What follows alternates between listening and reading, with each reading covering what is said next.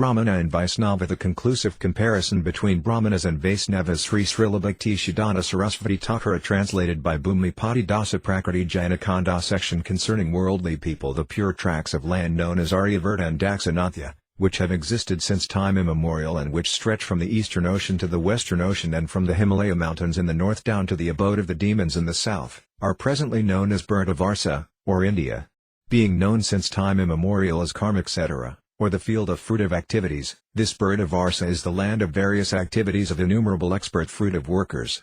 Sometimes the skies of Bhartavarsa are saturated with the risas chanting of hymns from the Vedas and the smoke emanating from the sacrificial fires. Sometimes the land of Bhartavarsa is soaked with blood from battles between the demigods and demons. Sometimes the demons are destroyed by the wonderful prowess of incarnations of the Supreme Lord. Sometimes philosophers debate, poets compose sweet verses, scientists display extraordinary expertise, foreigners are astonished on seeing these social and cultural arrangements. In this way various scenes appear in one's heart while reflecting on the land of Bharta. In all these scenes we can see one community as the principal hero, that is the community of Brahmanas. The creator of this universe is Lord Brahma, so those who are born from his head, his principal limb, into the field of fruitive activities, those foremost sons and their descendants accepted the designation of Brahmana and thus spread his glories. Even today in India the glories of the Brahmanas are accepted as truth by men and women, from childhood to old age. From time immemorial the prestige of the Brahmanas has surpassed all opposition and remained intact. Many historical incidents support this fact. All Sanskrit literatures proclaim the glories of the Brahmanas. It is stated in the Mahabharata, Vanaparva, chapter 206, Indro pi isan pranamate kim punarmanava bhuvi brahmana hi agni sadarsa daya pradivime piya payas agra krodhat kredo hi lavanodaka yesam krodanyuradiapi dandake nopasam yadi bahu prabhavasri yant brahmanam mahatmanam. Even Indra, the king of the demigods, offers obeisances to the Brahmanas, so what can be said of the people of earth? The Brahmanas are as powerful as fire. If they want they can burn the entire world to ashes. The water of the ocean is salty and therefore undrinkable due to the anger of the Brahmanas. The fire in the Dandakaranya forest started by the Brahmanas' anger cannot be extinguished even today. Many similar glories of the pious Brahmanas are heard. A compiler of Dharma Sastras, Vishnu, 19.20-23, has stated, Devaparoksadeva, Pratyaksadeva Brahmana, Brahmanir Lokadaryant, Brahmananam prastina divitasanditi vada brahmanabhihitam vikyam namit yujayat vasidyad brahmans tustatam avadanti tadi vada pratyabhinandayandi tustasu tustasatatam bhavanti pratyaksadeva superoksadeva. The demigods are not seen by gross senses. The Brahmanas are manifestations of the demigods. The Brahmanas sustain all the planets. The demigods reside in the heavenly planets by the mercy of the Brahmanas. The Brahmanas' words can never be false. Whatever the Brahmanas speak in great satisfaction is accepted by the demigods. When the manifested forms of the demigods, the Brahmanas, are satisfied, the demigods, who are beyond sense perception, are also satisfied. Another compiler of Dharma Sastras, Brihaspati, 49, 50, 52, has stated, Sastram akantkanam hani vipramanu kuliksayam kakrati varataro manus tasmad vipram nakapayat rajadahati dandinavi prodahati manuna. A weapon can destroy only one person, but the anger of a Brahmana can destroy one's entire family. The anger of a Brahmana is more fiercely powerful than a disc, so one should not make a Brahmana angry. A king burns through his punishment, while a Brahmana burns through his anger. Other compilers of Dharmastras, Parasara, 0.60, 61, and Satatapa, 1.27, 30, have stated, Brahmana yani basanti taniti vada sarva deva maya vipranatad vakanamani at the Brahmana jatgamam tirtham niryanam sarva kamadamizam vikyodaka naivasidyandi malanjana. Whatever the Brahmanas speak, those are the words of the demigods. The Brahmanas are the manifestation of all the demigods. Their words never prove false.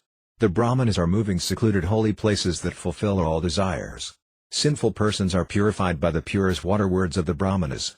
A compiler of Dharma Sastras, Vyasa, 4.9, 10, 54, has stated, Brahmanat paramam tirtham na bidam na bhavasyada yat phalam kapiladain kartakyam justhapuskar, dat phalam arsaya shresta vipranam padasasin viprapado daka klina _yevat desadi madini tavat puskarapatrasa pibanti pataromrito myasya desadasnandi havyani tridavakasa kavyani ka eva pitera kimpidam adhikam tata. There is no other, nor will there be, a superior holy place than a Brahmana. Ah, best of the sages, simply by honoring the water that has washed the feet of a Brahmana one achieves the same result that one attains by donating a brown cow on the full moon day of Kartika. As long as the earth is moistened by the water that has washed the Brahmana's feet, the forefathers will drink nectar from lotus vessels. Through the body of a Brahmana, the demigods, though living in heaven, always eat Havya offerings, and the forefathers in Pitraloka always eat Kavya offerings. So who can be superior to such Brahmanas? In the Bhargavya Manu Samhita, 1.93, 904, 96, 99-101, it is stated, Sarvasaiva Saya Sargasya Dharmata Brahmana Prabhu Havya Kavaya Bhiva Yaya Sarvasaya Saya Siagupte Buddha Matsunara Shrestanarasa Brahmana Smrta Brahmano Jayamano Hyprathivyam Adhijayadis Vara Sarvabhatanam Dharma Kasa Siagupte Sarvam Svam Brahmana Siddham Yatkansij Jagati Gatam Srays Thyenabhijananidam Sarvam Vibramano Radhi Svam Eva Brahmano Bhunksvarvast Svam Dadati Sianrasam Zayat Brahmana Sibui Yat Hitar Jana. The Brahmanas have become the lords of the entire creation through their religious council. The Brahmanas were born in order to receive Havya and Kavya offerings on behalf of the demigods and forefathers. Among those with developed intelligence, the human beings are the highest. Among the human beings, the Brahmanas are the highest. As soon as they are born, the Brahmanas assume the topmost position in this world, and in order to protect religious principles they become the lords of all living entities. All the wealth of this world belongs to the Brahmanas. Due to their high birth, the Brahmanas are meant to receive all sorts of wealth. Whatever foods a Brahmana accepts from others, whatever clothes he accepts from others, whatever items he accepts from others, and whatever items he gives in charity in fact belong to him. Only by his mercy can other people enjoy these things. Sri Parasara, 8.32, further says, Dusilopide Vijapayon Asidro Vijatandriya Kaparityajya Dustam Gamdayak Chilavadam Karim. Even if a respectable Brahmana who has undergone all reformatory processes is sinful, he should still be worshipped. A self-controlled Stidra who is always lamenting, however, should never be worshipped. Who will reject an ill-natured cow to milk a well-behaved she-ass? Forsaking the Vedic way of life can never be compared with the godless, ever-lamenting, averse to the Vedas state of the Stidras. The prestige of the Brahmanas is seen throughout the Ramayana, the Puranas, and the Taniras. Religious-minded people always carefully protect the prestigious position of the Brahmanas. In fact, throughout the four yugas, religious-minded people of India have neither disrespected nor considered that others should disrespect the Brahmanas.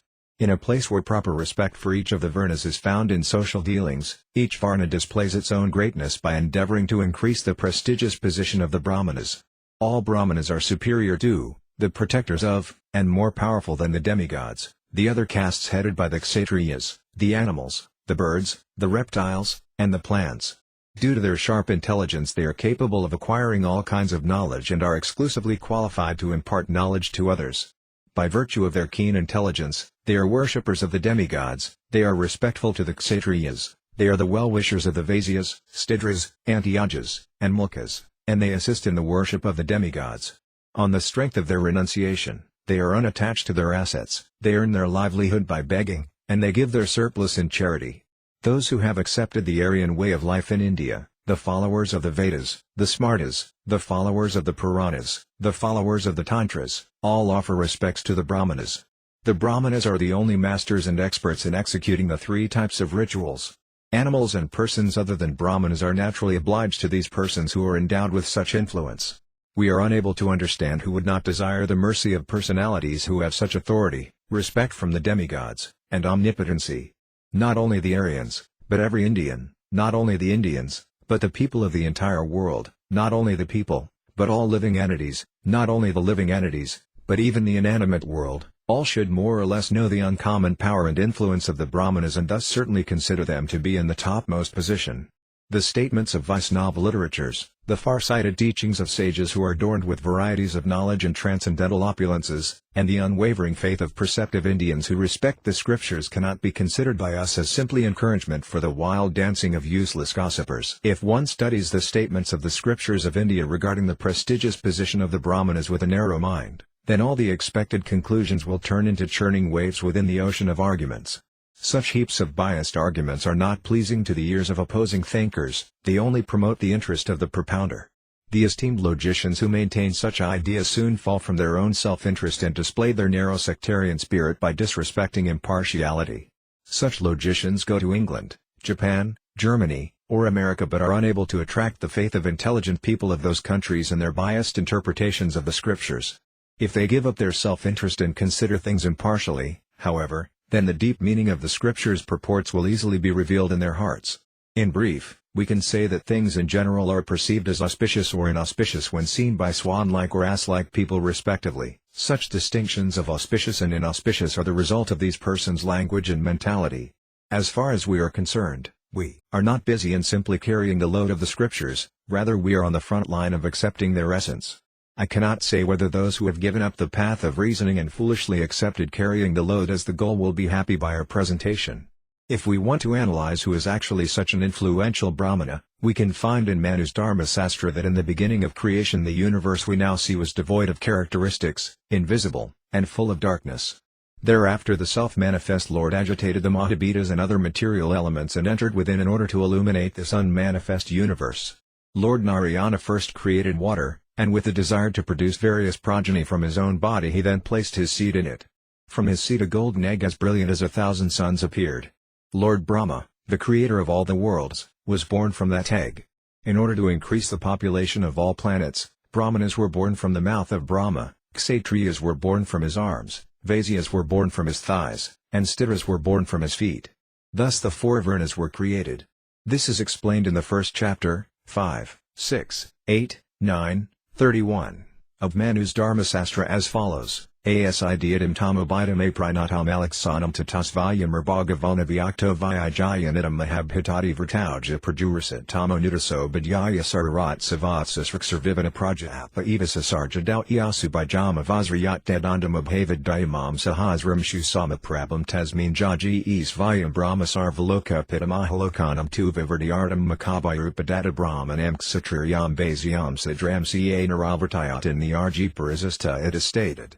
Brahmana sayamukam bhat rajanya kritatayariyat asya yad vasya padbhyam stidrajayata the Brahmana appeared from his face, the royal class from his arms, the Vasya from his thighs, and the Sidra was born from his feet.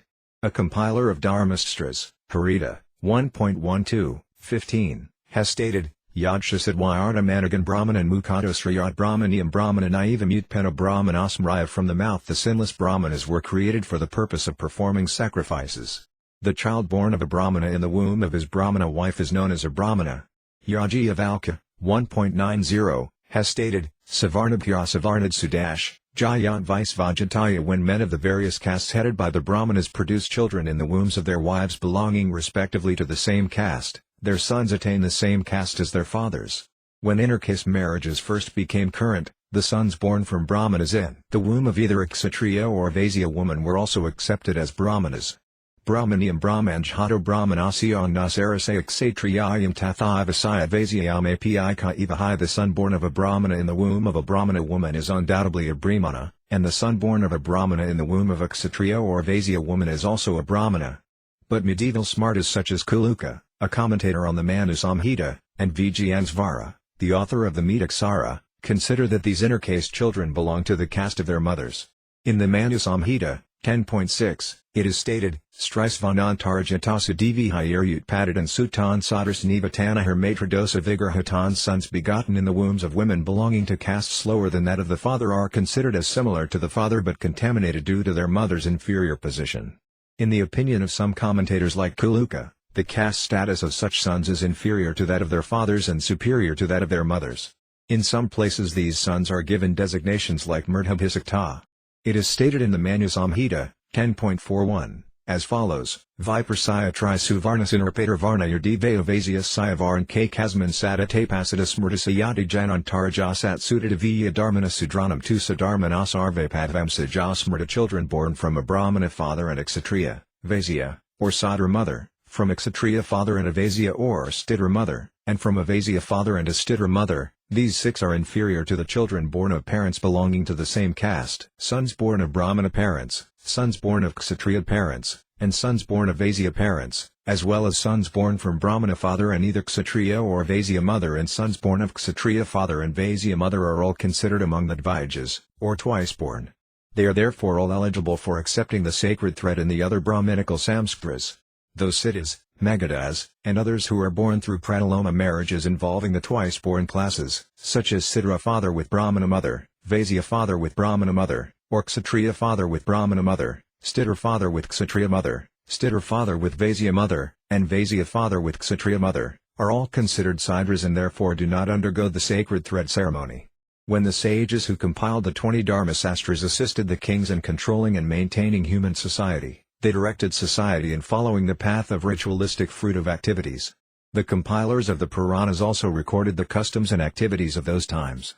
The methods found in the Itihasas and Puranas for ascertaining who is a Brahmana are often more or less the same as those found in the Dharmasastras.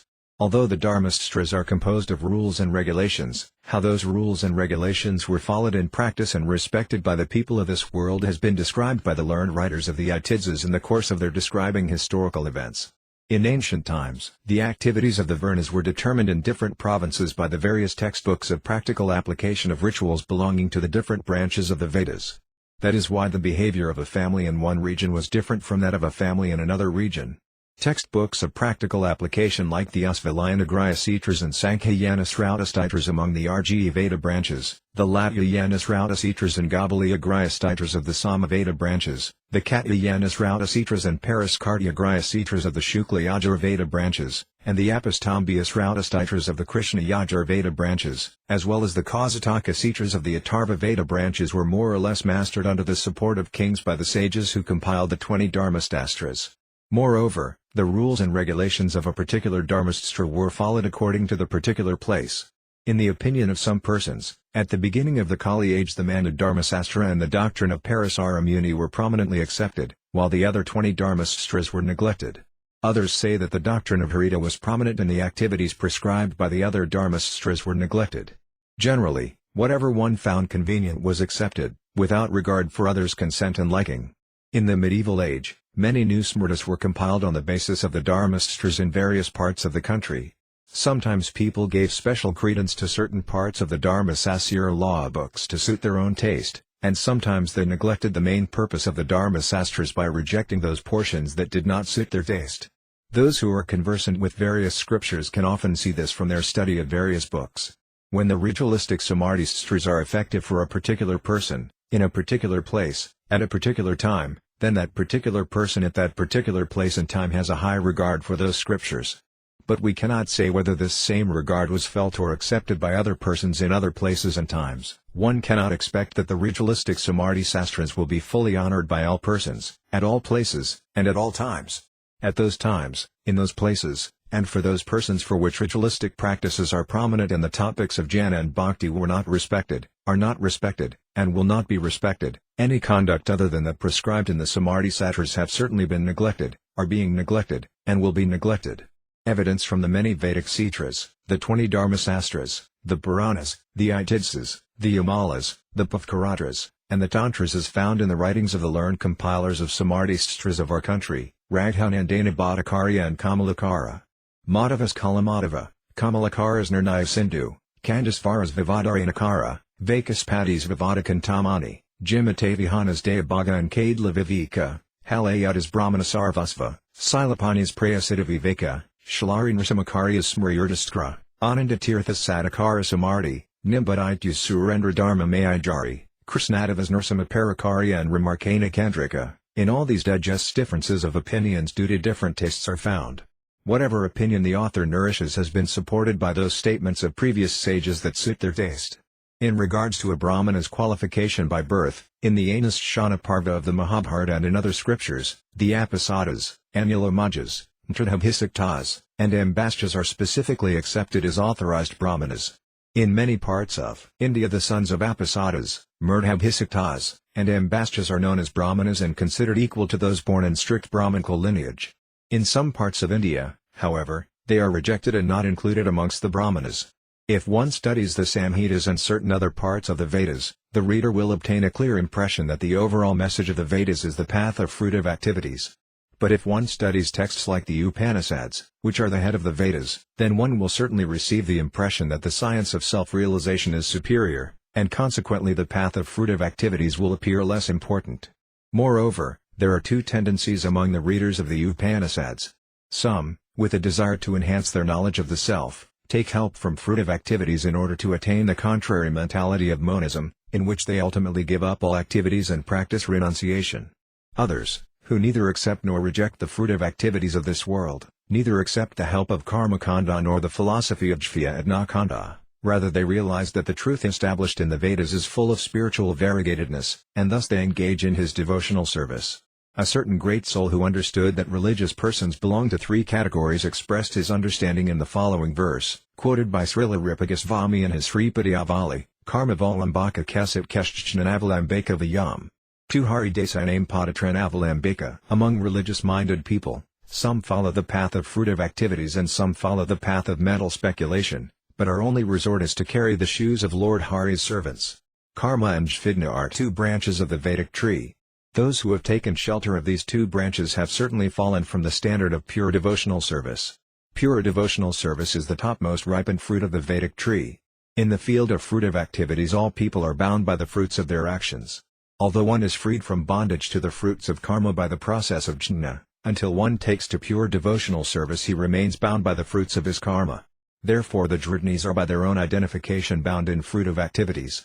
The Srimad Bhagavatam, March 23, 1956, says, Neha yat karma dharmaya nalvaragaya kalpate natirtha padasavaya 5 and api murdohai sa anyone whose work is not meant to elevate him to religious life, anyone whose religious ritualistic performances do not raise him to renunciation, and anyone situated in renunciation that does not lead him to devotional service to the Supreme Personality of Godhead, must be considered dead, although he is breathing.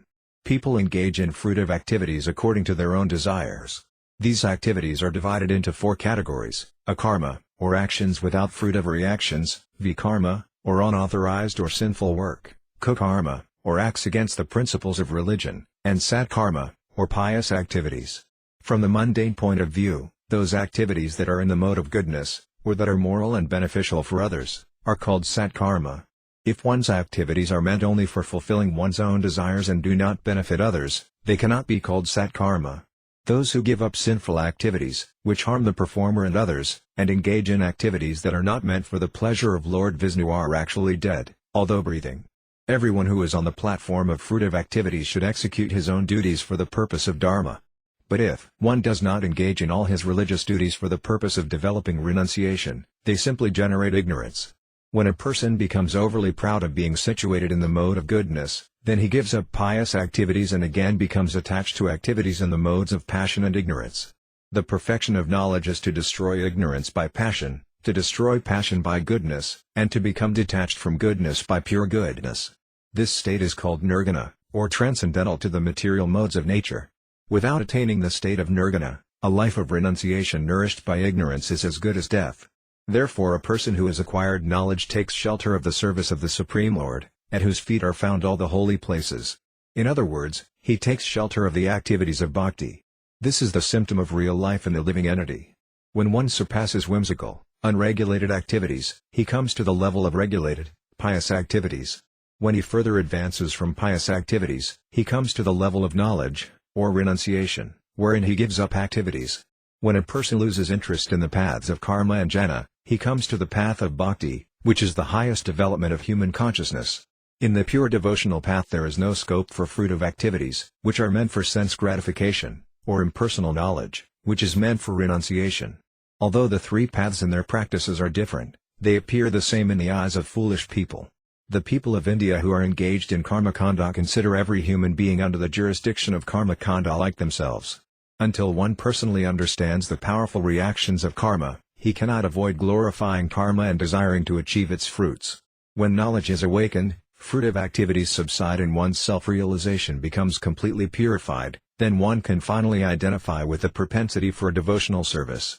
One who misunderstands the path of bhakti as another version of the path of karma considers himself a practitioner of jnana and simply creates anxiety for himself. Yet the activities performed by such jidnis fall more or less under the category of karma. Although the self-realization of those who follow the path of bhakti is not actually under the jurisdiction of karma, it appears as such to the eyes of the karmis and jhvanis. Respectable persons who are attached to fruitive activities mistakenly consider that the devotees who have taken shelter of the lotus feet of the Lord are on the same platform as themselves and forced to enjoy the fruits of karma. Thanks to their poor fund of knowledge, The jnanis have convinced themselves that the devotees are chained by the laws of karma. Indeed, other than those engaged on the path of bhakti, all people, the karmas, the jnanas, and the whimsical, consider that devotees are forced to enjoy the fruits of karma. But in the pure devotional path this conclusion is actually very weak. Intelligent followers of the above-mentioned three paths will undoubtedly profit in this regard by referring to the innumerable books, life histories of sages, and historical incidents connected with these paths. Those who have accepted the rulings of the scriptures on karma with unshakable faith and fixed minds are naturally indifferent to the scriptural conclusions of jnana and bhakti spoken by the Upanishads. That is why we have written this present essay to appeal to those who are attached to karma. This present essay will consist of topics related with the realm of karma and its logical analysis. Therefore, this chapter is being named Prakriti Janakanda, and the next chapter must be named Hari Janakanda. In that chapter we will discuss topics concerning the communities of Janas and Harijanas, who are both beyond the jurisdiction of karma. Since worldly people do not completely reject the statements of literatures that respect the jnana and bhakti scriptures, there will be no fault in quoting herein evidence and arguments from those literatures. It is an established fact that the descendants of those who were even once known in society as Brahmanas are all considered Brahmanas.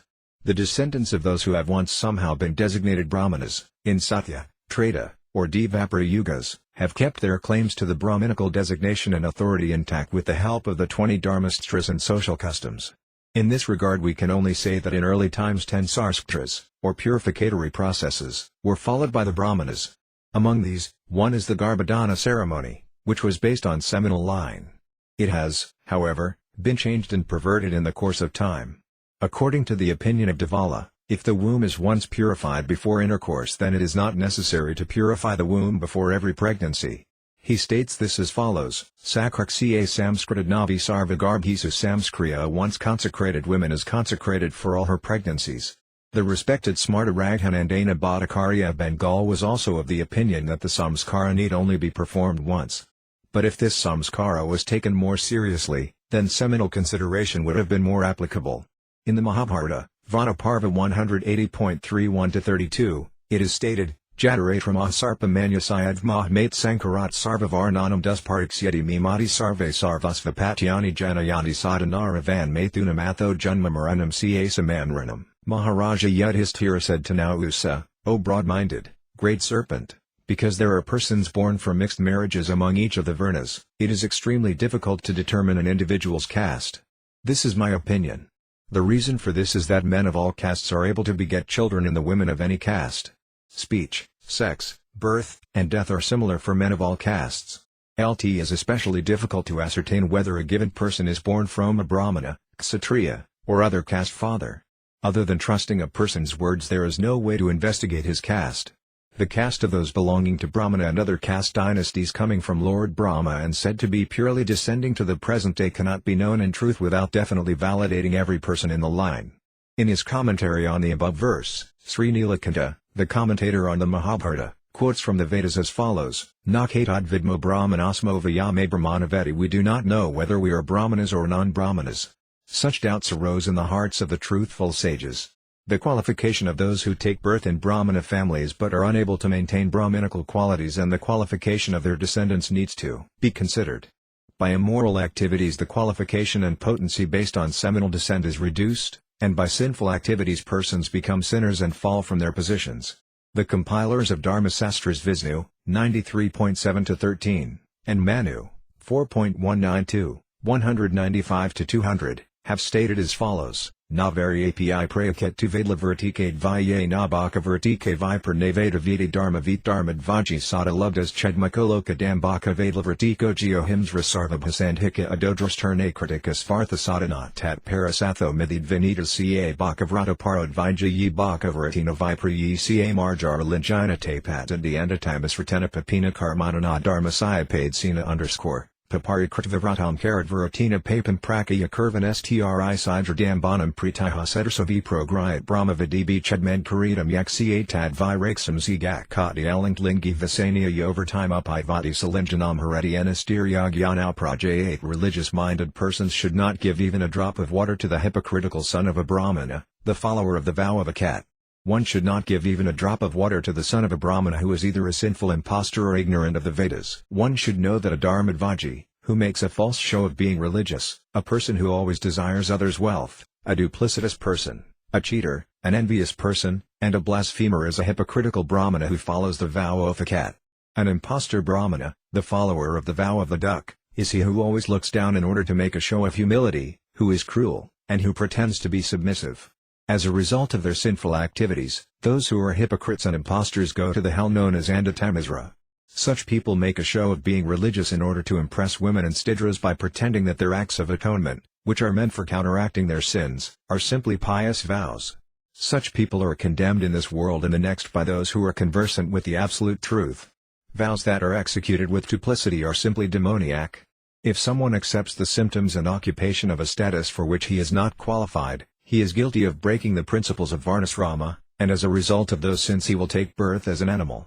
The Dharmastra compiler Vishnu, 82.3-29, also states, Hindhikangan Vivarjayat, Vikarmastam ca, Vedalavaratikan, Vrthalinjina, Naksatrajivana, Devalakam ca, Sikhikan, Antidapuran, Datpuran, Bahuyajina, Gramayajina, Stidrayajina, Ejayajina, Dadyajina, Parvakaran, Stishakan, Bradakadyapakan, Bradakadyapitan, Stidranapustan, Padita Samsargan, Anadhyanan, Sankhyopashana Buristan, Rajasavakan, Nagnan, Petra Vivadamanan, Pitimatra Gurvagnisvadhyayataya Seti, Brahman Pasada Hayate Kathita Pangtidai Sakha. Hatain Vivarjayat Yatnat Shraddhakarmani Pandita.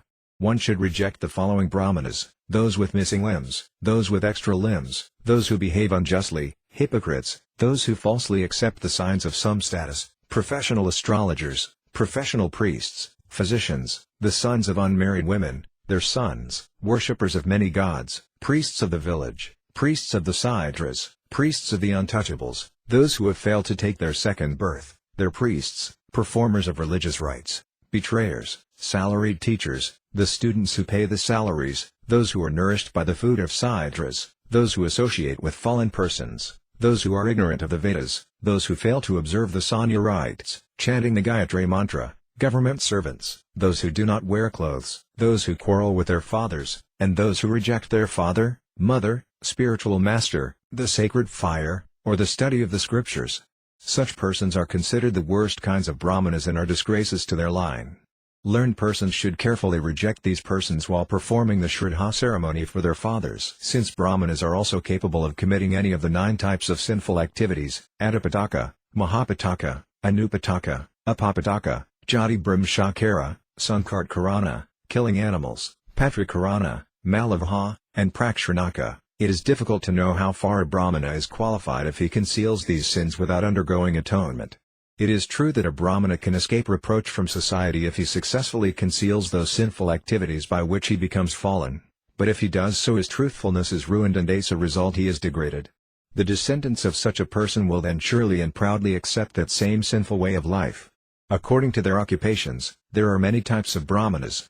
Atri, 364-374, has stated, Devo Munir Deviho Raja Vaisya Sidro Nisadaka Pasarmaliksho Pi Kandala Vipardasava Dismrta Sanhyam Snanam Japan Homam Devata Nichatai Janamatitham Vyas Vedavam Ca Deva Brahmada UC8 Sek Patre Fole Milvana Vasada Ratanarado Reyes Radsavi Munir UC8 Vedantam Pathate Nityam Sarvasangam Paratyajet Sankhya Yoga Vidrasthasavi Pro Deviyu UC8 Astrohatas Ca Don Vanasam Gram Sarvasam Yuktram Nerjita Yanasaviprak Satre UC8 Kursi Karma Ratoyas Ca Gavam Ca Pratopalakavaniya Vaya Vasayas Ca Savi Provasia UC8, Lakes Lavana Samas Rikusamak Sira Sarpasam Vikratam Adumam Shanam Savipras Sidra UC8 Kuras Ca Taskuras Ka Eva Sikako Damskas Tathamasiam M Sada Lubdhovi Pranasada UC8 Brahmatat Varmana Jandati Brahma Saitrina Garvata Tenaivas Ca Papina Viprapasara Darda Vaptki Patataganam Drama Saya Sarata Ca Nisan Kamrad Dakas Ka Eva Savi Promulka UC8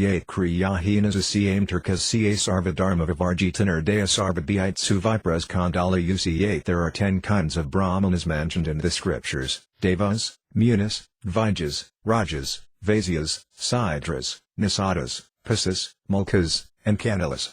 One who regularly bathes, chants japa, performs fire sacrifices, daily worships the demigods, observes the Sangha rites, honors his guests, and worships the fire god is a Deva Brahmana. One who always lives in the forest, eats only spinach, leaves, fruits, and roots, and regularly performs the Shraddha rites is called a Muni Brahmana. One who gives up all association and spends all his time reading Vedanta and studying Sankhya Yoga is called a Dviya Vipra. One who publicly attacks opponents who confront him with weapons and defeats them with his own weapons is called a Ksatra Vipra.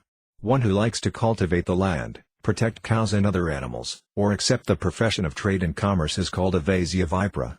One who sells varnish, salt, safflower oil, milk, honey, or meat is called a Sidra Vipra. One who is a thief or a rogue, who gives bad counsel, who is a betrayer, who bites with his harsh words, and who is always greedy to eat fish and meat is called an Asada Brahmana. One who proudly advertises himself as a sanctified Brahmana but is ignorant of the absolute truth is because of this sin called a Pasu Vipra. One who prevents others from using ponds, wells, lakes, or gardens is called a Mulka Vipra. One who is devoid of pious activities, who is a fool, completely irreligious, and merciless to all living entities is called a Khandala Brahmana. Apart from these 10 kinds of Brahmanas, Atri Mahasaya, 376-379, also describes, Jyotirvido Hyatharvana Kirapurana Pathakavikas Citrakars Siavadyonaksatra Pathaka Chatur Vipranapayant Brahaspashi Samayati Magado Matharas Ka Eva Kapata Kata Kamalaupati Ka Vipranatayant Brahaspashi Samayati Yajhai Pulahani Sayat as Mate Dan Puravarjayat. There are 3 types of Brahmanas, those who know astrology, those who know the Atharva Veda, and those who recite the Puranas like parrots. Go traders, painters, physicians, and astrologers, these 4 kinds of Brahmanas never become worshipable, even if they are as learned as Brahaspashi. Magadas, Matharas, Kapatas, Katas, and Kamalas, these 5 kinds of Brahmanas never become worshipable, even if they are as learned as Brahaspashi. Such Brahmanas will spoil the results one sacrifice, so they should be rejected. In addition to this, Atri, 287, also says, Satam ca Brahmanam hatvastitra hadadvratam karat. If one kills a deceitful Brahmana he should perform the same atonement as prescribed for killing a Sidra. According to Atri, a compiler of the Dharma Sastras, besides these above mentioned 23 types of Brahmanas, there is one other kind. He says as follows, Atri 375, Vedarvayena ca pathandi sastramstranahind ca Purana patha Puranahina Krasina Bhavanti Brastas Tata Bhagavata Bhavanti. If a Brahmana is unable to extract any benefit from his hard studies of the Vedic literatures, he begins to study the Dharma Sastras. If he is unable to abstract any benefit from studying the Dharma Sastras, he becomes a reciter of the Puranas. If he fails to get any benefit from reciting the Puranas, he considers that it is better to earn his livelihood by farming. In other words, such people consider that studying the Vedic literatures, the Dharma Sastras, or the Puranas is simply meant for earning one's livelihood. They see no other purpose in these activities. When such Brahmanas are unsuited for all these engagements, they even take to farming. When they cannot be successful even in reciting Puranas, they decide that farming is the best occupation for them. And when due to incompetence and lack of skills they fail to fill their bellies even by farming, they become spiritual masters of the Vaisnavas, accumulate wealth, and advertise themselves as great devotees, establishing this as their means of livelihood. In this way, including this pseudo-devotee Brahmana, there are 24 varieties of Brahmanas described by the Dharmastra compiler Atri Mahasaya. Manu, 2.157-158, 168, 172, and 4.245, 255, has stated, Yathkasthameo hasti yathi karma meo mrgayas cav pronadhyanas arayas tanama bibrati yatha sandho phalastrisa yatha gaur gavi kapala yatha kajnphalamdanam tathavi pranradho phalayonadhita diviho vedam eniatrakarutsramayam sajivan evasidrat vamasugakati sandvyastrina hi samastavad vedanajaya dutamenutamangakan hinam ca varjayan. Brahmana esrestatamiti prantyavayena sidratam yonayatha santamatmanamaniatha satsubasate sapapa krt tama lokestina atmapaharaka. A vipra who does not study the Vedas is similar to a wooden elephant or a deer made of skin, which are an elephant or deer only in name but do not effectively function as such.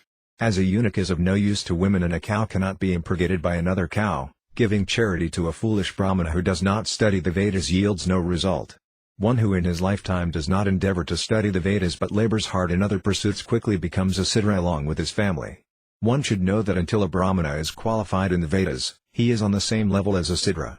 If a Brahmana disassociates himself from lower caste people and associates only with higher caste people, he attains greatness. If he does the opposite, he becomes a Ācārya.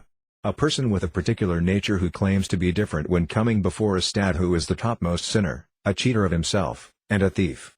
In the Anushtana Parva, chapter 143, of the Mahabharata it is stated, Guru Talpai Guru Drohi Guru Kstradasya Brahma Vik Kapi Padachi Brahmano Brahma Yonita, one who has sex with the wife of his spiritual master, one who is envious of his spiritual master, one who habitually criticizes his spiritual master. Such a Brahmana, even if he knows the absolute truth, falls from his position. Sruti Samarti Ubniter Vipranam Parikartita Kena Vikala Kano Devabhyamanda Prakartita. The Sruti and Samarti scriptures are the two eyes of the Brahmanas. Lacking one of them, a Brahmana is half blind, and deprived of both he is considered completely blind. It is stated in the Karma Purana, Yonayatra Karut Yetna Manadhit Yasrutim Vijasasami Yonasambasya Vedabahyo Divyadibina Vedapatha Matrina Santusi Desavid Vijayathakti Karhinas 2 Patike Gauriva Siddhātyo Daitya Vidivad Vedam Vedartham na Vidrat Sakanda Sidra Kalpas 2 Padartham na Prapadyate Savadalar Vavarya Yukta na Samyaktaru Dardam Svakanda Karitak Vidalar Vavikrita Sukvasavaka Panikrityat Manapranam Yivartad Divijadamatesam Daratmanamanam Bhukt Vakandrayanam Nadayak Tidrasaya V Pronam Mohed Vyadi Kamadas Astidrayanam Varayati Yas Tubhung Tyanapati Gorake Sakan Vani Yakan Tatha Karuka Silana Prasyan Vardhuzikams Ka Eva Vipran Sidravad Karetranam Kstam Thalampuspam Prakasam Vihaired Buddha Dharmartam Kevalam Viprahayanyathipatito Bhavito Brahmanas. One who does not study the Vedas but carefully endeavors for other pursuits is certainly foolish and ostracized from Vedic life. Brahmanas should not speak with such a person. A Brahmana should not be satisfied merely with studying the Vedas, for if he does not act accordingly he will be as helpless as a cow that has fallen in the mud. One should know that a person who has studied the Vedas but does not properly consider their purport is like a blind person or a Sidra and will never attain the supreme goal of life. Those who describe the occupation of a servant to be like that of a dog are unable to give a proper comparison. How can a freely wandering dog be compared to a sold-out servant? If one eats food cooked by fallen, sinful Brahmanas who have sold themselves to others, then one must atone by observing Kandrayana. A Brahmana should never eat food cooked by a Sidra. If other than in an emergency one either willingly or mistakenly does eat food cooked by a Sidra, then as a result of eating such food he is born as a Sidra. Those Brahmanas who protect cows, engage in trade, become artists, take the occupation of servants, and loan money on interest are no better than Sidras. If a Brahmana does not accumulate grass, wood, fruits, and flowers for religious purposes, he becomes eligible for falling down as a result of such actions. By seminal consideration, the descendants of a Brahmana are also Brahmanas. This belief has been generally accepted for a long time. There is no shortage of evidence from the Smritis, Puranas, and histories in support of this belief. Yet by the evidence that we have presented regarding the degradation of Brahmanas, the disqualification of Brahmanas who commit sinful activities, and the uncertainty of who is a real Brahmana, every listener will be able to understand how qualified the present-day descendants of Brahmanas are. Why should those who are Brahmanas by birth but have taken to other occupational duties and not shown any interest in acquiring the characteristics of properly initiated Brahmanas be respected? The word Bandhu generally means relatives like one's son, but the word Brahmabandhu cannot be simply used for those who are related to Brahmanas by birth. Since the word Brahmabandhu has been used in a derogatory way, such descendants of Brahmanas have not accepted this designation very proudly. Women, Stras, and Brahmabandhas all belong to a particular category that is inferior to the class of topmost Brahmanas. These people have no qualification to study the Vedas. Brahmabandhas are those who are devoid of Brahminical culture, engaged in abominable activities, and Brahmanas simply by birth. It is stated in the Chandogya Upanishad, Asmat Kulino Nantisaya Brahma Bandhariva Bhavati, a Brahmabandhu, or a mere relative of a Brahmana, is one who belongs to our Brahmana community but has not studied the Vedas. Sri Padasankarakarya has commented on this verse as follows: He Saumya Anani Isaya Nadhitya Brahma Bandhariva Bhavatiti Brahmandan Bandhin Vyapadasati, Nastvayam Brahmana Vrt, Aho beautiful woman, one who has not studied the Vedas is like a mere relative of Brahmanas. He calls the Brahmanas his relatives, but he does not have the behavior of a Brahmana. It is stated in the Srimad Bhagavatam, January 4, 2025, Stri Stidrad Vijabandhandam Tri Nasruti Gakara the RG, Sama, and Yajurvedas should not be recited before women, Sidras, and Deviya Bandhas. One should neither kill nor award physical punishment to Brahma Bandhas. This is confirmed in the following words of the Srimad Bhagavatam, January 7, 1957. Asahai Brahma Bandhanam Vadho Nino Sti Dayaka. Persons who are engaged in fruitive activities are less intelligent than those who have the nature of either a yani or a bhakta. The goal of fruitive workers is to attain worldly or heavenly happiness. The majority of people in this world are inclined towards fruitive activities. Only the devotees and jnanis have become liberated from this fruitive mentality. Ordinary people are unable to realize knowledge higher than their mundane experience. The descriptions of the heavenly planets given in the Karma Sastras are for persons who are attached to the material world. Such persons are also familiar with the presence of misery. The prototype misery described in the Karma Sastras is that found on the hellish planets.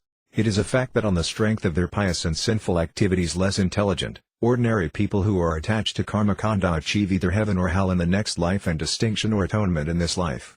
In order to attract the minds of such persons and entice them to behave in appropriate ways, various flowery exaggerations are found in the instructions of their scriptures. Then again, the condemnations are also exaggerated so that these people will not engage in sinful activities.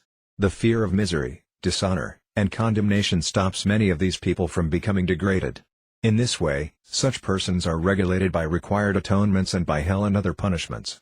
The glories, prestige, and prowess of the Brahmanas are profusely sung in the scriptures. Similarly, the excellence of Brahmanas when they are qualified and their degraded condition when they are disqualified are also found described in the same scriptures. Such principles need to be prescribed for those who are directed by the ideas of relative good and bad. In order to minimize the disappointment of the cripple-minded, incapable, weak, foolish, fearful Brahma Bandhas, we can respectfully quote a few statements from the scriptures. The Mahabharata, Vanaparva, states, Nadyapanat yajanad va anyasmad va pratigrahato bhavati vi pranam javalitagni samad vijadurveda vasuveda va prakrita samskritas tatha. Brahmana navamantavya basmakana evagniyadasmasdin diptauja pavako naivaduzyati evam vivanavadvan va brahmano naivaduzyati. Brahmanas are like burning fire, therefore even if they do not study the Vedas, even if they act as priests for those who should not perform Vedic sacrifices, or even if they accept charity from low-class people, they are not at fault.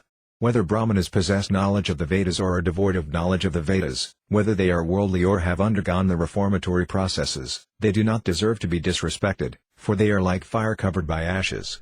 As the bright fire of the funeral pyre is not considered impure, a Brahmana, whether foolish or learned, is not faulty. Parasara says, Uj cae dharmas tatra cae vijatesam ninda nakartavya ugaripa hitate vija. The predominant religious principles of a particular age are followed by Brahmanas, who are twice born according to those principles, according to the time, therefore such Brahmanas should not be condemned. The purpose of these statements found in the scriptures is to somehow minimize the unfortunate condition of the incapable living entities. But those who fall down from the position of real Brahmanas with the help of these statements destroy their religious principles. Brahaspashi says, Kevalam stastram asratiya nakartavyo vinirniya yukshihina vidri tu dharmahani prajayate. One should not conclude that the statements meant to minimize the disappointment of unqualified persons who are unable to follow the real instructions of the Dharmastras comprise the actual purport of the scriptures. The statements of Parasara, the narrations of the Mahabharata, and other such authoritative sources are just like lamps of hope for those whose desires are thwarted in the kingdom of hopelessness. If one carefully considers, then he will understand that the aim of the scriptures is to minimize the hopelessness of the living entities, encourage them to behave better in the future, uplift the non-Brahmanas to the level of Brahmanas, and prevent the further degradation of non-Brahmanas. The compilers of the scriptures did not ever intend to block the living entity's path of progress and perfection. That is why the most intelligent Brahaspashi Mahayana has said that one should not ascertain the conclusion by simply reading the scriptures, because if one considers without proper reasoning he becomes irreligious. A compiler of Dharmasastras, Vishnu, 71.1, states as follows, Athakafika navamanyata, do not disrespect anyone. A person should not in any way disregard or condemn even the lowest class of men in this world, and what to speak of the Brahmanas, who are the highest class. A person who condemns or insults another certainly commits a sin. Even to hide the real truth for the benefit of the world is also a sign of cheating. The Mahabharata, Vanaparva, has established that simplicity is the only identification of a Brahmana. Therefore we find that by the influence of this extraordinary quality the ideals of simplicity are found in scriptures that are written by Brahmanas. Neutrality is the ornament of the simple-minded Brahmanas. A Brahmana proves his simplicity by opening his heart and speaking the truth, even if it hampers his own self-interest. Wherever there is a lack of simplicity one should know that there is no question of Brahminical culture. The statements of the Vedas, the practical ritual textbooks, the Dharmasastras, the Puranas, the Itisas, the Patalas, and other literatures compiled in a spirit of simplicity by the sages are meant only for the benefit of the people of the world, not for condemning or insulting incapable persons. When neutral, thoughtful persons who follow the authority of these scriptures disclose the real purport of the Dharmastras to ignorant, selfish people, then those who try to hamper the prestige of such truthful persons and safeguard their own interests like low-class people by publicly criticizing the stras and the speaker of the stras are cowards and violators of religious principles. If someone blasphemes the Vedas, the ritual textbooks that follow the Vedic version, the Dharmastras, the Puranas, the Tantras, as well as neutral speakers of the truth and think that this will enhance the prestige of degraded persons like themselves, then honest fruitive workers will never approve. Let the Brahmanas become purely Brahminical, and let the prestige of the Brahmanas who have actually become Brahminical remain intact forever. This is the intention of the stras and the speakers of the stras. They never want to condemn the Brahmanas. We are also of this opinion. One should not engage in the sin of criticizing Brahmanas like low-class, selfish proponents of argumentative views who hanker after high prestige. Rather one should study the following verses of Manu. There is no use of gaining prestige from such people. The Manava Dharmastra, 2.162-163, says, Samanade Brahmano Nityamudhijat Visadivanamartasieva Kakarkstavamanasaya Sarvada Sukham Hyavamata Set Sukham Ca Pratibhutat Sukham Karati Lokes Minavamanta Vinasiyati. Throughout his life a Brahmana should consider material prestige to be like poison and dishonor to be like nectar. After all, if one learns to tolerate dishonor, then his agitation will subside and he will happily sleep, happily wake, and happily move about. The person who insults him will as a result of his sin become embarrassed, and his happiness in this and the next life will be vanquished. Religious principles stood on 4 legs in Satya Yuga, on 3 legs in Treta Yuga, on 2 legs in Dvapara Yuga, and on only 1 leg in Kali Yuga. The Brahmanas, who are the priests of these religious principles, also become proportionately degraded. If one ascribes the prestige of a Satya Yuga Brahmana to a Kali Yuga Brahmana, the result is simply a distortion of the truth. If one offers a Brahmana more respect than he deserves, then the glories of he who offers the respect will increase and the respected Brahmana's affection for him will increase. But if our respected Brahmana forgets his actual position out of pride, then when he remembers the following statement from the Vishnu-yamala he will be agitated and lose sleep at night, as previously confirmed by Manu. When those Brahmanas who know the condemnations of the Vishnu-yamala hear such things, they should keep their mouths shut. The Yamala says, Asutasidra Kalpa Hi Brahmana Kali Samtava. The Brahmanas born in Kali Yuga are impure and no better than Sidras. In Kali Yuga, or the age of quarrel, seminal lines are not pure, so those born as Brahmanas are equal to Sidras and qualified only in name. Such Brahmanas cannot be purified by Vedic rituals. Rather they can be purified by following the Tantras. Has the king of Smritis, Hari Bhakti Vilasa, been neglected by such persons because the above verse from the Vishnu-yamala is quoted in the beginning of its 5th Vilasa? This is the age of Kali, so anything is possible. In the Srimad Bhagavatam, 11.7.5, it is stated, Yano Bhadrari Sir Bhadra Bhavasyadi Kalayujo Gentle 1, the people in Kali Yuga will be addicted to all types of sinful activities. We have thus discussed seminal considerations regarding persons and time. Now we are quoting Manu regarding the question of place.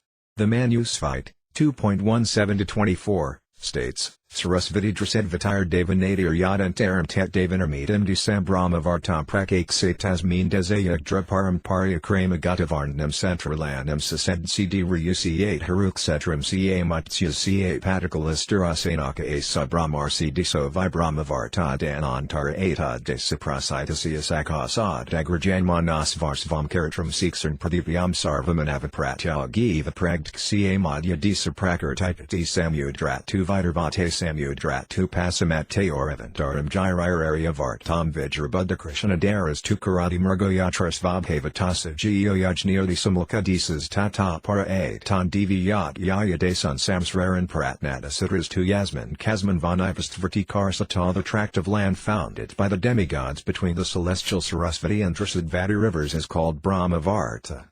The traditional behavior of the people in the various castes and mixed classes of that land is called Sadkara, or proper behavior. Kurukshetra, Matsya, Panchala, and Sirasanya, or Madara, these 4 sacred provinces situated in the south of Brahmavarta are called Brahmarsi Disa.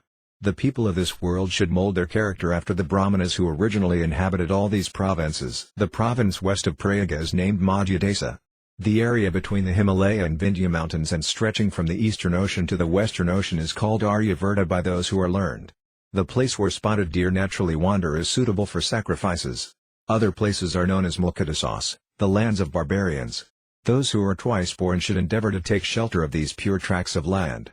There is no restriction, however, on where a Sidra may earn his livelihood. Therefore Brahmanas of places other than where sacrifices are performed are understood to be residents of Mulkadesas and behaving improperly. In the Srimad Bhagavatam, 11.21.8, a mood opposite to that described above is seen in the following words: Akrasna Sarodi Sanamabramanya Susir Balvat Krishna Saropayas Oviraki Kata Samskritanam. Among places, those bereft of the spotted antelope, those devoid of devotion to the Brahmanas, those possessing spotted antelopes but bereft of respectable men. Provinces like Kikata and places where cleanliness and purificatory rites are neglected, where meat-eaters are prominent or where the earth is barren, are all considered to be contaminated lands. Anyway, leaving aside the evidence we have quoted so far from the scriptures regarding seminal Brahmanas, we will now discuss the processes mentioned in the sutras by which a person attains the position of an actual Brahmana, and who is a fit candidate for becoming a Brahmana. In the Muktikopanishad there is a list of 108 Upanishads, among which, the 38th is named Vajrasisthakopanishad. It is said that Sri Sankaracharya became famous by composing an elaborate commentary on this Upanishad.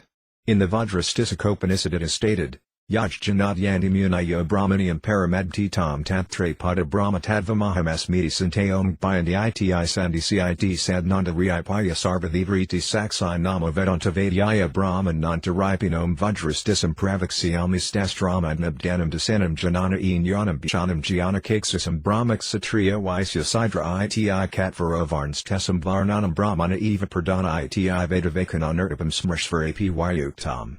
Tetrakodiyam asti kova brahmano nama. Kim jiva kim diha kim yadi kim jnadnam kim karma kim dharmaka iti. Tetrapradama jiva brahmana iti setdana. Atitanagata nika dihanam jiva sekarya patvedikasipi karma vasadanaka diha sambhavet sarvasaranam jivas vikarya padvatsya. Tasman na jivo brahmana iti. Tarhi diho brahmana iti satana kandilati paryantanam manyasayanam pafika bodhikach vina dihaseka rupatvajjara marana dharmadharmati samya darsanat brahmanas vedivarnak satriyo raktavarna vasyapitavarna sidra krishnavarna iti niyamabhavat. Pitradi saradahan putradanam brahma hatyadi dosa samtavatsya tasman nadiho brahmana iti. Tarhi jadar brahmana iti setdana. Tetrajadian tarjan tusuanka jati sambhava maharsayo bhavasanti. Rasyasrangomarga. Kasi kikusat. Jambuko jambukat. Valmiko valmakat. Vidzakavartakanyayam. Sasaprastat gotama. Vasisthatirvasiyam. Agastaya kalasyata itis ratatvat. Etesam jatya vinapia grajnyata pratapadita rasayo bhavasanti. Tasman nayati brahmana iti. Tarhijyano brahmana iti setdana. Kshatriyadeo pi paramarta darsino beekt bhavasanti. Tasman na janam brahmana iti. Tarhi karma brahmana iti setdana. Sarvasam prananam prarabdasan sidagami karma sadarmya darsanat karma hipurita santajana kriya kurvantiti. Tasman na karma brahmana iti. Tarhi dharmako brahmana iti setdana. Kshatriyadeo haranya dataro bhavasanti. Tasman na dharmako brahmana iti. Tarhi kova brahmano nama. Yakasadatmanam advidyam jati guna kriya hinam sadtirami sadbhavadyadi sarvadosa rahatam satyajhandnandanantas varyapam svayam nirvikalpamesasa kalpadaramesasa bhitantaryamatavinavardhamanam antarbahis kekasavadana premyama nubhavaika vidyama paraksatayam zamanam karatalamalakat sakseta paraksikritya kritarthataya kamaragadidosa rahita samadamati sampano bhavam dazarya ursnasa mahadi rahito dam Pahankardavarasams prastisadavartit. Evam yuktalaksano yasa eva brahmana iti sruti samarti puranatahasanam abhipraya. Anyathahi brahmanatvasiddharnasti eva. Saksidonandamtmanam advidyam brahma bhavadatmanam saksidnandam brahma bhavadadi upanasat. Om pyandi iti sandi. Meditate on that Saksidānanda supreme knowledge, endowed with three features, by which sages attain the wonderful platform of Brahminical culture. P. Invoke peace by reciting the mantra beginning, "May you be pleased." I'll offer my respectful obeisances to the Supreme Brahman, who possesses unlimited forms, who is known by the Vedanta, whose form is Saksidananda, and who is the witness of all activities of living intelligence. Lam now speaking the Vajrastishi Sastra. This knowledge dissipates ignorance, reproaches the ignorant persons, and is the ornament of intelligent persons with vision. There are 4 Varnas, Brahmana, Kshatriya, Vaisya, and Sidra. According to the statements of the Vedas, the Brahmanas are the highest class. This is confirmed by the Smritis as well. Therefore the question now comes, who is a Brahmana? The living entity, the body, the caste, the knowledge, the activities, or the religionist, of these, which is the Brahmana? If it is proposed that the living entity is the Brahmana, that is not correct. The living entity remains the same in the past, present, or future. Though he receives various types of bodies according to his karma, he remains unchanged.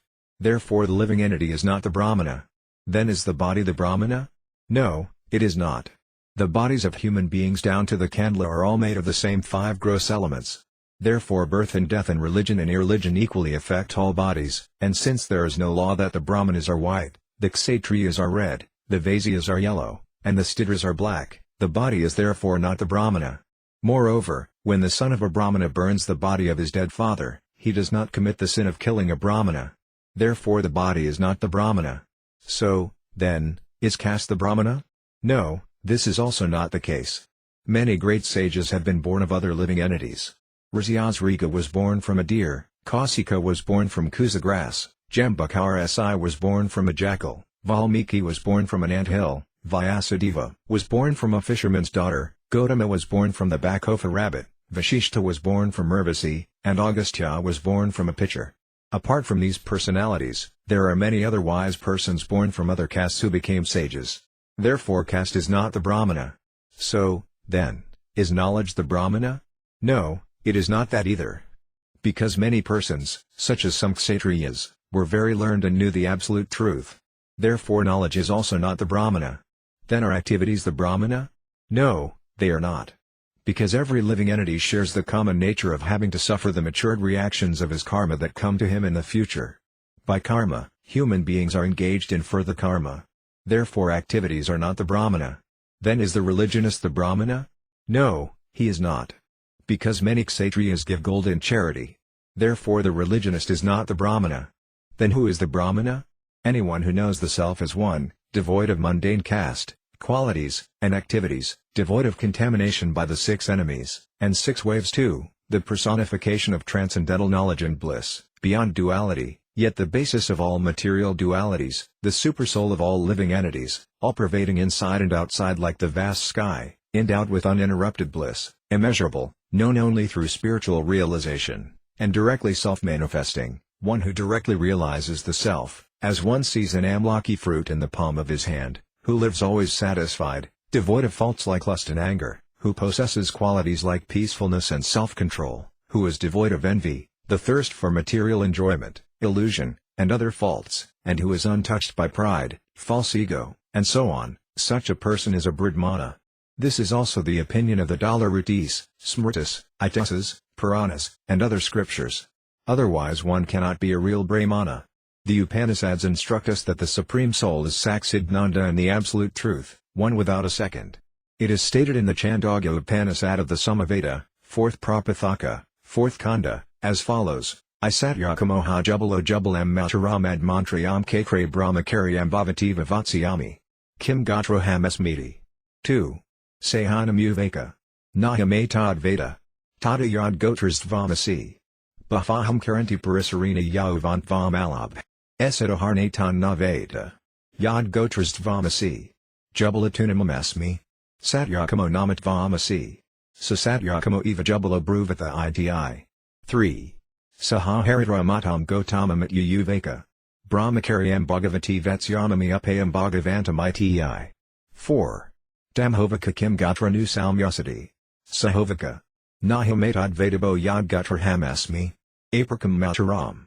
Sama pratya bravad bafaham karanti parasidi rina yauvant vamalab. Stamatan na veda yad gotrastvamasi. Jubalatu namaham asmi. Satyakamo namat vamasati. Soham satyakama jablo smibo iti. 5. Tarhubd kana atad brahmano vivakshamarhiti. Samadam salmyahara upantvanisi. Nasatadaga iti. Once Satyakama, the son of Jubala, Asked his mother, "Want to live as a Brahmachari? Which dynasty do belong to?" In answer, Jubala told Satyakama, "My son, do not know which dynasty you belong to. In my youth I served as a maidservant in various places and at that time begot you as my son.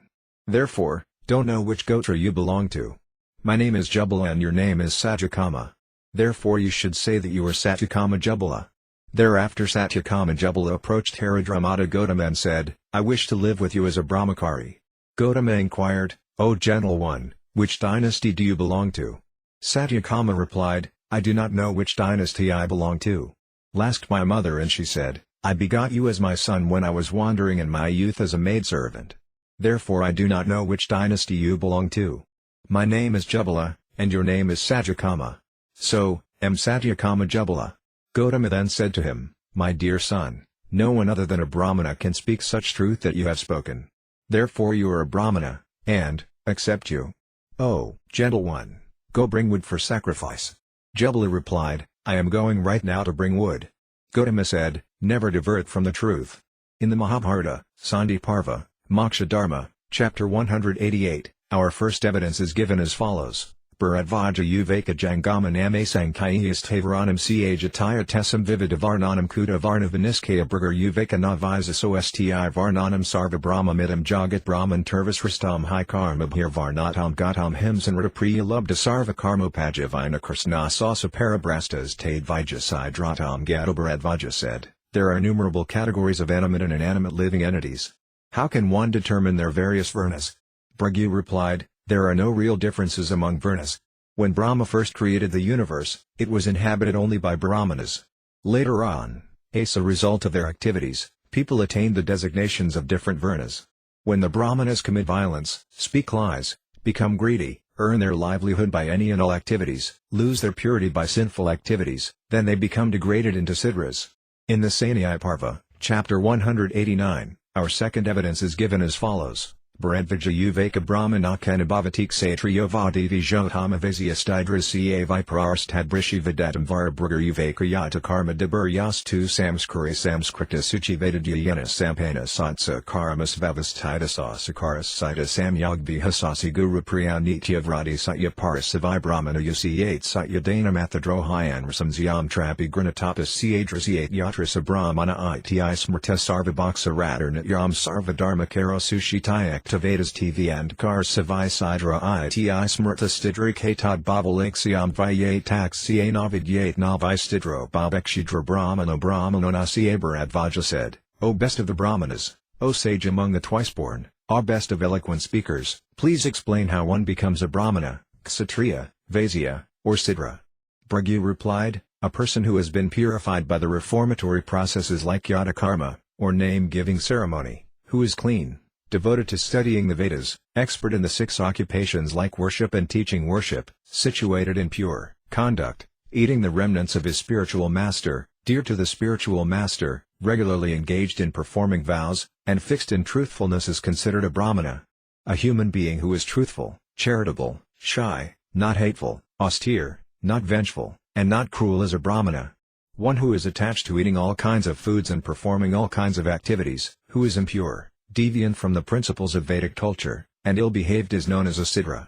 If the symptoms of a Brahmana are found in a Sidra and if the symptoms of a Sidra are found in a Brahmana, then the Sidra should not be called a Sidra and the Brahmana should not be called a Brahmana." Our third evidence is given in the Vanaparva, chapter 211, as follows. Stidra Yanau Hijatasiya Sadgunna Padisthatavasyadvam Labhate Prahamksariadvam Tathivasiya Dij Vardamenasaya Brahmaniyam Abhijayato Brahmana. If a person is born in the family of a Sadra and possesses good qualities, he becomes a Vaisya or a Kshatriya. And if he possesses the quality of simplicity, he is a Brahmana. Our fourth evidence is stated in the Vanaparva, chapter 215. Brahmano Vyadayastam Pratam Siamatomisi Brahmanon Datra Samsaya Brahmanapatani Esu Vardamano Vikarmasu Dambhiko Duskrita Prajaya Sidrina Sadrasa Bhavat Yastu Stidro Dame Satai Dharme Ca Sadatothidatam Brahmanamaham Manye Vertina Hibhave Dravija. The Brahmana told a pious hunter, "In my opinion you are still a Brahmana. There is no doubt about it. After all, a Brahmana who is proud and engaged in various sinful activities that result in his falling down into the degradation of being contaminated by impure karma is equal to a Sidra. And, Consider a Siddha who is self-controlled, truthful, and always enthusiastic about executing his religious duties to be a Brahmana. Indeed, the only criteria for being a Brahmana is to possess pure characteristics.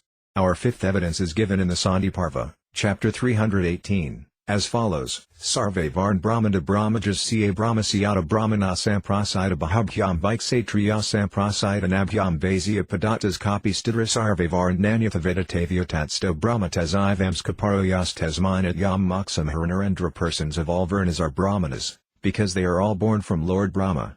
The Brahmanas were born from the mouth of Brahma, the Kshatriyas were born from his arms, the Vaisyas were born from his navel, and the Sidras were born from his legs.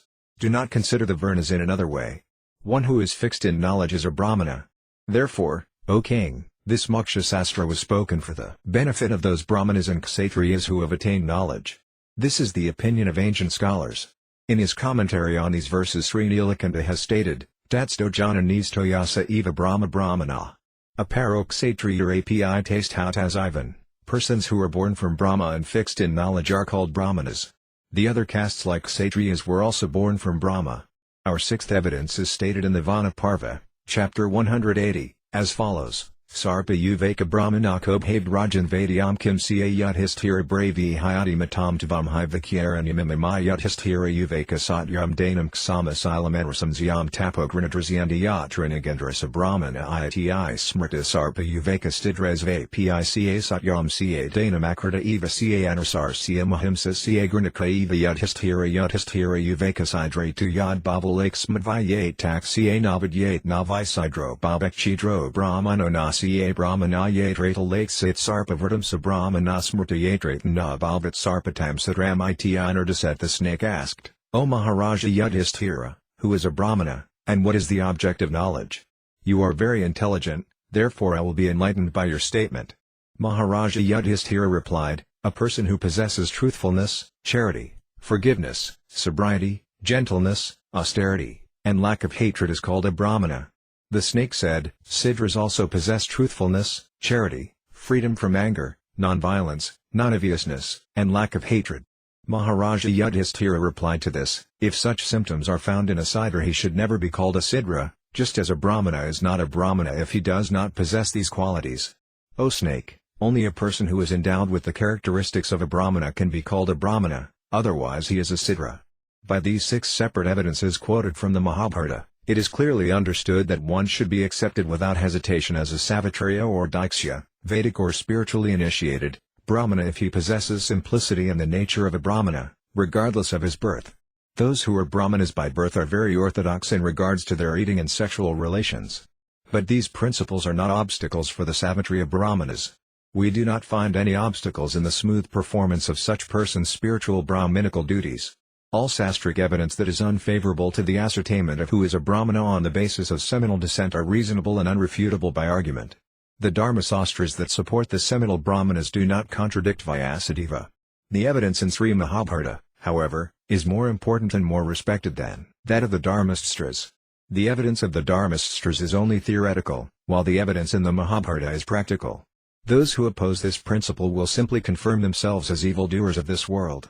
Just as the Vedas and the Mahabharata have confirmed that a person who is not a seminal Brahmana yet possesses the qualities of a Brahmana is accepted as a qualified Brahmana, the Srimad Bhagavatam, which is the crest jewel of all scriptures, the ripened fruit of the Vedic tree, and the literature for perfect swan-like men, bravely and neutrally supports this doctrine. In the Srimad Bhagavatam, July 11, 2021-24, 35, it is described, Samodamas tapasakam sanasaksanardrajavam jnanam dadkutatmatvam satyam ca brahma laksanam. The symptoms of a Brahmana are control of the mind, control of the senses, austerity and penance, cleanliness, satisfaction, forgiveness, simplicity, knowledge, mercy, truthfulness, and complete surrender to the Supreme Personality of Godhead. Suryam viryam dritastahas tyagas katmajayak samabrahmaniyata praistas ca satyam ca ksatra laksanam. To be influential in battle, unconquerable, patient, challenging and charitable, to control the bodily necessities, to be forgiving, to be attached to the Brahminical nature and to be always jolly and truthful. These are the symptoms of the Kshatriya. Deva Gurve Sayut Bhaktis Trivarga Pariposanam Astikyam Udyamonit Nipunyam Vaisya Laksanam. Being always devoted to the demigods, the spiritual master and the Supreme Lord, Vishnu, endeavoring for advancement in religious principles, economic development and sense gratification, dharma, artha and kama, believing in the words of the spiritual master in scripture, and always endeavoring with expertise in earning money. These are the symptoms of the Vaisya. Sidrasaya sanati sakam sevitsvaminiyamayaya a maniriyajno hyaste yam satyam go viper raksanam, offering obeisances to the higher sections of society, the Brahmanas, Kshatriyas and Vaisyas. Vertical bar, being always very clean, being free from duplicity, serving one's master, performing sacrifices without uttering mantras, not stealing, always speaking the truth and giving all protection to the cows and Brahmanas. These are the symptoms of the Sudra. Yasya yul laksanam pertam pumsa varnabhivyanjakam yad eniantrapidrasyatakta naiva vinurda said, if one shows the symptoms of being a Brahmana, Kshatriya, Vaisya or Sidra, as described above, even if he has appeared in a different class, he should be accepted according to those symptoms of classification. Although we have collected 6 different evidences from the Mahabharata regarding the eligibility for a person born from any of the Varnas to become a qualified Brahmana, and we have also seen verses from the Srimad Bhagavatam that corroborate this evidence, we will nevertheless quote the conversation between Uma and Mahesvara from the Mahabharata, Anus Shana Parva 163.5, 8, 26, 46, 48, 51, and 59, in order to further strengthen this evidence. Special evidence Srtm ad Yuvdka Aitan Misam Siam Devavadabita Patimagatraya Varna Prakritya Hakatham Brahmaniyam Apnuyu Mahesvara Yuvkast Hita Brahmana Dharmina Brahmaniyam Upajivati Kshatriya Vata Vaisya Brahmadbhirya Sagakata Ebhs tu Karmabhir Devi Subharid Karitas Tathastidra Brahmanatam Yati Vaisya Kshatriyadam Vrajatate Karma Filar Devinatina Jati Kulodpavastidra Pidgamas Sampano Deviho Bhavati Samskrita Karma Pisu Sabar Devi Suddhamavyafatendri Yastidra Pidavya Vatsavya Iati Brahma Bravatsvayams Vabhava Karma Cas Sublam Yatra Stidra Pitasati Visista Sadivi Yatar Vivya Iati Mimati Na Yonar Napi Samskaro Nasrutam Nasiye Santati K Dyandanid Vijat Vasayavitamiva Tu Karanam Sarvo Yam Brahmano Lokavartina Uviyate Vrstitas Tu Stidro Pi Brahmanat Vamniayakati Atate Yamakid Tam Yadasidra Bhavd Vija Brahmano Vasuta Dharma Jadasatratvam Apnuyatuma said, O Lord, O sinless master of the living entities, one have some doubt about how members of the 3 castes, Kshatriya, Vaisya, and Sidra, will attain through their own nature the platform of Brahmanas. Mahesvara replied, Lf Kshatriyas or Vaisyas become situated in the behavior of Brahmanas and spend their lives in the occupations of Brahmanas, then such persons can attain the position of Brahmanas. O goddess, by the same procedure a Sidra can become a Brahmana and a Vaisya can become a Kshatriya. By the results of these activities and by becoming an adherent of the Dhamma scriptures, or in other words, by taking initiation through the Pankaratrika system, then a low-born Sidra also becomes a Brahmana. O goddess, Lord Brahma has personally declared that by performing pure activities, a self-controlled Sidra is fit to be served just like a Brahmana. In my opinion, if pious activities and good character are found in a Sidra, it should be understood that he is better than a Brahmana. Birth, purificatory processes, study of the Vedas, and good birth are not the criterion for being a Brahmana. The only criterion is one's behavior. A person is born as a Brahmana in this world simply as a result of his nature. A Sidra situated in the profession of a Brahmana also becomes a Brahmana. I have thus explained to you the secret of how a person who is born as a Sidra becomes a Brahmana and how by deviating from his occupational duties a person born in the family of a Brahmana becomes a Sidra.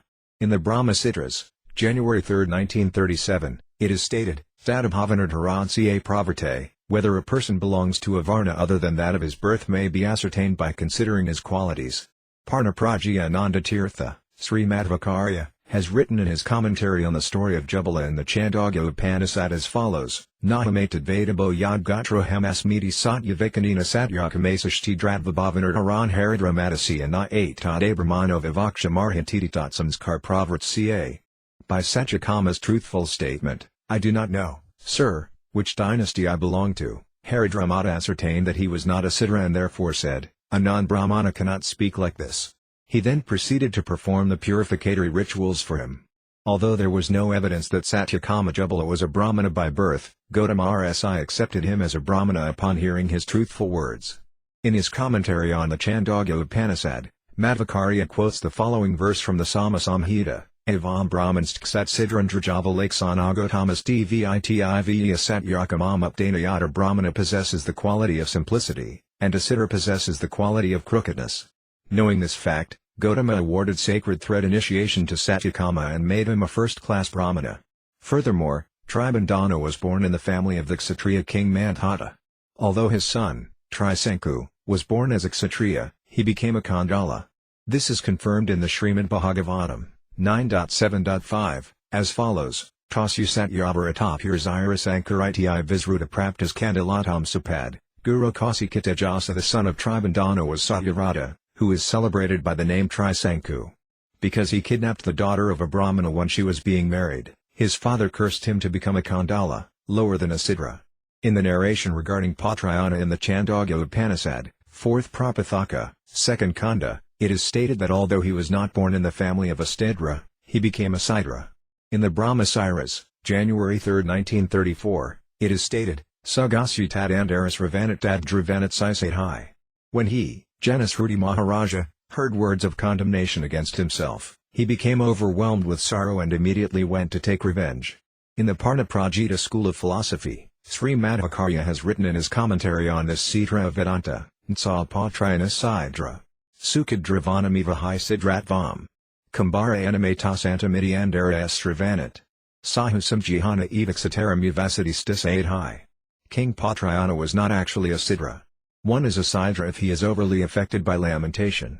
When Patrayana heard the disrespectful words, "This person is a spotted deer," he immediately wanted to retaliate and reply accordingly to the chariot driver. This implies that he was like a Sidra.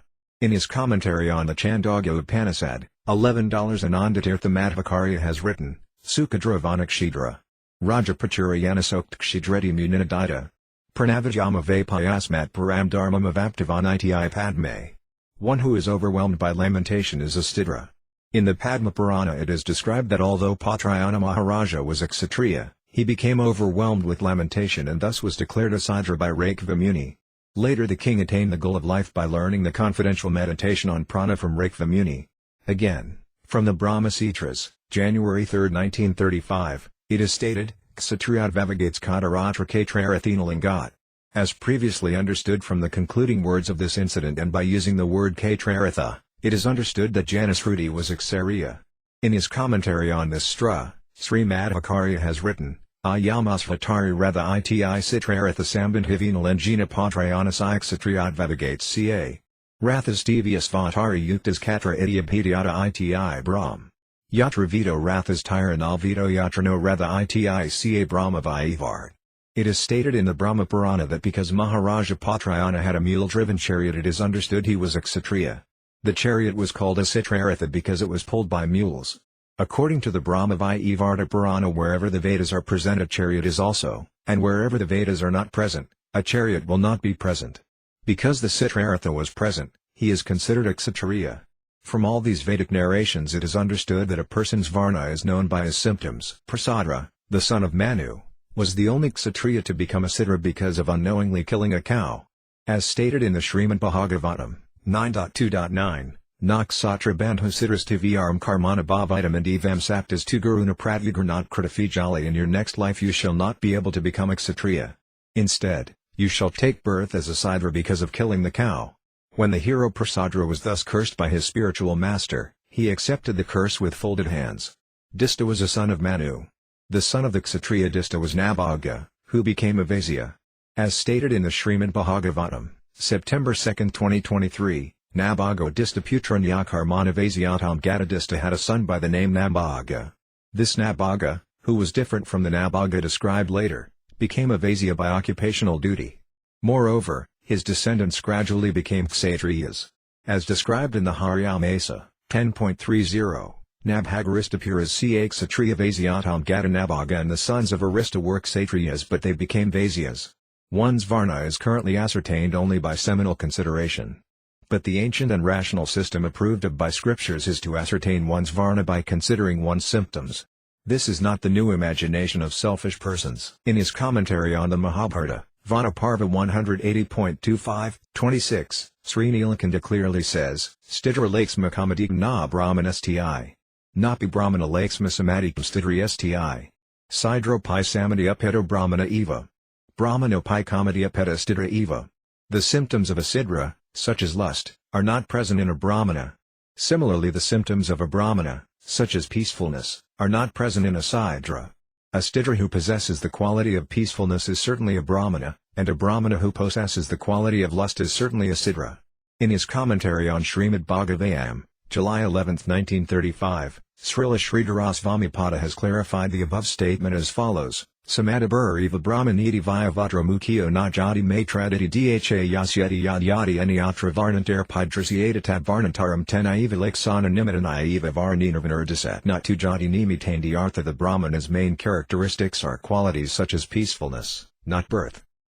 These main characteristics are seen in persons other than those born as Brahmanas, then such persons should be considered Brahmanas. They should not be considered according to their caste by birth. Many persons who were not born in Brahmana families have become Brahmanas by proper initiation. Innumerable incidents illustrating this fact are known to those who read Indian history. After such persons became qualified and initiated Brahmanas, their descendants became known as Brahmanas by virtue of their birth. Today the whole of India is filled with such descendants of Brahmanas. Even though one became a qualified and properly initiated Brahmana, he was still considered a Brahmana simply on the basis of his birth. But since nowadays the social system is deformed, such qualified, initiated, seminal Bharat manas are rarely found. We heard that in Varanasi there was a learned, unrivaled Sannyasi whose name was respected by educated people throughout India. He bestowed Brahmana initiation on one of his disciples in whom he saw Brahminical qualities. When speaking the name of his Guru Deva, this disciple would announce that he was awarded the purified status of a Brahmana by the power of the sacred thread initiation. We are now presenting an incomplete list of intellectuals who were born in families lower than Brahmana but who were considered Brahmanas on the strength of their qualifications and thus conferred the status of Brahmana on their descendants. Gudi was the son of Kusika of the Kandra dynasty. He was the king of Kanyakubja, and his son, Vaisvamitra, although born a Kshatriya, became a Brahmana on the strength of his austerities. In the Mahabharata, Adi Parva, chapter 174, it is stated, Kshatriyo hambhavan vipras tapasvadhyaya sadhanasvad dharmam na pradhyami nizyami siabalanagam digbalam kshatriya balam brahmateho balam balam balabalam vanisitya tapa eva param balam tatapa sarvan diptauja brahmanat vam avaptavan. Vaisvamitra said to Vashishta, "You are a Brahmana, endowed with the qualities of austerity and Vedic study. Lama Kshatriya, so on the basis of my nature I will forcibly take this cow, Nandini." Later, when Vaisvamitra was defeated, he declared that the strength of the Kshatriyas was inferior to the strength of the Brahmanas. He thus decided that the performance of austerities endowed one with superior strength. The greatly effulgent Vaisvamitra thus performed all kinds of austerities and attained the position of a Brahmana. In the Mahabharata, Anushtana Parva, chapter 30, there is the following description of how the Kshatriya-born Maharaja Vaidehavya became a Brahmana. Evam Vipradvamagamad Vaidehavyo Naradapabrago Prasadad Rajendra Kshatriya Kshatriyarsa Bhatasya Gritsamada Putro Ripanandra Evaparasa Brahmakari Viprarsi Shriman Gritsamado Bhavat Putro Grissamada Sapisu Sedabhava Deviyavarka, Suchjasa, Susedasa Putro Vihavyas Tasyutmeja Vihavyas Ayatuputras tu Videtyas Tasya Katmaja Vidatayasaya Sudasatya Santisatyasya Katmajas Ravas Tasya Sudas Karsis Ravashas Kabhavatamatamassas Ca Prakasabhana Yodavya Satama Praktasaya Ca Vajayamdrobab Hivajayatam Varatasyatmajas Ca Parameter Vedave Danga Paraga Gurtasyam Tasya Putras Tururinamadapadiata Paramad Varayam Tururo Putra Samudapadiata Sanako Nama Viprarsara _Yasya Putra the Saunaka. This is how Maharaja Vaidehavya attained the position of a Brahmana, our best of the Kshatriya kings. Although Vaidehavya was a Kshatriya by birth, by the mercy of Bhragya he became a Brahmana. His son Gritsamada was equal in beauty to Indra. He became a Brahmachari and a Brahmana sage. Suseta, the son of Gritsamada, also became a Brahmana. The son of Suseta was Varka, whose son was Vihavya. The son of Vihavya was Vitacha, and his son was Satya. The son of Satya was Santa, whose son was Rasisrava. The son of Rasisrava was Tama, and his son, Prakasa, was the best of the Brahmanas. The son of Prakasa was Vijayendra, whose son, Pramiti, was learned in the Vedas and Vedic supplements. Pramiti begot Ruru in the womb of Gritasi.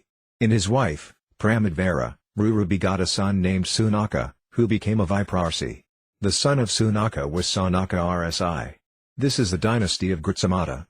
The dynasty of Vaidehavya is found in the Srimad Bhagavatam, 9.13.1, 12-27, as follows: Nimurix Vakutana Yovasistam Vartart Vijamdam Mamanthas Monameku Marasamajayata Janmana Janaka Sobhide Vedas Tuvidi Hajatas Mdudvasis Tasya Putrobtan Nandavardhanata Tasukitas Dasiapi Devaratarmahi Patitas Madbrahadrathas Tasya Mahavirya Sudhite Pita Sudradrastakidar Viharyasva the Marista Tamaro Pradipakas Tasmage Jatakriyarato Yadadi Vamadas Tasya Putrovasruto the Maharish Kritartas Tatas Tasman Maharoma Ca Tetsudas Varnaroma Sudas Tasyaras Varoma Vijayata Tata Stradvahojayaj Hartham Karsadomahim Kusad Vajas Tasya Brata Tato Dharmad Vahonpa Dharmad Vajasayadi Valputrao Kratad Vajamitad Vahal Kratad Vahad Kesi Vajakandi Kiastu Mitad Vahat Kratad Vajasuto Rajan Dimabadid Vazarata Bonamams Tasya Putrobiak Chatadi Umnasu Tatsu Tasushis Tu Tanayas Tesmate Sanad Vajasuto Bhavatire Jaketya Sanad Vajadaha the Purite Suta Aristonemus Tasya Pisruteas Tatsu Parsvaka Tatas Citrarato Yasyuk Samadhir Mithilita Patasmate Samarathas Tasya Suta Satirathas Tata Asid Upagurus Tasmad Upagaptoni Sampava Vasvananto the Tat Putro Uyudhoyat Subsanas Rutas Tato Jayas Tasmad Vihayo Smd Dir Tasuta Sanakas Tatsuto Yaji Vitahaviodritas Tata Bahulas Vodrats Tasya Kurtarasya Mahavastate Vimathila Rajan Dimavidi Devisarata Yogasvara Prostinadvanver Mukt Geese Vapi the family descent of Vitahavya, 1,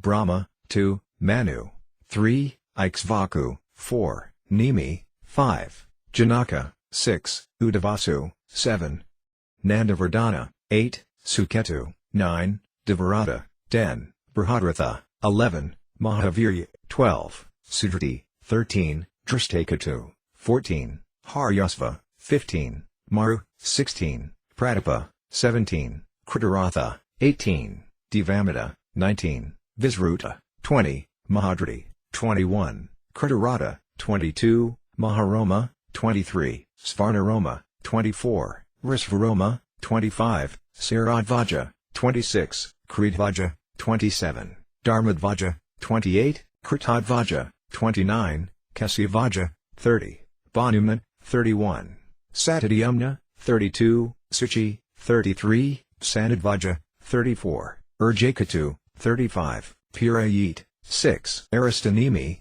37, Srudayu, 38, Suparsva, 39, Citraratha, 40, Ksamadhi, 41, Samaratha, 42, Satiratha, 43, Upaguru, 44, Upagupta, 45, Vasvanata, 46, Uyurvan, 47, Subhasana, 48, Sruta, 49, Jaya, 50, Vijaya, 51, Rita, 52, Sunaka, 53, Vitahavya, 54, Kirti, 55, Bahulasva, and 56, Kirti. All these kings of the dynasty of Mithila were completely in knowledge of their spiritual identity. Thus, by the grace of the Supreme Master of Yoga, even though staying at home, they were liberated from the duality of material existence. This passage of Srimad Bhagavatam does not mention the Grutsamata Brahmana dynasty coming from Vitahavya, as described in the Mahabharata. Vitahavya is also addressed in the Srimad Bhagavatam as Sanaka Rsi. The Kurusa Kshatriyas descended from Kurusa, the son of Manu, and the Darshta Kshatriyas, who descended from Drishta, the brother of Kurusa, attained the position of Brahmanas. This is confirmed in the Srimad Bhagavatam, September 2, 2016-17, as follows. Karyas and Manavadas on Kurisak Satrajataya Dristad Darstamabhik Satram Brahmabhiyam Gatam Ksitau from Karissa, another son of Manu, came the Kartisa dynasty, a family of Kshatriyas. From the son of Manu named Drishta came Ācārya caste called Darshta, whose members achieved the position of Brahmanas in this world. In his commentary on this verse, Sridhara Swami has written that the word Brahmabhiyam means the position of Brahmanas. Devdatta was the 10th descendant from Narasimha, the son of Manu. The son of the Kshatriya Devdatta was Agnivisayana, who became a Maharshi Brahmana, thus inaugurating a dynasty of Brahmanas. As stated in the Srimad Bhagavatam, September 2, 2019-22, Citraseno Narasiyantadrixas Tasya Sudo Bhavatasya Vams Tatatrana Indrasenas Tu Tatsuda Vishyotras TV Indrasenat Tasya Satyasravibhite Urus Ravasudas Tasya Devadatas Tato Bhavat Tato Nivasayo Bhagavan Agnis Vyamabhite Sudakanina Iti Kaito Jatakarnyo Mahanrasi Tato Brahma Kulam Jatam Gnivasayana Nripa, 1, Narasiyana, 2, Citrasanya, 3, Riksa, 4, Mivan, 5, Parna, 6, Indrasena, 7, Vishyodhara, 8, Satyasrava, 9, Urarava, 10, Devdatta, and 11, Agnivasaya. The fire god Agni himself appeared as Agnivasaya, the son of Devdatta. This son, who was a celebrated saint, was well known as Kanina and Jatakarnya. O king, from Agnivasaya came a Brahminical dynasty known as Agnivasayana. Janu Muni took birth as the son of Hatra of the Kandra dynasty. His dynasty is listed in the Srimad Bhagavatam, 9.15.1-4, as follows: Ilasya Korvasi Garbhat Sadgzanayat Majanrapaya Yasrutaya Satyayi Raya the Vihyo Jayasrutayar Vasuman Putra Satayas Ca Srutafijaya Rayasaya Sudaka Ca equals Jayasayatana Yomida, Bhimas to Vihayasya Katakano Hatrakas to Tatasya Jana Sudo Gangam Gandazi Kritiya Yopivajanos to Puristasyatha Balakas Kat Mahojakata Takusakusasaya Pikusambastana Yovashukusanabas Ca Katvaroga Durasit Kusambuja, 1, Kandra, 2, Buddha, 3, Purdarava, 4, Ayu, Srutayu, Satyayu, Raya, Vijaya, and Jaya, 5, Vijaya's son Bhima, 6, Kafakana, 7, Hatraka, 8, Janu, 9, Puru, 10, Balaka, 11, Ajaka, 12, Kusa, 13, Kusambu, or Kausika, and 14, Gudi. Kshatravarna was the son of Viraja, of the Kandra dynasty. The son of Viraja was Suhotra, whose son was Gritsamata. From Gritsamata came Sunaka, and from him came Saunaka, the great saint, the best of those conversant with the Arjya Veda. This is stated in the Srimad Bhagavatam, 9.17.3, as follows: Kasya Kuso Gritsamata iti Grizamadadabhite Sanaka Sanako Yasya Baharka Pravara Munig. Suhotra had 3 sons, named Kasya, Kusa, and Gritsamata. From Gritsamata came Sunaka, and from him came Saunaka, the great saint, the best of those conversant with the Arjya Veda. In the dynasty of Puru, the youngest son of Maharaja Yayati of the Kandra dynasty, Kanvarsi was born. His son was named Medhadathi, from whom the Praskana Brahmana dynasty came. This is confirmed in the Srimad Bhagavatam, 9.20.1-7, as follows: Pirorvamsam Pravaxyami Yatrohatosi Bharata Yaira Rajarsayo Vamsya Brahma Vamsya Siajajhir Janami Johiabhi Piropersin Vams Tatsudas Tata Praviro the Manusavitesm Kurapado Bhavatasya Sadyurabhi Putrastasmat Bahugavas Tata Samyatis Tasyam Yadiratradasvas Tatsudas Murtivirtayas Tasya Kaksayas Tandalia Kartayaka Jalayas Anadias Ca Dharma Satya Varat Yavadasite Soresa Putravanias Kavamas Murdakar Tasya Mendriya Niva Mukaya Saya Jagat Manartioranta Navo Betrayas Tasyatma Janrupa Sumatra Dhruva Pradaratha Kanvo Pradarathatma Jatasya Medhatathis Tasmate Praskanaya Devi Yataya Putrabitsumate Robertus Mantas Tatsudomata Ok Maharaja Pariksit, descendant of Maharaja Burda. I shall now describe the dynasty of Paru, in which you were born, in which many saintly kings appeared, and from which many dynasties of Brahmanas began. 1. Bairu. 2. Janamahaya. 3. Prasinvan. 4. Pravira. 5. Manyasu. 6. Kurapada. 7. Sudyu. 8. Bahugava. 9. Samyati. 10. Aharnyati. 11. Radrasva. 12. Ratayu. 13. Radhanava. 14. Apradaratha. 15. Kanva. 16. Medhadathi, and 17. Praskana and other Brahmanas. The son of Rantanava named Sumati had a son named Ribhi. Maharaja Dusmana is well known as the son of Rabhi. Maharaja Burda, the son of Dusmana, had no descendants, therefore the Maruts gave Bharadvaja to Burda as his adopted son. Bharadvaja was born as the fallen son of Brihaspati in the womb of Mamata, the wife of Uditya. Thereafter, as the adopted son of Burda, Bharadvaja became known as Vaitanva. The son of Bharadvaja was Manu, whose sons were Brihatsatara, Jaya, Mahavirya, Nara, and Garga. The son of Nara was Sankirti, whose sons were Guru and Randadeva. The son of Garga was Sini, who had a son named Gargya. Here is another example of a Kshatriya giving birth to Brahmanas. This is described in the Srimad Bhagavatam, September 21, 2019 to 21, 30, 31, 33, as follows: Gardkshinis tato gargyaksatrad brahmahayavartaya daritaksayo mahavirya tasya triarani kavi puskararunirati atriyi brahmanagatam gadabarhaksatra putrobta dasti yadastana paramajamad pyramida ca hastinajamad hasya vamsya sipriyami dadayod vijanalanyamajamad hasya nilasantis tu tatsudas anaxustantis tat putra poruhorikas tato balvat barmsvaz tanayas tasya pafikasan mudgalad brahmanurvatam gotram Gaudiya Samjnidam from Garga came a son named Sini, and his son was Garga. Although Garga was a Kshatriya, there came from him a generation of Brahmanas.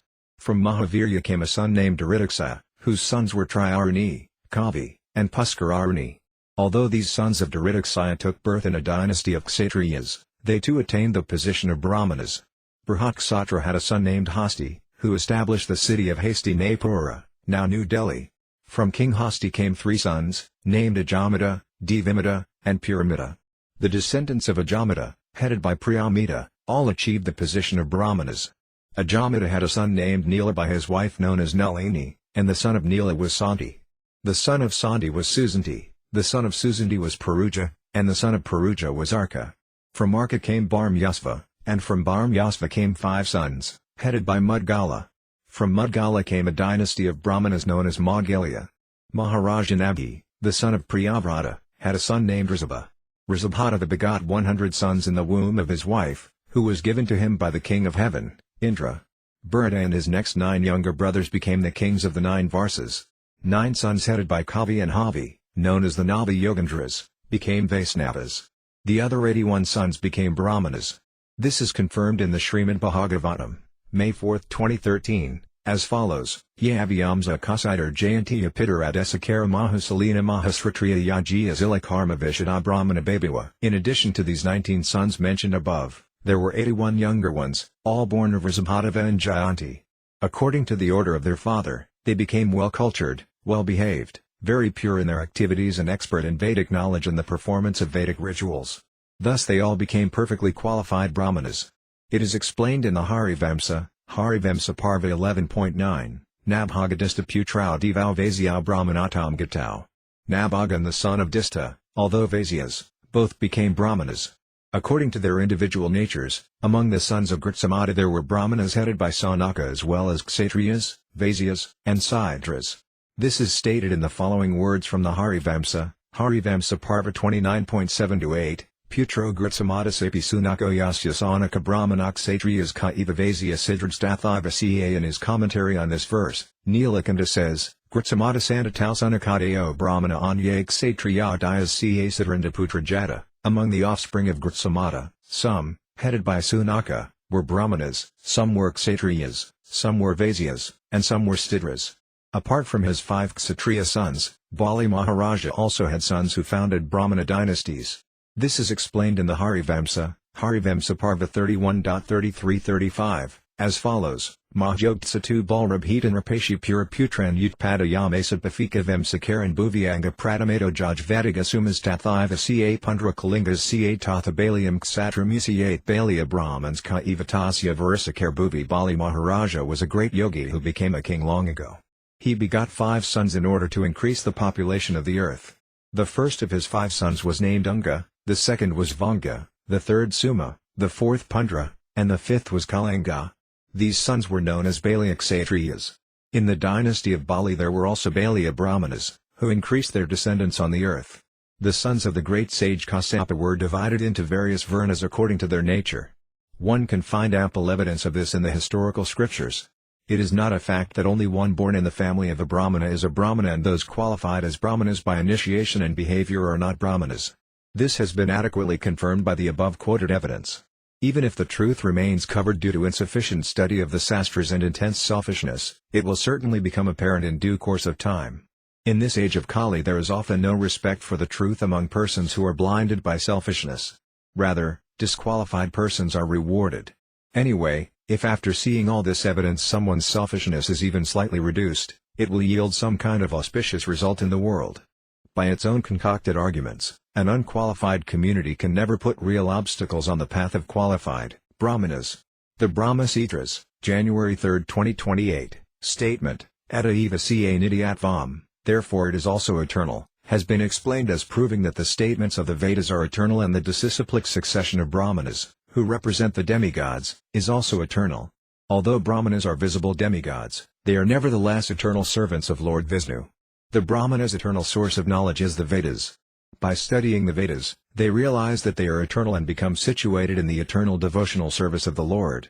Many persons become Brahmana even though they were not born in families of Brahmanas engaged in studying the Vedas. In order to confirm this statement, Srila Jayarthapada, in the 6th generation from Stimadananda Tirtha Madhvacarya, has cited Vrishikatanyala Nyaya, the logic of the scorpion and the rice, in his Sruta Prakasika commentary as follows: Brahmandeva Brahmana iti niyama sayat vasadanyat hatvopapate Vrishikatanjali Akdadi vad iti. When the seed of one scorpion is placed in the womb of another scorpion, a scorpion is born. This is the general law of nature. Yet sometimes it is seen that scorpions or other insects are born from rice. Although in this case the placement of seed is not seen, the inconceivable potency of the absolute truth, which makes the impossible possible, brings about the scorpion's appearance. Great sages like Vasishtha, Agastya, Rasyasringa, and Vidsadeva were not Brahmanas by ordinary standards. Later, however, their descendants, being fully conversant with transcendental knowledge, became recognized as self-realized Brahmana Vaisnavas. The various scriptural references describing the qualifications of Brahmanas and showing respect for Brahmanas refer to both seminal Brahmanas and those who have become Brahmanas by initiation. These references from scriptures on karma, jnana, and bhakti do not refer only to seminal Brahmanas. In no case are Brahmanas by initiation disregarded. Although in the opinion of some scriptures there is no possibility of becoming an initiated Brahmana unless one is a seminal Brahmana, this restriction was imposed only because of narrow-minded social traditions.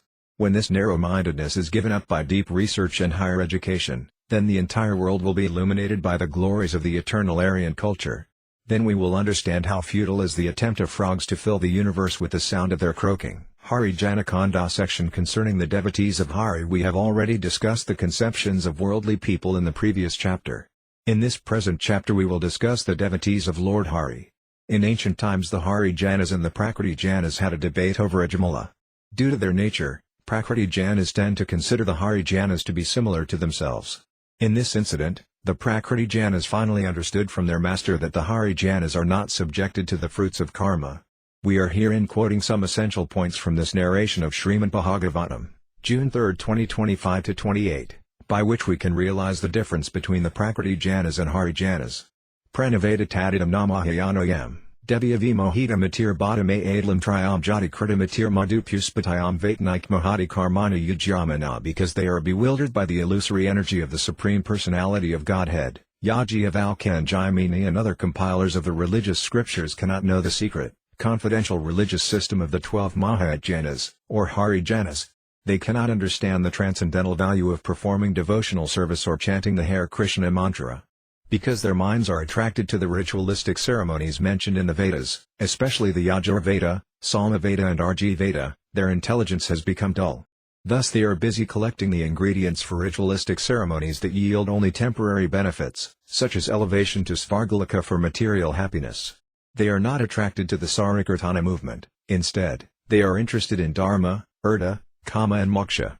Evam vimrsya sudhyo bhagavati and sarvatman vidatat kala bhiva yogam tami nadundam arhantiyathayati samsayat padang tadapi handiyuragayavada. Considering all these points, therefore, intelligent men decide to solve all problems by adopting the devotional service of chanting the holy name of the Lord, who is situated in everyone's heart and who is a mine of all auspicious qualities.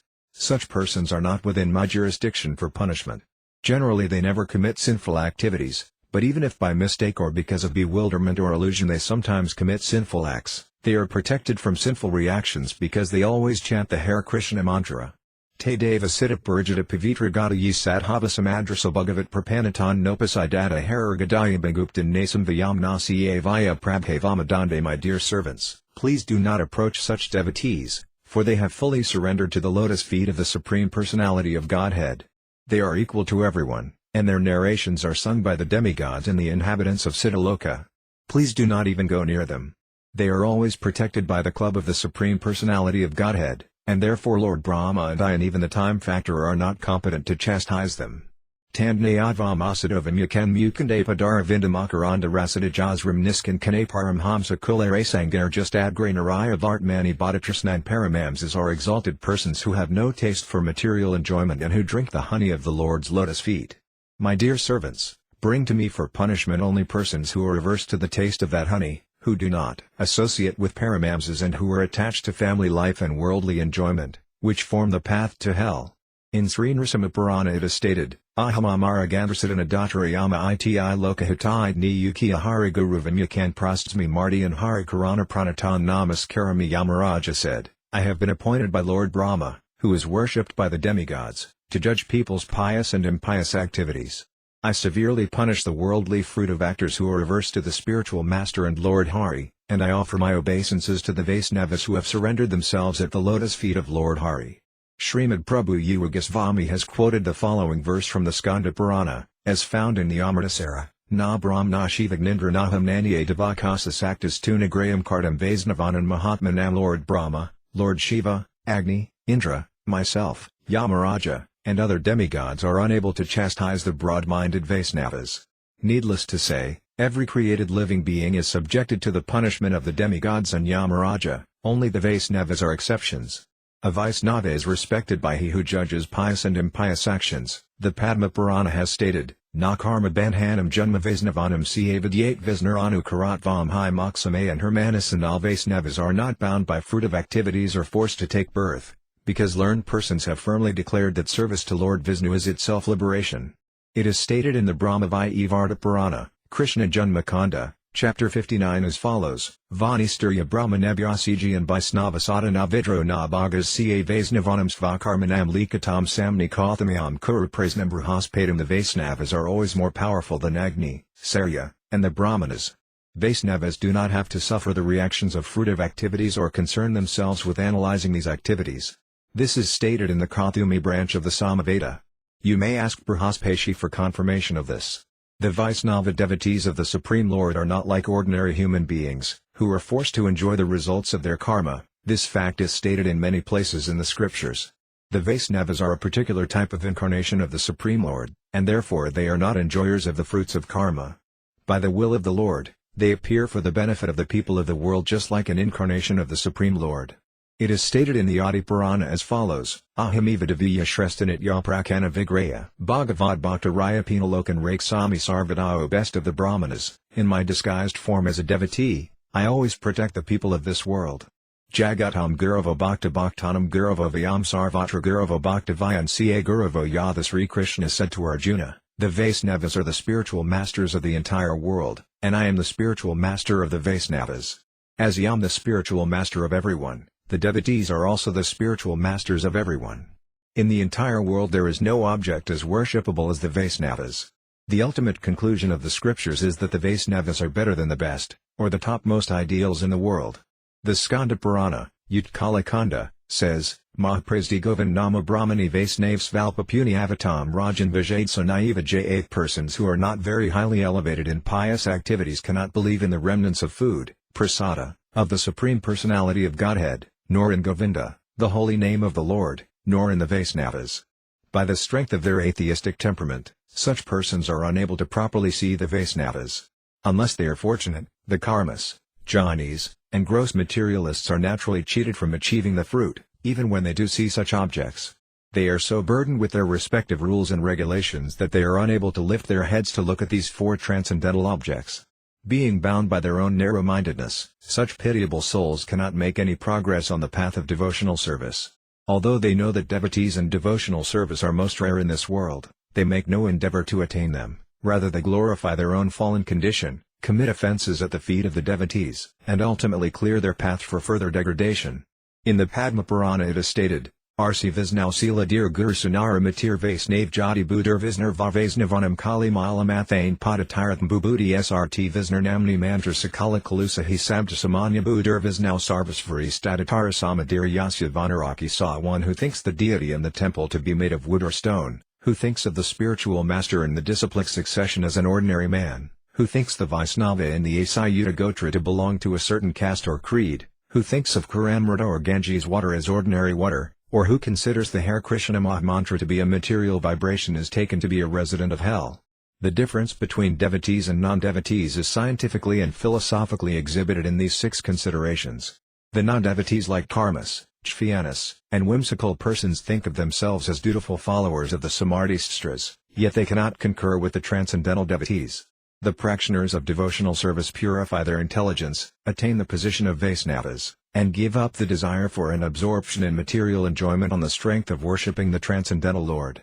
Controlled by pride and desiring to go to hell, the materialistic non-Vaisnava householders do go to hell because they have the nature of non-devotees, who are punishable by Yamaraja. Therefore there are always differences between the devotees and non-devotees. The unfortunate hellish people, bewildered by the material modes, forget their spiritual identity and their spiritual duties. Material greed captures them and sets them on the platform of mundane reputation, and they then claim that there is no devotion for Hari in this world. There are no devotees in the world, there have been only 12 devotees of Hari in the 4 yugas, and other similarly useless statements that dominate the thoughts of such people. Thus the material kingdom becomes their own asset and course of wanderings. When the ascetics and materialists, following in the footsteps of Hiranyakasipu, who is attached to women, gold, and household, proceed to cheat the world by exhibiting their pride while relishing hogstool-like fame, then such materialism will certainly be vanquished by reciting the statements of Prahlada Maharaja. For the benefit of the materialists we herein quote the easy path exhibited and glorified by Prahlada Maharaja. By this path the Prakriti Janas qualify themselves to become Hari Janas. In the Srimad Bhagavatam, July 5, 1930-32, it is stated, Matirna Krishna Paradasvata Vamitho Bapadiata Gavaratana Madanta Gaburvisatam Tamasram Puna Punas Karvana Karvananam. Because of their uncontrolled senses, persons too addicted to materialistic life make progress toward hellish conditions and repeatedly chew that which has already been chewed.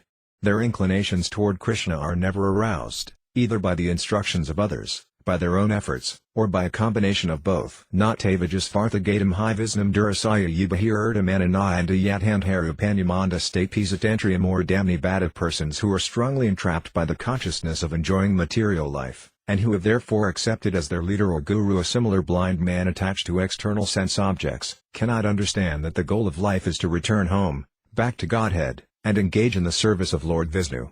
As blind men guided by another blind man miss the right path and fall into a ditch, materially attached men led by another materially attached man are bound by the ropes of fruitive labor, which are made of very strong cords, and they continue again and again in materialistic life, suffering the threefold miseries. Nasam Madastavadura Kramangaram Sprizadianarthapagamo Yadarthamahiyasam Padarajobisam Niskifikandenam Navernita Yavat. Unless they smear upon their bodies the dust of the lotus feet of a Vaisnava completely freed from material contamination, persons very much inclined toward materialistic life cannot be attached to the lotus feet of the Lord, who is glorified for his uncommon activities. Only by becoming Krishna conscious and taking shelter at the lotus feet of the Lord in this way can one be freed from material contamination.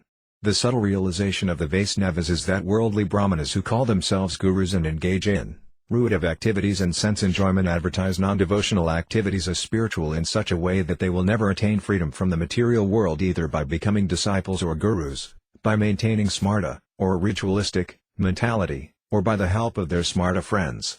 If, however, they accept the dust from the lotus feet of an advanced Paramhamsa Vaisnava as the supreme goal, then they become freed from the ropes of karma, in the form of worldly Brahmanism, and they then take shelter of devotional service to Lord Vishnu by giving up advancement in the materialistic way of life, which is the path to hell. Such unalloyed Vaisnavas achieve the transcendental lotus feet of Lord Hari. The Srimad Bhagavatam, May 12, 2012, says, Rahigana tapas na yadi nasi jadnirvapanagdedvanakandas naiva jalagni sturya irvina mahat padarajobisagam. When King Rahigana was going to visit Kapila Muni in search of the truth and the great soul Bharata was carrying his palanquin, the king submitted to the great devotee Bharata, who then explained how the living entity could attain the highest benefit in the following words: My dear King Rahigana, unless one has the opportunity to smear his entire body with the dust of the lotus feet of great devotees, one cannot realize the absolute truth. One cannot realize the absolute truth simply by observing celibacy, brahmacharyal, strictly following the rules and regulations of householder life, leaving home as a vanaprastha, accepting sannyasa, or undergoing severe penances in winter by keeping oneself submerged in water or surrounding oneself in summer by fire in the scorching heat of the sun. There are many other processes to understand the absolute truth, But the absolute truth is only revealed to one who has attained the mercy of a great devotee. This instruction expresses the same message as the instructions of Prahlada Maharaja to Hiranyakasipu. The instructions that smarta gurus give to the attached householders, those who desire material advancement, the less intelligent, the followers of the smritis, those who meditate on Kali with closed eyes, the students, wrestlers, market salesmen, and sense gratifiers, who are all qualified for such instructions, are not at all pleasing to the transcendental, liberated, advanced Vaisnavas. Those who have already attained the highest goal of the smarta regulations in their previous life take birth as Vaisnavas in the homes of Harijanas. To broadcast the glories of mundane ritualists before such persons is simply a matter of arrogance. In this material creation there are two types of living entities, one is conditioned by the three modes of material nature and the other is transcendental. The conditioned souls who are averse to Lord Hari consider themselves weak, imperfect, controlled by their enemies' lust, greed and so on, forced to accept the results of pious and impious activities, prone to be influenced by the three modes of material nature, eligible for becoming ghosts, materially designated, situated in Devi Dhamma, proud of being materialistic, servants of the demigods, conditioned by matter, and unqualified for serving Lord Hari. They thus praise the non-devotee's philosophy based on the smritis, which is suitable for fools. The transcendental Harijanas, however, realize that their Lord is most merciful, omnipotent, and most affectionate to his devotees. Although they consider themselves materialists, they actually realize themselves as eternal servants of Hari, beyond the fruits of karma, beyond the three modes of material nature, eligible for attaining Goloka, devoid of material designations, beyond Devi Dhamma, not of this world, eternal, beyond the control of the demigods, liberated, beyond material prestige such as received by Brahmanas, endowed with pure Brahminical qualities, appreciative of the fact that mundane honor is less valuable than straw, free from false pride, completely tolerant, and ready to offer respects even to insignificant persons. In this way they obtain ecstasy while chanting the names of Krishna. Lord Vishnu and the Vaisnavas are beyond the material creation. For them, the illusory identification as Brahmanas of this world is secondary and irrelevant. When a living entity identifies himself as Krishna's servant, Maya cannot act him. The Lord himself says in Bhagavad Gita, 7.14, Divi hyastguna mayi mama maya duratyayamam eva ye prapadyant maya mataram taranchite. This divine energy of mine, consisting of the three modes of material nature, is difficult to overcome.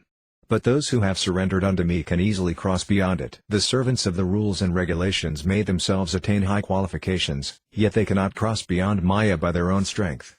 Only the Vaisnavas on the strength of their devotional service are able to serve the Lord, who is beyond Maya.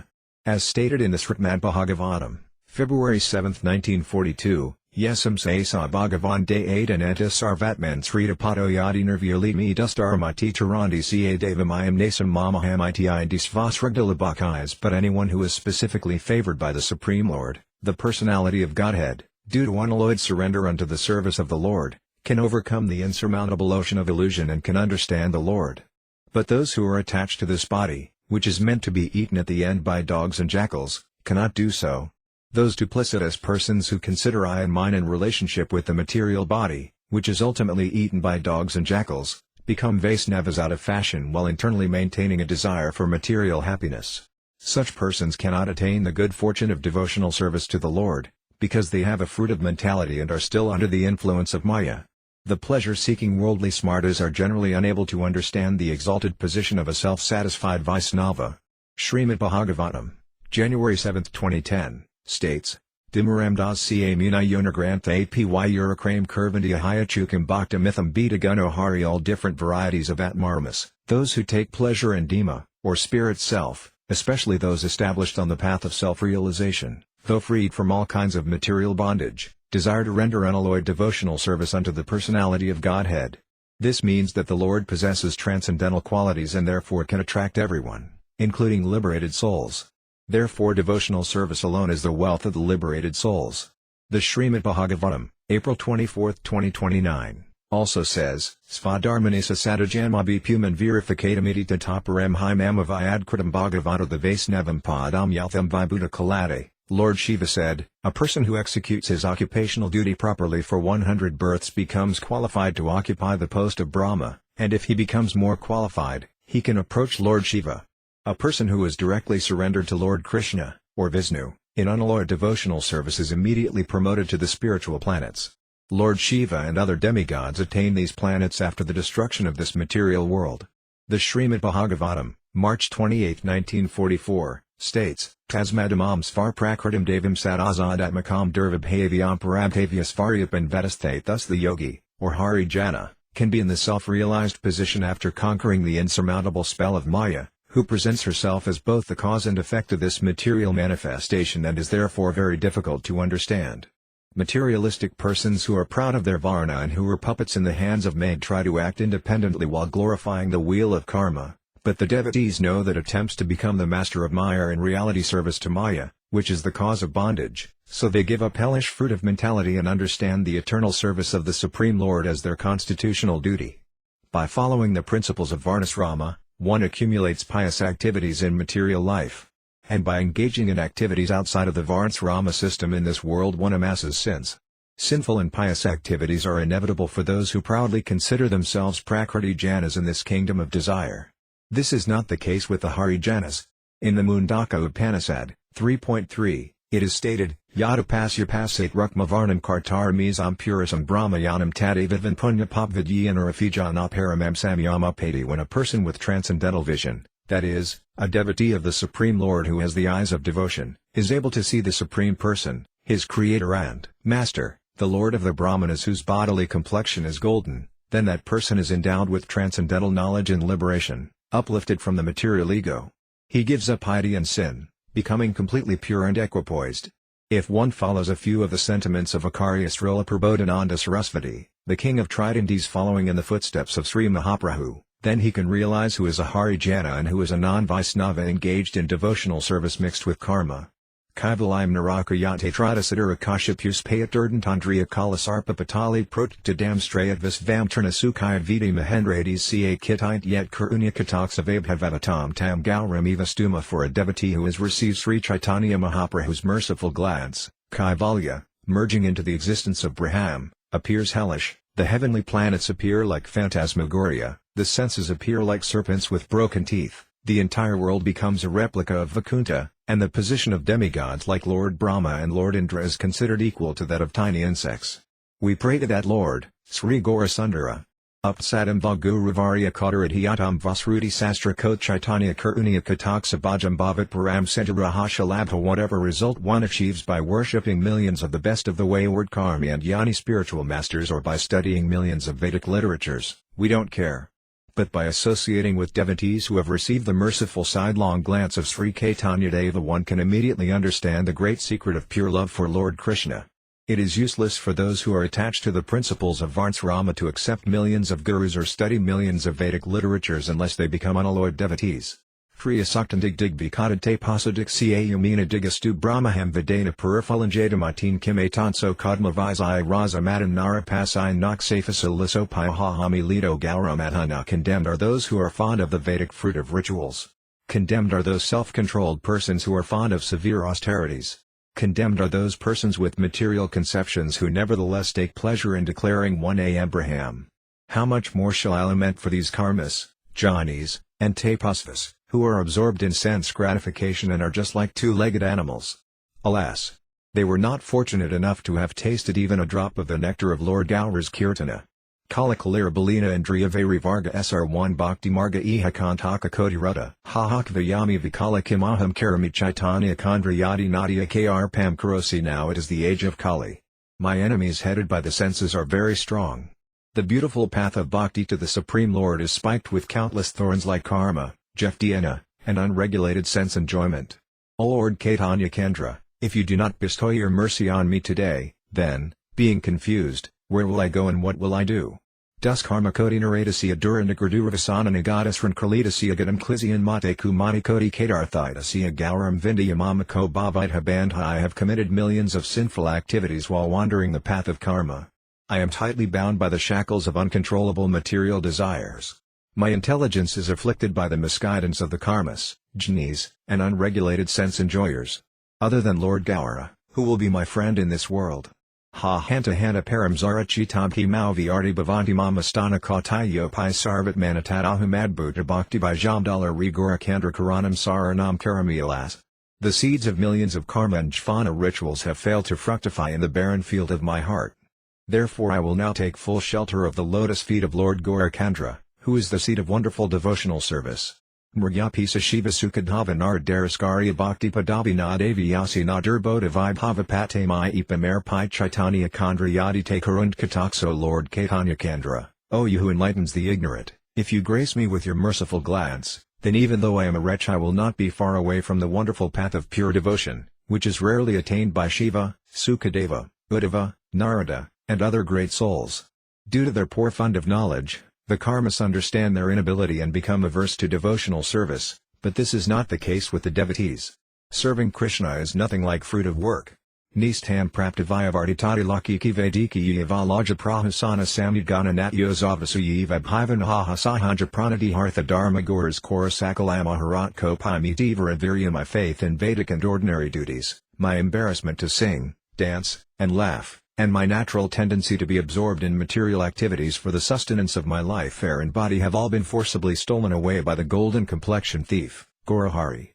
When one becomes a Vaisnava, all insignificant endeavors are automatically reduced. Patati yadi siddhaya karatal svayam durlabha svayam ca yadi savaki bhavadam gatasa sirakimanyadidamiva vayadi chaturbhajam syad vapastathapi mama no manakalati gaura kandran man. I want to speak if the rarely attained 8 mystic perfections, anima and so on, fell into my hands without endeavor and the widely served ideals of enjoyment, the demigods, willingly came to me as my order carriers offering heavenly pleasures, even if were awarded the 4-armed form of Narayana in place of my present material body, my mind would still not move an inch from the service of Gaurahari, the Supreme Lord dressed as a devotee. The glory and prominence of devotional service is not at all subordinate to karma, jhana, or uncontrolled sense gratification. The devotees firmly believe that they will never fall prey to insignificant greed. But those persons who, due to their duplicitous nature, do not understand the real characteristics of devotional service and who, due to their fruitive mentality, consider devotional service as another category of karma kanda, quickly commit offenses at the feet of devotees and fall down into the kingdom of sin. As a result of their offenses, they are greatly disturbed by various impediments beginning with caste consciousness, such as considering themselves Brahmanas, attachment to occupations like giving and receiving charity, and, ultimately, their own envious mentality. These fruitive workers, who are envious of the devotees, are swallowed by false ego in the form of considering Govardhana Sila, the life and soul of the Paramamsas, as stone, considering Vaisnavas as belonging to a particular caste, and lack of faith in the water that has washed the feet of the Harijanas. The devotees, however, are not greedy, foolish, or weak like them. Dantinadhyatranakampadir nipatya kriva ca kusatamatadahan bravimihi sadhava sakalameva vihaya dirad gortiga kandra karan kurutanu regam. Taking a straw in my teeth I fall at your feet hundreds of times and humbly appeal to you, saying, O saintly persons! Please give up your path of advancement and its goal, forget about following the principles of Varnasrama, disregard religiosity and irreligiosity, remain equal to pious and impious activities, and do not consider bondage or liberation. Simply cultivate attachment for the lotus feet of Sti Krishna Chaitanya. Unless one possesses unalloyed devotion, he cannot have the good fortune to receive initiation or teachings on devotional service from a spiritual master. If a person is careless, then after obtaining mantras and the process for worshipping the Lord through oral reception, they become the source of material attachment. Those who give up duplicity and properly hear the topics of Hari from a bona fide spiritual master, and those whose ears are able to properly receive such topics, only they are able to repeat the same words. The very same mercy and teachings that Tridandi Prabhu Sri Prabodhananda received from Sriman Mahaprabhu were preserved by him in verses for the benefit of future devotees. Those who have a taste for the mood of Prabodhananda are worthy of being called Vaisnavas, otherwise one simply wanders about searching for insignificant eatables like banana stalks, dal balls, and drumsticks. Stri putradi katham jihar vivasayana sastra pravadam buddha yogandra viyahar marunni yamajaklesam tapaste passajnanam hidzavadhim just caatayas chaitanya kandar paramavis kurvachi bhakti yogapada vimnaya evanya desid rasa. Now that Lord Caitanya Kandra has revealed the path of pure devotional service, the materialists have given up talking about their wives, children, and material affairs, the scholars have given up debating the scriptures, the yogis have given up the trouble to control their breath, the ascetics have given up their austerities, and the impersonalists have given up studying Vedanta. Being attracted by the sweet beauty of devotional service to Krishna, all the shopkeepers have stopped selling their insignificant wares. Such is the uncommon influence of devotional service. Until one realizes the beauty of devotional service, he continues to traverse the path of karma, jitna, and sense gratification. The poet Sarvahya says, Tivyad bhakta saritim pachim kaluka vat kadayota vat bskaram maram pasyati lastra vat kim apararabhim pachim britya vat sinaratnikayam sila sakala vat kalpadramam dastha vat samsaram trinarasi vat kim aparamdam niyam buravat. O my Lord, your devotee considers the ocean as a palmful of water, the brilliant sun as a firefly, Mount Meru as a stone, a king as a servant, a touchstone as an ordinary stone, a desire tree as ordinary wood, the whole material world as straw, and, above all, his own body as a burden. The foolish, materialistic karmas, who are attached to their bodies, consider, I am this body, and this body is mine, and thus differentiate between their relatives and others. They see the wonder of material objects and hanker after them. Vaisnavas, however, do not have such low mentality. They are the best of all persons and therefore cannot be compared with selfish, greedy karmas. The Vaisnava saint Sri Madhava Sarasvati Pada has stated, Mimam strajasam alamasadrasam tavan nadiras vergarvo darka kotarka karkasidiam diro pivarta harajananto pinajanate sukam sri rangi sangadarti susvadam paravsayandi api rasam gurvi nadarvis prasid. Those followers of Jaimini, Gautama, and Kanada, whose eyes of knowledge have been contaminated by Parvamimatsa and the related karma kanda, who are proud of being materialistic, whose intelligence is crude, and who have no faith in the Supreme Lord always remain far separated from discussions on the topics of Lord Hari. Due to being bereft of association with the devotees of the Lord, who enjoys pastimes with the goddesses of fortune, such persons cannot relish the nectarian essence of the scriptures even though they understand the purport of the scriptures, just as a spoon is unable to relish the same palatable foodstuffs that it serves. Materialistic philosophers who carry the burden of sense enjoyment like asses are devoid of the service attitude towards Sri Purushottama and are thus unqualified for relishing the devotional service of Lord Hari. The karmas, jnanis, and unregulated sense enjoyers are unable to understand the glories of devotional service. The Vaisnavas, however, are not frustrated like the karmas. A Vaisnava saint named Pandita Dhanavijaya has stated, Stavakas tavachatur mukadeo bhavaka hi bhagavan bhavadaya savaka sadamakadaya sura vasudeva yadi k tadavayam. Lord Vasudeva, since four-headed Brahma, other progenitors of the demigods, and other living entities pray to you, since great yogis like Mahadeva meditate on you, and since Indra, the king of heaven, and the other demigods are your servants, then who are we? Does this mean that we have no qualification for devotional service? Along with this verse, another verse from the Srimad Bhagavatam comes to mind. The Srimad Bhagavatam, January 8, 2026, states, Jamasvriyas Rutisrabaridamanamat Puman Naivarhati Abhidatam Vaitvam Akifakanagakaram. The glories of high birth as a Brahman or demigod, the glories of opulence equal to that of Kuvera, the glories of sages who strictly follow the Vedas, and the glories of beauty equal to that of Cupid simply increase the madness of materialists. Therefore, O Hari, you are the Lord of the poor, and as such materially prosperous persons have no taste, opportunity, or qualification for chanting your holy names. Vaisnavism is the only wealth of the poor. False prestige and dominance, which are the assets of non-devotees, are not aspired for by Vaisnavas. The wealth of the Vaisnavas is Lord Hari.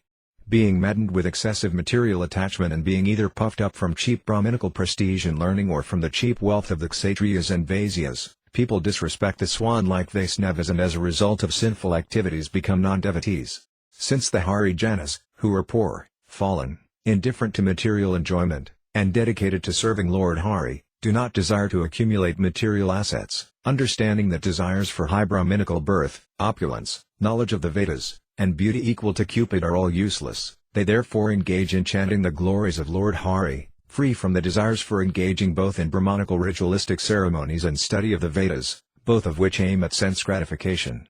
In brief, the prestige of Brahmanas expert in Vedic study, the opulence of Kshatriyas having vast wealth, followers, and kingdom, and the prosperity of the Vaisyas wealth and beauty obtained through farming and trade, are not qualifications for becoming a Vaisnava, they are simply means of bondage to material enjoyment, which is due to disinterest in devotional service and which increases one's godlessness.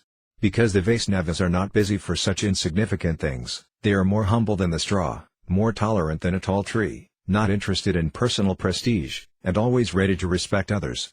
In this way they attain devotional service to Lord Hari. Moreover, after completing their term, the demigods, who are situated on the highest platform in the kingdom of fruitive activities, attain the position of Vaisnavas due to the influence of their devotion for the Lord. But their exalted position is glorified only for the benefit of the conditioned souls. When material qualifications are exhausted, then one's identification with pure Vaishnavism is awakened. If a powerful person is capable of killing innumerable living entities, yet instead of misusing his power he remains peaceful, that does not mean that he lacks power. Similarly, even though Lord Brahma and his descendants headed by the Brahmanas may consider that becoming a Vaisnava is the highest goal of life, the position of a living entity who has actually acquired the taste for serving Krishna is even higher. Such persons are confidential associates of the Lord. In the Chaitanya Charitamrita, Antya 4.66-68, Sriman Mahaprabhu has instructed Sri Sanatana as follows: Nikajati na Krishna bhajanayoga satkula vipra na bhajanara yoga. A person born in a low family is not unfit for discharging devotional service to Lord Krishna, nor is one fit for devotional service simply because he is born in an aristocratic family of Brahmanas. Ye bhaje se bhada, abhakya, hina, kara Krishna bhajanai jati kulati vikara. Anyone who takes to devotional service is exalted, whereas a non-devotee is always condemned and abominable. Therefore, in the discharge of devotional service to the Lord, there is no consideration of the status of one's family. Dinaradhika Dayakara Bhagavan Kulina, Pandita, Dinirabhada Abhimana. The Supreme Personality of Godhead, Krishna, is always favorable to the humble and meek, but aristocrats, learned scholars and the wealthy are always proud of their positions. The prestige of high birth promotes material enjoyment. Persons of lower castes, however, are restricted in their ability to enjoy in various ways. Though they are not eligible for material auspiciousness, they have every right and opportunity to attain eternal auspiciousness by serving the Supreme Lord. Even if one who is mad after material enjoyment attains the highest position and facility, it is all temporary and unfavorable for real auspiciousness. One who serves the Absolute Truth is the best of all, and one who is uninterested in the service of the Absolute Truth simply wastes his time trying to become the master of all temporary activities. He is certainly distinct from and inferior to the real servant of the Absolute Truth. Worldly education, high birth, and prestige of high position cannot hinder the genuine devotees of the Lord, especially those who accept only what is required rather than being maddened by the spirit of enjoying this world created by shadows. Such self-satisfied, humble devotees, who know the art of engaging everything in the service of the Lord, can actually attain the mercy of the Supreme Lord. And those who try to become more powerful by the help of various opulences like high position, high birth, and material erudition thereby simply exhibit indifference towards receiving the mercy of the Lord. Therefore there is no possibility of their achieving real auspiciousness. Sinful propensities, which increase unwanted nesads, are reflected in the hearts of people and stand in opposition to the service of the Lord, which is spiritually illuminating. The great devotee Sri Madhavendra Puri says, Sandhai Vandana Bhadramastu Bhavatarbhasnana Tubhyam Nama Bhadeva Patera Tarpana Vihaunaham Ksamak Samyatam Yantrik Vapini Sadhya Yadava Kulatamasaya Kamsadvisa Smaram Smaram Agam Harami Tadalam Manya Kameni Inamio. My prayers 3 times a day, all glory to you. O bathing, offer my obeisances unto you. O demigods. O forefathers.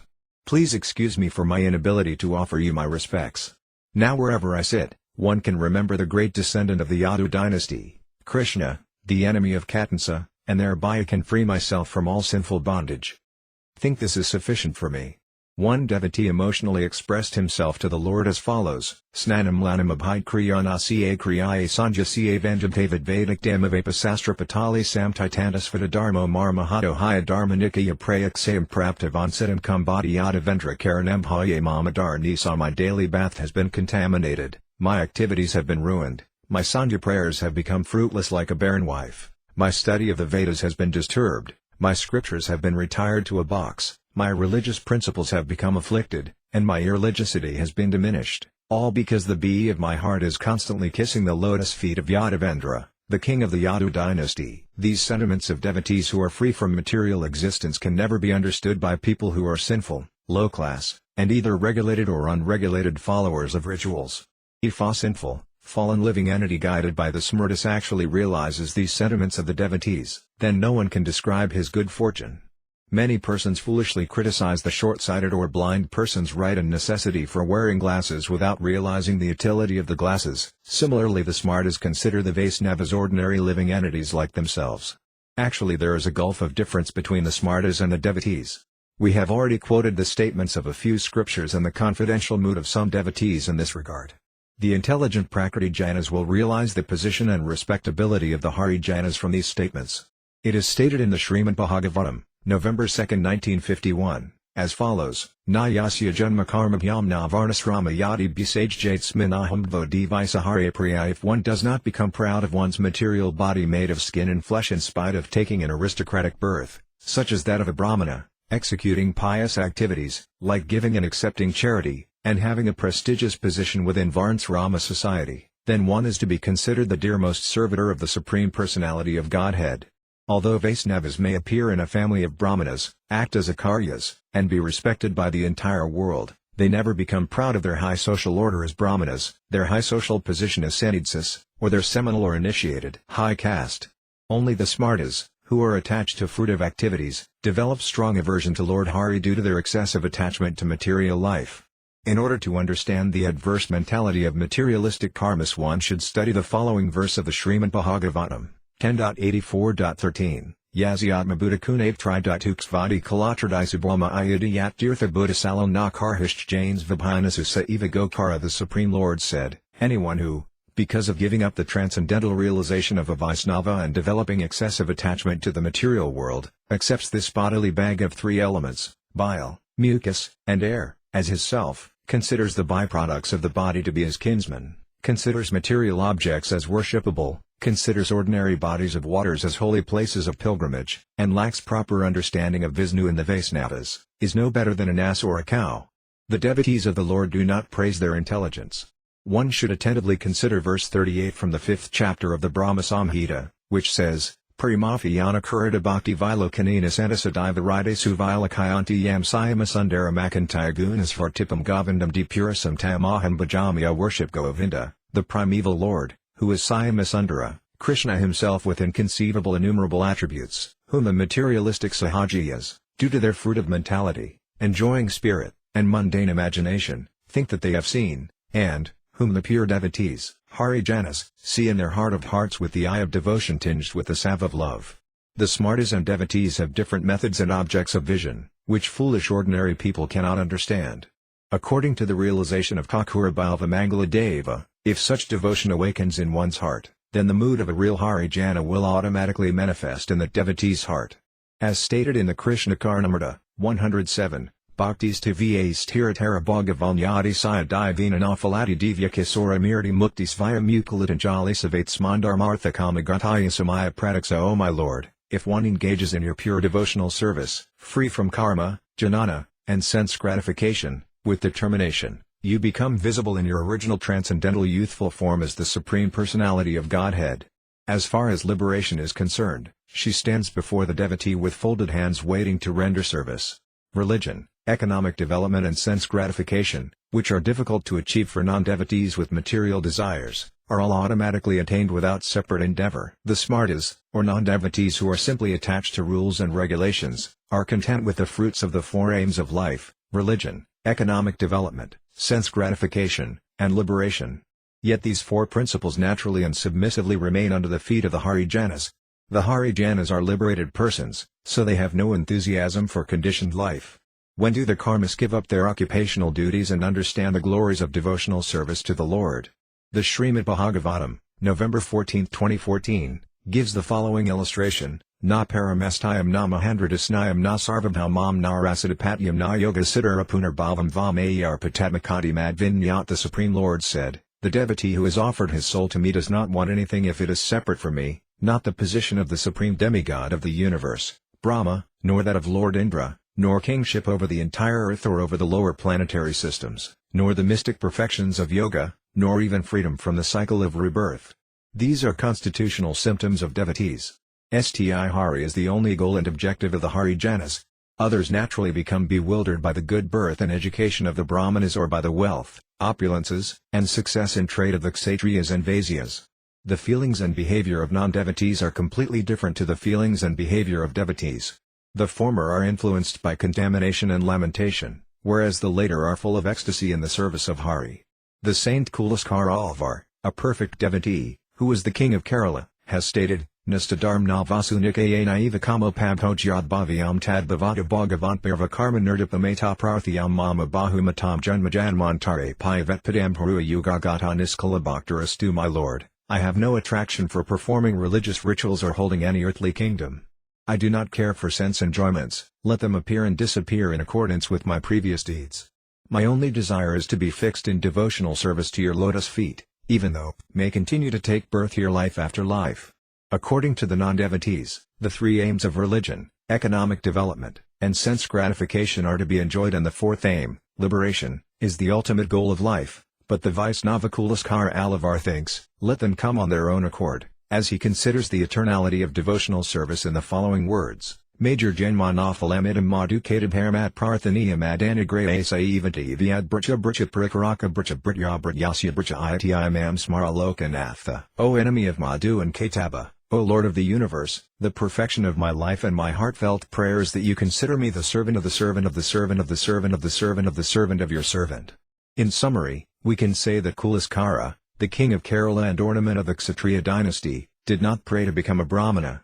He was always eager to attain the eternally glorious position of a devotee of the Lord. This great personality was a spiritual master in the Sri Ramanuja Sampradaya and an incarnation of a devotee. Mahatma Yamuna Muni, Ācārya, has written, Na dharmanis to smi na katmavedi na bhaktamamstvats kurendravindakin kanananya gati saranyat vet padamilam sarana prapadi tavadasya sukhayaka sanganam bhavanesvastvapi kita janmami ataravasathasu badapi mi janmachatur mukhat manohari. You are the object of my surrender. I have no faith in Varns Ramadharma, and I have no knowledge of the soul. Furthermore, I have no devotion to your lotus feet. Am utterly destitute, a rogue with no idea of the goal of life. Therefore, take shelter of your lotus feet.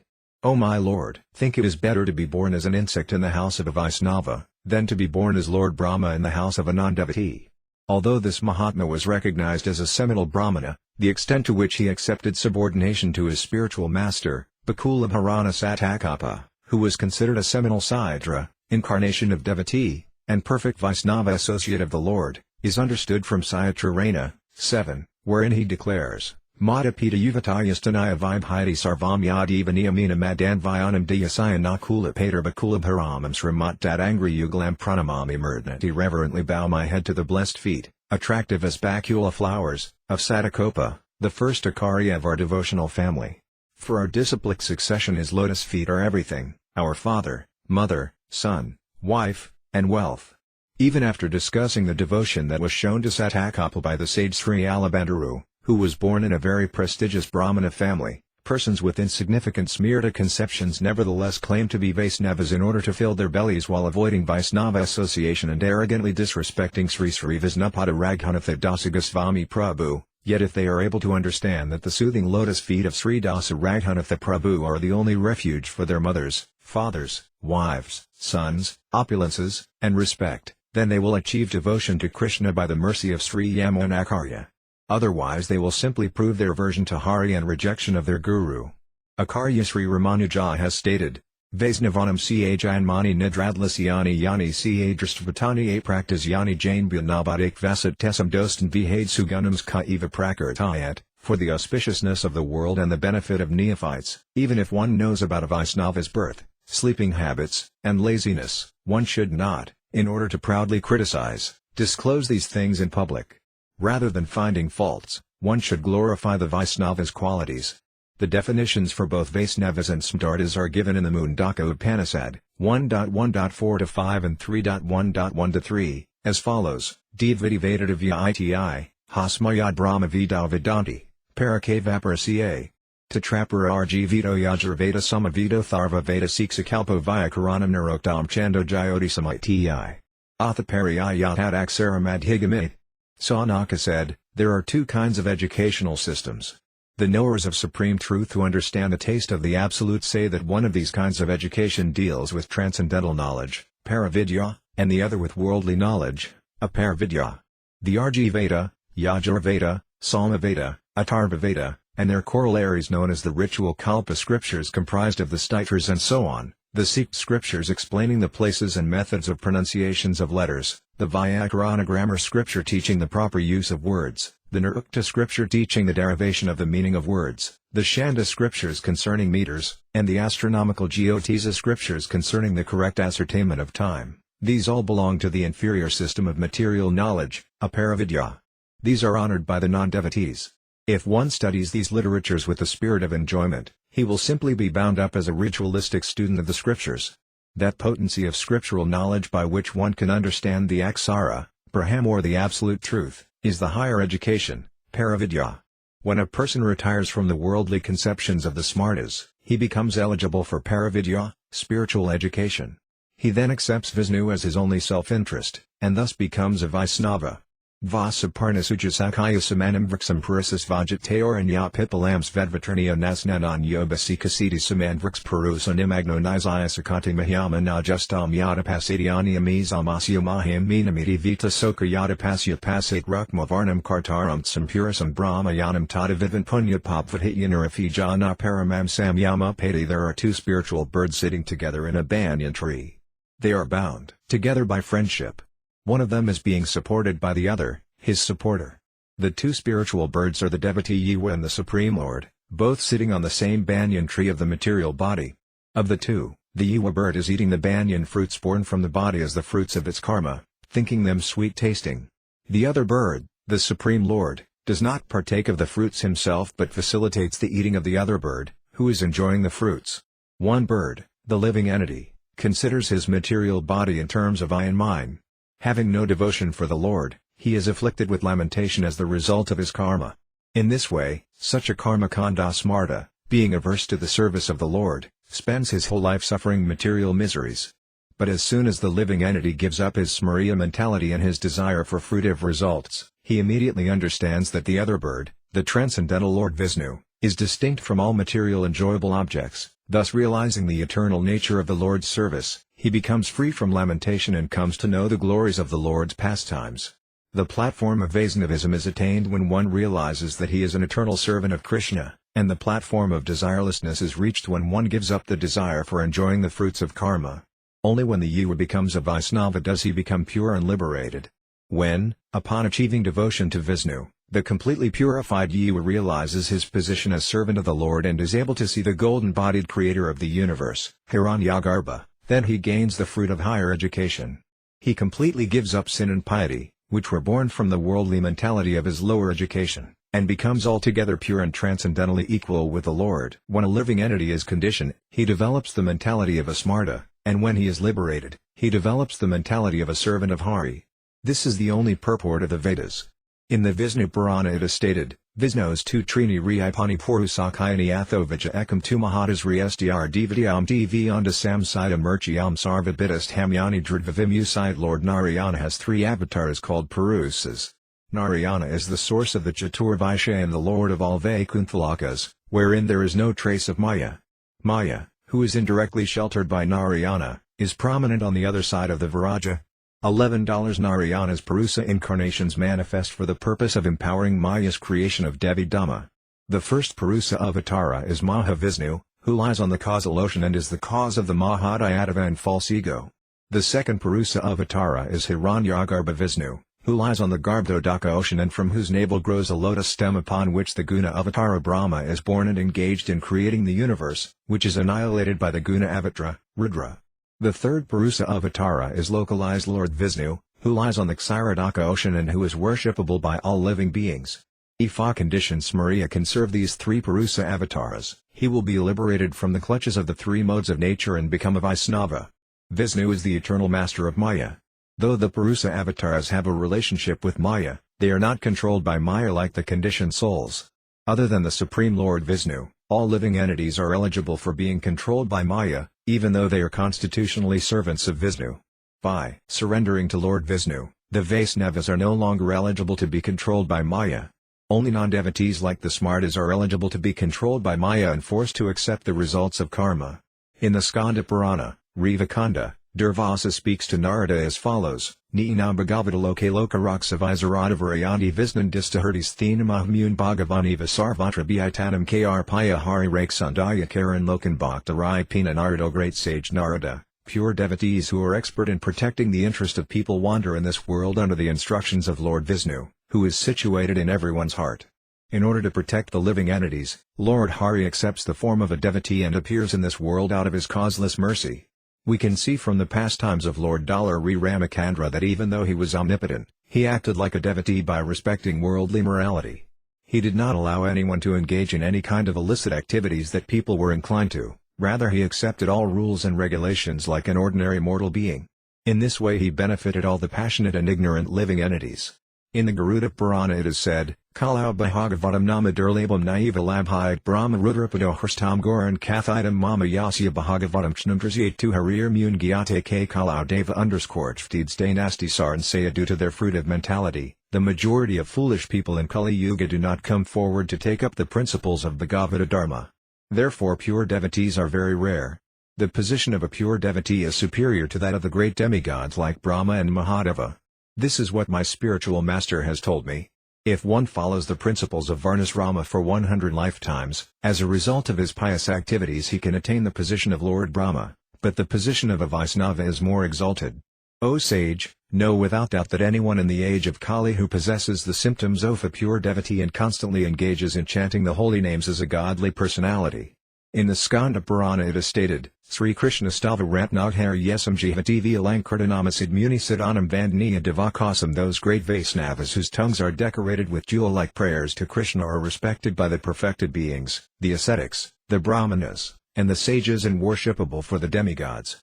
According to the materialistic conceptions of the Smartas, these statements are poetic exaggerations. Such a conception, however, is the result of their sinful activities. Due to their offenses at the feet of the Vaisnavas, they are unable to understand the Vaisnavas' prestigious position, and instead of glorifying the Vaisnavas, they glorify the status of other fruitive workers. Because the karmas offer obeisances to the perfect sages and worship the highly placed residents of heaven, they are under the influence of material desires and not interested in the worship of Lord Hari or in the topmost position of Hari's devotees. It is stated in the Adi Purana, Vaisnavan Bhajakanti Yama Bhajasvanya Devata. O son of Kundi, worship only the Vaisnavas, do not worship any demigods. There is no one more worshipable in the heavenly planets, the earthly planets, or in the entire creation than the Vaisnavas. Only karmas with material desires give up the worship of Vaisnavas and, being attached to household life in this miserable material existence, become disinterested in the service of the Vaisnavas. They consider the characteristics of non-devotees to be superior. This is the result, or punishment, of their karma. Who are the Harijanas, or Vaisnavas, and what makes them different from the non-devotees? I am quoting various evidence from the scriptures and sentiments of devotees in this Harijana Kanda to answer these questions. Before acquiring material designations, the living entity is supremely pure. Even though he is not engaged in serving the Supreme Lord, he remains situated in the neutral position of Santa Rasa due to his marginal nature. Though the living entity born from the marginal potency does not at that time exhibit a taste for serving the Lord due to a lack of knowledge of self-realization, his direct propensity of serving the Supreme Lord nevertheless remains within him in a dormant state. Though the indirect propensity of material enjoyment, which is contrary to the service of the Lord, is not found in him at that time, indifference to the service of Hari and the seat of material enjoyment, which follows that state of indifference, are nevertheless present within him. The living entity, who belongs to the marginal potency, cannot remain indifferent forever by subduing both devotional and non-devotional propensities. He therefore contemplates unconstitutional activities from his marginal position. As a sleeping person dreams that he is active in the physical world without actually being involved in activities, when the dormant indifferent living entity of the marginal potency exhibits even a little apathy to the service of the Supreme Lord and situates himself in a neutral, unchanging condition for even a little time, he is infected by impersonalism. That is why the conditioned soul desires to merge in the impersonal Brahman, thus exhibiting his mind's fickle nature. But due to neglecting the eternal service of the Lord and thereby developing the quality of aversion to the Lord, he cannot remain fixed in that position. In this way aversion to the Lord breaks his concentration of mind and establishes him as the master of this world of enjoyment. Maya, the external energy of the Supreme Lord, then induces the marginal living entity to enjoy this world through recovering and throwing potencies and thus shows the living entity the reality of being averse to the Lord's service. At that time the living entity considers himself the king of enjoyers, and being situated in the mode passion he takes the position of Brahma and creates progeny. The living entities who are born from Brahma, the grandfather of everyone, expand themselves in families of Aryans and Brahmanas. In this world of duality, however, living entities who are covered and thrown under the control of the external energy naturally become envious. This enviousness further creates pride, illusion, greed, anger, and lust, and induces the living entities to dance frantically in aversion to the Lord. At that time they forget both that they were born from grandfather Brahma and the Lord's instructions in the Vedas. And on the platform of progress, if a living entity cultivates transcendental sound, vibration and revives the process of remembering the lotus feet of Sri Krishna, he then achieves scientific spiritual knowledge. By this process, all anarthas are destroyed and he becomes situated in a supremely auspicious position. The mood that arises when one is manipulating his senses is called vilasa, or enjoyment. The meaning of vairagya, or renunciation, is to become averse to the accumulation of sensual knowledge. The conditioned souls who are overwhelmed by the illusory energy of Hari become temporary enjoyers of this world under the control of Maya's covering and throwing potencies. But if such persons fortunately meet devotees who are constantly remembering Krishna, then they can give up insignificant material enjoyment and receive the opportunity to attain transcendental knowledge. Although due to forgetfulness of Krishna the perverted movement of the senses is considered temporary and adverse, when they are properly employed in eternal subjects their disease of transience is destroyed and they give up the desire to embrace such transient objects. Then that person appreciates the following verse from the Hari Bhakti Vilasa, which is the mercy of Sri Sanatana and compiled by Srila Gopalabhata, the disciple of Tridandipada Srila Prabodhananda Sarasvati, who was a servant of Sri Gauranga and born in an Andhra Brahmana family. Grahita Visnu Diksako Visnu Piyaparo Nar Vaisnavo Bihito Kijayar Taros Mata Vaisnava. One who is initiated into Sri Vishnu's mantras and who is devoted to worshipping Lord Vishnu is called a Vaisnava by those who are learned. One who is devoid of these practices is not a Vaisnava. Although the eternal living entity is constitutionally favorably inclined towards the Supreme Lord, due to his indifference towards the eternal service of the Lord he is eligible for being controlled by Maya. When one tries to measure material objects with his sensual knowledge, he simply increases his enjoying propensity day after day. That he is eligible for achieving transcendental knowledge, this ancient memory he also often forgets. As a result of being covered and thrown and considering himself the enjoyer of this world, such a person has no power to discriminate between good and bad, rather he considers temporary and unreal subjects as permanent and favorable for his enjoyment. In order to eradicate the misfortune of the living entities, who are created by his marginal potency, the most merciful Lord in his forms as the Supersoul and the exalted spiritual master reveals the true identity of the soul. Due to this good fortune, with a small endeavor to achieve transcendental knowledge the conditioned soul gives up his propensity for enjoyment and renunciation and develops some taste for serving the Lord. If he develops a taste for receiving the mercy of a great liberated personality, who is pure, eternally engaged in service, self-realized, and the only shelter for the living entities, then his lost Krishna consciousness is revived. Thereafter he desires freedom from Maya's covering and throwing potencies and searches after his own auspiciousness. As a result of this, he attains transcendental knowledge. The desire for achieving transcendental knowledge induces him to cultivate favorable service to Lord Vishnu. This cultivation begins with endeavoring for self-realization, reviving his lost propensity of service, and, ultimately, being re-established as the servant of the Lord. Then he is no longer considered a non-devotee, averse to the Lord.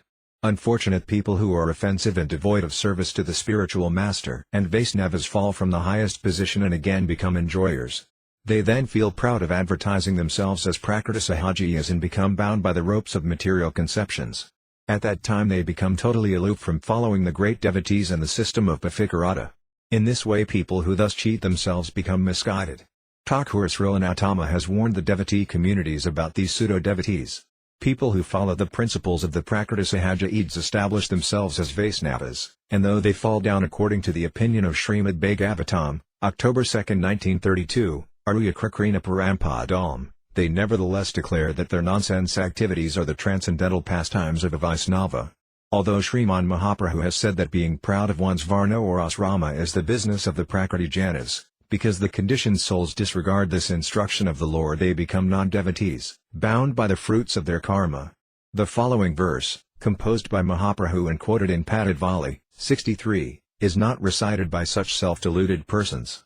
Nahum v pro nasiye nar pater napi vasio nastidro nahum varni nasiega pater novanastoyatir vakinta pro dian niki la paramananda purnamurt abdergopt bar chapada kamalayar dasa desanu desa. Lama pure spirit soul.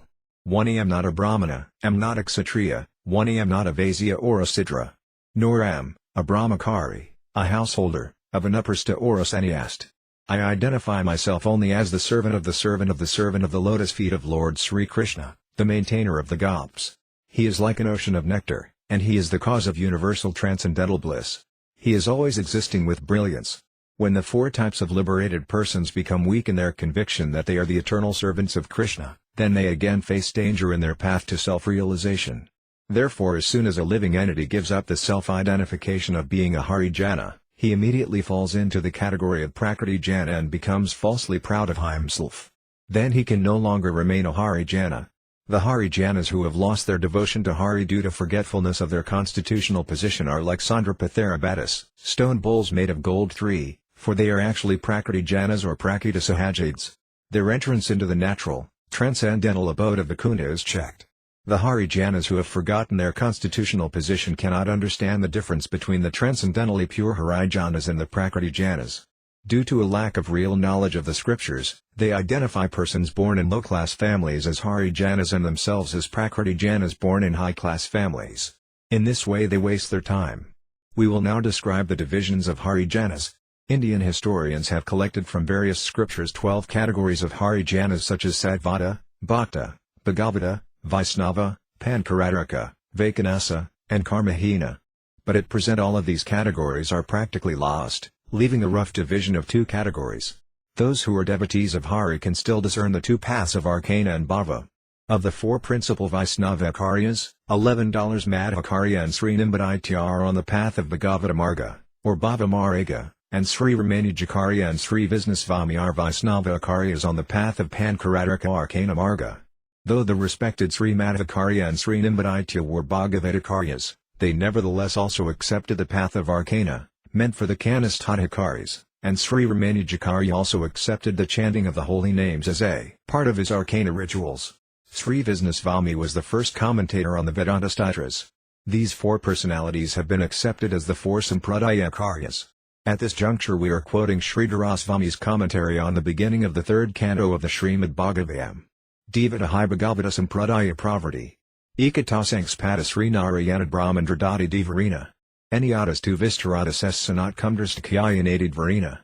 There are 2 ways in which the Vaisnava Sampradayas originated.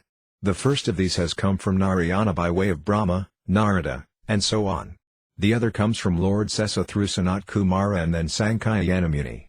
Needless to say, the personalities in the above-mentioned Sampradayas are all Vaisnavas. As confirmed in the Padma Purana, Uttarakhanda, in the following words, Yad Visnai Pashananityam Visnar Yasasvaramuntayo Yasaiko Visnasidista Lokesa Vaisnava O sage, one who always worships Lord Vishnu and whose eternal Lord, only object of worship, and goal of life is Vishnu is known in this world as a Vaisnava. Actually, the categories of Harijanas are established according to 2 principal tastes. We should refer to the analysis of the 2 categories, Pafikaratrika and Bhagavata, given by Sripada Yogisvami Prabhu in his Sri Bhakti Sundarbha. It is stated in the Srimad Bhagavatam, December 3, 1952, as follows, Kritya yad didyato visnam tretayam yajato makadev paraparakaryam kalautad dari kirtanat. Whatever result was obtained in Satya Yuga by meditating on Vishnu, in Treta Yuga by performing sacrifices, and in Dvapara Yuga by serving the Lord's lotus feet can be obtained in Kali Yuga simply by chanting the Hare Krishna Maha mantra. We are here inciting evidence from the Sri Narayana Samhita quoted by Srimad Acharya Anandatirtha Parnaprajya Madhva Muni in his commentary on the Mundaka Upanishad while teaching the Bhagavata Marga to the fallen souls of Kali Yuga. Divad Periyar Janar Visnapakaratres tu Kevale Kalautunama Matrina Tayat Bhagavan Hari. The people of Dvapara Yuga worshipped Hari through the system of Pankaratrika, but in the present age of Kali, rather than following the process of Dvapara Yuga, one can worship Lord Hari only by chanting his holy names. Although Srimad Anandatirtha did not mention the process of Pafikaratrika in his Brahmastitra commentary, he has not disregarded the glories of the Pafkaratras in his other commentary, the Anuvyakayana, which he wrote for refuting opposing opinions. It is only some less intelligent people who consider Sri Madhva Muni as averse to the Pafikaratrika system. The Pathikatrakas are inclined to the path of arcana, and the Bhajavatas are inclined to kirtana. In his Bhakti Sundarbha and Krama Sundarbha commentary on Srimad Bhagavatam, July 5, 2023, Sri Yuva Prabhu has stated, Arcana Marj Shridhaset, As Rita Mantra Gurus Dam Visasata Prakshay. Yadyapi Sri Bhagavata made Pathikaratriti Vadarkana Margas Yavasayakatvam Nasti, Tadvina Pisaranapadhi Adanamika Tari Napi Por Sarthasiddharabhayatat Vat, Tath Api Dolari Ndradati Vart Manusarebi. Kritayam Diksayam Arcanam Avasiyam Kriyativa. Parad Veritat Sampadanam Vyavaharanist Hadvaside Last Vasayava Pratipadakam. Tata Shradhamayat Veddanam Evatat. Mantra Diksiti Apex Sayati API Svaryapada Nasti Tath AP Prayas Vabhavado Dihati Sambandhina K Darya Silanam Viksipta Sitanam Jananam Tat Tat Sankosit Karan Diashrimad RSI Prabrishvaritar Arcana Marj Kvesit Kasit Kasan Maryadas Tap Patasti. Tatra Tat Tat Apex Dasti, Ramarkana Kandrakayam, Vinaiva Diksam Viprendra Porskaryam Vinaiva Vinaiva Nide Savadhine Japa Matrina Siddhata. If a Vaisnava staka develops faith for the path of arcana, which is meant for the followers of the Pathikaratrika system, then he should exhaustively inquire about that path from the Pathikaratrika guru who gave him mantra. It is said that even without arcana, by following any of the 9 processes of devotional service, headed by surrender, one can attain perfection. So although according to the opinion of Srimad Bhagavatam there is no need for the arcana marga, which is the only process for the followers of the Pathikaratrika system, if one is initiated by a Vaisnava guru who is following the footsteps of personalities like Sri Narada, who is also a Pathikaratrika, then he must engage in the arcana of Lord Vishnu with the mantras that he received from his spiritual master. To employ others in arcana on one's behalf simply confirms one's lack of conviction or laziness in one's duties. Therefore engaging others in arcana on one's behalf is a sign of faithlessness and is thus unacceptable. Although the Bhagavata Vaisnavas do not actually need Pankaratrika mantra diksa, Pankaratrika sages like Sri Narada have in some places given some importance to arcana in order to help regulate the loose character and restless minds of the people. There is no need for the support of arcana and so on, as stated in the Ramarkana Kendrika, are best of the Brahmanas, even without diksa, Puriskarya, and Nidzaviti, simply by chanting the mantras of the Supreme Lord one achieves all perfection. And in the Bhakti Sundarbha, Sri Yuva Prabhu says, Tata Prima Taratamaina Bhakya Mahatvataratama Mukhayam. Ya Irlinge Samarj Trividhatvam Labhyat. Padmadarakandoktam Mahatvam tu Arcana Margaparanam Madhya Eva Jayam. Next, we consider that a Vaisnava is known as an Uttama, Madhyama, or Kanistha primarily according to his advancement in love of God. The symptoms for differentiating the Kanistha, Madhyama, and Uttama devotees, which reveal whether one is dear, more dear, or most dear to the Lord, are all criterion for establishing the position of devotees. In the Pathikaratrika Arcana Marga there are 3 categories of devotees.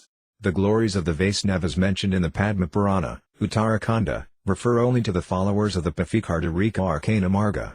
Tetramahatvam, Te Patipatika Samskari Navjakarmakarika Pankaka Vidvi Promahabhagavata Smraya. The characteristics of the Uttama Mahabhagavata according to the Arcana Marga are as follows: a Brahmana who has undergone the 5 kinds of samskaras, or purificatory processes, like tapa, who has executed the rituals of worship, and who has understood the Urdhapafikakas is called a Mahabhagavata. Madhyamatvan, Tapa Pundram Date Nama Maniru Yagas Capafikama Amihai Pafika Samskar Paramikandi Hitarva. The characteristics of the Madhyama according to the Pathikaratrika Arcana Marga are as follows: the 5 kinds of samskaras are tapa, pundra, nama, mantra, and japa. According to the Pathikaratrika teachings, one who performs these 5 activities is called a Madhyama Bhagavata.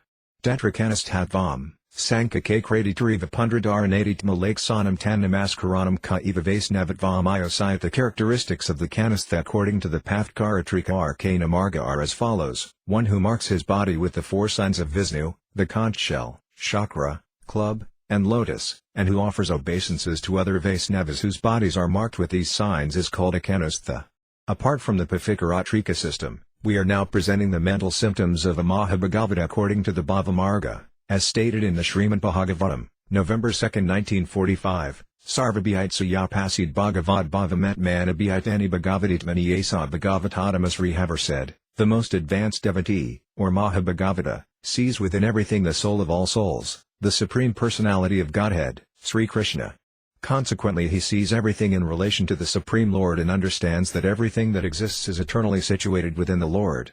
The impersonalists, who consider the living entity and the Supreme Lord as one, are opposed to the principle of the Srimad Bhagavatam verse. To consider the conditioned living entities as equal to the Supreme Lord is extremely contrary to the principles of devotional service and to the real nature of Mahabhagavatas. The mood of the damsels of Raya found in the Srimad Bhagavatam, 10.35.9 Vanalatastarava Atmani, October 21, 2015 Nadyas Tata Tada Padarya, and 10.90.15, Kuravi Vilapasi, indicate the mood of a Mahabhagavata.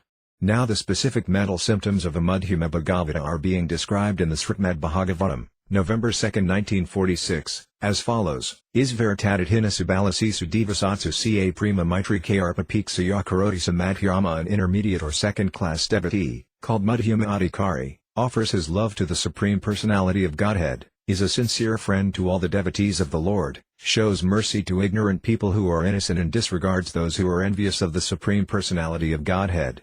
Next, the Srimad Bhagavatam, November 2, 1947, describes the symptoms of a Kayastha in terms of his body, symptoms of executing Bhagavad Dharma, and also somewhat in terms of his mentality in the following words: Arkayami Viharyat Jem Yasradaye Natad Bhakta Sukhanyesu Sabhakta Prakritasmrta. A devotee who faithfully engages in the worship of the deity in the temple but does not behave properly toward other devotees or people in general is called a Prakrita Bhakya, a materialistic devotee, and is considered to be in the lowest position.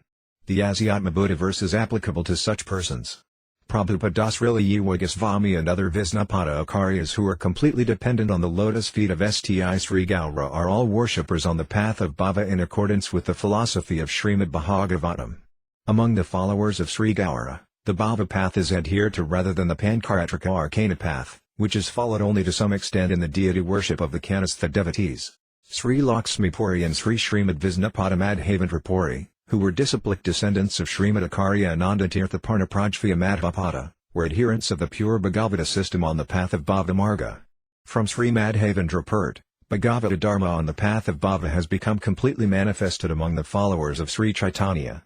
Although the Bhagavata Marga propounded by Sri Madhvacarya has also been accepted by the Acharyas in his disciplic succession like Sri Vyasaraya, Sri Raghavendrayadi, and Sri Vihayadvaja, as well as the Karyas of the Mathas of Udupi like Krishnapura, Patugi, Sod, Pajavara, Aganadu, Kannura, Palanadu, and also the temple authorities of Kudambara, Sikha, and Manakandi. These persons were nevertheless followers of the principles of Varnasrama in the Parikaratrika Arcana Marga.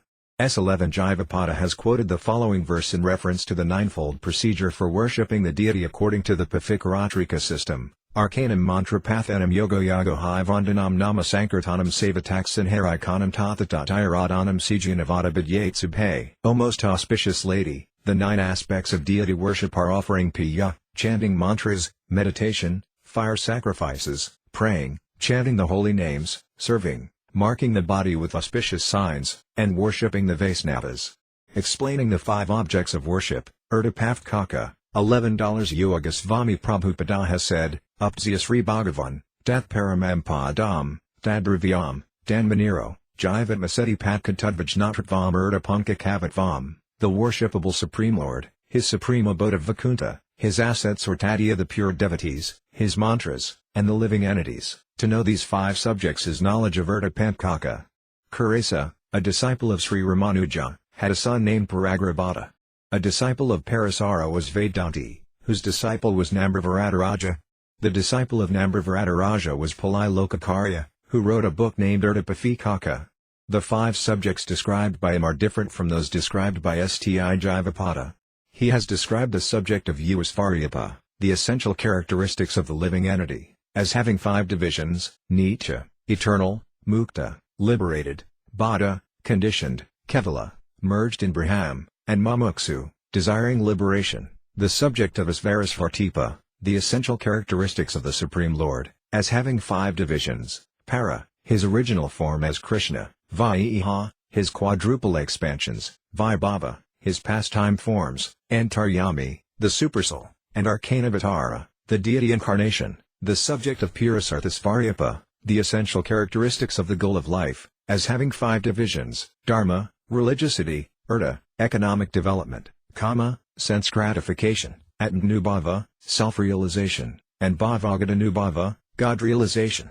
The subject of Upayasvaryapa, The characteristics of the means of attainment, as having 5 divisions: karma, fruit of activities; jnana, cultivation of knowledge; bhakti, devotional service; prapatti, taking shelter; and ācārya, assuming the role of a spiritual master; and the subject of vairati svartipa, the characteristics of impediments, as having 5 divisions: svartipa vairati, obstacles in self-realization; paratattva vairati, obstacles in God realization; purusartha vairati, obstacles in attaining the goal of life; upatya vairati, obstacles in the means of attainment; and prapya vairati, obstacles in attaining the desired results. In this way, he has described 25 different items. The Pathikatraika Vaisnava principles of medieval South India have to some extent entered within the current practices of the Gaudiya Vaishnavas. Descendants of the Gaudiya Vaishnava Siddhāryas became more or less attached to the path of arcana, like the followers of the Pathikaratras, and spread subordination to Sriman Mahaprabhus, sometimes in its pure form but more often in a perverted form. Like the householder Karyas of the Ramanuja Sampradaya who are addressed as Svamis, Gaudiya householder Kshatriyas have similarly accepted the title of Goswami. While preaching the pure path of bhava explained in the Srimad Bhagavatam, Sriman Mahaprabhu distinguished it from mundane formalities, but in due course of time his teachings have become distorted into a branch of the Pathikatraika system. This, however, is not the purpose of Sriman Mahaprabhu's pure preaching. Although the followers of Ramanuja and Madhva have remained distinct from the Sankara Sampradaya, whose followers are known as Pathikopasakas, or worshippers of 5 gods, the Gaudiya Sampradaya of North India was unable to remain aloof from the Pathikopasakas' influence and took to the service of such people, who are averse to Vaisnavas. Actually, the arrangement for arcana in the path of bhava is not completely in agreement with that found in the Pathikatraika system. The Kanistadhikaris in the Bhava Marga explained in the Srimad Bhagavatam are practically equal to the Mahabhagavatas of the Pathikatraika Arcana Marga, although there is some difference. When these Kanistadhikaris advance further, they attain the position of Madhyamadhikaras.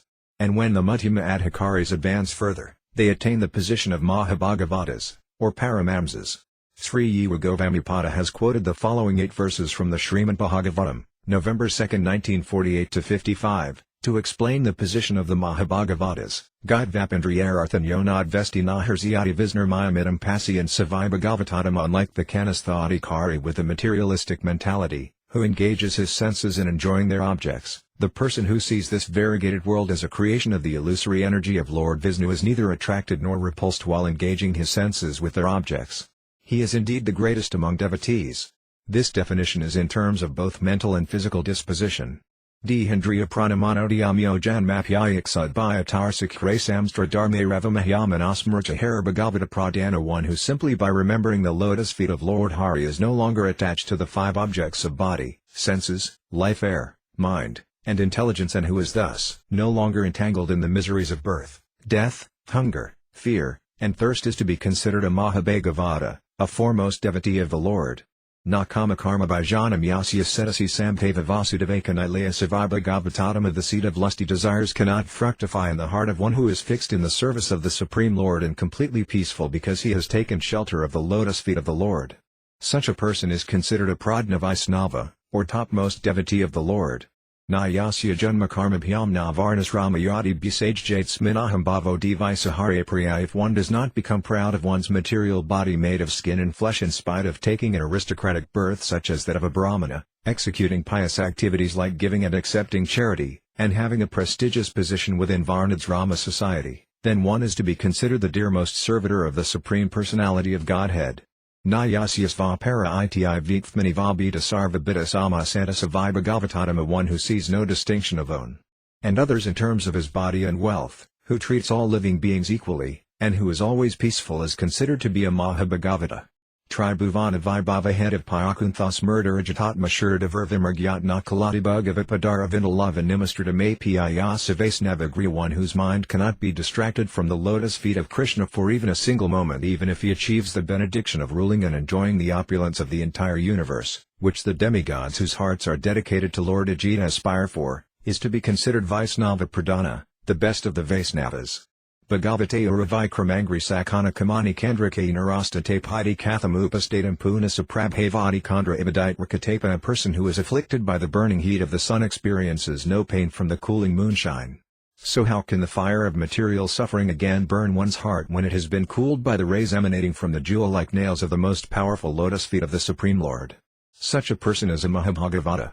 Visriyati Ridayam Nayasya Saksadar Ravashabhihito Payagathana Sapraniya Rasanaya Dratangri Padma Sabhavati Bhagavata Pradana Yukta. If one even unintentionally utters the names of Lord Hari, all his sinful reactions are destroyed.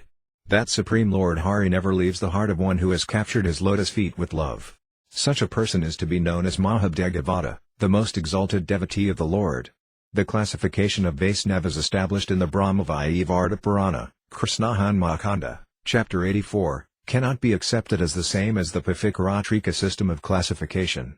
The Brahma-Vaivarta Purana presents the characteristics of topmost devotees as follows: Trinasayarado Bhaktoman Namaguna Herdasumano Nivasayat Tyakiva Samsdara Sukakaranam Yayat Medpadabjam Ca Pijid Bakshi Bhavatasarvasitam Navavikanditana Madikamapsitam Brahmadvam Amaratvam Vasaratvam Sukakaranam Dasyam Vina Nahikanti Slakyadikatustayam Naiva Nirvana Muktim Ca Sud Panamabhipsitam Vedakati Niskalam Bhaktim Madhyam Achalam Apistri Pum Vibhito Nasti Evam Sarvajivsia Pinatak Sat Pipastakam Nidram Labam Mahadikam Ripam Tyakiva Divanisam Mam Ca Dyayat Ca Digambara. My devotees give up the sources of material pleasure, sleep on straw mats, engage their minds in glorifying my names and qualities, and devotedly worship my lotus feet within their hearts. They do not desire to achieve any mystic perfections like anima. They do not desire happiness derived from becoming a demigod, an immortal, or Lord Brahma. If they cannot be situated in my service, they do not even want perfections like living on the same planet with me. They do not desire to drink nectar, nor do they desire the liberation of nirvana. My devotees pray only for uncomparable and undeviating devotional service at my lotus feet. They do not discriminate between men and women, and they treat all living entities equally. Becoming free from the enemies headed by hunger, thirst, sleep, greed, and illusion, they go without clothing and meditate day and night on me. These are the symptoms of Uttama Vaisnavas. Characteristics of the intermediate Vaisnava: Nizakta karmasugi pirva praknata sushikaroti satatam kaiva _purva karma nikintanam nakarati aparam yanat sankalpa rahitas ca sarvam krishnasya yet kifasin naham karta ca karma na karman manasa bhaka satatam santaditi. The Madhyama is already purified as the result of the pious deeds of his previous life, and although he lives at home he remains unattached. Everything he does simply helps diminish the reactions of his past activities. He is devoid of material desires and is careful to avoid accumulating further karmic reactions. The conviction that everything belongs to Krishna, am not the doer, is apparent in his thoughts, speech, and actions. Characteristics of the neophyte Vaisnava: Nina Bhaktas ca tan Nunasa ca Prakritika Srutayamam Vayamaditam Vastvapnasa ca Napasyati Parusanam Sahasram ca Purva Bhakta Samudarat Pumsam Satam Madhyamam ca Tak Katordam ca Prakrita. The Kayastha Adhikari is inferior to the Madhyama Adhikart. He has material misconceptions even about hearing topics of Hari, yet he also does not see Yamaraja or his servants even in his dreams. The Uttama Adhikari is capable of delivering 1,000 generations of his ancestors, the Madhyama Adhikart is capable of delivering 100 generations, and the Kayastha Adhikart is capable of delivering only 4 generations. Although a shadow of indirect devotional service is found among some Pankaratrika Vaisnavas, they will also come to the stage of Uttama Adhikari by their gradual advancement. In the opinion of Srimad Bhagavatam, only devotional service that is pure, unalloyed, and devoid of material desires is acceptable. It is a fact that the followers of the Patkaratras also use the word ikantika, or unalloyed, to describe their devotional service, but because they have accepted the support of karma and jnana in their process of worship, such a process cannot be compared with the pure devotional service preached by Sri Caitanya Kandra. In his commentary on Sri Yiva Govemtattva Sundarbha, Srimad Baladeva Vidyabhishana Prabhu, who is known as the Gaudīya Vaisnava Vedantacārya, has pointed out 4 differences with the South Indian Vaisnava followers of Madhvacarya in these words: Bhaktanam Vipranamiva Moksa, Devabhakta Sumukhaya, Varikasaiva Sujam, Lakshmiyashtvakoditvam iti evam Madhavasesa Dakshinadidi Seti Tenagauta Pi Madhavandradayas Data Pasasya Katasad Babhavariti Artha. Sri Vidyabhishana Prabhu has found the following 4 teachings in the philosophy of Madhvacarya to be unacceptable to the Gaudiya Vaisnavas. Only a Brahmana devotee is eligible for liberation. The demigods are the foremost devotees. Lord Brahma attains Juja Mukti, merging in Braham, and Lakshmi Devi is included among the Jivas. Nevertheless, $11 Madhavendra and a number of others in Bengal became followers of Madhvakarya's Prema Bhakti line. Sri Yiva Govamipada has mentioned the names of Sri Vijayadvaja and Vyasatirtha, who were among the South Indian disciples of Sri Madhvakarya in the Tadvavada school. He said that the Gaudiya Vaishnavas from Sri Padajayartha to Sri Madhavendra Puripada were all in the line of Prema Bhakti. Vidyadharaja, the disciple of Sri Padajayartha, Rajendra Tirtha, the disciple of Vidyadharaja, and his disciple, Vijayadvaja, all appeared in the middle of the 15th century. Purasatama, the disciple of Vijayadvaja, had a disciple named Subramanya, whose disciple was Vyasatirtha. Vyasatirtha lived from 1548 to 1598 AD, so he was a contemporary of Sri Yiva Goswami. This Tadvavada, or Pavkaratrika system, is not acceptable in the opinion of Sriman Mahaprabhu. Rather, he taught the path of Bhagavata Marga. When Sri Gaurasundara, the Lord of Goloka worshipable throughout the 14 worlds, visited the principal Mata in the village of Udupi in the district of Mangalore in the year 1511, Sri Raghuvarya Tirtha was the Mata commander. There is a description of Lord Chaitanya's visit in Sri Chaitanya Charitamrita, Madhya LLA, Chapter 9, as follows: Tadvavadi ācārya, Sabha Sastrat Pravina Tanraprasnakaila Prabhuhana Yanadina. The chief Ācārya of the Tadvavada community was very learned in the revealed scriptures. Sri Chaitanya Mahaprabhu humbly questioned him. Sadhya sadhanayami najani balamatstya sadhana shrestha janaha amate. Chaitanya Mahaprabhu said, "One do not know very well the aim of life and how to achieve it.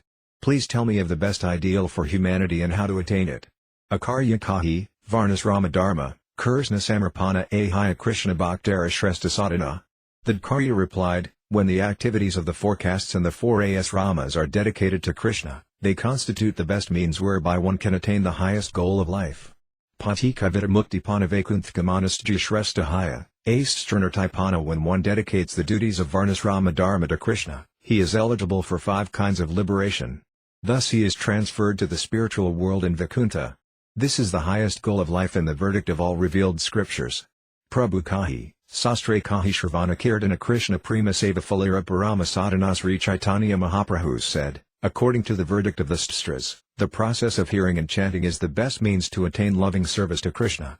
Shravana Kirtana Hida Kursnahaya Prema Seva Fikama Purastratha, Purasarthara Shima. When one comes to the platform of loving service to Lord Krishna by executing these 9 processes beginning with hearing and chanting, he has attained the 5th platform of success and the limit of life's goals. Karma Nida, Karma Tija, Sarvasastre Kahi Karma Hida Prema Bhakti Krishna Kabunati. In every revealed scripture there is condemnation of fruitive activities. It is advised everywhere to give up engagement in fruitive activities, for by executing them no one can attain the highest goal of life, love of Godhead. Paikavita Mukti Tyagakare Bhaktagana Falgu Kari Mukti Deke Narakara Sama. Pure devotees reject the 5 kinds of liberation. Indeed, for them liberation is very insignificant because they see it as hellish. Mukti, karma, dui vastutaya bhaktagana se dui sthapatumistya, sadhana. Both liberation and fruitive activity are rejected by devotees. You are trying to establish these things as life's goal and the process for attaining it. Prabhu kahi, karmi, jayai, dui bodhihina tamara sampraday deki se dui chna. Sri Chaitanya Mahaprabhu said, both the fruitive worker and the speculative philosopher are considered non-devotees. We see both elements present in your sampradaya.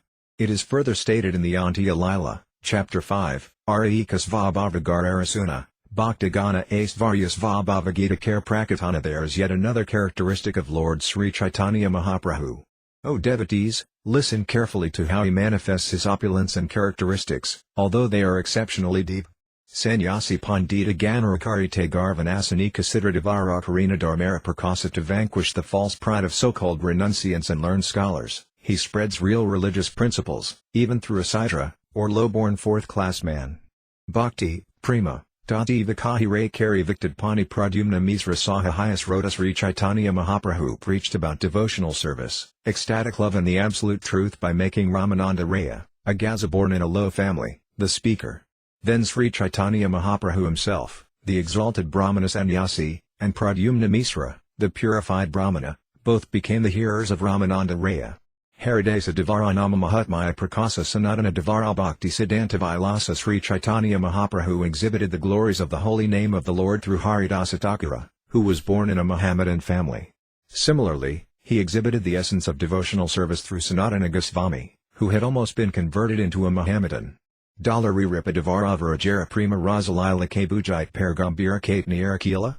The Lord also fully exhibited the ecstatic love and transcendental pastimes of Vindavana through Srila Rupa Goswami.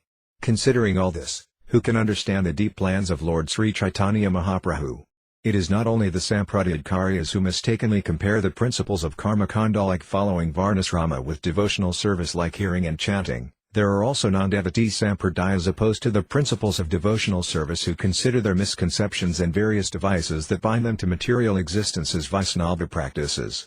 Though such persons claim to be Vaisnavas according to their own definition, Vaisnavas who are liberated from material designations know that they are attached to material designations.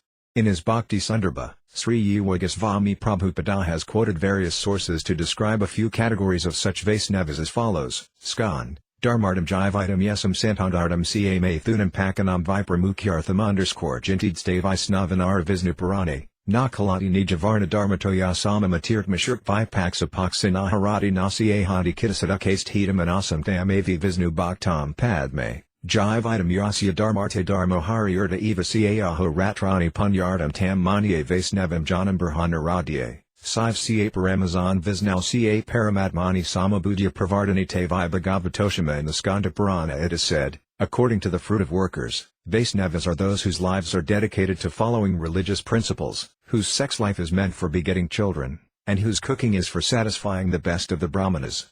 In the Vishnu Purana it is said, a Vaisnava is one who considers his actions are in accordance with the order of Lord Vishnu.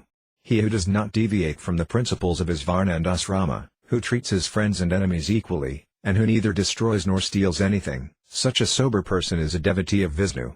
Becoming a Vaisnava by offering the fruits of one's karma to the Lord is explained in the Padma Purana as follows: one whose life is dedicated to following religious principles, whose religious principles are dedicated for the pleasure of the Supreme Lord, and whose days and nights are passed in accumulating pious activities is known as a Vaisnava. The symptoms of Ātama Adhikari according to the Saivites are given in the Brihadaranyaka Purana as follows: those who accept Lord Shiva, the chief of the demigods, as equal to Lord Vishnu, the Supersoul, are considered Mahabhagavatas. Other similar statements are found in scriptures that are meant for pseudo devotees and devotees who do not know how to practically apply the principles of devotional service. Actually, apart from unalloyed devotional service, all other activities of this material world fall under the categories of either impure devotional service or fruitive work with desires for the results.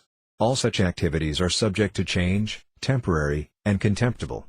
The imagined qualities of Vaisnavas and devotional service that the karmas, jvidnis, and sense enjoyers claim to be supreme according to their respective tastes are unscientific, imprudent, and mere products of ignorance that are situated far away from pure devotional service. In this connection, one naturally thinks about the statements made by the Supreme Personality of Godhead, the purifier of the entire world, Sri Mahaprabhu, regarding the identity of Sri Visnapada Prabhuvara Srimad Raghunatha Dasa Goswami, who was the treasure of Mahaprabhu's heart and a mountain of transcendental opulences. These statements are found in Sri Chaitanya Charitamrita, Andhya Lila, Chapter 6, as follows: Tamdra Bhapaji Visaya Vishtgardarakita Sukha Kari Main Visaya Visramahapita Yadyadi Brahmanyakare, Brahmanara Sahaya Sudha Vaisnavana, He Vaisnavara Priya Tath Api Vajaras Vabhava, Karmadanda Se Karmakaraya, Yadhaya Bhavabandha. My dear Raghunatha Dasa, your father and his elder brother are just like worms and stool in the ditch of material enjoyment, for the great disease of the poison of material enjoyment is what they consider happiness. Although your father and uncle are charitable to Brahmanas and greatly help them, they are nevertheless not pure Vaisnavas. However, they are almost like Vaisnavas. Those who are attached to materialistic life and are blind to spiritual life must act in such a way that they are bound to repeated birth and death by the actions and reactions of their activities. In the process of ascertaining who is a Vaisnava, many people misidentify one who is almost a Vaisnava as a real Vaisnava. Materialists and karmas are not included among the pure Vaisnavas. Seeing their mundane endeavors, great personalities who are conversant in devotional scriptures call them Vaisnava Priya, almost Vaisnavas. They never make the mistake of regarding them as real Vaisnavas. Since we will discuss the behavior and dealings of Vaisnavas in a separate chapter, we will not elaborate on this point at present. By discussing the different grades of Vaisnavas, we have now been able to understand the different degrees of Vaisnavism. When one gives up the materialist mentality of being covered by the conceptions of whimsical sense enjoyment, karma, and jnana unfavorably cultivates attraction to Krishna, this is called pure devotional service. One whose heart is naturally fixed in this principle is a pure devotee. The glories of such pure devotees have already been quoted from the Srimad Bhagavatam. The conclusion that is given by Sri Mahaprabhu's dearmost servant, Sri Sri Visnapada Stimadripa Swami Prabhupada, whose heart is non-different from that of Sri Mahaprabhu, in his essay, Sri Apadsamrita, must be followed by all pure Vaisnavas. Krishnadiyasya Giri Tartmanasadriyata Diaxasti Set Pranashvas Ca Bhajantamizam Sasrizaya Bhayana Viyamananyamanyan Endadi Stinya Herdem Ipsita Sangalavya. One should mentally honor the devotee who chants the holy name of Lord Krishna. One should offer humble obeisances to the devotee who has undergone spiritual initiation, Diksha, and is engaged in worshipping the deity, and one should associate with and faithfully serve that pure devotee who is advanced in undeviated devotional service and whose heart is completely devoid of the propensity to criticize others.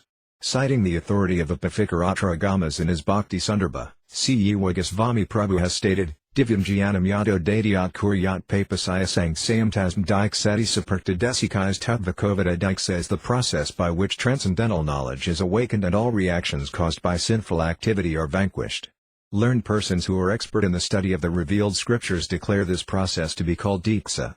A spiritual master who gives mantra, assists one in spiritual realization rather than increasing one's material knowledge, and is able to destroy all illicit endeavors for sinful activities is a real initiating spiritual master, and those who take shelter of him are his initiated disciples.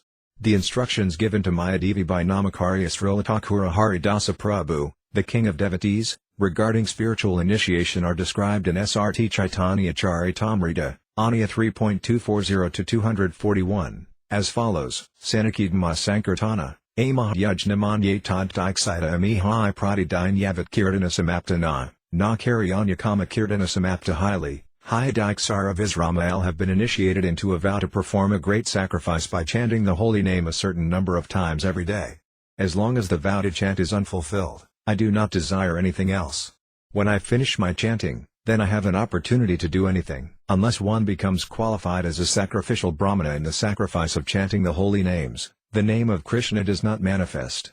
Although Thakura Haridasa Prabhu was not a seminal or Vedic Brahmana, he attained the position of a qualified initiated Brahmana. Kodinamagrayana Yaji Iakari Ikamese Diksakariachi, Hila Ccct have vowed to chant 10 million names in a month. I have taken this vow, but now it is nearing its end. A Madhyama Adhikari should mentally show respect to the Kayastha Adhikari who is properly initiated and engaged in chanting the holy names of Krishna. One who has surpassed the stage of Kayastha Adhikara through the process of chanting the holy names and who engages in worshipping the Supreme Lord with transcendental realization, such a Madhyama Adhikari should be offered respectful obeisances and his guidance should be followed. And one who is constantly engaged in worshipping Krishna with transcendental realization, who is completely given up aversion to Hari, and who does not condemn even those who are envious of Hari, such a Mahabhagavata should be respectfully served with the conviction that his association is most desirable. A Vaisnava whose life has become successful by taking initiation has no false ego. Sri Swami Prabhu quotes the following verses from the Padma Purana in this connection. Ahankartar makarasya nakarastan nizadakatasmate tunamasaksi trisvatantriam pratisajit bhagavat paratantro sautatyatatma jivanatasmate svasamarthyavathim tyajet sarvamisasitais varasaya tu samarthyat nalabhyam tasya vidyate tasmin nyastabaraset tat karma eva samakarat. The holy names of the Lord are directly the Supreme Personality of Godhead. When the word Nama is added to the names of the Lord it indicates subordination to the Lord, and the combination is called a mantra. The syllable ma refers to the material ego, and the syllable na indicates its negation. Therefore the word nama is used to indicate one's rejection of the false ego under the subordination of the Lord. The living entity who possesses the field of the material body and is thus the proprietor of the field is called the jiva. When the living entity uses the word nama, his independence in the form of absorption in matter is counteracted. A Vaisnava devotee of the Lord is completely subordinate to the Lord, meaning that his life is fully dedicated to the Lord. Therefore a Vaisnava must completely give up his independent endeavors and concocted formalities. By the unlimited potency of the Lord, there is nothing unachievable for his devotees. Devotees should be fully dependent on the Lord and properly engaged in his service. The sutras that enjoin one should take initiation from a qualified transcendentalist who has perfected his life by chanting mantras. There is no possibility of receiving transcendental knowledge from an unqualified person who is bound by the false ego of high birth and greed for money. Therefore those who desire their own welfare should give up the materialistic, proud, so-called guru and take proper initiation from a Vaisnava guru. If one has a prominent false ego and a material conception of life, then he will naturally become envious of the transcendental Vaisnavas. One should give up the so-called guru who is envious of the Vaisnavas, knowing him to be a non-devotee. If one fails to do so, one will incur sin and deviate from the path of devotion. Srila Swami Prabhu has instructed the devotees of the Lord how to nourish their practice of devotional service in the following way: Vaisnava Vivesi Set Paritijya Eva, Guru Apy Avaliptasi Ati Smaranat. Tasya Vaisnava Bhava Rahitayana Vaisnavataya Vaisnavapadistana Iti Ivakana Visayat Vatsya. Yathoktalakesana Saya Sri Guru Avidyaramanatayam Tutasiya Eva Mahabhagavatasiya Kasya Nitya Savanam Paramamsraya. If a so-called guru is envious of the Vaisnavas, then one should reject him, remembering the Guru Apy Avaliptasiya verse 5. This so-called guru does not have the qualities of a Vaisnava, therefore such a non-devotee should not be accepted as a guru. Those devotees who desire eternal welfare should say farewell to such so-called gurus, knowing them to be the subjects of the Vaisnava verse. In the absence of a genuine Vaisnava guru fits the description given above, one should constantly serve a Mahabhagavata for one's ultimate welfare. Those who blaspheme Vaisnavas can never become devoted to Lord Hari. Due to their sinful activities, those who are not devotees of Krishna cannot become Vishnu Janas. The Vaisnavas should always associate with their own compatriots and should pass their time hearing and chanting topics of the Lord and his devotees. Otherwise, as a result of bad association, they will forget their constitutional position as Hari Janas and become greatly proud of being rich, learned, Brahminical, and so on. In his instructions to Sti Sanatana, Sriman Mahaprabhu has personally mentioned two main reasons why a Vaisnava may lose his standing as a Vaisnava. If a practitioner indulges in either of them, he can no longer remain a Hari Jana. When one ceases to perform fruitive activities, mundane pride leaves him aside. Just as a Brahmana who does not behave properly and lacks the appropriate Brahminical qualities becomes a Siddha or outcast, so a Hari Jana whose devotional service to Lord Krishna becomes interrupted and who comes under the influence of women due to material absorption falls from the position of a Vaisnava and then considers that following the Varnasrama principles is of utmost importance. In the Sri Chaitanya Charitamrita, Madhya Chapter 22, it is stated, Asat Sangadyaga, E1 Vaisnava Kara Stri Sangi, Eka Asdhu, Krishna Bhaktara Eta Sabachati Dra Varnasrama Dharma Kifakana Hanalaya Krishnayaka Sarana Vidi Dharmachati Bhajay Krishna Karana Nijda Papakar Darakabu Nayamana Ifyan Vahayati Papa Upazita Krishna Dan Rasudakar, Nakaraya Prayasiddhajana Vairagyati. Bhakti Rakabu Nayaga Hymns Jamaniyamadi Bul Krishna Bhakta Sadiga. A Vaisnava should always avoid the association of ordinary people. Common people are very much materially attached, especially to women. Vaisnavas should also avoid the company of those who are not devotees of Lord Krishna.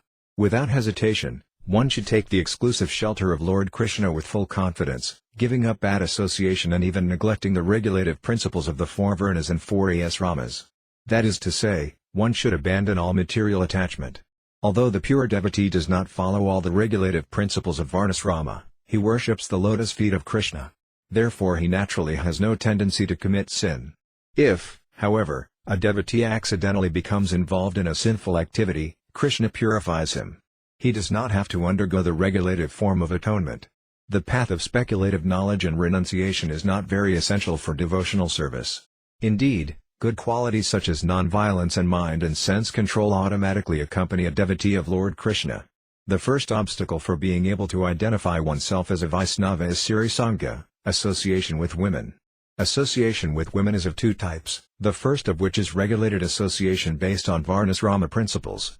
In the Sri Chaitanya Charitamrita, Adi Lila, Chapter 1, it is said, Krishna Bhakti Rabadaka, Yada Subhasubha Karma Saha Eka 5 or Natamo Dharma. All kinds of activities, both auspicious and inauspicious, that are detrimental to the discharge of transcendental loving service to Lord Sri Krishna are actions of the darkness of ignorance. Srila Thakur in Attama has also said, Punya se sukaradama, Taharanalayo nama papa punya dui parahara. Don't even talk about pious activities, which are the source of all happiness. Give up both pious and sinful activities.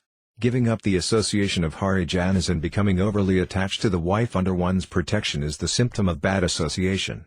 But remaining in the Gazaj Rama in order to increase Krishna's family cannot be called Siri Sangha.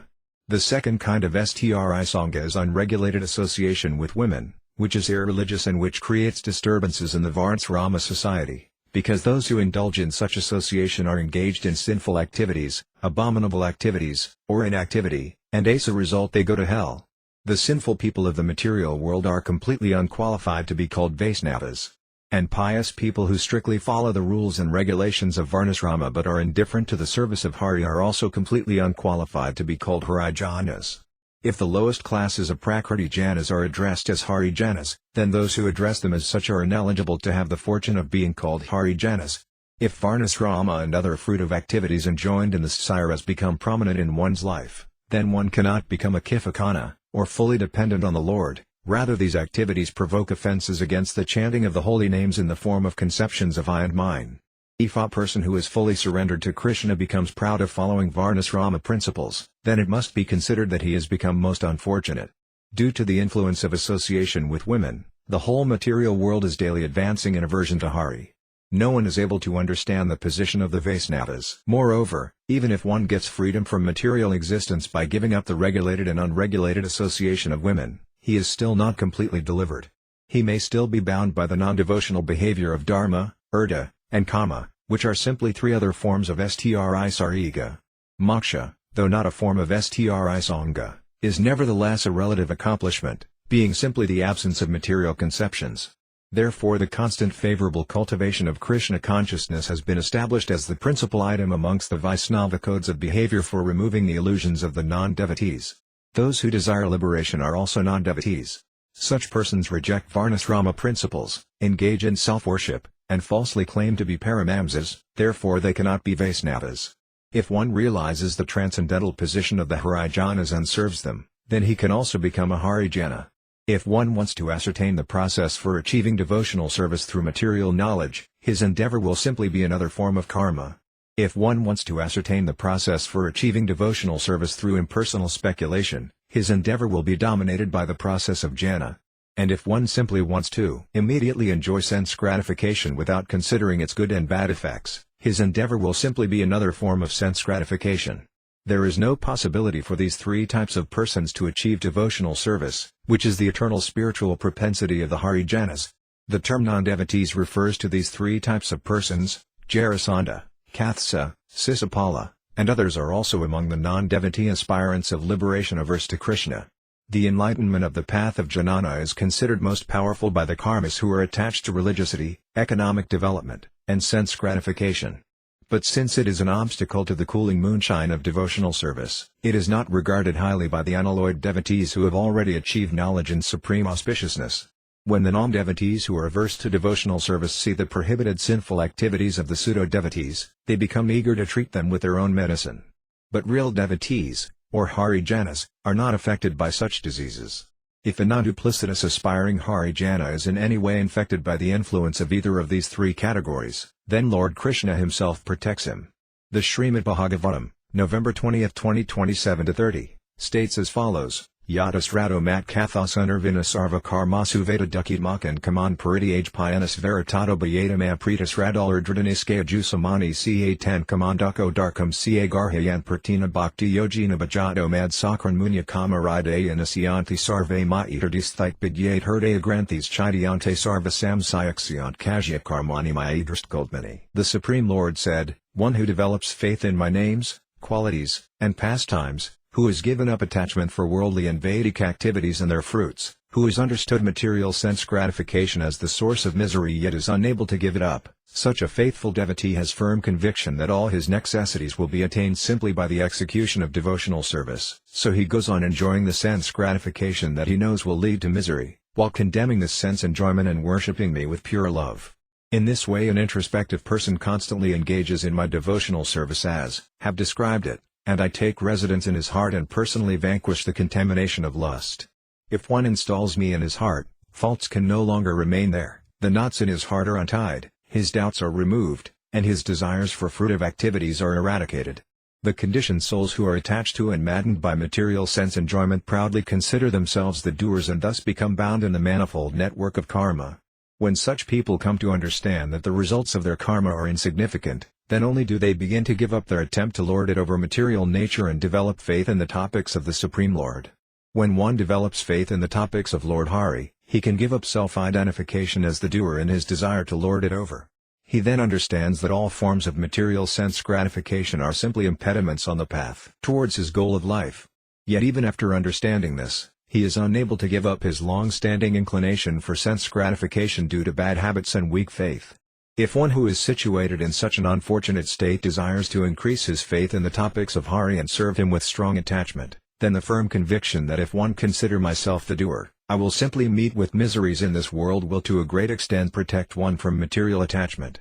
When one takes shelter at the lotus feet of a spiritual master and engages in the exclusive service of the Lord, following in the footsteps of the Mahajanas, then the transcendental absolute truth will capture his heart and all desires other than to serve Krishna will be vanquished. At that time the contamination produced from lust that has accumulated for many lifetimes, will be evacuated. He then no longer has any doubt, in other words, he understands that the path of devotional service is sublime. At that time he also understands the uselessness of considering himself the doer. When his self-identification as the doer with the aim of sense gratification becomes diminished, at that time he displays symptoms of full surrender such as all his activities are dedicated to satisfying the Supreme Lord, all his endeavors are directed towards pleasing Krishna, and he considers Krishna as my only protector. Cherished by the Paramamsas, the Srimad Bhagavatam, October 2, 1933, states, Tathanate Madhavatavakak Vasadvarsyanti Margattiva Bhattasiddhanta Bhagupta Vikaranti Nirbhaya Vindayakant Kapamurdasu Prabho. Lord Brahma said, O Madhava, Supreme Personality of Godhead, Lord of the Goddess of Fortune, Harijan is completely in love with you. Do not fall like the seekers of other goals. The karmas and the relatively superior jnanis, fall from their respective unsteady paths. O my Lord, the Harijanas are always protected by you and thus fearlessly traverse over the head of the commander-in-chief of those who create obstacles. The devotees of the Lord do not remain in a dangerous situation, rather, they continue to serve Hari with transcendental realization. But if they happen to lack transcendental realization, the Lord gives them knowledge so that they can understand themselves as Harijanas. Needless to say, unregulated sense enjoyers, karmas, and janas are all desirous of physical and non-physical enjoyment, so there is no possibility of their achieving auspiciousness. But if they give up their respective material desires, they can become devoted Harijanas. In the Srimad Bhagavatam, May 18, 2012, it is stated, Yas yasti bhaktir bhagavati akifkana sarvagunais tatrasamasate suraharava bhaktasya kuta mahad guna manarathensati davitobahi. There is no need for a devotee to separately endeavor for acquiring artificial saintly qualities, like those with concepts other than devotional service who are haunted by the ghosts of karma and jnana. If one is on the platform of devotional service, then all saintly qualities automatically manifest in him. Sri Prahlada Maharaja said, those who have unmotivated devotion for the personality of Godhead always possess all good qualities. They are perfectly established in these good qualities. Such exalted qualities, however, can never remain in anyone who is not a Hariyana. Because the unregulated sense enjoyers, karmas, and janas desire something other than the Supreme Lord and thus their minds are attracted to changeable products of illusion and external objects of sense gratification, their absorption in various changing, ephemeral objects is only momentary. Thus the great qualities of saintly persons cannot find a place in their hearts permanently or for any duration of time. Today we may see some good qualities in something and consider it excellent, but over the course of time that excellence does not remain constant, being differently seen in the eyes of different viewers from different points of view at different times. Harijanas, however, are eternal and their activities are eternal. All the perceived and perceiving beings of Vaikuntha, moreover, are adorned with the transcendental qualities of being eternal, faultless, unlimited, and absolutely desirable. Pure unalloyed Vaisnavas are actually very rare. Those who can say, such ideal Vaisnava character is most desirable, are also seldom found in this world. Therefore the only means of achieving the highest goal of life is to simply hear and chant the topics of Hari and the Harijanas. If for even a moment anyone, whether qualified or unqualified, down to the lowest sinner, factually recognizes that the saintly Harijanas are the topmost entities in the 14 worlds and beyond and that they are therefore most respectable, then their respective spiritual practices will certainly increase our festive joy. The number of such qualified devotees is such a small fraction of the world's population. Therefore it is most important that the supreme ideal position of the Harijanas should be somewhat realized in the heart of every living entity. The wicked tendency of dedicated Prakriti Janas is to completely reject the worship of Hari. It is stated in the Sri Chaitanya Charitamrita, Madhya Lila, Chapter 19, as follows: Taramadhtavara, Jungama, Dui Beta Jatagame Tiryak Jalas Talakara Vipata Taramadhimanusya Jatiati Alpatara Taramadhilka, Pulinda, Bahuda, Sabarvadanista Madhyardhika Veda Mukmain Vedanishta Papakare, Dharmanigane Dharmakari Madhlahuta Karmanista Koti Karmanista Madhshajani Shrestha Koti Yani Madhya Eka Jana Mukta Koti Mukta Madhurlabha Eka Krishna Bhakta, Niskama, Adavasana Bhukshi Mukti Siddhi Kemi, Sakali Asana. The unlimited living entities can be divided into two divisions, those that can move and those that cannot move. Among living entities that can move, there are birds, aquatics and animals. Although the living entities known as human beings are very small in quantity, that division may be still further subdivided, for there are many uncultured human beings like Mulkas, Pulindas, Buddhas and Sabaras. Among human beings, those who are followers of the Vedic principles are considered civilized. Among these, almost half simply give lip service while committing all kinds of sinful activities against these principles. Such people do not care for the regulative principles. Among the followers of Vedic knowledge, most are following the process of fruitive activity and distinguishing between good and bad work. Out of many such sincere fruitive actors, there may be one who is actually wise. Out of many millions of such wise men, one may actually become liberated, mukta. And out of many millions of such liberated persons, a pure devotee of Lord Krishna is very difficult to find. Because a devotee of Lord Krishna is desireless, he is peaceful. Fruitive workers desire material enjoyment, jnanis desire liberation, and yogis desire material opulence, therefore they are all lusty and cannot be peaceful. We find it written that there are only 12 Harijanas in the 4 yugas, Satya, Treta, Dvapara, and Kali. Does this mean that the Harijanas have given up Vaishnavism to serve the materialistic Prakriti Janas? Is this the conclusion of the sutras? Every living entity is constitutionally a servant of Krishna, or a Harijana. The living entity is bound by the ropes of Maya in proportion to his forgetfulness of his identity as the servant of Krishna. He then identifies himself as a Smarta. Mundane foolishness is greatly diminished for one who realizes that an unalloyed Harijana is worshipable throughout the 3 worlds and is not different from Hari, as his servant. By his sweet will, the Supreme Lord often sends his associates into this material world in order to treat the conditioned souls. This is also one of the Lord's tests. In order to spread his glories, to show how exclusively devoted to his service certain Harijanas are, and to bring other Harijanas back to his abode, the supreme enjoyer of transcendental pastimes sends his own associate or associates into this material world as his devotee incarnations. The actual facts are distorted if such personalities are counted among those who have become perfect by regulated practice. Those Harijanas who appear within this world as Bhakta avatars before, during, or after the appearance of the Lord are not in the category of sadhanasiddha devotees. And those Harijanas who are followers of the 12 perfect devotees are counted among the sthanasiddha devotees. While studying the history of the Sri Sampradaya, we came to know that 12 perfect associates of the Lord appear at different times in this world from Vaikuntha in order to benefit the living entities.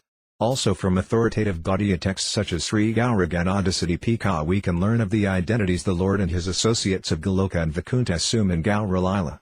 When a living entity achieves perfection by worshipping Hari and realizes his perfect and uncontaminated status as a servant of Krishna, he then discovers his own eternal identity and the Lord becomes constantly manifest to him. Persons who are averse to the Harijanas, however, can never understand this fact. The activities and symptoms of Vaisnavas are completely beyond the understanding of persons with material intelligence.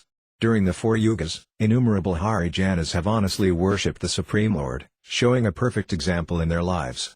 By the hostile counteractive measures of the Smartas, they were neither broken-hearted, discouraged, nor induced to give up their position as Harijanas. Those who are unfortunate and less intelligent become bound by the results of pious and impious activities and create enmity with the Harijanas. The Vaisnava Manjust quotes the following from the Prapanmrita, chapter 74. Kadstrabhita Mahata Vayu Bhakti Sarasramag Chatri Kulaskara Visnusiddha Bhaktangri Renuminivaha Kadaskavendrate Divya Saraya Iti Profita Dasarvyam Goda Yatindramis Rabam Divadasai Tangvajar Buddhavisrajya Gadam Madura Kaveen Sahusatama Kisa Divadasa Sankayatan Vedantu Vibudhatama. The history of these associates of the Lord in the Sri Sampradaya are described in Sanskrit language in the 2 books Divya Sarikarita and Prapanamrita, in the Manipravala language, which is a mixture of Sanskrit and Tamil, in the books Guru Paramaparai Prabhava, Prabandasara, and Upadesa Ratnamalai, and in the Dravidian Tamil language in the book Padana Divalam. 1. Kasara Muni, or Sara Yogi, Payagai Alvar, 2. Bidyogi, Buddhata Alvar, who was an incarnation of the Lord's Conch. 3. Bhranti Yogi, or Mahad, P. Alvar. 4. Bhaktisara, Tirumatazai Alvar. 5. Sathari, also known as Satakapa, Parankusa, and Bakula Purana, Nama Alvar. 6. Kulaskara Alvar, who was an incarnation of the Kaustuba gem. 7. Visnu Siddha, Piri Alvar, who was an incarnation of Garuda. 8. Bhaktan Tundaradipati Alvar. 9. Munivaha, also known as Yogivaha and Prananatha, Tirupani Alvar, who was an incarnation of Sri Vatsa. 10. Katukavi, or Parakal, Tirumanga Alvar, who was an incarnation of the Lord's bow. 11. Goda, Undal, who was an incarnation of Nilo Lakshmi. 12. Ramanuja, Yambaromaner, Yuda Yavar, Lai Alvar, who was an incarnation of Lake Smana. And 13. Madurakavi, Madurakavigal Alvar. It is not that only South Indian devotees have come from Vaikuntha. If we look at the pastimes of the pure devotees of Bengal, we will realize that they are also eternal Hari Janas. We will now quote a few examples from the Gaura Ganadasa, Ramanujakarita, and Madhvakarita. Those who have attained perfection in their bhajana have realized their own constitutional position. But nowadays in the Gaudiya Vaisnava Sampradaya some immature Pankaratrika Manira traders are presenting imaginary material names and forms as the goal of life and the path of perfection. Siddha Pranali. In this way they gratify the minds of their disciples as well as disclose their own foolishness and ignorance of the Vaisnava literatures. We are not talking about these persons. The realizations of those who came to know their constitutional position by the strength of their authentic worship of Hari Bhajana, were often written down by their disciples in various parts of India at various times. We do not wish to speak further on this subject. Yet it is also true that universally honored persons like Sri Madhvakarya, the incarnation of Vayu, Bhima, or Hanuman, Sri Ramanuja, the incarnation of Sankarsana, and Gaudiya Vaisnavas like Prabhuvara Sri Rupa Goswami, Prabhuvara Sri Sanatana Goswami, Prabhuvara Sri Raghunatha Goswami, Prabhu Sri Nautama Thakura, $1 Isayamananda Prabhu, Prabhu Sri Narahari Sarakara Thakura, Svari Sri Srimati Janavadevi, and others, as well as Sri Padavisvanatha Chakravarti Prabhu, Sri Padabaladeva Vidyabdshana Prabhu, various Sri Padasiddha Bābājī Prabhus, Prabhuvara Sri Srimad Bhaktivinoda Thakura, and Sri Pada Paramatsa Sri Visnapada Sri Gaurkishor Dās Prabhuvara never performed devotional service with the mentality of mortal living beings fallen in the pit of samdraya attitudes. These personalities had all realized their individual spiritual identities and, being fixed in pure devotional service, they revealed the transcendental nature of their bhajana. Mortal beings who do not understand the Bhagavata or Upafikarotrika paths, who are imperfect, expert in the false egoism of material birth and so on, and desirous of taking the post of ācārya for the sake of money can never become Hari Janas. They are all non-devotees. Their acting as family gurus is just like the mundane activities of weavers, potters, blacksmiths, cobblers, shopkeepers, reciters, singers, and drummers. But this is completely different from the transcendental faith of the Vaisnavas. Since we are shoe carriers for the Hari Janas, we also agree with this description. The Hari Janas are divided into 5 types according to their taking shelter of each of the 5 primary rases, Santa, Dasya, Sakya, Vatsalya, and Madhurya. There is a further division into 2 categories. If one takes shelter of regulative devotional service, which is predominated by appreciation of the Lord's opulences on the strength of the injunctions of scriptures and the spiritual master, that is called Vedamarga. And if one follows according to his own taste a particular resident of Raya and accepts devotional service as his constitutional engagement, it is called Vagamarga. This is explained in the Sri Chaitanya Charitamrita, Madhyatila, chapter 24, as follows: Vidi Bhakta, Raga Bhakta, Dui Vidanama Dui Vida Bhakta Hyakari Kari Prakara Parisiddha, Stanasiddha, Sadhaka Gana Ariata Jadarati Bheed Sadhaka Dui Beta Vidi Raga Marj Kari Kari. Asta Beta Vidi Bhakti Nitya Siddha Parisiddha, Dasa Sakha Guru Kata Gana, Kari Vida Prakasa Sadhana Siddha, Dasa, Sakha, Guru, Kata Gana Yadarati Sadhaka Bhakta, Kri Vida Jana Jadarati Sadhaka Bhakta, Sent Kari Prakara Vidi Marj Bhakt Sodasa Beta Prakara Raga Marjesh Bhakt Sodasa Vibheta Dui Marjad Idmara Marabatriza Vibheta. There are 2 types of Atmaramas. One is engaged in regulative devotional service and the other is engaged in spontaneous devotional service. The Demadramas engaged in regulative and spontaneous devotional service are further categorized into 4 groups. There are the eternal associates, the associates who have become perfect by devotional service, and those who are engaged in devotional service and are called sadhaka. Those who are practicing devotional service are either mature or immature. Therefore the stakas are of two types. Since the devotees execute either regulative devotional service or spontaneous devotional service, and there are 4 groups within these 2 divisions, altogether there are 8 varieties. By executing regulative devotional service, one is elevated to the platform of an eternally perfect associate, such as a servant, friend, superior or beloved woman. These are of 4 varieties. Among those who have perfected themselves by devotional service, there are servants, friends, superiors and beloved damsels. Similarly, there are 4 types of mature devotees. Within the category of regulative devotional service, there are also immature devotees. These are also of 4 varieties. Thus in regulative devotional service there are altogether 16 varieties. On the path of spontaneous devotional service, there are also 16 categories of devotees. Thus there are 32 types of Atmaramas enjoying the Supreme Lord on these 2 paths. The supremely pure devotional service given to the Gaudiya Vaishnavas by Sriman Mahaprabhu is incomparable. This devotional service is not offered to any person within the 14 worlds. The devotees have no object of service even in the waters of the Viraja, which is situated beyond the material universe and which cleanses one of the 3 modes of nature. This Viraja is the highest destination for those on the path of karma. Brahmaloka is situated on the other side of the Viraja. In the non-differentiated Brahmaloka there is no recipient for one's devotional service. This is the highest destination attained through impersonal knowledge. Passing beyond Brahmaloka, one comes to the abode of Sri Vaikuntha, where Lord Narayana resides. The regulated worshippers on the path of Pavikaratrika serve their worshipable Lord Narayana here under the shelter of 2.5 rases, Santa, Dasya, and Sakya with awe and reverence. Above Vaikuntha is Goloka Vrindavana, where Sri Krishna Chandra, who is the perfect object for all 5 rases, is eternally worshipped by his devotees, who are the repositories of love. Devotional service is meant for him alone. Since the Harijana's worshipable Lord is not present within the 14 worlds as any material object, within the waters of the Viraja as the neutral balance of the material modes, or within Brahmaloka and formless Braham, they have nothing to do with these places. The worshipable Lord of the Pankaratrika Vaisnavas resides in Vaikuntha, and the worshipable Lord of the Bhagavata Vaisnavas resides in Goloka. One should worship one of these lords. In the Sri Chaitanya Charitamrita, Madhya 19.151-154, Sriman Mahaprabhu speaks as follows: Brahmanda Brahmite Kona Bhagyavan Yiwa Guru Kaisna Prasad Paya Bhakti Lata Biyamali Hana Kerse Biya Gropana Shravana Kirtana Jail Karesakana Upajiya Bade Lata Brahmanda Bhita Yavaraja Brahmaloka Bhiti Paravyomapaya Tabhyaya Tata Pari Galoka Vrindavana Krishna Karana Kalpavriks Care Growana. The living entity is wandering up and down, from one planet to another, and he is very fortunate if by the mercy of the spiritual master and Krishna himself he can get the seat of devotional service to Krishna. When a person receives the seed of devotional service, he should take care of it by becoming a gardener and sowing the seed in his heart. If he waters the seed gradually by the process of Shravana and Kirtana, hearing and chanting, the seed will begin to sprout. As one waters the Bhakti Lata Biya, the seed sprouts, and the creeper gradually increases to the point where it penetrates the walls of this universe and goes beyond the Viraja river between the spiritual world and the material world.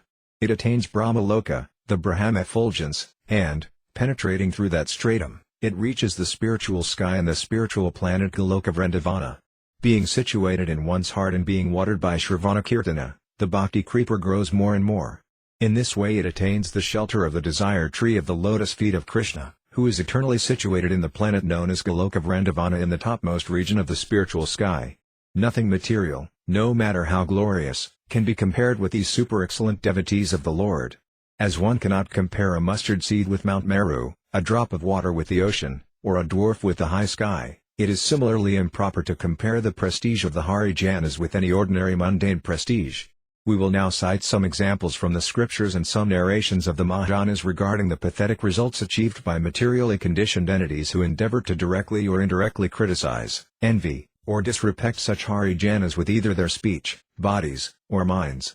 The Skanda Purana states, Yohai Bhagavatam lokam upadsam patamakaroti tasya nasyanti urda dharma yasa sutta nindam kurvanti yamita vaisnavanam mahatmanam patanti pitarbisardam mahrauravasam jaithandi nindati vibvesti vaisnavan nabhinandati krujityadi no hasam darsain patanani side. O best of kings, if one derides an exalted devotee, he loses the results of his pious activities, his opulence, his reputation, and his sons.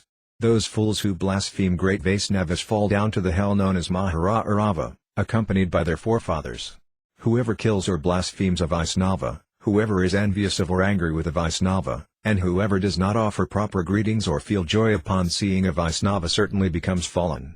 In the Amriya Saradhara it is stated, Janma Prabhati Yat Kifsit Shukhartam Samu Parjitam Samayati Tat Sarvarpadade Yati Vaisnavan. If one gives pain to the Vaisnavas, then the results of his pious activities like high birth and high caste are all destroyed.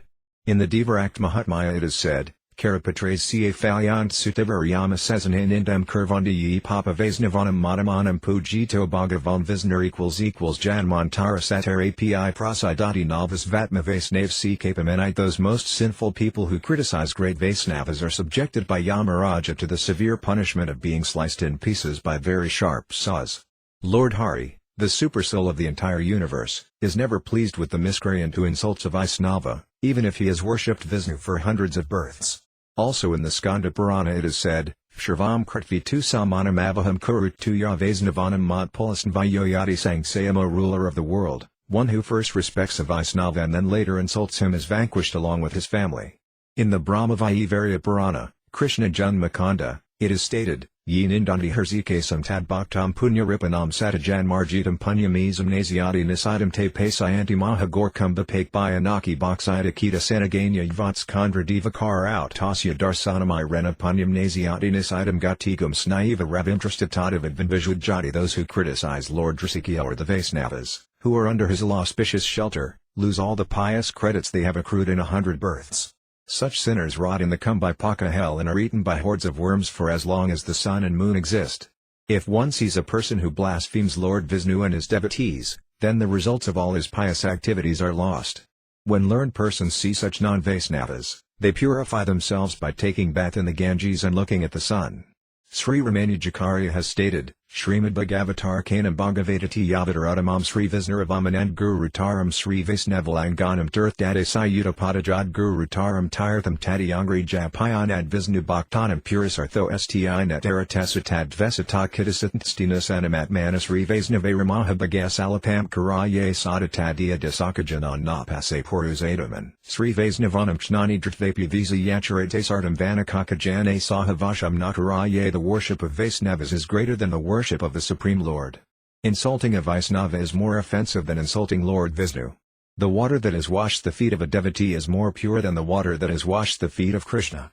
There is no higher achievement than to worship a Vaisnava. There is nothing more offensive than being envious of a Vaisnava, which results in one's utter ruination. One should always converse with Mahabhagavata Vaisnavas, and one should never see the lowest of mankind who criticizes Vaisnavas. One should never reside with a duplicitous person who is attached to sense gratification and decorated with the signs of a Vaisnava. It is described in the Sri Chaitanya Bhagavata, Madhya 5.145 and 10.102, Yada Papa Hai Prajajanara Hernsal Tara Sataguna Hai Vaisnav Nindal. The sin committed by being envious of other living entities is multiplied 100-fold if one criticizes a Vaisnava. Ye papistha Vaisnava Jati Buddhakar Janma Janma Adhamayanite. To be mere, the sinful person who considers a Vaisnava as belonging to a particular caste repeatedly takes birth in abominable species life after life. In the Sri Chaitanya Charitamrita, Adi Lila, Chapter 17, and Adi Lila, Chapter 3, it is stated, Bhavani Pi Jara Sabha Samagrilana Radar Srivasara Diverstana Lepana. He placed all the paraphernalia for worshipping the goddess Durga outside Srivasa Thakura's door. Madhya Bandha Paisdari Nijagare Jala. Then he placed a pot of wine beside all this. Tab Sabha Sista Loka Karhahikara Aish Karma Hethakaila Kandurakara Hadika Naya Sabha Dayara Karula. Then all the assembled gentlemen exclaimed, What is this? What is this? Who has performed such mischievous activities? Who is that sinful man? They called for a sweeper, Thadi, who threw all the items of worship far away. Tina Dina Rahi Saga Palakapala Sarvanj Hilakustha. Vahe Rakta Darasarvanga Badilakite, Katnar and Tar. After 3 days, leprosy attacked Kapala, and blood oozed from sores all over his body. He was incessantly covered with germs and insects bit him all over his body. Arpapi, Bhakta Devasi, Tor na Udaramu Koti Junma Mate Kidayakatwadamu. O sinful person, envious of pure devotees, shall not deliver you. Rather, shall have you bitten by these germs for many millions of years. Koti Jun Mahabatora Rorave Patana Gadapati Amirkatuni Bhakti Kanhajana? Haridasa Thakur Tuni Kaili Apamana. Sarvan Sahabatora, Nahaba Kalyana, you will have to fall down into hellish life for 10 million births. You are a foolish logician, what do you know about the devotional service of the Lord? You have insulted Haridasa Thakura. Thus there will be a dangerous position for you. You should not expect anything auspicious. Krishna Svabhava, Bhaktinanda Sahitna pair. The characteristic of Krishna is that he cannot tolerate blasphemy of his devotees. Sri Jiva Goswami has written in his Bhakti Sundarbha, Vaisnavananda Sravane Pidosa Yukta, Nindam Bhagavata Srinvams Tat Parasajanasya Vatadhanapati Yaso Payadi Adhishukartak Siyu Tatado Pagamas Kasamarthasaya Eva. Samarthina tu Nindakajiva Chedavid. Tetrapias Marthina Svaprana Parat Yago Pikartavya.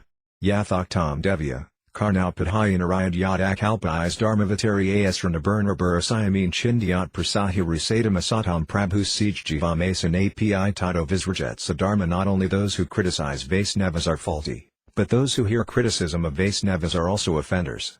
This is described in scriptures such as the Srimad Bhagavatam, 10.74.40. Anyone who fails to immediately leave the place where he hears criticism of the Supreme Lord or his faithful devotee will certainly fall down, bereft of his pious credit. The injunction to leave the place is meant only for those who are unable to take any other steps. If one is able, he should cut out the tongue of he who is blaspheming the Vaisnava. And if one is unable to do this, he should give up his life. In the Srimad Bhagavatam, April 4, 2017, Sati, the daughter of Daksa, spoke like this: if one hears an irresponsible person blaspheme the master and controller of religion or the Vaisnavas, one should block his ears and go away if unable to punish him. But if one is able, then one should cut out the tongue of that miscreant, who is speaking such filthy language, and if unable to do this one should give up his own life. This is the religious principle. Vyavahara Kanda section concerning behavior. The readers have already been introduced to material and spiritual personalities in the previous two chapters. In this chapter we will discuss the comparison in the behavior of these two. According to mundane consideration, one has to be qualified for any activity that he engages in. Otherwise, if an activity is performed by an unqualified person, there will be so many obstacles. Intelligent persons at different times have introduced various processes in order to benefit the people in general. Among these processes, some are beneficial for the present life and some are beneficial for the next life. Any simple-minded person can easily understand what is beneficial for the present life, yet being unable to experience subjects of the next life they introduce complex fallacious arguments. According to the variety of people's taste, behavior, and expertise, they reach various conclusions while discussing topics regarding the next life. People with similar natures who follow such people become attached to a particular opinion and reject contrary opinions. Generally, people in the mode of goodness have different opinions in every subject from those who are influenced by the modes of passion and ignorance. And when one is situated in pure goodness and exhibits a mood of indifference, his activities are distinct from the activities of one in goodness, which counteracts passion and ignorance. Conceptions regarding the next life in the hands of the four above-mentioned classes of thinkers assume four different forms. Thus there will certainly be differences among unregulated sense enjoyers, fruitive workers, mental speculators, and devotees. These four categories have descended through disciplic succession in various branches since time immemorial. People accept whatever they find favorable, and in this way they exhibit their individual qualifications. If one speaks only of his own qualification without understanding others' qualifications, then there will be no benefit for the other party, rather this will create innumerable, never-ending arguments. That is why instructions according to one's qualification produce better results. We often hear about quarrels between two parties, and by taking sides we identify our position. This is called partiality. Yet as far as possible one should maintain neutrality on the strength of superior, noble education. When realized through only the Samvit aspect, the absolute truth appears devoid of eternal bliss and is called Braham. When realized through the combined Samvit and Sandhini aspects, the absolute truth still appears devoid of Hladini, or spiritual bliss, and is called Paramatma. And when the Saksiddhanta aspects are simultaneously manifest, the absolute truth is called Bhagavan. Although the absolute truth is one, the knowers of the truth have realized this Advaya Jnana, or non-dual supreme consciousness, in three different features. An absence of Hladini, or eternal bliss, from the absolute truth is contradictory to Advaya Jnana. In the Srimad Bhagavatam, January 2, 2011, it is stated, Vadanti tat vidas tadvam yajjanam advayam brahmeti paramatmiti bhagavan iti sabhyate. Dualist consciousness is called Maya from the aspect of knowledge, Vyega from the aspects of existence and awareness, and Abhakti, non-devotion, from the aspects of eternity, knowledge, and bliss. Learned transcendentalists who know the science of the absolute truth call this non-dual consciousness the non-dual reality, Advaita. They call that one entity by the three names Brahman, Paramatma, and Bhagavan. When the Mayavada philosophy is resorted to, Brahman and Paramatma are considered different from Bhagavan. Some learned scholars are Brahmanas, some are yogis, and some are Vajavadas. None of these three categories of men maintain material desires. Practically it is seen that when any of the above-mentioned transcendentalists forget their constitutional position as a result of dualistic consciousness born of material absorption and they consider themselves to some extent the doers in the field of activities due to various material desires, they then exhibit mutual differences in their tastes. They are then swallowed by the material kingdom's conceptions of superiority and inferiority. But when they realize their constitutional position, their fruitive mentality is diminished and they develop equal vision. At this point we do not wish to enter further into the complexities of the scriptures. But we can say this much, for one who has a particular material taste, that taste appears supreme. The faith of living beings is determined by how they identify themselves. Therefore if we want to make an impartial comparison, we should not be overcome by distorted understanding like the karmas. Our impartial statements will never be in agreement with those of the karmas. Therefore, until the karmas advance to a higher platform, they will not be able to understand our impartial statements. They will wrongly consider us selfish like themselves and hold us in contempt, thus uselessly wasting their time. We have already discussed eligibility and position. One kind of eligibility may be strange to another person, but when he also attains that eligibility it becomes palatable to him. Although there are different positions, steadiness in one's own position is called piety and the opposite is called impiety. When one is situated in a particular position, he can see the faults of others, but if the statuses are equal, then there is no opportunity for such differences. If the Brahmanas, yogis, and devotees do not consider each other's qualifications, there will certainly be quarrels among them and various difficulties in ascertaining their relative positions. If one impartially and carefully determines the position and eligibility of a subject, he will be able to reconcile everything properly, otherwise he merely becomes disturbed and accomplishes nothing. Persons whose behavior we are presently comparing have various goals. Hence, the differences in their behavior are inevitable. Prakriti Jana refers to an enjoyer of temporary sense gratification. The term Prakriti Atita Jana, or one who is transcendental to material nature, is used to refer to a renunciate, while the term Hari Jana refers to the community of those who give up the propensities for enjoying and renouncing and are interested in the eternal service of Hari. Just because the Prakriti Janas do not respect the behavior of the Prakriti Atita Janas or the Hari Janas, that does not mean that the behavior of the Hari Janas is not respectable. Although the Hari Janas appear similar to the Prakriti Janas while living in this world, that does not mean that their behavior will not differ. While living with the Prakriti Janas, the Prakriti Atita Janas approve their activities, and since they deny their own liberated position they do not feel inclined to behave differently from others while living in this world. But because the contrary moods of the Hari Janas' eternal position are more or less opposite to those of the Prakritiyanas of this material world, there are bound to be differences between them. Differences in transcendental realization is the cause of this discrimination. The three features of the non-dual absolute truth are endowed with energies. Bhagavan is the supreme controller of all illusory and spiritual energies. Paramatma, as the indwelling supersoul, is the lord of most of the illusory energy and a portion of the spiritual energy, while Brahman is pure consciousness and isolation from all qualities that are known in terms of the Supreme Lord's energies. As an object is perceived differently by different senses, so the absolute truth, although one, appears in three forms. These three, however, should not be considered actually different. It has already been described that the possessor of the material and spiritual energies cannot be perceived simply through impersonal knowledge. Although through the combined features of the Sat and Cit aspects the Supreme Lord's mastery over the illusory and the variegatedness of the Kunda is found, these features do not reveal the fullness of the expanded pastimes of the energy and the energetic. The Supreme Lord fully manifests only through the combination of the Sat, Cit, and Nanda aspects. Thus the indifferent Brahmanas who know Brahman, the yogis who realize the Supersoul, and the devotees of the Supreme Lord are all engaged in serving the Advaita absolute truth. The karmas, who are full of material desires, the janas, who have renounced material desires, and the devotees, who have developed faith in topics of Lord Hari, are all yogis. The difference between them is that some are karma yogis, some are jitna yogis, and others are bhakti yogis. These three types of persons have the Advaita truth alone as their asset. The devotees of the Lord are in full knowledge of Krishna, the yogis are in full knowledge of the indwelling Supersoul, who resides in the heart of everyone and is the master of Vaikuntha, and the Brahmanas are in full knowledge of impersonal Brahman, which is devoid of variegated, transcendental, blissful pastimes.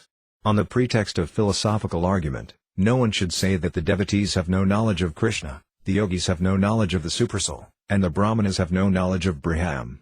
All three in their own capacity are actually worshippers of the Advayana truth. If the Brahmanas who know Brahman desire to practice yoga, they can do so, and if they desire to worship Krishna, they can also do so. If the devotees of Krishna become averse to worshipping Krishna, in other words, if they fall from the path of devotional service, they can become karma yogis or jnana yogs, and if they fall from knowledge of Krishna or knowledge of the Supersoul, they can become brahmanas on the platform of impersonal knowledge. The yogis are situated on a platform below the devotees of the Lord, and the brahmanas who know Brahman are situated on a platform below the yogis. The yogis who have realized the Supersoul can advance to the posture of the devotees or degrade to the position of impersonalist brahmanas. When brahmanas accept the doctrine of fruitive activities in the world of material qualities, they also become affected by material qualities. In such a condition, the brahmanas' impersonal knowledge becomes dormant. And when they are freed from material qualities by the influence of impersonal knowledge, they can also become transcendental brahmanas. When the mode of passion is mixed with the mode of goodness, then a brahmana becomes identified as a kshatriya. When ignorance is mixed with passion, one is known as a vaisya. And when the mode of ignorance is prominent, then one gives up the mode of goodness, the status of a twice-born, and becomes known as a Sudra. Since materialistic brahmanas are conditioned by the material mode of goodness, they accept various varnas within the material kingdom. When they are situated in the non-material kingdom free from material qualities, they become known as transcendental impersonalist brahmanas in the form of knowers of exclusive, pure consciousness. When they are in the non-material kingdom free from material qualities and endowed with knowledge of both matter and spirit, they become known as yogis in the form of mixed shvednis. When they are in the non-material kingdom free from material qualities, those yogis who are knowers of Brahman endowed with all spiritual qualities are known as devotees of Vrajendranandana, who is the personification of spiritual pastimes. Therefore all living entities are eternal servants of Krishna. Giving up their eternal propensities, these servants of Krishna become yogis, brahmanas, members of the four materially conditioned varnas, animals, birds, insects, flies, worms, plants, and so on. The Supreme Lord eternally enjoys pastimes in various forms as Svayamripa, Prakasa, Tadakatma, Svamsa, and Vibhinamsha. The Vibhinamshas are known as separated parts because there is a quantitative difference between them and the others like the Svamsa. But there is no difference in their spiritual qualities. Since the Vibhinamshas possess spiritual qualities in minute quantity, they are prone to come under the control of Maya, the illusory energy of the fully spiritual Svamsa, but they are not eternally under the control of the external material energy. The impersonal Brahman is the incomplete manifestation of the Supreme Lord. Due to the Supreme Lord's complete manifestation, the same unbroken truth appears as the Paramatma, or Supersoul. When this feature of the Supreme Lord takes the role as controller of the living entities, he is known as Paramatma. The unlimited energies of the Supreme Lord are divided into three categories. His internal energy manifests his eternally relishable qualities in the form of his spiritual pastimes.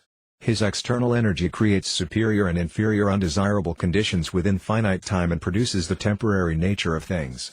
When his separated marginal energy, the living entities, become conditioned, they become enjoyers of the external energy, but when they become liberated, they eternally engage in the service of the Lord, who is the supreme enjoyer. When the infinitesimal living entities become inclined to serve the undivided supreme consciousness, they no longer remain controlled by the external energy. The multitotal energetic Vishnu, who resides in everyone's heart as the Supersoul, maintains entire universes through his external energy. The Supreme Lord is the Antaryami, the inner witness, resides in the topmost abode of Goloka, in the spiritual sky of Mahavakunta, in the three bodies of water, Karanodaka, Garbhodaka, and Ksirodaka vertical bar, in the Vibhinamsha living entities, and in the kingdom of Durga. In Goloka and in the Vaikunthas he is eternally present in his original identity as Svayamripa and Svayam-prakasa. He appears in the kingdom of Durga from time to time for particular purposes. Although the fully independent Lord is the master of Maya, he descends into her kingdom. His eternal associates, the Vaisnavas, can and do come to this material world in their eternal spiritual forms.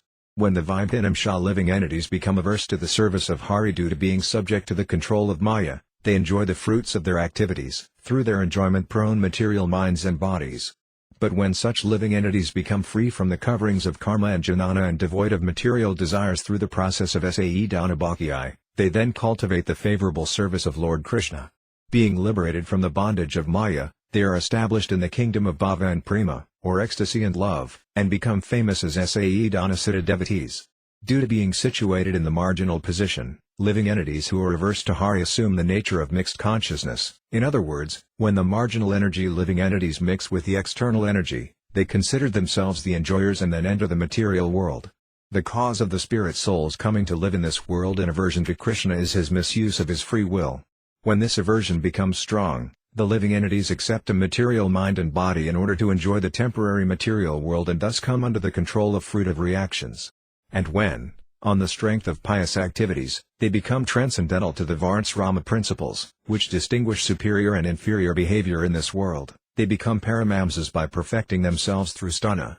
Those who become paramamsas are the Harijanas, and those who fall from the platform of Paramhamsa and engage in fruitive activities while associating with matter are situated on the platform of Varnasrama. Conditioned souls who are situated on the platform of Varnasrama consider that the Vaisnava Paramamsas are also situated on the platform of Varnasrama. But when they see that the Harijanas are actually different from the Prakriti-janas, they become favorably inclined towards Krishna. When conditioned souls take shelter of the Vaisnava's lotus feet without duplicity, they give up their ideas of impersonalism and fruitive work. The living entities in this material world who are subject to punishment from Yamaraja consider the Harijanas, who are offered obeisances by Yamaraja, as Prakriti-janas. In order to exhibit their humility, the swan-like Paramhamsa Harijanas follow Varnasrama principles and thus deceive the Prakriti-janas.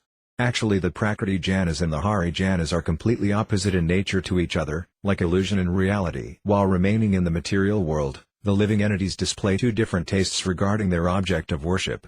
The first taste is for Brahman, which is impersonal, without variety, and without qualities. Because Brahman is eternally without variety, it is not a suitable object of enjoyment for the living entities who are impelled by the illusory energy. That is why those who have a taste for impersonalism imagine 5 or 7 demigods as worshipable, while in reality they are establishing various material things as their objects of worship. The second taste is for eternal spiritual variegatedness. The worshipable object for such living entities has an eternal name, an eternal form, eternal qualities, eternal associates, and eternal pastimes. The impersonalists, however, consider that in the liberated state there is neither variegatedness nor spiritual pastimes. This mundane, proud explanation is conceived by those who are non-devotees of Vishnu. Some of these persons even deny the existence of the spiritual world and become known as atheists. There are 3 main opinions found among the living entities: full rejection of the existence of the spiritual world, full acceptance of the existence of the spiritual world, and the uncertain position of both accepting and rejecting the existence of the spiritual world. Among those who reject the existence of the spiritual world, some have concluded that the spiritual world has no existence at all, some have concluded that its existence is doubtful, and others say it is unknowable. Those who fully accept the existence of the spiritual world realize the supermundane personality of Godhead in 2 different features, Aisvarya and Madhurya, or opulence and sweetness. And those who both accept and reject the existence of the spiritual world consider that the transcendental eternal existence of the living entities is to be either in complete knowledge or devoid of knowledge. Due to their lack of faith in the existence of the spiritual world, those who reject its existence endeavor for material enjoyment while living in this world. In their independent spirit they do not serve anyone other than themselves. Following in their footsteps, those who claim to accept the existence of the spiritual world accept the impersonal Brahman as the supreme goal while concocting various objects of worship for themselves. There are 2 concepts of impersonal philosophy: denial of spiritual propensities and denial of spiritual activities, both devoid of eternal worship. When people consider the absence of the conscious function as the goal of life, it results in Sunyavada, or voidism. And when they consider the idea that consciousness is devoid of activity, it is called Mayavada, or spiritualism without variety. In their ordinary activities, the voidists give respect to the niti sastras, or social codes. And the Mayavadis, considering consciousness governed by ignorance as the Supreme Lord, create 5 different idols and address the totality of ignorance as the Supreme Lord. Due to the absence of non-dual knowledge, the so-called liberated Mayavadis consider themselves as temporary worshippers and worship 5 gods. Observing their complete absence of devotional propensities, Sri Vyasadeva has written in the Padma Purana as follows: Deval Beta Sargao Lokasman Divad Sira Eva Ca Visnu Bhakta Smrto Divad Shuras Tad Viparyaya. There are two kinds of created beings in this world, godly and demoniac. Those dedicated to the devotional service of Lord Vishnu are godly, and those opposed to such service are demoniac. In other words, Varnasrama Dharma is of two varieties. That which is established on the basis of devotional service to Lord Vishnu is called Daiva, and the opposite variety, meaning the kind of Varnasrama in which there is no exclusive devotion to the Supreme Lord, which denies his eternal name, form, qualities, and pastimes, and which considers spiritual objects as illusory and thus recommends the worship of five gods, is called material enjoyment prona Daiva. An elaboration on this verse is given by Sri Krishna Dvaipayana in the Srimad Bhagavatam, 11.5.3. As follows: Ya isam purisam saksadatma prabhavam isvaram na bhajanti avahanyandi stand brastapadandiyadha. If any of the members of the four Varnas, Brahmanas, Kshatriyas, Vaisyas, or Sudras, and four Asramas, Brahmachari, Gaza, Vanaprastha, or Sannyasa, fail to worship or intentionally disrespect the personality of Godhead, who is the source of their own creation, they fall down from their position. In other words, they fall from Daiva Varnasrama into the contrary situation of the demonic Varnasrama. The Varnasrama followed by the atheists or those who worship five gods is nothing like the Daiva Varnasrama ascertained by the devotees of Vishnu. It is stated in the Srimad Bhagavatam, July 11, 1935, as follows: Yasya yal laksanam pertam pumsa varnabhai vyanjakam yad eniatrapi drasiyatat naiva vinurdaset. If one shows the symptoms of being a Brahmana, Kshatriya, Vaisya or Stidra, as described above, even if he has appeared in a different class, he should be accepted according to those symptoms of classification. If one rejects this process, he will incur sin. The process of assigning designations is that one should give an unreformed person the opportunity to purify himself by the 10 purificatory processes, engage in studying the Vedas, engage in the 6 activities beginning with worship and teaching worship, become situated in pure conduct, eat the remnants of the spiritual master, become attached to the spiritual master, observe regular vows, and be truthful. But if the symptoms of Vaisyas and Siddhas appear in a Brahmana who has undergone the 10 purificatory processes, then neither he should be deprived of his purified status or he should be engaged appropriately as a Vaisya. This is honesty. To act contrary to this is selfishness and laxity in following the injunctions of Scripture. From the statements of the Smritis, as quoted by Nilakanda in his commentary on Mahabharata, Sandhi Parva 189.2, we receive the following information. Yasat stakat vrimsat samskaras brahmana. One who has performed these 48 kinds of samskaras is a Brahmana. 7 in Sri Yamunakarya's Agama Pramanya it is stated, Yad apy yuktam garbad handi dahana samskarantar savan bhagavatana me brahmanyam iti, tatrapi, ionam evaporadyati, napunara usmato dosa, yadetavam saparamparai vajasanya sakamadhyana katya yandi grahayokta marjana garbadanati samskaran kurvate. Ye punna savitri anuvekana prabhati trait dharmatai jina ekayana sruti vihatani vakatvarimsat samskaran kurvate de pais vashaka grahayokta mardam yadavada nudastamana sakdantaryakar thanad brahman yat prasayavand. Eniasam api parasakavi hitakar manusthana nimita brahmanya praise and God. Those who say that the Bhagavatas are fallen from the status of Brahmanas because they have given up the Vedic samskaras beginning with the Garbhadana samskara and ending with the funeral ceremony and have accepted an alternative system of purificatory rituals are ignorant offenders. In fact, however, the long-lived speakers of these statements are not at all wrong, since having studied the Vajrasanaya branch of the Vedas which belongs to their family tradition, the Bhagavatas perform their Garbhadana and other samskars in accordance to the methods prescribed by the Grihya Sutras of Katyayana and others. Furthermore, these Bhagavatas who have abandoned Vedic duties such as Stvitri Anuvekana, chanting the Vedic mantras which establish someone as a wearer of the sacrificial thread, and instead observe the 40 samskaras enjoined in the Ekayana Sruti are properly adhering to the principles enunciated in the Grihya Sutras of their own branch and thus have never fallen from the status of Brahmanas on account of not performing the rituals of a different branch. After all, if by not following the rules of all the Vedic branches a Brahmana becomes fallen, then the followers of other branches would also have to be considered fallen from Brahminical status because they do not perform the rituals of other branches. The community of sense enjoyers who are devoid of devotional service and bereft of simplicity disrespect the absolute truth and can never be accepted by the initiated devotees of Lord Vishnu. In order to maintain their self-interest, the ignorant ass-like community exhibit envy of Daiva Varnasrama and thus prove their disqualification. Simply because the demoniac community is fallen, that does not mean the Daivavarnasrama community has to join them.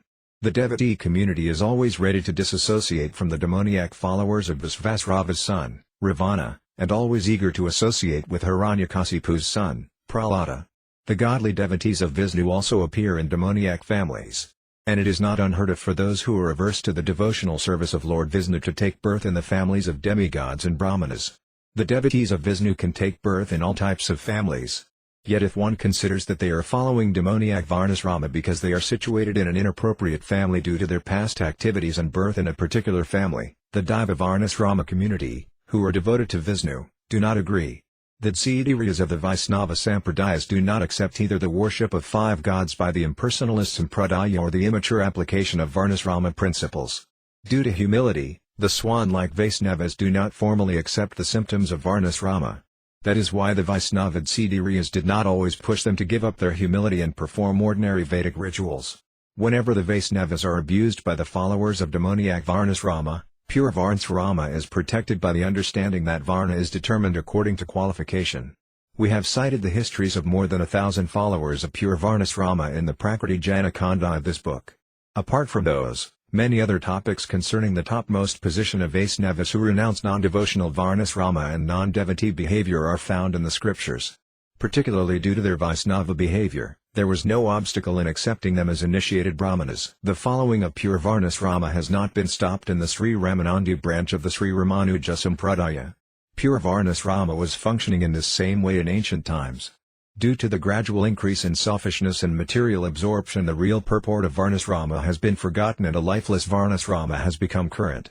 We cannot call the current system Daiva Varnasrama. Srimad Gopalabhadapada, the Smriti ācārya of the Sri Gaudīya Vaisnava Sampradaya, has given the arrangement for purifying qualified students of all Varnas through 10 Vedic samskaras in pursuance of the Daiva Varnasrama principles. Following his directions, the samskara of Brahmana initiation by qualification was begun long ago and is still practiced today in the Sampradaya of Sri Simananda Deva, the branch of Sri Nityananda, the Sampradaya of Sri Krishnadasa Navina, and the branch of Gaura's follower Raghunandana. Moreover, descendants of various branches of the Gaudiya Vaishnava Gazas who have fallen from the standard due to their indifference to spiritual life consider themselves as belonging to their previous seminal caste. It is the nature of unqualified people to identify themselves as belonging to a low class. Sometimes the seminal descendants of an ācārya become bereft of devotional service and think that following the principles of demoniac Varnasrama is their constitutional duty. Fearing their social degradation, such people even associate intimately with non-devotee worshippers of the 5 gods. Such exchanges are meant only for fallen people who are indifferent to spiritual life. Although it is accepted that out of Vaisnava magnanimity a devotee of Vishnu can take birth among miscreants, the statement of the scriptures that says, "A Vaisnava purifies and delivers whichever family he appears in," has now simply turned into some words. All the same, we should know that a Vaisnava does not take birth in any family at all. It should be understood that even if Vaisnavas do take birth, demoniac self-centered communities do not accept them. The pure form of Varnasrama can never be found in any society that has become degraded due to the absence of devotion to Vishnu.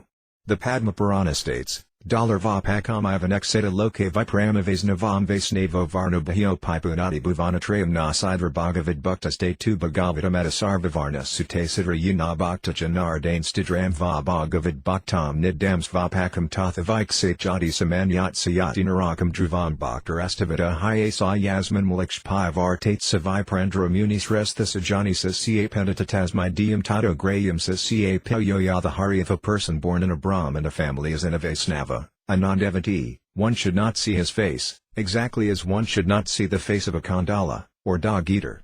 A Vaisnava, however, can purify the 3 worlds, no matter what Varna he was born in. Devotees of the Lord are never Saitadras, rather they are all first-class Bhagavatas. But if one is not a devotee of Lord Krishna, he should be considered a Stidra even if he was born in a Brahmana, Kshatriya or Vaisya family. One who considers a devotee of the Supreme Personality of Godhead who was born in a family of Sidras, Nitas, or Kandlas to belong to that particular caste certainly goes to hell.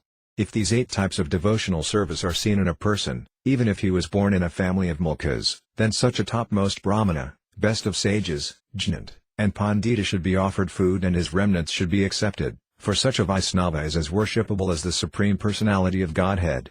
All these statements of the scriptures are meant for uplifting the fallen followers of Varnasrama and for humiliating the followers of Varnasrama who are devoid of devotional service.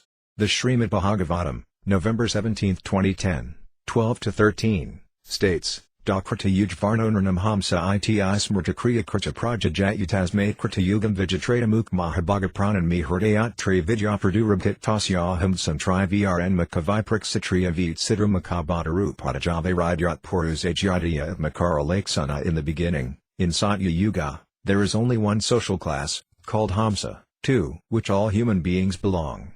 In that age all people are unalloyed devotees of the Lord from birth, and thus learned scholars call this first age Krita Yuga, or the age in which all religious duties are perfectly fulfilled.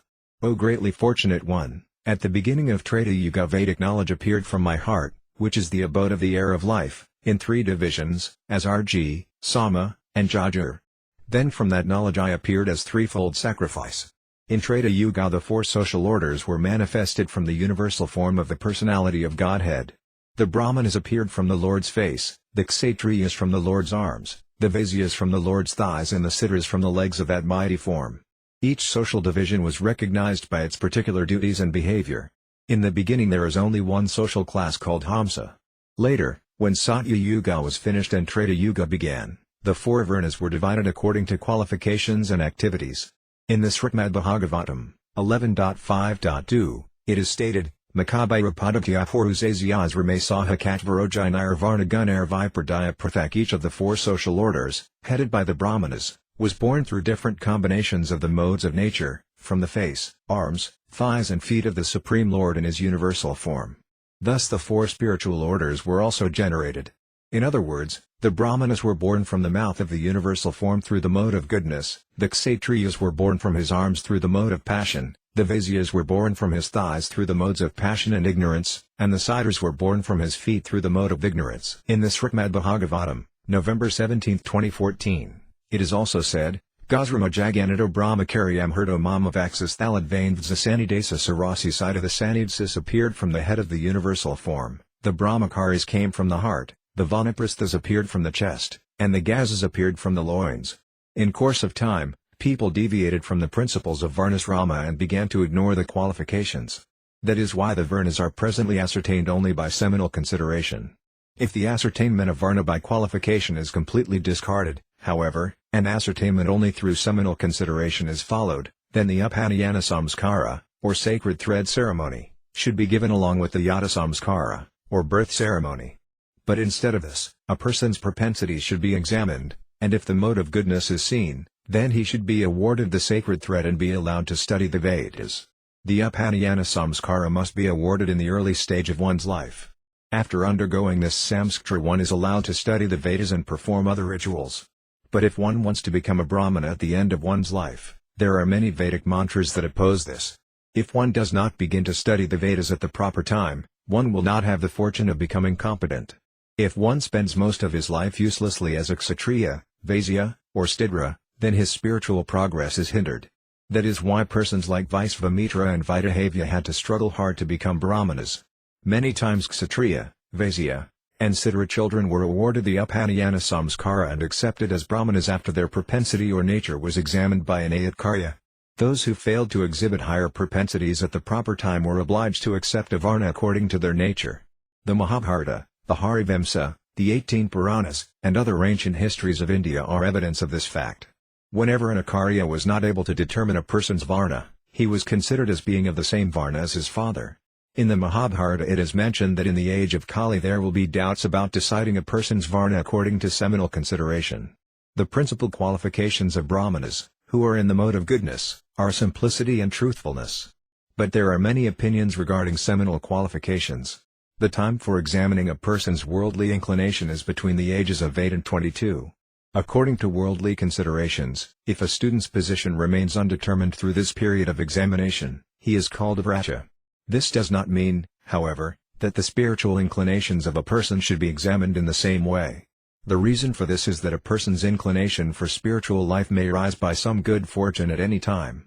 Then he should no longer be considered a fallen vatya, and if evidence of devotional service to Lord Vishnu is found in him, there is no harm in calling him a Brahman realized spiritualist. Unqualified Bhratyas are often awarded spiritual or Patcharatrika initiation. The spiritual activities of a duly initiated Brahmana are called performance of Vedic sacrifice. The Vedic initiation of a Bhratya who has not first acquired the qualifications for Brahmanical initiation should not be accepted as authentic. Since it is not possible to properly execute the Vedic ritualistic ceremonies in this age of quarrel, Kali Yuga, those who have taken Savitriya Brahmanical initiation should be known as Siddhakalpa, as good as Siddhras. Therefore, all Sampradayas agree that rather than considering how to enhance one's position, one should accept initiation according to the Patcharatrika system and engage oneself in the activities enjoined in the Vedas. In this way the biased opinions of conflicting parties are reconciled through the combined help of the Vedas and Pathikardras. During the Buddhist revolution in India, when it became impossible to carry out Vedic duties without deviation, such instructions were often accepted in order to re-establish the principles of Varnasrama. When people's spiritual endeavors gradually diminished and society fell from the devotional service of Lord Vishnu, people began following a distorted system of Varnasrama. There are two kinds of Varnasrama, demoniac and divine. The system of Varnasrama that is based on fruitive activities meant for material enjoyment that is followed by those who are averse to Lord Hari is called demoniac Varnasrama, and the other is the Varnasrama of the community of those who want to serve Hari. This has already been elaborately described. Both the seminal Brahmana community and the initiated Brahmana community can progress side by side towards spiritual life if they put aside their quarrels. But if they fall from their goal and become the servants of worldly lust, then they will not have the good fortune of becoming eternal Hari Janas. If one gives up spiritual practices to protect demoniac society and if one glorifies the system of materialistic Varnasrama, it will certainly hamper one's eternal auspiciousness. Pseudo-devotees should impartially consider what benefit can be achieved if one's spiritual life is covered by mundane selfishness. We will hereby refrain from publicly discussing their foolishness. If we see that they are gradually and silently progressing toward the spiritual kingdom, then our happiness will increase. The followers of Varnasrama who are on the path of spiritual life under the guidance of the Paramamsas are not mad with the false pride of the temporary material world, therefore they can become transcendentally situated. When they actually attain such an impartial platform, they will understand that worship with material desires is mundane and that there is no conflict between one's constitutional duties, in the form of love for Krishna, and Daiva Varnasrama. When a person is maddened to defy a Vaisnava with his body and mind, it is to be understood that he is not situated in his constitutional position as spirit soul. Only Vaisnavas are qualified to worship Lord Vishnu. The material body and mind cannot worship Vishnu through the medium of matter. The followers of demoniac Varnasrama can never worship Vishnu. Their worship of Vishnu pricks him like a pin. It is not possible to worship Vishnu without first worshipping the Vaisnavas. Most persons who have studied the scriptures should know that before worshipping Vishnu one must worship the spiritual master and Gainsa, who is a Vaisnava and the destroyer of obstacles. According to the logic of Half-Hen, or Urdhva Kukkuti, there is no value in worshipping Vishnu without worshipping the Vaisnavas. Only a Vaisnava is capable of giving others the right to worship Vishnu. Those who are envious of the Vaisnavas can never give Vishnu mantras to others. A person who does not worship or who criticizes the spiritual master and the Vaisnavas is not qualified to receive a Vishnu mantra. If a person is not qualified to own something, how can he give it to others? Therefore the scriptures declare that one cannot worship Vishnu with mantras that are received from a non-devotee. One should give up the association of such non-devotees and take initiation, in the form of transcendental knowledge, from a Vaisnava spiritual master. Unless one gives up the bad association of persons who are averse to the Vaisnavas, he achieves no benefit. Wise Vaisnava Acharyas like Srila Ganganarayana Chakravarti and Sri Ramakrishna Bhattacharya took initiation from Vaisnavas and thus established spiritual life as the highest goal in this world. Learned persons who want to act piously in human life perform the sacrificial performance called ācārya in order to show gratefulness to their forefathers and deliver them from ghostly life. Although this ceremony is taken seriously by the general, ungrateful human society, in spiritual life it is not practiced in the same way. All living entities are servants of Krishna. When they forget that they are transcendental servants of the Lord, they are seen to traverse the field of activities through the endeavors of their bodies and minds. But this is not the eternal function of the pure soul. It is superficial and based on nothing more than material desires. The spiritual community serves their worshipable departed elders by faithfully offering them Srimad Prasada. This is completely different from the fruitive method of offering Shraddha. The Vaisnavas are completely unable to concur with the beliefs of the fruitive workers, because this would obstruct their spiritual progress. Simply because the Vaisnavas live in the social shadow of the godless materialists, they should not deviate from their goal and forsake their spiritual life. The process of Vaisnava Shraddha mentioned in Srt Hari Bhakti Vilasa should be followed by devotees in all respects. The conceptions of purity and impurity and proper and improper codes of conduct are accepted by the Daiva and Ācārya Varnasrama systems in different ways. A Vaisnava does not subscribe to any activity that hinders his spiritual life. The worldly smartas simply consider the purity and impurity of objects. Since they have no spiritual knowledge at all, whatever standards they establish may not necessarily be accepted by transcendentalists. It is not logical to try to place the smartas and Vaisnavas on equal level, because their behavior and activities are different. Though a brahmachari is forbidden from sexual activities, in the Gaza's code of conduct there are various circumstances in which sexual activity is appropriate. Should Gazas therefore be condemned? Behavior in accordance with one's status is said to be virtuous, although the same cannot be accepted as proper for someone whose status is different. The behavior of a Vaisnava or Paramamisa is totally different from the behavior of a follower of Varnasrama. Therefore attempts to consider their activities on an equal level are offensive. This Vayavadra Kanda needs to be elaborately discussed, and since such discussion is not feasible at this time we are ending this comparative essay, waiting for the opportunity for further discussion. Om Hari. Appendixes, written by Srila Bhaktisiddhanta Sarasvati Swami Prabhupada, ācārya Santana. How to respect ācārya and his offspring. Those who are endowed with spiritual power and who properly follow the religious principles are called ācaryas. And those who serve Lord Hari following in the footsteps of ācaryas are known as pure devotees under the shelter of the ācaryas. The Supreme Lord has said, "You should know me as ācarya, therefore never disrespect an ācarya in any way." Just as a disciple is duty-bound to show respect and devotion to his spiritual master, he should show similar respect to the children, friends, and relatives of the spiritual master. How one should behave and respect the spiritual master's santana, or children, is found in many places in the Dharmasastras. Considering the children of the ācārya as superior to themselves, like the ācārya, the pure devotees respect them accordingly. To show respect to the family of ācarya is also proper etiquette and approved by the sastras. Sage Anatasani, Volume 19, Part 2, The Difference between the Parivara and the Santana of ācarya. The two principal servants of Sri Mahaprabhu were Sri Prabhu Nityananda and Sri Prabhu Advaita. Since Sri Nityananda Prabhu and $11 Advaita Prabhu accepted the Gaza asrama, their seminal descendants are known as Tsidirya Santana. Their surrendered servants and devotees in the disciplic succession are also known as their Santana. In Bengal, the servants in the disciplic succession are called Parivara, or family, and seminal descendants are called Santana. When one mentions the Vamsa, or dynasty, of ācarya, it refers to his seminal children as well as his disciples. Due to lack of renounced disciples, the seminal offspring are unduly respected. Since there is an abundance of householders following the line of the Smartas in Bengal, there is a considerable lack of renounced persons in the disciplic line. That is why the seminal descendants, while attempting to impress or prove mastery over the uneducated householders, have caused great harm to the eternal religious principles. What to speak of this, even ordinary non-devotee householders are so mad about the ācarya Santana that they consider giving mundane social respect to those sons is actually devotional service to Hari, and thus they often became averse to Hari. In many instances these seminal sons of ācaryas award titles like qualified devotee to members of the uneducated community, while in fact making them averse to devotional service. The ācarya Santana's activities hostile to devotional service and service to the six enemies. The seminal offspring of the ācaryas have sometimes acted foolishly, become averse to Lord Hari, indulged in accumulating excessive wealth and women, professionally recited scriptures like the Srimad Bhagavatam for the sake of money, become professional storytellers, displayed expertise in dancing and voracious eating while conducting 24-hour kirtana, imparted mantras in return for money and clothes, and in the process engaged in activities hostile to devotional service. Just after the disappearance of Sriman Mahaprabhu, these misfortunes caused turmoil in the Vaisnava families of the world and resulted in degradation. At that time, following in the footsteps of the 8 Gosvamis of Raya, ācaryas empowered by Sri Mahaprabhu headed by Srinivasa Ācārya Prabhu, Nautama Dasa Thakura, and Syamananda Prabhu tried to keep the preaching of devotional service intact.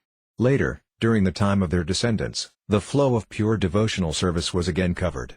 Again the Kshatriya Santana became averse to Hari, which affected the flow of pure devotional service. This diverted the Kshatriya Santana in various ways from their predecessors' line. If the children of ācaryas lead a pious life and engage in devotional service, then the whole world will benefit from their behavior. The great disturbances that are often created by the six enemies such as lust, anger, and greed among the ācarya Santana are not unknown to the pure devotees.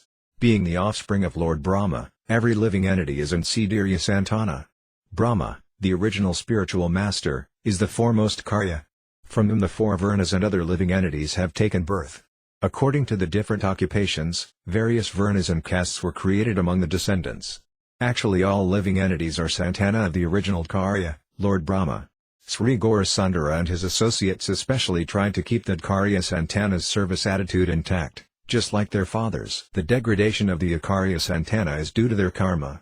As a result of their previous karma, the offspring of the ācārya often lack the qualities of a real ācārya. Ignorance, foolishness, and non-devotional activities have in some places influenced the Ācārya Santana and their followers to become averse to Lord Hari. In other places, hypocrisy has created confusion among the Siddhārya Santana and perversity among their followers. Due to artificiality and hypocrisy, some Siddhārya Santana became overwhelmed by material sense objects and absorbed in sense gratification while accumulating money. Yet in other places they have propagated ignorance as an ornament of devotional service. The result has been that many non-devotees are considering that worship of Hari is a kind of hypocrisy, and thus the preaching of pure devotional service has been halted. Instruction to the ācārya Santana. All living entities created by the Supreme Lord are offspring of the ācārya. Our humble request at their lotus feet is that they should learn the foremost teaching of Sri Gaurasundara, being non-duplicitous and lower than the straw, more tolerant than a tree, respectful to everyone while thinking oneself most fallen. One should always chant the names of Krishna. Then foolish persons like us will realize the quality of an ācārya among those living entities who are ācārya Sanayana, cross the insurmountable ocean of material existence, and constantly engage in the service of Hari. Sage Anatasani, Volume 19, Part 2. Vaisnava Vaisakyanasthadhiktras are materialistic Vaisnavas. In this material world we find that the Vaisnavas are situated in three different levels. Actually all animate objects are servants of Krishna. Ordinary people as well as Kanasthadhikart and Madhyamadhiktari Vaisnavas consider those who do not exhibit any symptoms of inclination towards Krishna as averse to Hari. But although they are non-devotees, they are nevertheless servants of Lord Vishnu. Lord Vasudeva is situated in everyone's heart. If Lord Vishnu were not present in every higher or lower object of this material world, then nothing could exist. We can see that servants of Vishnu who are on the platform of Kanasthadhikara have started worshipping the deity of Lord Vishnu with faith but have not yet realized themselves. That is why the Vaisnavas on the Kanasthadhikara platform are glorified by Srimad Bhagavatam as materialistic rather than transcendental. The gradual advancement of Kanasthadhikaris. The neophytes, while serving the Supreme Lord with great faith, attain the mercy of the Lord. Then they get the opportunity to gradually give up their material conceptions. At that time, the desire for sense enjoyment, the performance of pious activities, and even the position of a mundane impersonalist who searches after Brahma appear insignificant to these Kanasthadhikari Vaisnavas. They then became detached from material objects. Then their pride born of Varna and wealth as well as their material sense gratification begin to diminish. While cultivating spiritual life, the materialistic Vaisnavas change their platform just as a leech changes its color. The Madhyama Adhikara of Vaisnava. We can see that due to their cultivation of spiritual life, the Madhyama Adhikaris see the same deity form as the Kanasthadhiktras, yet with more mature spiritual vision. On that platform they do not consider the deity as made of material elements. They then experience contact with the spiritual entity in their own existence and become qualified to discriminate between the different positions of the different devotees. Being situated on such a platform, they love all living entities, make friendship with those who are inclined towards Krishna, benefit others by preaching devotional service to Krishna, and give up the association of persons averse to the Lord. At this juncture they face various obstacles. Sometimes they are subdued by self-worshipping Mayavadis, sometimes they are condemned by foolish pious people, and sometimes they are attacked by unregulated persons who are simply absorbed in eating and drinking. The gradual advancement of the Madhyama Adhikaris. The Madhyama Adhikaris gladly tolerate these disturbances and by the mercy of Krishna never deviate from the service of Hari. Since the Madhyama Adhikaris' position is more fixed than the neophytes, who are prone to fall down, they cannot be threatened by persons who averse to Hari. The Madhyama Adhikaris realize that the Lord is situated in their hearts. As Katya Guru in the heart of the devotees, Lord Krishnacandra attracts them, considering them his own. By the mercy of Hari, the spiritual master, and the Vaisnavas, the Madhyama Adhikaris attain complete transcendental realization. In ordinary language this is called self-realization. The advanced platform of Vaisnava. The position known by Jvanis as Jivan Mukta, or liberated even in this life, is known in the language of pure Vaisnavas as self-realization, or being situated in the transcendental position. In that state one has no engagement other than service to Krishna. Those who quarrel over the ingredients of service cannot imagine the advanced position. Those who consider the clay pot of Sri Srimad Visnapada Gaurkishor Dās Bābājī, his eating of uncooked foodstuffs, his intense renunciation, and his encouragement to the Sahajiyas as ingredients for the service of Hari, and thus become absorbed in them, will simply be pulling the skin of the fruit while rejecting the pulp. Those who are maddened by material objects rather than spiritual, will never be able to understand the activities of the Mahabhagavatas, or exalted devotees. As long as one considers the ingredients of service equal to those fit for one's own material enjoyment, he can never have spiritual realization. Vaisnava Vainsa and its reversion. We find Vamsas, or dynasties, of the above-mentioned three types of Vaisnavas in this world. Vamsa does not only refer to the seminal descendants. The dynasties in this world are produced by licit association with women according to the principles of Varnasrama. But we cannot say that this is the only pure, unadulterated, ongoing process. By the combination of father and mother the child is born. All men are capable of begetting various offspring in the wombs of their respective wives. Therefore unadulterated fatherhood cannot be imposed on the sons of the gross seminal dynasties. Seminal birth and duties towards parents. The parents are the principal servants of their sons. They serve their child from his birth by various direct and indirect activities of their body, mind, and speech. In order to repay these debts, the grateful sons must serve their parents as their primary duty. Yet the son does not become fit to serve his parents immediately after his birth. After a long time, when he grows up and becomes matured, then his service attitude is awakened. Then as a successor of his parents he realizes his duty to serve his parents. This is the seminal dynasty, wherein the experiences exhibited by the parents become prominent in the heart. Second birth through initiation and duty towards the ācārya. We know that apart from seminal birth, a living entity takes another birth in the family of Ansidiriya. When a living entity attains his second birth, he becomes freed from the condemnation of taking only one birth. The Ansidiriya and Gayatri give him a second birth, called Savitra. At that time, having received his second birth in the family of an ācārya, he can more properly understand his duties as a servant. The parents serve their child as long as he remains at home. As soon as his knowledge is developed, he is first sent to Gurukula. Then while staying in Gurukula he understands his duties towards his parents. The ācārya, however, does not become a servant of the child like his parents. The twice-born child receives more opportunity to serve the ācārya. The twice-born, who is a servant of the ācārya, considers the home of the ācārya as his own and takes responsibility to serve the ācārya in various ways. The two types of Vedic instructions. The twice-born student receives knowledge of the Vedas and Vedic literatures from his ācārya. The Vedic literatures recommend two kinds of instructions. One is to adjust with the material nature while remaining in this world. And the other is to be educated in eternal spiritual subject matters. If the ācārya is a worshipper of temporary religious principles, then he will instruct his disciples about temporary worship, such as karma-arjna. But if the ācārya is a devotee instead of a smariya, then he will teach the most confidential subject matters of the Vedas. Though he receives Vedic instructions from the ācārya, a disciple who has a taste for material objects and is thus absorbed in mundane conceptions considers materialistic household duties as the purpose of human life. But if the Ācārya is a devotee, then he teaches the ripened fruit of the Vedic tree, Bhagavata Dharma, from the Vedic literature and helps living entities attain eternal life. He also teaches them the difference between eternal and temporary life. Being under the control of insignificant greed or material enjoyment, a student returns home after completing his formalities with the ācārya simply to engage in fruitive activities. One who considers material assets very insignificant and useless for spiritual life and is attracted towards spiritual life accepts prahadrata, celibacy, rather than returning home, or he returns home and accepts spiritual initiation and duty towards the spiritual master. The spiritual ācārya is known as guru. He awards third birth to the living entities by giving them initiation, in the form of imparting transcendental knowledge. In this third birth a person engages in spiritual cultivation and attains freedom from material conceptions. We have already discussed that avamsa does not expand only through saukrajanma, or seminal birth, rather it also expands through stvitra and diksha-janmas, or Vedic and spiritual initiations. The differences in saukrajanma from stvitra and diksha-janmas.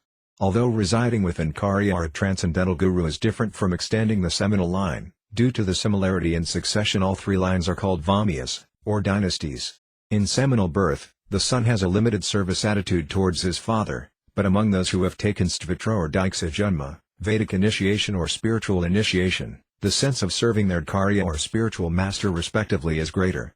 On the path of devotional service, the successors are appreciated according their degree of service. Just as the son of a doctor does not necessarily inherit his father's medical knowledge, rather his knowledge depends on his personal experience in that field, similarly being the seminal son of a Vaisnava guru does not in itself qualify one as an ācārya or spiritual master. Nor is it found in any sira or spiritual practices that spiritual authority should be entrusted only on the Saukravamsa, or seminal dynasty. Only some duplicitous, selfish, non-devotee householders advertise this opinion. The Vamsas of Sannidhi Gurus of authorized Sampradayas are confined to their disciplic succession. It is written in the Padma Purana that mantras received from unauthorized disciplic lines do not produce any result. The evil intentions of deceitful Sampradayas. Many new philosophies have been manufactured in order to cheat foolish people, and ordinary selfish people who are maddened with material pride cannot ascertain the truth by defeating these philosophies. Thus pseudo-sampradayas spread their net to cover the truth. Falling in their trap, many unfortunate people are deviated from the truth and become entangled in the net of anarthas rather than progress in spiritual life. If the son of a doctor treats people without mastering medical knowledge, if the son of a train driver begins to drive trains without sufficient knowledge about the mechanism of the engine, or if the son of an expert swimmer who is unable to swim like his father takes others in the deep water to teach them swimming, one can easily imagine the venomous results they will produce. The conclusion. We may go on bragging that we are born in the seminal dynasty of a Vaisnava and we may exhibit lifeless limbs of devotional service, but unless we have firm faith in the service of Hari we will simply cheat ourselves and become enemies of society. Asayuta Gotra is never a Saukra Gotra, or seminal family, therefore Vaisnava Varnsa does not refer only to the seminal dynasty. The spiritual Vaisnavas who belong to the Asayuta Gotra, or family of Krishna, entrust their respective authority only to their most confidential servants. The unqualified descendants can never claim to be successors just because they were born in that family. Even if they achieve such a position, they are unable to protect it. These facts are similarly applicable to the dynasties of Lord Vishnu as well. Specifically, the Lord and his devotees appear in different dynasties at different times, and there are no obstacles for non-devotees and demons to take birth in such families. The son of Lord Vishnu is not Lord Vishnu, but a Vaisnava. So from the third generation there is no difference between the descendants of Vishnu and the descendants of the Vaisnavas. Sage Anatasani, Volume 19, Part 7/8, Smarta Raghunandana.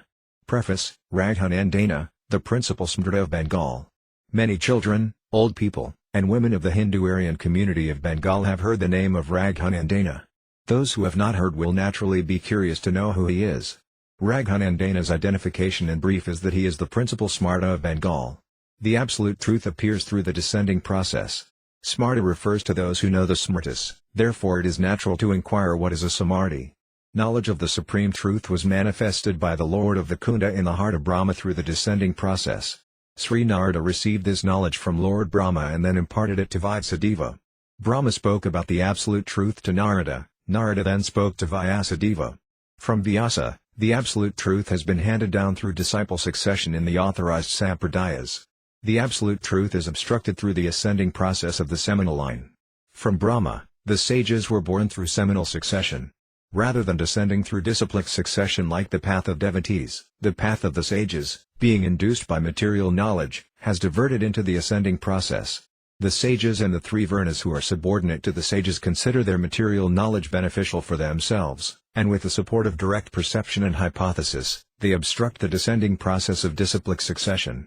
Those who traverse the descending process are qualified to reach the absolute truth. But since those who traverse the ascending process have accepted the external ascending path to reach the undisputed destination, they have become eager to minimize the glories of the absolute truth. As a result, even though they proudly advertise their faith in the Vedas, their actual intention is to disregard the Vedas. This is clearly understood. Differences of opinion occur only in the ascending process. There are no differences of opinion in the descending process, rather there is complete harmony and diversity. Whenever the sages gave explanations on the Vedas that were contrary to the actual purport of the Vedas, differences in their respective realizations arose. On the ascending path, one sage attacks another sage and tries to establish his own opinion. In the descending path, however, there is no such outrage or drawback. The varieties that are perceived are all used in the service of the non-dual personality of Godhead. One does not become puffed up or averse to Hari. Prediction about persons who traverse the ascending path and are faithless to the words of the spiritual master. The words from the mouth of a bona fide spiritual master are not independent of the sastra. They are completely nourished by and favorable to the sastra. The favorable ascending path that is sometimes accepted to understand the absolute truth is simply subservient to the descending process. But whenever the descending path is neglected, the advayajna, or knowledge of the non-dual substance, is more or less subdued. Wherever respect for the spiritual master has been diminished, the ascending process, in the form of disobeying the spiritual master, has simply created a perverted mentality of Vivartavada, or the Mayavada theory of illusion, filled with pride and nourished by the four defects like committing mistakes and being illusioned. This diseased mentality eventually turns into a mind of licentiousness. Persons who disregard the words of the spiritual master are unable to comprehend the Vedic instructions. When persons who disregard the spiritual master try to understand the Vedic literatures through their evil attempts, differences of opinion automatically arise in their understanding. But if the sages give up their pride of seminal birth and become fixed in real knowledge by following the descending path, then their recitation of songs from the Samaveda will be non-different from that of the Arjya Veda. Those who are proud of seminal birth and whose bodily conception of life is very prominent are not qualified to hear the instructions of the spiritual master. When the sages subdue their material pride and live in a Gurukula to study the Vedas, they are able to comprehend the hearing and studying of the Vedas. Comprehension of the heard subject matters is called samadhi. In other words, to comprehend the subject matter heard in the Gurukula through the descending process and act accordingly is execution of the smritis. The smritis of Raghanandana, who follows the ascending process, are harmful to the devotees. The rules and regulations are Raghanandana Bhattacharya has preached as smritis for the benefit of the persons traversing the ascending path are not acceptable to the devotees. The worldly, or social, smritis may please and bring auspiciousness to people, but they misguide those who traverse the descending path from their goal and cause their downfall. While following the ascending path and its code of conduct, when the Smariyas, who are expert in Samadhi literature, create communities to place impediments on the path of spiritual progress, then devotees consider their attempts as a hindrance to spiritual life. The difference between smritis aiming at material enjoyment and those aiming at service to the Lord. The smritis of the spiritualists and those of the karmas are not the same. The smartas and the devotees see the smritis, or conceptions of the Vedas, on various levels. The spiritualists say, Lakiki Vediki Avapiya Kriya Kriyatimune Hari Savana Kalivase Kriya Bhakta Mikata. This means that whatever a traveler on the path of bhakti does is meant for pleasing Lord Hari. And whatever fruitive activities, mental speculation, and sense enjoyment that non-devotee communities devoid of devotion to Hari engage in are simply proof of their enjoying spirit in aversion to Hari. Those who have been permanently qualified in the kingdom of aversion to the Lord are alone and capable of attaching importance to the service of Lord Hari, through worldly or Vedic performances. Such smritas claim a difference of opinion with the travelers on the path of bhakti. There is a gulf of difference between ordinary smritas and spiritual smritas. The spiritual smritas and worldly smritas can never be in agreement, they are eternally different. From the gross material point of view, a strong desire may arise to find a compromise between them, but if an intelligent person carefully considers, he will understand that such an endeavor will create obstacles in worshipping the non-dual personality of Godhead. Generally, material knowledge is polluted with four defects: imperfect senses, the propensity for cheating, certainty of committing mistakes, and certainty of being illusioned. The Vedic literatures, however, are beyond these defects. The smritis that are subordinate to the Vedas are also supposed to be beyond defect. The ordinary materialistic conception is situated in the living entity's field of fruitive activities and awards them a suitable result. The field of the devotees, however, is not the field of fruitive activities that enhances one's material enjoyment. Therefore the Vedic knowledge, or purport of the Vedas, that is heard from the mouth of the spiritual master is not same as the worldly smritas. Many smartas, who oppose each other, have taken birth in different places at different times. Until a living entity's spiritual perception is awakened, he considers the smartas, who are travelers on the ascending path, as followers of Vedic literatures who are either worldly or devoid of service to Hari. But when he leaves behind the activities at different times and places of smartas whose attempts are always unfavorable for devotional service, he continually follows the spiritual smritas in the kingdom of devotional service. The modern so-called Vaisnavas under the subordination of Raghanandana are actually against the Gaudiya Vaisnavas. Through his own genius our Bengali Raghanandana has accumulated certain smritas and preached them in various places of Bengal. At present the society of aversion to the service of Hari is being run under the subordination of those teachings. Moreover, Many superficial devotees follow Raghunandana Smritis, which are against Vaishnava principles, and thus uproot their spiritual propensities. Such people desire various forms of material enjoyment in the guise of householders and consider that following Smarta Raghunandana Bhattacharya is particular limb of worshipping Hari. Though this spiritual community identifies itself as Gaudiya Vaishnava, members have in no way tried to safeguard the prestige of Sri Hari Bhakti Vilasa, which was compiled under the order of Sriman Mahaprabhu. Whenever they got an opportunity to follow the Smarta doctrine, which is opposed to the teachings of Sriman Mahaprabhu, they have readily accepted it. In this way they are accumulating Vaishnava aparatas, totally uprooting the eternal truth, and permanently obstructing the path of devotional service to Krishna. Raghunandana's oppression towards the Gaudiya Vaishnavas. Though the position of Raghunandana is very high in the Hindu society of Bengal, in the vision of the devotees such a high position is also situated on the material platform. The harm caused by Raghunandana and his Smarta followers in different parts of Bengal at different times is clearly manifested at present in every ritualistic performance. The devotees, however, cannot commit suicide by becoming attracted to the material respect and prestige of the Smartas. Warning to the Gaudiya Vaishnavas. Therefore the devotees are humbly presenting these topics to the Hindu communities of Bengal and especially to the Gaudiya Vaishnavas. The hearts of the Gaudiya Vaishnavas are certainly shaken by seeing the Smartas disturb and harass their desired goal of worship. The Vaishnavas will gradually understand that the pure Vaishnava Dharma preached by Sri Gaurasundara is bound by the Smartas' ropes, which increase one's aversion to the Lord. O Gaudiya Vaishnavas! Do not relinquish the cultivation of spiritual life, thinking that you will transgress Smarta Raghunandana. Be familiar with Raghunandana and take leave of him forever. Sage Anatasani, Volume 24. Part 5/6. Smarta and Vaishnava mundane fruit of Smartas are casual, their results, the sense enjoyers are worldly Smartas. When a living entity considers his material body and mind as his self and thus engages in various, ruitive activities with a desire to enjoy their fruits, then he is called a Smarta. The rules and regulations of the Smartas have been composed to regulate those who are not surrendered to the Lord or as devotees but are simply engaged for their own bodily comforts. The rigid instructions of the Smartas are meant to minimize the sinful propensities of those who always speak lies, cheat others, behave improperly, hanker after others' possessions, and commit violence to achieve their self-interest. Therefore the injunctions of the Smartas are not eternal, but simply casual, in other words, they have been created for some specific purpose. But the spiritual activities meant for the pleasure of the Lord are eternal, because in such activities the enjoyer is the Supreme Lord, the activities are performed to satisfy Him, and they will eternally do so.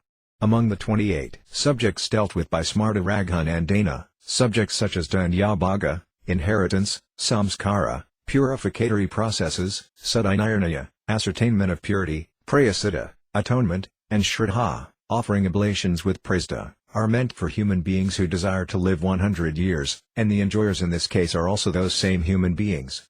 There is no mention about the science of self-realization. His mention of worshipping Durga, observing Ekadashi, and sacrificing oxen are meant for material enjoyment or attaining liberation. Therefore they are casual. The devotees follow the primary rule and prohibition. The Vaishnavas who are fully surrendered to the Lord do not engage in casual activities. They know that the Supreme Lord is the only enjoyer of everything and thus they engage in devotional service to please Him. They know that, Smartavya satatam Visnurvismartavyo najatu sit sarve vidi nizadasiratar eva kankara Lord Vishnu is to be remembered always, this is the only rule, and never forget Vishnu, this is the only prohibition. All other rules and prohibitions are based on this primary rule and this primary prohibition. That which by following the Lord is always remembered is a rule, and that which by following the Lord is never forgotten is a prohibition. From Padma Purana quoted in Bhakti Rasamrita Sindhu, the Vaishnavas serve the Lord with love and devotion. The Vaishnavas are fully surrendered souls, therefore all their activities are meant to satisfy the Lord. The Vaishnavas are non-envious and realistic, because they have re-established their relationship with the Lord. They do not wish to be influential in this world or subdue others, nor do they desire any fame through the performance of various sacrifices, meditation, chanting mantras, undergoing austerities, performing funeral rites, offering oblations, traveling to the holy places, or sacrificing animals in the worship of Durga, nor are they interested in attaining the heavenly planets. Furthermore, they do not desire to enjoy the pleasure of liberation by attaining freedom from the clutches of birth and death. If they can serve their worshipable Lord, they do not mind to take millions of births or even reside in hell. This is their only prayer. Pleasing the Lord is their goal of life.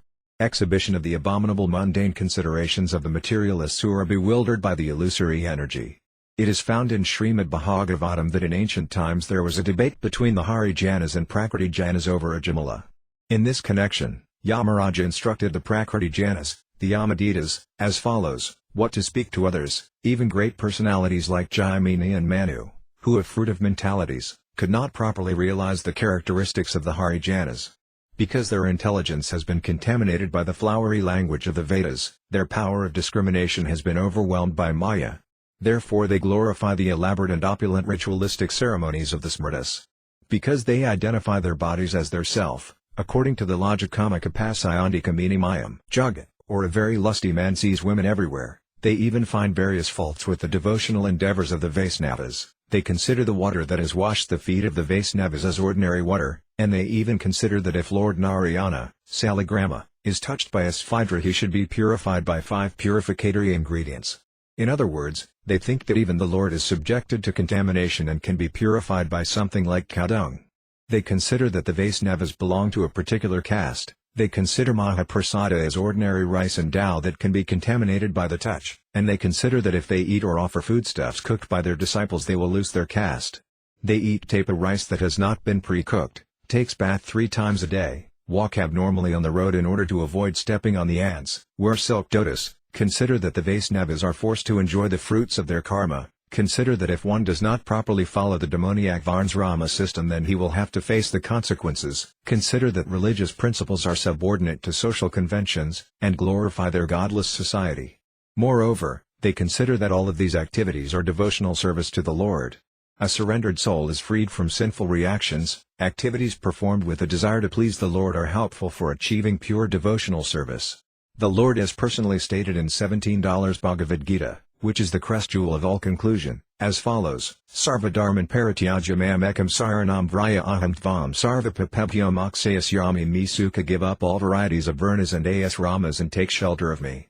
I will deliver you from all sinful reactions that will be result from not following those activities prescribed for those varnas and asramas. He also states in the 3rd chapter as follows: Yajvyasistasanasantom usayanti sarvakalbhaizabu vyagam papayi pakanti atmakuranat. Those devotees who accept the remnants of the Lord are freed from sinful reactions born from fruitive activities like the 5 different kinds of yajna, pafikasina. And those who claim to be the enjoyers and accumulate ingredients for their own enjoyment, verily eat only sin. He further states in S11 Gita as follows: Yajñardhat karmano nayadar lokoyaran karma bandhana. Activities must be performed for Yaji or the Supreme Lord Vishnu, otherwise they become the cause of bondage. Activities performed for Vishnu are devotional service. They can gradually turn into pure devotional service. It is mentioned in Nayat Radhapankaratra as follows: Sararsvayit sastre haramudasya kriyasaiva bhaktar iti praktateya bhakti parabhavado. Sage amongst the demigods, Narada, those activities prescribed in the revealed scriptures for satisfying the Supreme Personality of Godhead, Lord Hari, are called the regulative principles of bhakti, sadhana bhakti, by practicing which one may attain the highest bhakti, prema. Lakiki vediki avapi yakriye kriyate munhari savana kaliva se kriya bhakta mikhata. One should perform only those activities, either worldly or prescribed by Vedic rules and regulations, which are favorable for the cultivation of Krishna consciousness. Therefore all the activities performed by the devotees for the satisfaction of the Lord do not yield any sinful reactions and they help one in attaining pure devotional service. And since the activities performed by the non-devotee smartas are meant for their own enjoyment, they are simply sinful. Even the activities that are pious according to the smritis are also not totally free from sin. For example, being vegetarian is a pious activity. But when the fruitive workers eat vegetarian food, they also commit violence to living entities. Because fruits and roots are also living entities, if one cuts and eats them he is certainly sinful due to the act of killing. But when a surrendered devotee offers some fruits, roots, or water to Hari with devotion and according to the instructions of the sastras, the Lord gladly accepts them. And when the devotees eat his transcendental remnants, no sinful reaction can touch them. Without worshipping the Lord even the followers of Varnasrama system cannot be freed from sinful reactions. Statements from the 11th canto of Srimad Bhagavatam are translated by Srila Kaviraja Swami Prabhu in his Chaitanya Charitamrita as follows: Kari Varnasrama Yadi Krishna Nibhajesva Karma Karite Se Rorave Padi Maye. The followers of the Varnasrama institution accept the regulative principles of the 4 social orders, Brahmana, Kshatriya, Vaisya and Sidra, and 4 spiritual orders, Brahmacharya, Gaza, Vanaprastha and Sannyasa vertical bar. However, if one carries out the regulative principles of these orders but does not render transcendental service to Krishna, he falls into the hellish condition of material life. The reason for this is that other than devotional service all other endeavors are meant for material enjoyment and are therefore sinful. Only devotional service to the Lord is totally freed from sins. In the service of the Lord, irreligiosity becomes religious. The Supreme Lord has said, Man nimitar kritam papamapi dharmaya kalpape mamandritya dharma pipapam siddhamak prabhavata. Committing sins for me is also considered pious. But if one neglects me and engages in religious activities, then by my influence these actions turn into sins. This verse is from Padma Purana quoted in Bhakti Sandarbha. We will here incite one example of the behavior of a great personality who was a predecessor ācārya in the Ramanuja Sampradaya. Srila Jiva Goswami has mentioned the following incident in his commentary on Srimad Bhagavatam. Long ago there was a devotee of Vishnu named Tirumangai in South India. From his childhood he travelled to various holy places in order to serve the Lord. In the course of his travels 4 persons with mystic perfections became his disciples. The name of his first disciple was Tarkasidamani, his second disciple was Devara and Makaka, his third disciple was known as Chayagraya, meaning whoever was touched by his shadow became immobile, and the name of his fourth disciple was Jalaparakara, meaning he could walk on water. While traveling with these 4 disciples, Tirumangai once came to the temple of Sri Ranganatha. He saw that the temple was almost falling apart and that the very narrow courtyard was filled with leather shoes. The whole temple was surrounded by bushes. Due to the fear of tigers and jackals, the servants came once a day to worship Sri Ranganatha. Seeing this, Tirumangai Alavar became simultaneously distressed and angry. He began to think, the materialists are living in gorgeous palaces, surrounded by women and engaged in various lusty affairs, and the Lord of the universe, the King of kings, the life and soul of everyone, is kept in a broken temple with dire negligence. The demons are plundering the wealth of Krishna. But Tirumangai was himself penniless, so he could not decide what to do. Eventually he and his 4 disciples began to visit rich people to beg alms. But being proud of their wealth, the rich people rather than giving him charity addressed him as a thief and turned him away. Some of them taunted him saying, "What is the need of money for a sadhu?" But Tirumangai did not budge from his resolve. When he saw that the rich people were plundering the Lord's wealth and enjoying, he resolved to get the Lord's wealth back from the rich thieves and utilize it in the service of the Lord. Tirumangai and his 4 disciples became a gang of robbers. His first disciple, Tarkakshidamani, would entangle the materialists in the net of argument. His second disciple, Devara and Makaka, would then open the door of the treasury house. His third disciple, Chayagraya, then made everyone motionless, and his 4th disciple, Jalaparakara, entered the palaces that were surrounded by deep moats and plundered all the wealth. Thereafter, when sufficient wealth was accumulated, Tirumangai brought many expert artists from various provinces and built a beautiful 7-story temple. But Tirumangai himself cooked once a day, and after offering to the Lord he ate the remnants. He was fully surrendered and engaged in the service of the Lord with all his senses. In this way he engaged his disciples in the service of the Lord. He was a self-controlled Goswami. Actual examples of serving the spiritual master, serving the Lord, and being humbler than the grass according to the considerations of the devotees or Harijanas. In the vision of a smrta, or moralist, the above-mentioned activities of Tirumangai Alvar are certainly acts of robbery. Tirumangai personally became a leader of thieves and inspired his disciples to perform such activities for the purpose of serving the Lord. In this activity, however, he had no desire at all for personal enjoyment or fame.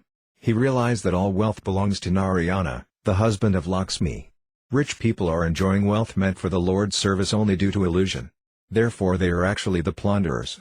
So when the Lord's wealth could not be recovered through proper channels, then it should be recovered by any means.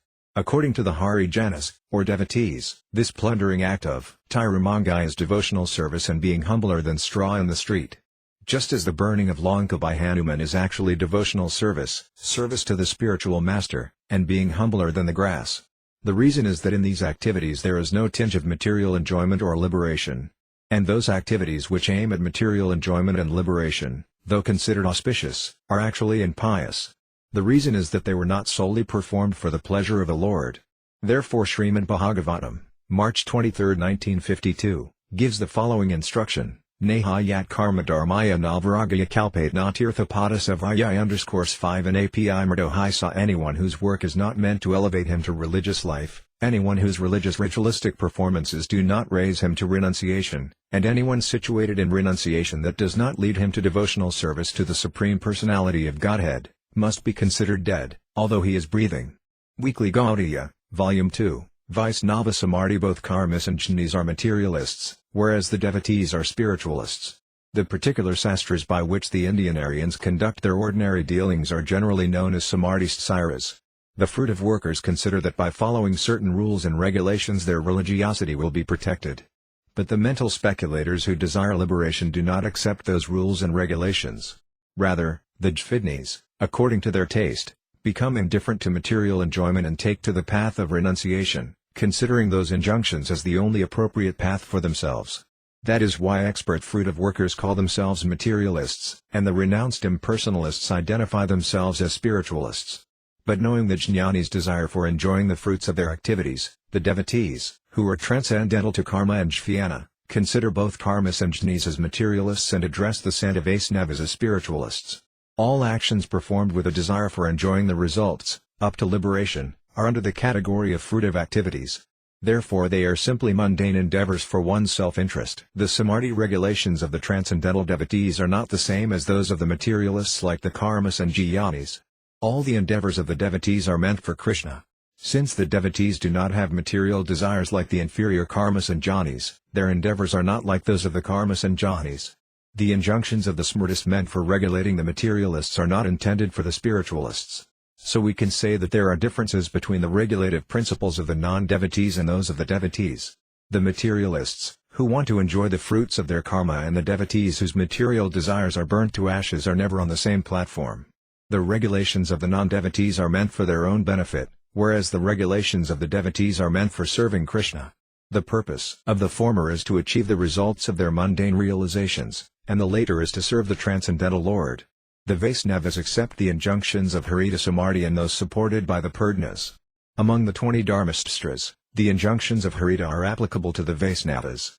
Apart from the 20 Dharmasastras, the regulations of the Puranas are also accepted by the Smartas. The Vaisnavas also accept necessary injunctions from the Puranas and Vedas.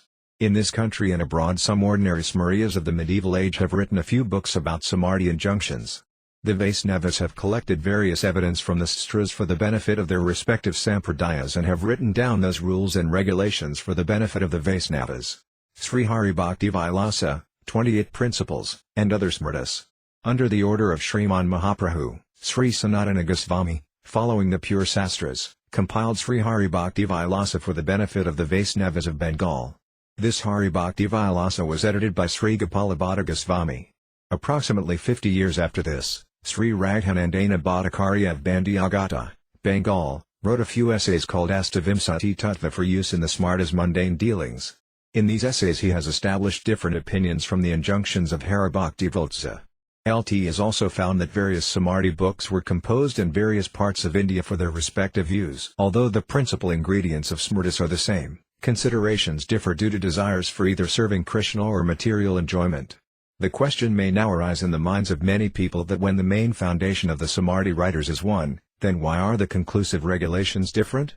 In answer to this, we can say that the writers of the Vaisnava Smritis are servants of the Lord, whereas the writers of the Smritis meant for persons attached to material enjoyment are sense gratifiers. The materialists have no taste or faith in the worship of the Lord. Therefore it is impossible to get impartial regulations from such persons. By following the Smriti system one cannot become a Vaisnava. Although the Hindu communities are forced to follow the regulations of ordinary Smartas, the pure devotees who also belong to Hindu communities are not obliged to follow the Smritis of the materialists. In the society of devotees it is not possible to follow the Vaisnava Smritis and at the same time respect the Smarta regulations. That would be simply a sign of weakness and foolishness. When due to the influence of their knowledge the devotee householders will come to understand their own literatures and prestige, then they will no longer be dependent on others. The devotees should lead their lives in Krishna's family according to the Vaisnava Smritis. Then the godless Smartas will never be able to dominate them. Instructions for the present Vaisnava societies. If the Vaisnava devotees spend their lives following the instructions of the spiritual master, then there will be no possibility of disturbances in this world. Sometimes the ordinary Smartas glance menacingly towards devotional service to Vishnu and thus prove their foolishness, but such narrow mentality can never prove them to be magnanimous. At present it is the age of Kali, so the pure considerations of the Vaisnavas are being included among the useless arguments of the mental speculators. These are all indications of apathy towards the absolute truth. It does not befit a great Vaisnava to accept subordination of the Smartas who lack transcendental realization and who are influential by material standards.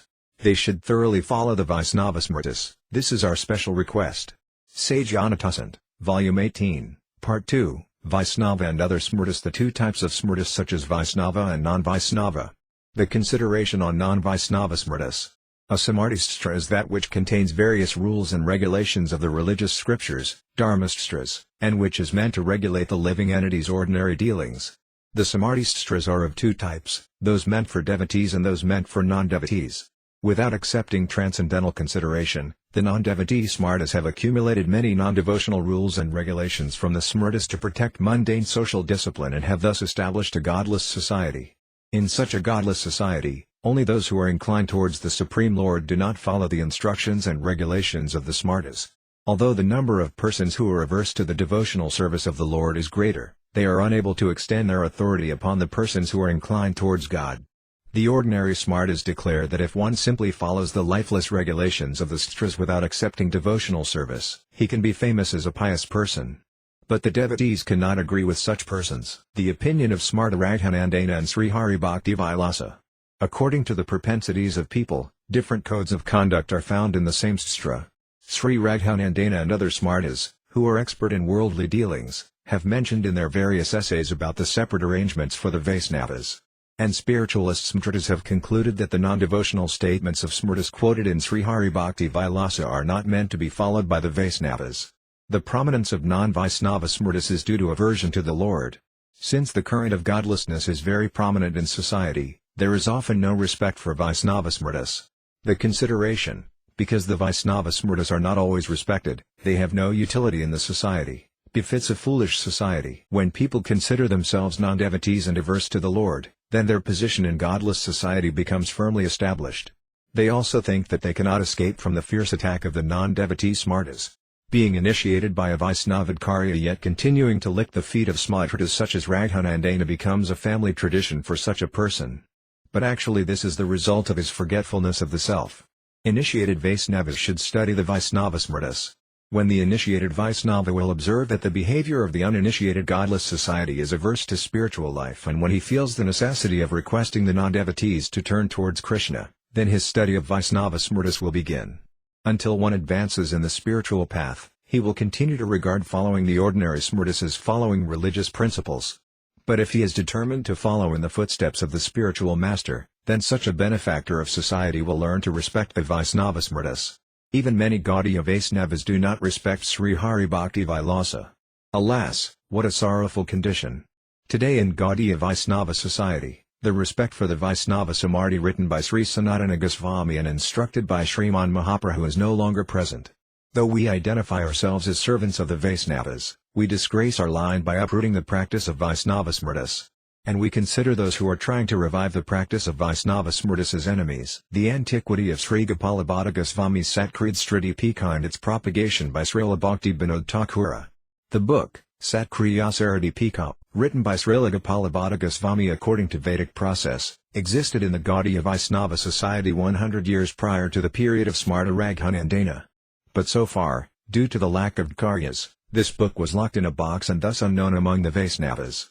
The need of the pure devotees that Srila Bhaktivinoda Thakur fulfilled by preaching this book among the Vaisnavas by the will of Sri Gaurasundara, the pure Gaudiya Vaishnava society will take 1,000 years to repay this debt.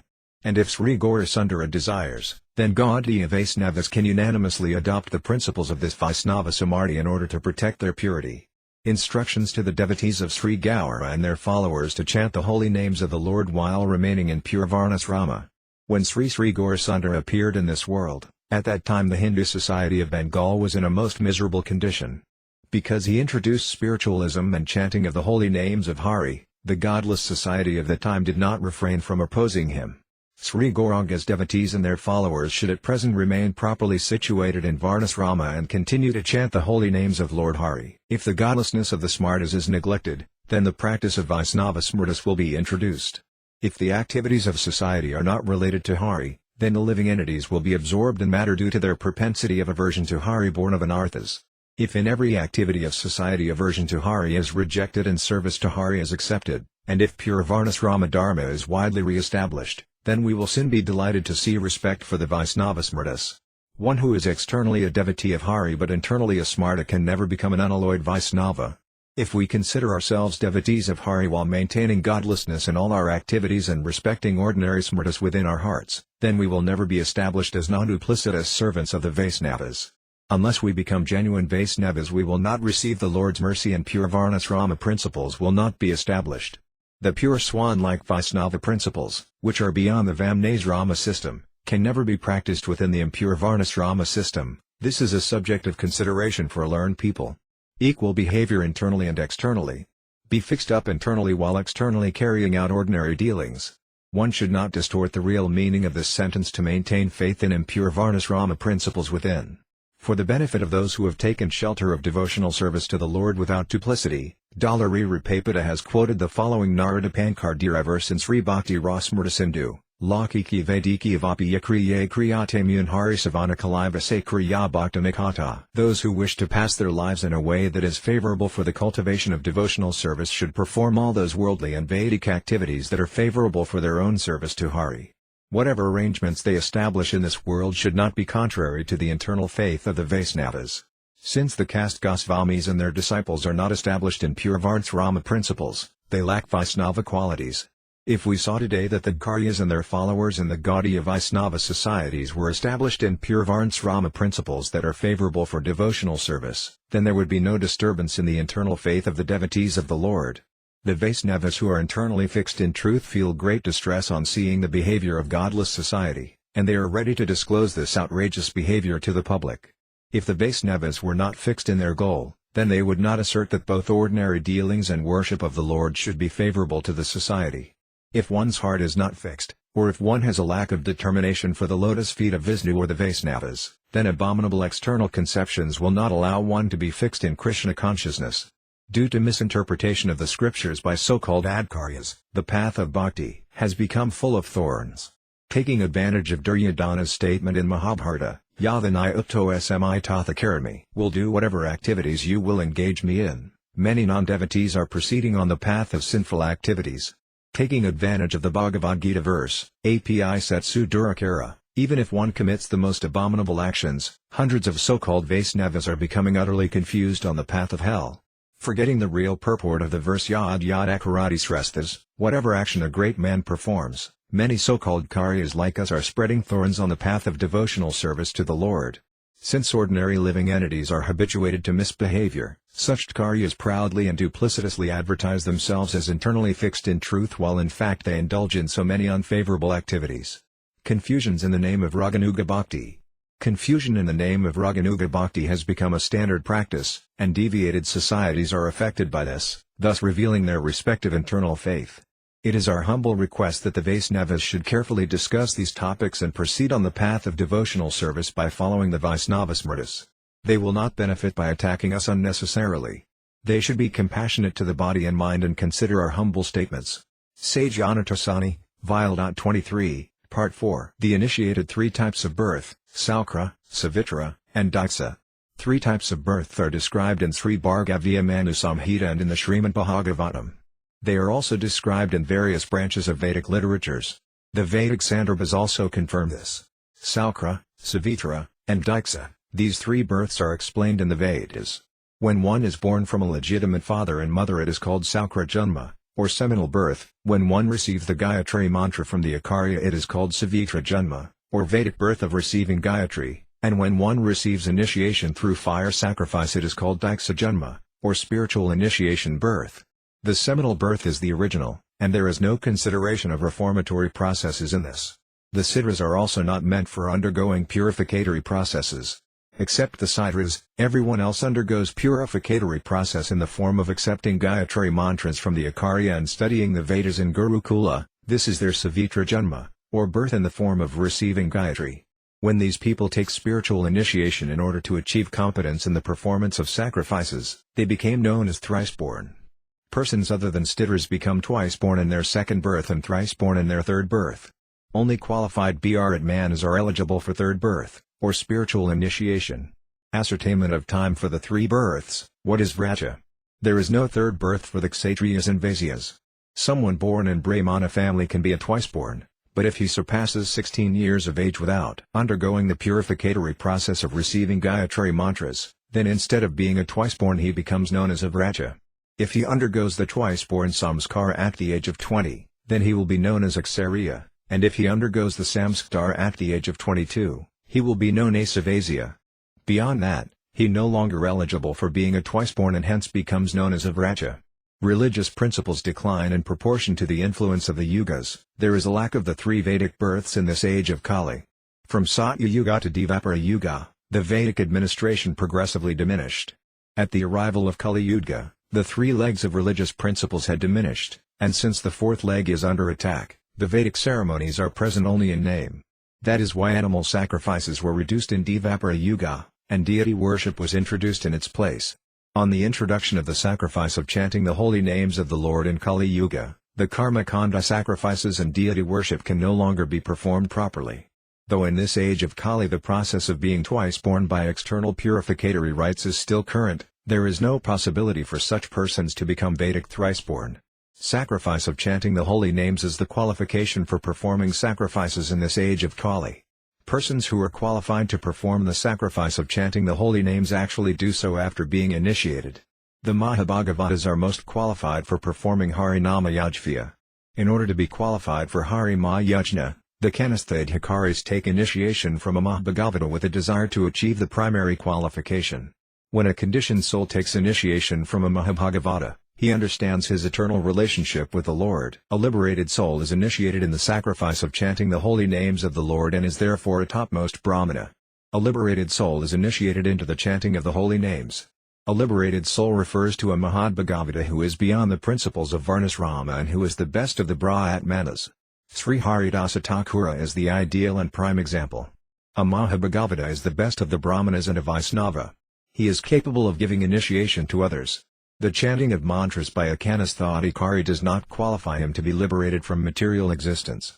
Whenever he attains perfection in chanting the holy names by giving up his pride for his materially conditioned life, then he immediately becomes qualified to chant Lord Hari's holy names, which are worshipable by the liberated souls. Vedic ceremonies are not successful in Kali Yuga, the position of the Brahmanas in Kali Yuga. The Vedic ritualistic ceremonies are not totally successful in this age of Kali.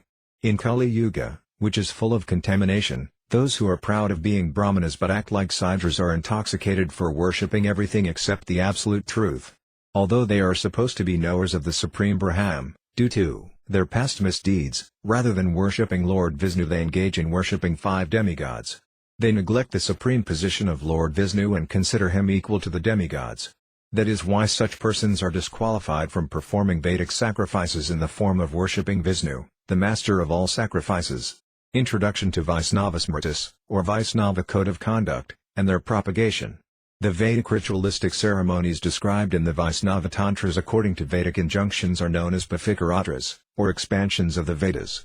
This is accepted by sages who follow the Vedic path. Under the instruction of Sri Gaurasundara, Sri Sanatana Goswami, the Gaudiya Vaishnava ācārya, compiled the Vaisnava Samarthi called Sri Hari Bhaktivedanta. Sri Gopalabhata Goswami, an ideal Mahapurusa, expert in Vaisnava etiquette, worshipable for the Kanastha, and one of the 6 Goswamis, wrote Satkriya and edited Sri Hara Bhakti Vilasa, following in the footsteps of Sri Sanatana Goswami.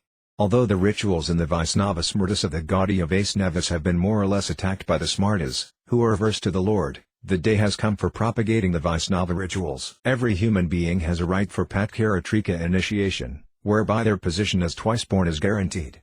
We can know from the scriptural evidences quoted in Sri Hari Bhakti Vilasa that all Sidra and non-Stidra human beings, though not eligible for Savitra, or Vedic initiation, are certainly eligible for Patkaratrika initiation. Whether one has resided in Gurukula after accepting Vedic initiation or not, whether a Brahmana has fallen from his religious vows or not, or whether one is born in a Dalar Tidra or lower than a Stidra family, Through pious activities, all can become eligible for receiving Bhavkaratrika initiation. If any human being receives Bhavkaratrika initiation, he is certainly a twice-born. Though women do not undergo the sacred thread ceremony, they also become twice-born and are thus qualified to chant the holy names and worship the deities. It is to be understood that persons who are not invested with the sacred thread have not received actual initiation. The qualification of Paramhamsa, however, has no symptoms of varnas, such as sacred thread, and no symptoms of asrama, such as the danda or saffron robes. They do not engage in deity worship like those who are situated in varnasrama. The scriptures say that as a bell metal mixed with mercury in a specific way turns into gold, when a person takes Bhavkaratrika initiation from a bona fide spiritual master, he certainly becomes a twice-born Brahmana.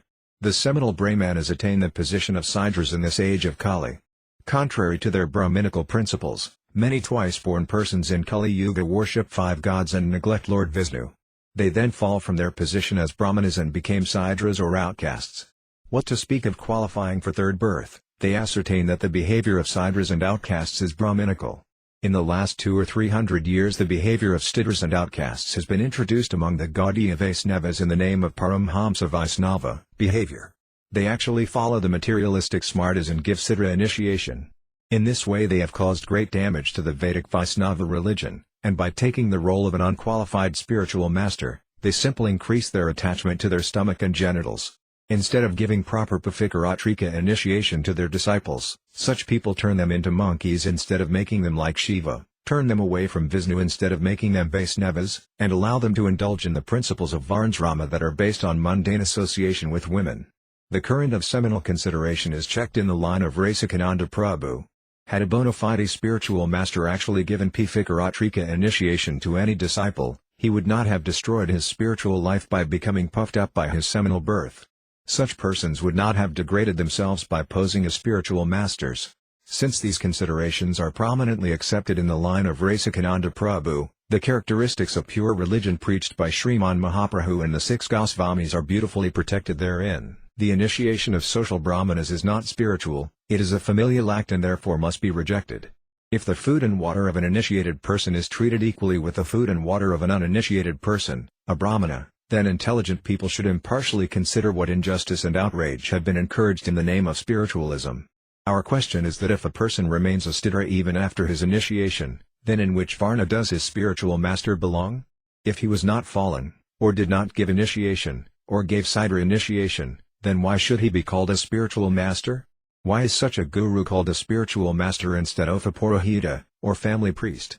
The activities of protecting one's seminal dynasty and properly regulating society that are going on at present in the name of religion are actually the duties of a priest. They are not meant for delivering the fallen souls. A spiritualist should treat such so-called gurus as priests and take initiation from a Vaisnava guru in order to become a Vaisnava. If, while considering them priests, family gurus are given something to maintain their livelihood, then one's spiritual activities will go on without disturbance. Every Gaudiya Vaisnava should carefully consider how to restrain the professional mantra sellers, chanters, drum players, Bhagavatam reciters, and deity worshippers from troubling the Gaudiya Vaisnava society with financial pressure. If an initiated person has not undergone the sacred thread ceremony, he is not qualified to be a guru, rather he is fit for rejection. If an initiated person has not undergone the sacred thread ceremony, then according to the statement of Brihaspati, a compiler of Dharmastras, he has simply transgressed religious principles. The scriptures state that after receiving initiation one becomes a twice-born. If this was not so, then it is to be concluded that he has certainly not been properly initiated. If one is properly initiated, then the results must come. The cause is known by its effects. If one claims to be a Vaisnava guru while neglecting the tattva naiva vinirdaset, he should be accepted according to those symptoms of classification statement of Srimad Bhagavatam, July 11, 1935. Then he should be rejected. This is the purport of the scriptures. Yo vyaktina yarahitam eni dayina surnoti yatavu baunarakam ghoram virajata kalamaksayam gora apy avaliptasi ācārya karyam janati utpatha pratipanasaya parityago vyate. One who assumes the dress and position of an ācārya, who speaks against the conclusions of Srimad Bhagavatam and other scriptures, or who performs kirtana opposed to the proper glorification of Sti Krishna certainly goes to hell for countless lifetimes along with his disciples and whoever else hears such non-devotional talks and kirtanas. According to these statements of the Sastras, one should give up disguised enemies. If one does not give up such so-called gurus, then the prestige of Gaudiya Vaishnava religion will not remain intact and the living entity's path of worship will be full of thorns. Non-devotees are neither gurus nor brahmanas. One should not accept a non-Vaishnava spiritual master. The evidence of the Sastra in this regard is as follows: Mahakula prasaido pisarvayachi sudiksita sahasra sakadyayi ca nagur siddhavaisnava mahabdagavatas resto brahmana viguraninam sarvasam evalokanama salpijoya. The Harya non-Vaishnava is never fit to be guru even if he has taken birth in a great family, performed all sacrifices, and studied many branches of the Vedas. Among all human beings the Brahmana who is a Mahabhagavata, or great devotee, is topmost and qualified as guru. He is as worshipable as Lord Hari. Therefore a non-devotee cannot become a Brahmana or a spiritual master.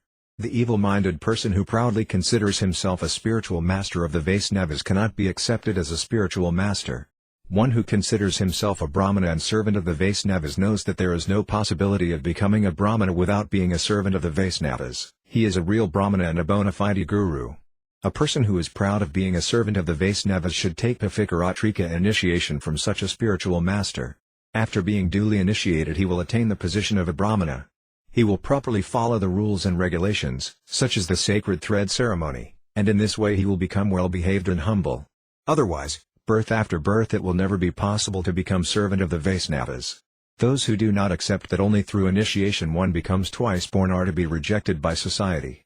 According to the instruction of Sri Gaurasundara, Sri Sanatana Goswami has written as follows: Grahita Visnu Dikstko Visnu Piyaparo Nara Vaisnavo Bihito Bina Iritaros Mata Vaisnava. One who is initiated into the Vaisnava mantra and who is devoted to worshipping Lord Vishnu is a Vaisnava.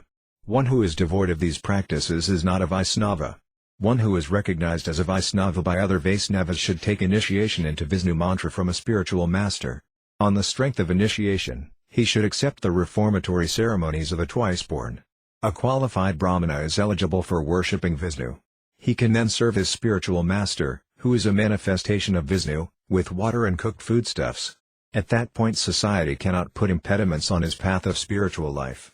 If at all they do so, then one should give up such a hated society, considering it unfavorable. Every Gaudiya Vaishnava should accept the society that is favorable for devotional service to Hari. One should not live in a society that is averse to spiritual life. It is stated in Srimad Bhagavatam, May 5, 2018, Guru Nasa Sayat Svayano Nasa Sayat Pita Nasa Sajja Nani Nasa Sayat Ivam Natat Sion Napatis Siasa Sion Namakadya Samupita Murtiyam. One who cannot deliver his dependents from the path of repeated birth and death should never become a spiritual master, a father, a husband, a mother or a worshipable demigod. After the disappearance of Sriman Mahaprabhu, Vaisnava society fell under the subordination of Smdartas. Every Gaudiya Vaishnava should consider whether it is proper for a person to disassociate oneself from spiritual life while keeping faith in insignificant matter. One's relationship with sense gratification and maintaining godless interests in this world is for up to 100 years, whereas spiritual life without material desires and with love of Hari is for eternal life. After the disappearance of Sri Caitanya Deva and his 6 Goswami associates, the confusion and licking the feet of Smartas that goes on in the name of Sri Gaudiya Vaishnava society is simply a corruption of Vaishnava religion. In order to stop this corruption, Sri Gaurasundara has sent his own associates from time to time. So why are we not following those Vaishnava Smartas, who are Mahajanas conversant with spiritual knowledge, and thereby being misguided? Why are we turning away from scriptural knowledge and falling in the jugglery of the selfish non-devotees, thus wasting our valuable lives in aversion to Hari? Will godless society remain prominent forever? Will the beneficial words of the devotees, the subtle purport of the sastras, and the impartiality of the compilers of the sastras be neglected forever? Will the glories of Sri Hari Bhakti Vilasa ever remain fallen in the dark pit of the godless Smrtas? Instruction to follow Satkrid Sarati Pika of Gopalabhata Goswami. Will Bhavadeva's guidelines cover the Sakriya Sarati Pika forever? Raghanandana's Samskar Tattva has been permanently covered. It has never been opened up. So why will Satkrid Sarati Pika be disregarded? We are humbly appealing to the Gaudiya Vaishnavas who are conversant with the sastras to open their eyes and follow the previous ācāryas. May they carefully discuss the Mahabharata verse Sidrapai 4 Gama Sampano Diviho Bhavati Samskrita, Even a ācārya can be purified though carefully following the proper conduct of a Brahmana as prescribed in the Pavitratra and the Srimad Bhagavatam verse Yad Aniyatrapidrasyata Taktanaiva. If the qualities of one group are found in the men of another, those men should be recognized by their qualities, by their symptoms, and be freed from the shackles of the Hindu society that is averse to Vishnu. Then they will be freed from material enjoyment, and only then they will be able to worship the deities and chant the holy names of Hari. Assurance of re-establishment of Vaisnava Samarthi. Those who are initiated cannot be Brahmanas, and only by being born in a Brahmana family does one become a Brahmana. These misconceptions have created a great deal of disturbance and caused the degradation of religious principles. These misconceptions must be eradicated. Once Tridandi Sannyasi Sri Ramanuja Swami of South India, who is an incarnation of Sri Nityananda Prabhu, delivered the Vaisnavas of this world from the clutches of the worshippers of five gods. Today, by the endeavors of the weak servants of the Vaisnavas like us, the religious principles of the scriptures will be again established in Aryavarta. We are taking shelter of Sri Guru and Gauranga in order to deliver the Gaudiya Vaishnava society from the clutches of the envious, pseudo Vaisnavas such as Aula, Bala, Prakrita Sahajiya, Nada, Darvesa, Sani, Gauranagari, Seminal Gosvamis, and pseudo renunciates. Please come, O brothers. Be spiritualists. Give up the conception of Prakrita Sahajiya, let us sing, following in the footsteps of Srila Thakura Bhaktivinoda, who is the root inaugurator of the pure devotional current, Amita Vaisnava, E Buddha Hida, Amani Nahaba Ami Pradistas Ast Herdaya Dusabe, Hibanaraya Gami Tamara Kinkara, Apane Janaba, Guru Bhimana Tyaji Tamara Ukista Padajala Renu, Sardaniskapate Bhajiniye Shrestajani, Ukist Hada Dane, Haba Abhimana Burati Di Sisa Atava. Thakshad Sarvada, Naleba Piyakara Mani Manada, Highly Kirtane, Adhikdradib Tumi Tamara Karan, Niskapate Sada, Kanji Ilutiba Bimif. Consider that 1 am a Vaisnava, then I will not be modest. Then the desire for name and fame will pollute my heart, and will thus go to hell. I will consider myself your servant and give up the pride of being a spiritual master. I will accept remnants in the water that has washed the feet of a Vaisnava without duplicity. If I think I am the best and thus give remnants to others, then I will simply become proud. Therefore, will always remain your disciple, and will not accept worship from anyone. If I do not desire respect for myself but give respect to others, then you will give me the right to chant the holy names. Will fall down at your feet without duplicity and cry while rolling on the ground. Vaisnavas are automatically Brahmanas as well as transcendental to the modes of material nature. The mundane fruit of workers consider that their Vedic branch is different than the Vedic branch of the Ācaryas in disciplic succession. The Vedic branch that the Ācaryas of the disciplic succession from Lord Brahma have accepted appears different to the fruit of workers, because due to their narrow-mindedness they find it unfavorable to their own Vedic branch. In the 11th canto of Srimad Bhagavatam these topics are properly described. We will elaborate on those points at the appropriate place, so we are not bringing up those innumerable topics here. Without undergoing sacred thread ceremony it is impossible to become a twice-born. Regarding samskaras, it is written in the Dharmastra Vyayanavulcha that all one's sins are eradicated by undergoing purificatory processes. The Sidras are simply sinful, therefore there are no samskaras prescribed for them. It is not a fact that just because one is born in a sinful family he will not be able to hear Srimad Bhagavatam or worship the Supreme Lord. According to the Sarvasam Madhukshanam, worship of me is to be practiced by all human beings verse of 11th canto and Yasu Yul Lake Sanam Praktam. If one chose the described symptoms verse of 7th canto of Srimad Bhagavatam and innumerable other similar statements, it is confirmed that everyone has a right to be freed from sinful reactions and worship the Lord. That is why Ācārya Sri Yiva Goswami has stated in his Durgama Sangamani commentary on Bhakti Rasmrta Sindhu that until one undergoes all the limbs of the initiation process, he does not become a twice-born Brahmana. In order to become twice-born, the sages underwent Savitriya Sariskara. Similarly, unless an initiated person undergoes the Savitriya Samskara, he will not be accepted as a Brahmana in the worldly society. Sinless Sri Sata Goswami achieved everything under the shelter of Paramahansa Sri Sukadeva. According to the statements of the sages headed by Sanaka, Sri Sita Goswami has been established as sinless. It is understood that he was not born in a sinful or outcast family. But the fruit of workers who follow an incomplete portion of a branch of Vedic literature consider him a non-Brahmana outcast and devoid of any samskaras. Thus they neglect the spiritual master and commit offense. That is why Sri Vyasadeva has recorded the word anaga, or sinless, spoken by the sages while describing Sri Sita Goswami in order to set an example for his successor Ācaryas. Sri Siddha Goswami gave up his identification with a lower family and took shelter of Sri Sukadeva Goswami. Because of accepting subordination to the spiritual master, he became qualified to hear Srimad Bhagavatam, Jain Prasamuda Pajanamanta Eva Jivanti Sanmukharidam Bhavadiya Vardam Sthane Sitasruti Gatam Tadu Van Manabaryi Purayaso Jita Fito Piasitais Trilokyam. Those who, even while remaining situated in their established social positions, throw away the process of speculative knowledge and with their body, words and mind offer all respects to descriptions of your personality and activities, dedicating their lives to these narrations, which are vibrated by you personally and by your pure devotees, certainly conquer your lordship, although you are otherwise unconquerable by anyone within the three worlds.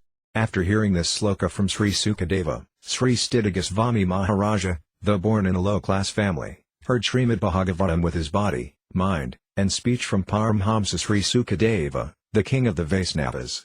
Thus he underwent all types of samskars and ultimately accepted the external dress meant for Paramhamsas and approved by Srimad Bhagavatam. Unable to find any symptoms in his external dress that he had undergone any samskaras, the sages, who were mental speculators and controlled by the illusory energy, through their worldly godless vision simply understood him as a non-Brahmana, professional outcast saint. But Sarasvati Devi inspired them to address him as sinless and professor of the Dharma Sastras. Since foolishness is an impediment on the path of good fortune to the world, it is not encouraged by Krishna, who is beyond the jurisdiction of sense perception, because a gentle favored disciple receives all confidential mysteries from his spiritual master. The real meaning of the word Yasmin, or O Immortal One, spoken by the sages headed by Sanaka. Since the sages headed by Sanaka accepted Sri Siddha Goswami as their spiritual master, the sages prayed to Siddha Goswami to instruct them in the knowledge attained by gentle obedient disciples that he had received. Many so-called spiritual masters, instead of desiring welfare for their disciples, hate them in order to fulfill their own material desires. Such so-called spiritual masters do not know what is beneficial for themselves, rather they accept something inauspicious as auspicious. The sages did not address Sri Siddha Goswami as at Yasmin, or O Immortal One, merely out of affection. The word Yasmin spoken by the sages is an expression of gratitude or appreciation of an experienced spiritual master by the ignorant people. Siddha Goswami simply repeated the message he had heard from his spiritual master to his disciples, and therefore he was addressed as Dayasman. Sri Vyasadeva, Sri Sukadeva, and others are spiritual masters of the entire world. They are free from illusion and liberated souls. According to the injunction Na prakritadvamiha bhakta janasyapasi, a devotee should not be seen from a materialistic point of view. The disciplic succession from Vyasadeva does not consider that spiritual masters are burnt in the blazing fire of material existence. The nature of the material world is that whether one's son is honest or dishonest, everyone should give up the worship of Hari, cry out "O my son," and forget Krishna. But the similar expression displayed by Vyasa is simply to increase the ignorance of the mundane fruit of workers and bewilder them. Actually Sukadeva was a great Vaisnava and a renounced Paramhamsa. Remaining aloof from his association is not acceptable to Vyasa and his descendants. In order to convince the materialists of this fact, such a pastime was enacted by Sri Vyasadeva. The pastimes of Sri Sanatana Goswami suffering pain from boils and Sri Krishnachandra being hit by the arrow of a hunter named Uddhava were both enacted to increase the illusion of ignorant people. It is to be understood that the propagation of Mayavada philosophy by Sri Mahadeva and the propagation through Manu of social religious scriptures by Lord Brahma were both meant for bewildering unqualified people. Sri Sukadeva was an ideal personality and spiritual master of the entire world. As soon as he completed his study with Vyasadeva, he set out to bestow mercy on all living entities. From the external point of view, the return of Paramahansa $11 Sukadeva to the Royal Assembly of Pariksit and his association with Siddha Goswami may create apparent contradictions, but according to the considerations of Paramhamsas, these were pure standards of behavior. One who does not accept this commits an offense at the feet of the spiritual master. The misunderstandings of conditioned fruit of workers regarding the Paramahamsa spiritual master. Since the mood of Paramhamsa awakened in the hearts of all living entities, even the trees placed Sri Sukadeva in their hearts. He remained in the hearts of the trees like the indwelling supersoul. The whole world serves the Jagad Guru. The father's call to his Vaisnava son and the feelings of separation from the association of a Vaisnava were reciprocated by mental agitation in every Vaisnava heart, including the trees. This is indicative of hearing and chanting from a spiritual master. Following Vyasadeva's ideal character and being controlled by devotional service in the form of chanting, the trees of the forest under the shelter of Sti Vyasa also worship the Vaisnava. Those whose bondage and fruit of activities has not been untied wrongly conclude that the Vaisnavas are also subjected to birth in the bondage of karma. Therefore, in order to nourish their mood of ignorance, Vyasadeva exemplified the bondage of material existence. As a result, attached householders foolishly misunderstand his lamentation for his son as a religious principle. But the descendants of Sri Vyasadeva understand that separation from a Vaisnava is extremely painful. If one does not take shelter of such a Paramhamsa Vaisnava, he will never be relieved from the pain of material existence. One casts the history of Hatansa, Paramhamsa, and Bhajavata Paramhamsa. In the ancient times only one caste lived in India called Hamsa. They were yogis, devotees of the Lord, or knowers of Brahman engaged in studying the Vedas. Among the Hamsas, those who on the strength of either devotional service, yoga, or impersonal knowledge distinguished themselves over their respective groups were accepted by the Hamsas as Paramhamsas. Among the ordinary impersonalists and yogis of India, the topics of the Bhagavata Paramhamsas are particularly mentioned in a few places. The difference between Bhagavata Paramhamsas with impersonal knowledge and yogic Paramhamsas is clearly explained by Sri Yiva Goswami when he discusses Brahman, Paramatma, and Bhagavan as the Advayajvana, or non-dual absolute truth. The explanation of Brahman Yiva by Srimad Anandatirtha Madhvacarya. The word Brahman refers to the greatness and nourishment of unbroken knowledge or supreme consciousness, unalloyed consciousness, pure consciousness, and eternal consciousness. Srimad Anandatirtha Parnaprajya Madhvacarya Bhagavan has fully unfolded the difference between Brahman and the living entities in the hearts of his followers. He ascertained that in the constitutional position of the living entities, they are situated in unbroken knowledge. Since the living entities are constitutionally marginal, sometimes they identify themselves as under the subordination of unbroken knowledge, sometimes they misidentify themselves as Brahman or knowers of dualistic knowledge, and sometimes they misidentify themselves as matter, which is opposite to Brahman. As soon as the living entities give up the subordination of matter, they realize themselves as Vaisnavas. At that time, due to their spiritual nature, material desires and material conceptions of life cannot attack them. Due to a lack of knowledge about the Supreme Brahman, unauthorized people neglect the spiritual master and glorify themselves. The living entities' lack of knowledge about the absolute truth makes them ignorant of Brahman. Sometimes they accept Brahman as an inferior object and try to establish themselves as Brahman. Being desirous of material enjoyment, they sometimes determine to accept the illusory energy of the Lord as Brahman. Those who do not know the truth neglect their spiritual master and, with the help of material knowledge, follow the ascending path. They live within this world and unnecessarily praise themselves as knowers of Brahman. The Hartsas, however, know perfectly well that Brahman, which is devoid of form and variegatedness, is a partial manifestation of the Supreme Lord. Bhagavata Paramhamsas are the highest yogis and the topmost knowers of Brahman. Some of the Hamsas know the localized aspect of the absolute truth as Paramatma and thus disassociate themselves from the activities of this material world, which is created by the illusory energy of the Lord. The perfection of this disassociation qualifies them to meditate on the Supersoul as yogis. It is not very difficult to attain spiritual knowledge or devotional service to Vishnu from the respective positions of either persons who have realized Brahman or yogis who have attained perfection, rather it is their gradual progress. The position of the devotees of the Lord, or that of Bhagavata Paramhamsas, is the highest perfectional platform for both impersonal Hamsas and yogi Hamsas. When a devotee, or Bhagavata Paramhamsa, descends to the lower levels, he should not be considered either a pseudo-impersonalist or a pseudo-yogi. The Bhagavata Paramhamsa is the highest yogi and supreme knower of Brahman. One should not consider him inferior to either the impersonalists or yogis. According to the symptoms of qualities and occupation, the divisions of Varnasrama are created. When the Hamsas give up impersonal knowledge and endeavor to distinguish themselves from other Hamsas while following their Grihasthatras, or social codes of conduct, then according to their qualities and activities the 4 Varnas and 4 Asramas are created. In Satya Yuga there was only one Varna called Hamsa. Later, after 1,728,000 years passed, the Varnasrama system was inaugurated among the Hamsas. These divisions were effected according to one's occupation, qualities, symptoms, and possibility of future utility.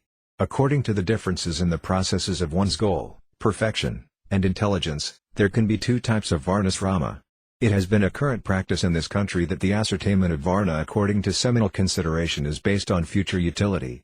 Moreover, one's occupation, nature, and symptoms have always nourished the seminal system. When we discuss the topics of Kavasa mentioned in the Aitareya Upanishad and the topics of Jubala mentioned in the Chandogya Upanishad, then we will properly understand seminal consideration. Sri Mahabharata, Harivamsa, and the 18 Puranas have mentioned both processes of Varnasrama. It is not that the system of Varnasrama according to seminal consideration, which began in Treta Yuga, will continue forever and should be kept intact, though its purpose is lost. The truthful heiresses of India do not accept this. The statements of the Vedas such as the Kalpasastras and the Grihya Sutras of Gaudīya, Katyayana, and others that a Brahmana should undergo the sacred thread ceremony at the age of 8 is only a proposal. Although all Hamsas are equal, those who wish to follow the Grihastitras and their descendants are to be considered prospective Brahmanas. A twice-born Brahmana is required to undergo social purificatory processes. Those who disagree or are unqualified for such samskaras, in other words, those who do not exhibit any inclination for Brahman, such people among the Hamsas are non-Brahmanas devoid of samskaras, or simply seminal descendants. A twice-born must follow the rules and regulation of the Grihya-sutras. According to familial tradition, those who followed were accepted as twice-born. Those Hamsas who due to envious nature or laziness were addressed as stitras by the Brahmanas could not become twice-born. When the descendants of such people will be in favor of undergoing social reformation, then they will not be bereft of the opportunity from being reinstated in their respective occupation, quality, and nature. Due to forgetfulness of understanding Brahman, the philosophy of atheism expands and the absolute truth is disregarded. Among the Hamsas, the occupations, natures, and symptoms of the yogis, the worshippers, and the knowers of Brahman have always been there, are there, and will be there. In ancient times, when the Varnasrama system was not prominent, the Hamsas alone attained the platform of Bhagavata Paramamsas. There were also many Paramamsas found amongst the yogis, who were less inclined towards cultivation of the absolute truth, and amongst the impersonalists, who were engaged in mental speculation. But when the impersonal conception among the Hamsas of the world gradually sank in the deep water of forgetfulness, then atheism began to expand. The words of the spiritual master were reduced to chaos, and disregard for the truths of the Vedas covered the hearts of some Hamsas like fog. Being deceived by their own material knowledge, they began to disrespect the absolute truth. In this way, the Hamsas were divided into 4 Varnas.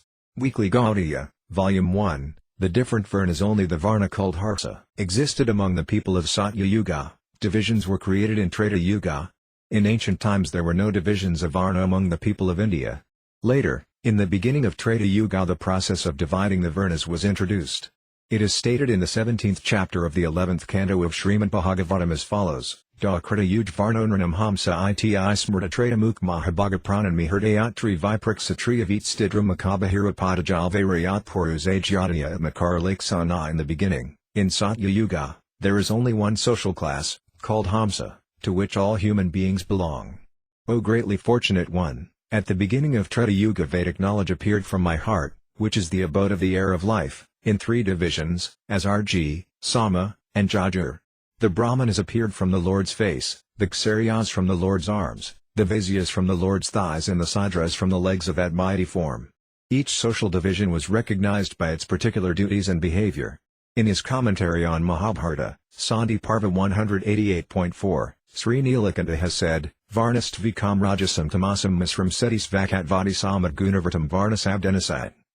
Different Varnas were created according to the mixture of the 3 modes of nature, goodness, passion, and ignorance, as well as according to one's qualification and propensities.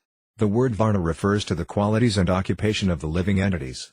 The Brahmanas are the highest among the Varnas, the Kshatriyas, Vaisyas, and Sudras are determined according to qualities and activities. Sti Bharadvaja has said in Sr. Mahabharata, Sandhi Parva, Moksha Dharma, Chapter 188, as follows, Jatagamana Sankayas Varanam Jataya Tesam. Vivida Varnanam Kuta Varnavaniskaya. There are innumerable castes among the animate and inanimate living entities.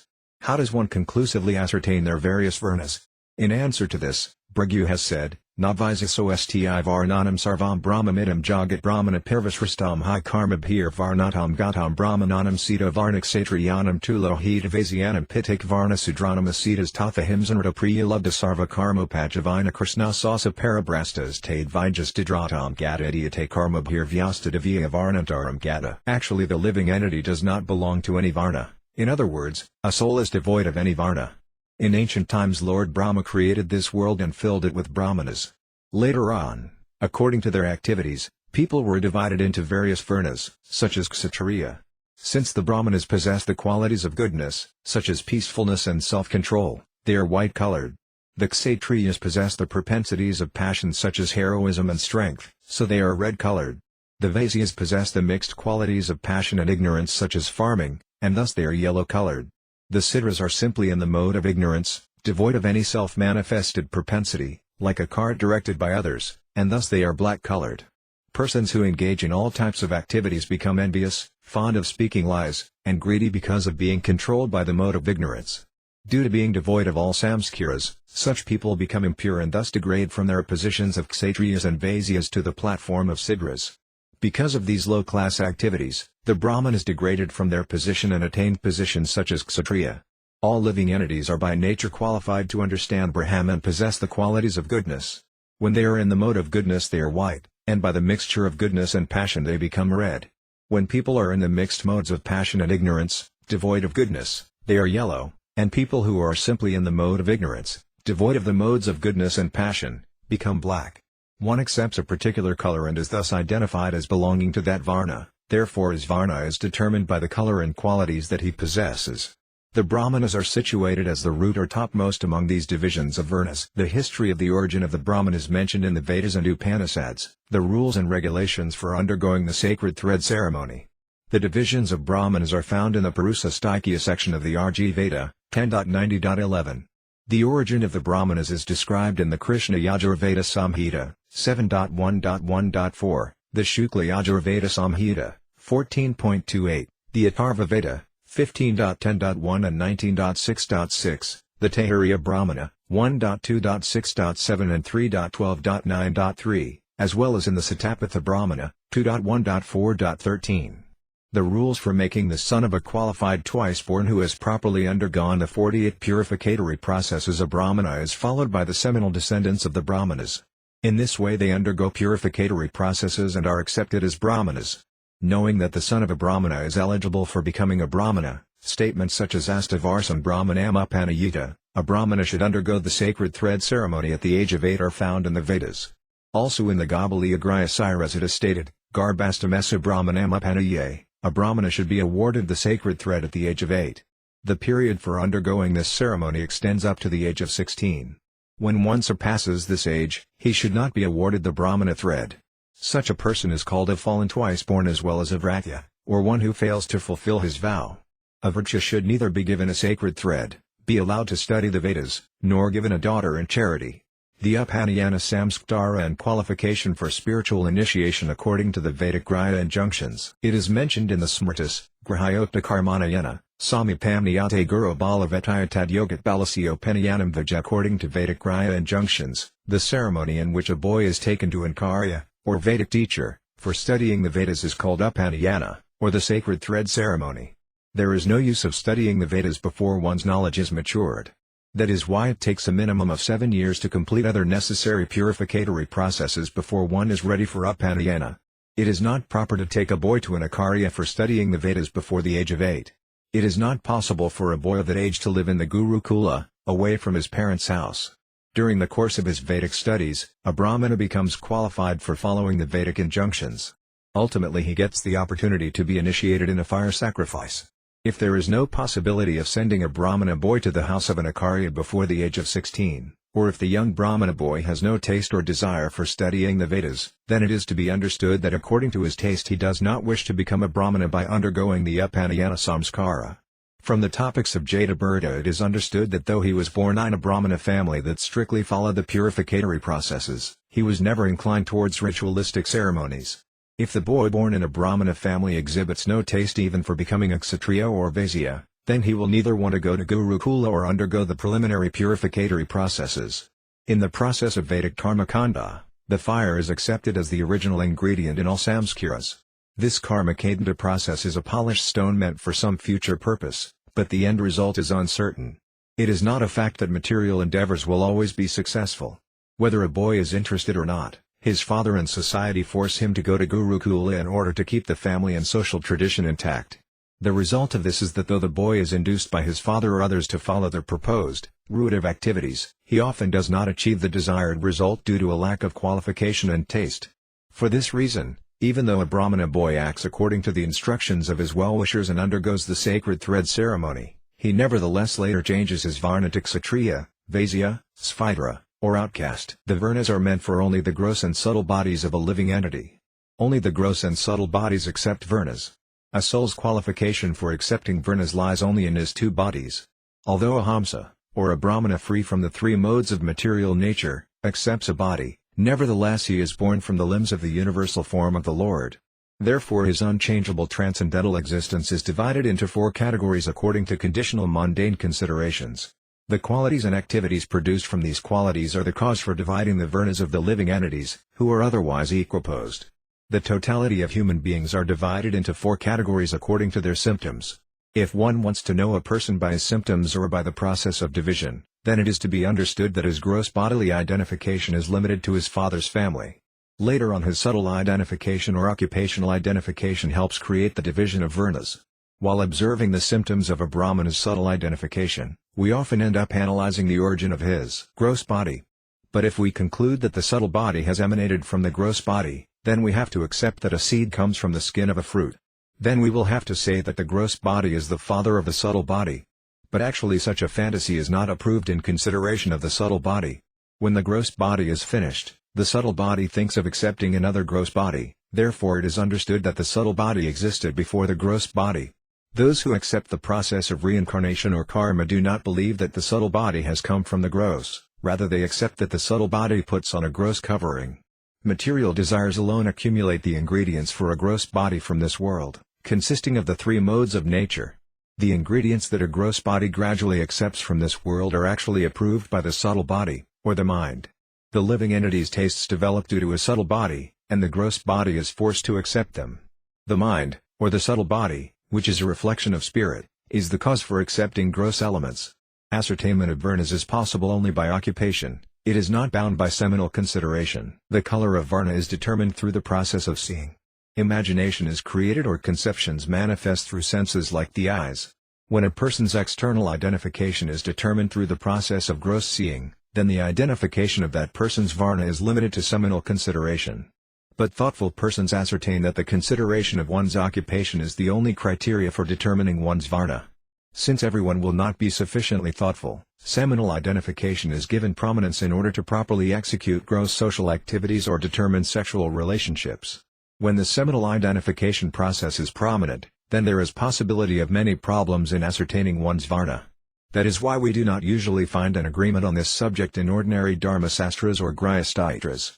When the Vedic rituals are converted into the fruitive path of like less intelligent people, then following the injunctions of the Pathikaratras takes precedence to those Vedic rituals. The injunctions of the Pathikaratras, which replaces the Vedic ritualistic performances, consists of 5 forms of knowledge as found in the Vedas, the Aranyaka, and pure Sankhya Bhakti Yoga. The Vedic rituals defined by the fruitive workers are different from the rituals conducted by the followers of the Aranyaka. The Vedic rituals of devotees on the path of worship are supported by the Pathikaratras and the Vedas. The Vedic rituals of the impersonalists are supported by the Upanishads. The Smritis and the Puranas have illuminated the subject of the Vedas. They did not totally discourage the polluted Vedic path of the fruitive workers, rather they consider this path as incomplete and meant for less intelligent people. Those who reject the path of the Vedas, the Smritis, the Puranas and the Pathikaratras are simply creating disturbances. That is why Srt Nardapavkarira states, Sruti Samarti Parandati Patikaratra Vidhim Vina Ekantiki Haribhaktar Utpattai Eva Kalpate devotional service of the Lord that ignores the authorized Vedic literatures like the Upanishads, Puranas, and Nardapavkarira is simply an unnecessary disturbance in society. When the rules and regulations of the Vedas are inappropriate due to differences in time, place, and persons, then Tanaras that are favorable to the Vedas or expansions of the Vedas that are able to fulfill such deficiency are called Pathikaratras. The Pathikaratra scriptures emanated from the mouth of Sri Narayana in order to keep the Vedic injunctions intact and fulfill the vacancy created by obstructions to the proper utility of the Varnasrama principles mentioned in the Grihas, which are subordinate to the Vedic injunctions. The Vedic process that does not take support from the Patikaratras is often obstructed. Any system followed in the name of Vedic injunctions that is opposed to the Patikaratras and that encourages a distorted form of worshipping Lord Vishnu is nothing but a disturbance in the society. The worship of the Supreme Lord that is beyond the realm of sense enjoyment and liberation is superior to the worship of either the Karmas, who are fond of sense enjoyment, or the Jeftianis, who are fond of liberation. Due to the influence of time, the rules and regulations of the Grihas or Vedic injunctions are not being properly followed. The glories of Sandilya's Vivkaratara, which was misinterpreted by Sri Sankarakarya as averse to the Vedas, have been established in Sri Mahabharata since time immemorial as favorable to the Vedas. The activities that puffed up fruitive workers consider Vedic are actually material enjoyment that according to the followers of Pathikardira is averse to the devotional service of Vishnu. In the hands of the karmas the Vedic literatures yield forgetfulness of the Lord, while in the hands of the followers of the Pancharatras the very same Vedic literatures are accepted as the basis for worshipping Lord Hari. The fruitive activities based on material enjoyment, the impersonal knowledge based on renunciation, and the worship of the Lord based on service attitude, which is beyond material enjoyment and mental speculation, produce different results among the three communities. Although they all endeavor to follow the Vedic injunctions, there are differences among them. Therefore, if one wants to debate over the various Vedic injunctions and the Varnasrama system followed by these three communities of people, the karmas, jnanis, and bhaktas, it is very difficult to achieve success. We will gradually discuss the terms and conditions for accepting Grihya samskaras, which are properly established by Vedic injunctions in the Mahabharata, the Sadvata Samhitas, the Srimad Bhagavatam, and the Pathkaratras. Weekly Gaudiya, Volume 1, Part 19, The Third Birth. There are three kinds of birth, Saukra, Savitra, and Diksha. Although third birth may sound new to many persons, there are so many references to this in the scriptures. Those who have studied the Bhargavya Manusvite must have come across the following verse in the second chapter, Manaragrathi Jananam Devatyam Marjabandhan, a Brahmana gets his first birth from his mother, Saukra Janma, seminal birth, and he gets his second birth by receiving the sacred thread, Savitra Janma. When a twice-born receives spiritual initiation in the form of hearing the Vedas, about one's relationship with the Lord, along with fire sacrifice, it is called third birth. The first birth is the birth from one's father and mother. After duly undergoing the purificatory processes one receives second birth from a father in the form of the ācārya and a mother in the form of Gayatri. When a twice-born becomes qualified to serve the Supreme Lord, he gets his third birth from a father in the form of the spiritual master and a mother in the form of initiation mantras. In the ascending path, three births, the birth of the body, the birth of the mind, and the formal birth, are found. These three births are described in Srimad Bhagavatam as Saukra, Savitra, and Diksha births. It is stated in Srimad Bhagavatam, April 31, 2010 and October 23, 1940, as follows, Kim Janmabhas Triburvya Saukra Savitra Yajnakai, a civilized human being has three kinds of births. The first birth is by a pure father and mother, and this birth is called birth by semen. The next birth takes place when one is initiated by the spiritual master, and this birth is called Savitra. The third birth, called Yajnika, takes place when one is given the opportunity to worship Lord Vishnu. And Digjanmanas Tri Vrdyat Digvratam Digbahujnatam, to hell with our threefold birth, our vow of celibacy, and our extensive learning. In his commentary on the later verse, Sridhara Swamipada has written, Trivrat Saukram Stvitram Diksam iti Trigyunitam Janma. Shukra Sambandhi Janma Vishadamata Pitrabhyam Utpati. Savitriyam Upanayanina Yajchakam Diksha. There are three kinds of birth, Saukra, Stvitra, and Diksha, according to their different qualities. The Saukra Janma refers to birth from a pure father and mother, the Savitra Janma refers to birth by undergoing the sacred thread ceremony, and Diksha Janma refers to spiritual initiation before the sacrificial fire. Birth from a pure father and mother means Brahmandad Brahmaniam Jata, a Brahmana is born from a Brahmana father and mother. The qualifications of seminal Brahmanas and examples of professional Brahmanas. One who can ascertain the forefathers of his family beginning from Lord Brahma without any break, who can confirm that they have all properly undergone the 10 purificatory processes, who can prove that there was never any intercaste matriarchs in his family, and who can establish that before each pregnancy the appropriate samskaras have been performed, he is a seminal Brahmana. The Vedic statement Astavarsam Brahmanam Upanayita, a Brahmana boy should be brought to ācārya for sacred thread ceremony at the age of 8, and the Samarthi statement Garbhastamib Kurvata Brahmanasya Upanayanam. A Brahmana should be awarded the sacred thread at the age of 8 refer only to the above-mentioned Brahmanas, not to the sons of Brahmanas who have been accepted as Brahmanas only from a few generations. In other words, it does not refer to those in whose family an intercaste marriage took place, to those who have undergone Garbhodana samskara only once, or to those who have improperly or imperfectly undergone samskaras. Brahmanas from a few generations means either the descendants of those who have taken birth in other varnas yet qualified themselves as Brahmanas, or those who were qualified Brahmanas according to the process mentioned in the Vedic literatures. Just as the Gargya Brahmanas were descendants of Sini, the son of Garga, the Madhgaliya Brahmanas were descendants of Mudgala, The Vashishta Brahmanas were descendants of sage Vashishta, the son of Mitra from the womb of Urvasi, and so on. Innumerable such Brahmana families, though not Saukra Brahmanas, will remain glorified as Brahmanas as long as they continue to remain qualified, which is the root foundation of Brahmanism. One's position as a Brahmana is determined according to the Vedas and the Pathikaratras. If the descendants of either seminal or professional Brahmanas do not possess the necessary qualifications, then they are also fallen. It is stated in Mahabharata, Vanaparva, chapter 215 as follows: Brahmana pataniyasu vardamano vikarmasu dambhiko duskrita prajvaya sidrina sadrasabhavat. If a Brahmana is engaged in sinful activities, if he is proud, or if he is a miscreant, then he falls to the level of a Sidra. According to this statement from the scriptures, it is difficult in this age of Kali to ascertain who is in a pure unbroken seminal Brahmana line and who is not. Therefore, through the ascending process it is very uncommon to identify real twice-born or thrice-born. But those who receive the knowledge of serving the Transcendental Lord through the process of disciplic succession and follow the Vedic injunctions, they are becoming qualified to undergo the samskaras mentioned in the Vedic literatures. In this age of Kali, there is no other way of becoming purified. Asutta Sidra Kalpahi Brahmana Kali Sambhavatesam Gama Marjana Sudurnas Rodavartmana. The Brahmanas born in the age of Kali are merely Sidras. Their so-called Vedic path of karma is polluted and cannot purify them. They can only be purified by following the path of the Agamas or Pathikardras.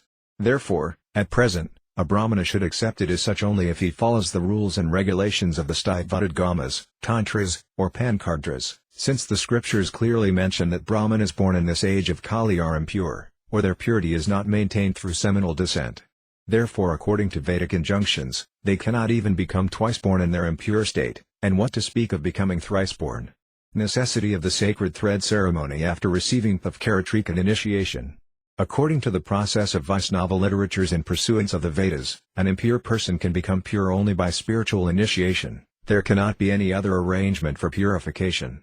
It does not matter in which family one is born, either in a so-called Brahmana family or a lower family. If he wants to be purified in this age of Kali, then he should earn his qualification to be twice born by first being initiated according to the rules and regulations of the Vedic Pankaratras and thereafter accept the signs of a twice born. It is stated in the scriptures, Yada Kadvikanatam Yadi Kamsiam Razavidanadatatthadiksavidanina Dvijadvam J8 as bell metal is turned to gold when mixed with mercury in an alchemical process, so one who is properly trained and initiated by a bona fide spiritual master immediately becomes a Brahmana. Every human being must take Vaisnava initiation according to the proper Vedic Pavkaratra process, then he becomes a qualified twice-born, who must then accept the appropriate signs such as the sacred thread. Those who consider Paramattisas, who are eternally pure and beyond the principles of Varnasrama, as belonging to a particular caste have a hellish mentality. The Paramamsas, who are actually eternally perfect pure souls, are beyond the principles of Varnasrama. They need not again purify themselves. Therefore they may also not accept the sacred thread. This does not mean, however, that they are in any way less than a thrice-born. They are the spiritual masters of the Brahmanas, and the Brahmanas are their servants. The four Varnas were created according to quality and work, and examples of twice-borns who were properly initiated. In ancient times there was only one Varna called Harsa. Later on, according to qualities and work, the four Varnas were created. There were not four Varnas in the beginning. Of course, there is a gulf of difference between the four Varnas and their respective qualifications. Intelligent people should carefully consider this. Apart from the four Varnas created by the Lord, the system of a son's purely inheriting the Varna of his father has also been accepted. This is called seminal Varna. But every reader of the scriptures knows that the seminal process is not the only way of ascertaining one's Varna. He certainly knows that among the 100 sons of Risabhadeva, 81 of them became Brahmanas, 9 of them became Kshatriyas, and 9 became Vaisnavas. Apart from Brahmana sons such as Sanaka, Kritsamada also had Kshatriya, Vaisya and Sidra sons. The sons of the Kshatriya Duridiksa, Triaruni, Kavi, and Puskararuni, became Brahmanas. In the dynasty of King Ajamata, the Brahmana Priyamita was born. There are hundreds of such examples in the scriptures. Though Satakapadasa, the spiritual master of Sri Sri Ramanujakarya Prabhu, was born in the family of Asphidra, he was a Brahmana. And in the Gaudiya Vaishnava society, in the families of Srila Rasikananda Prabhu, Srila Raghunandana, Sri Harihoda, and others, performance of the twice-born samskara is still current. This spiritual position of Brahmanas, attained through spiritual initiation, has been accepted by intelligent people from time immemorial. There is no need to be surprised by seeing or hearing this. Weekly Gaudiya, Volume 1, Part 28. Vaisnava Jati Buddha. Although Brahman, Paramatma, and Bhagavan are one non-dual substance, the materialists maintain misconceptions.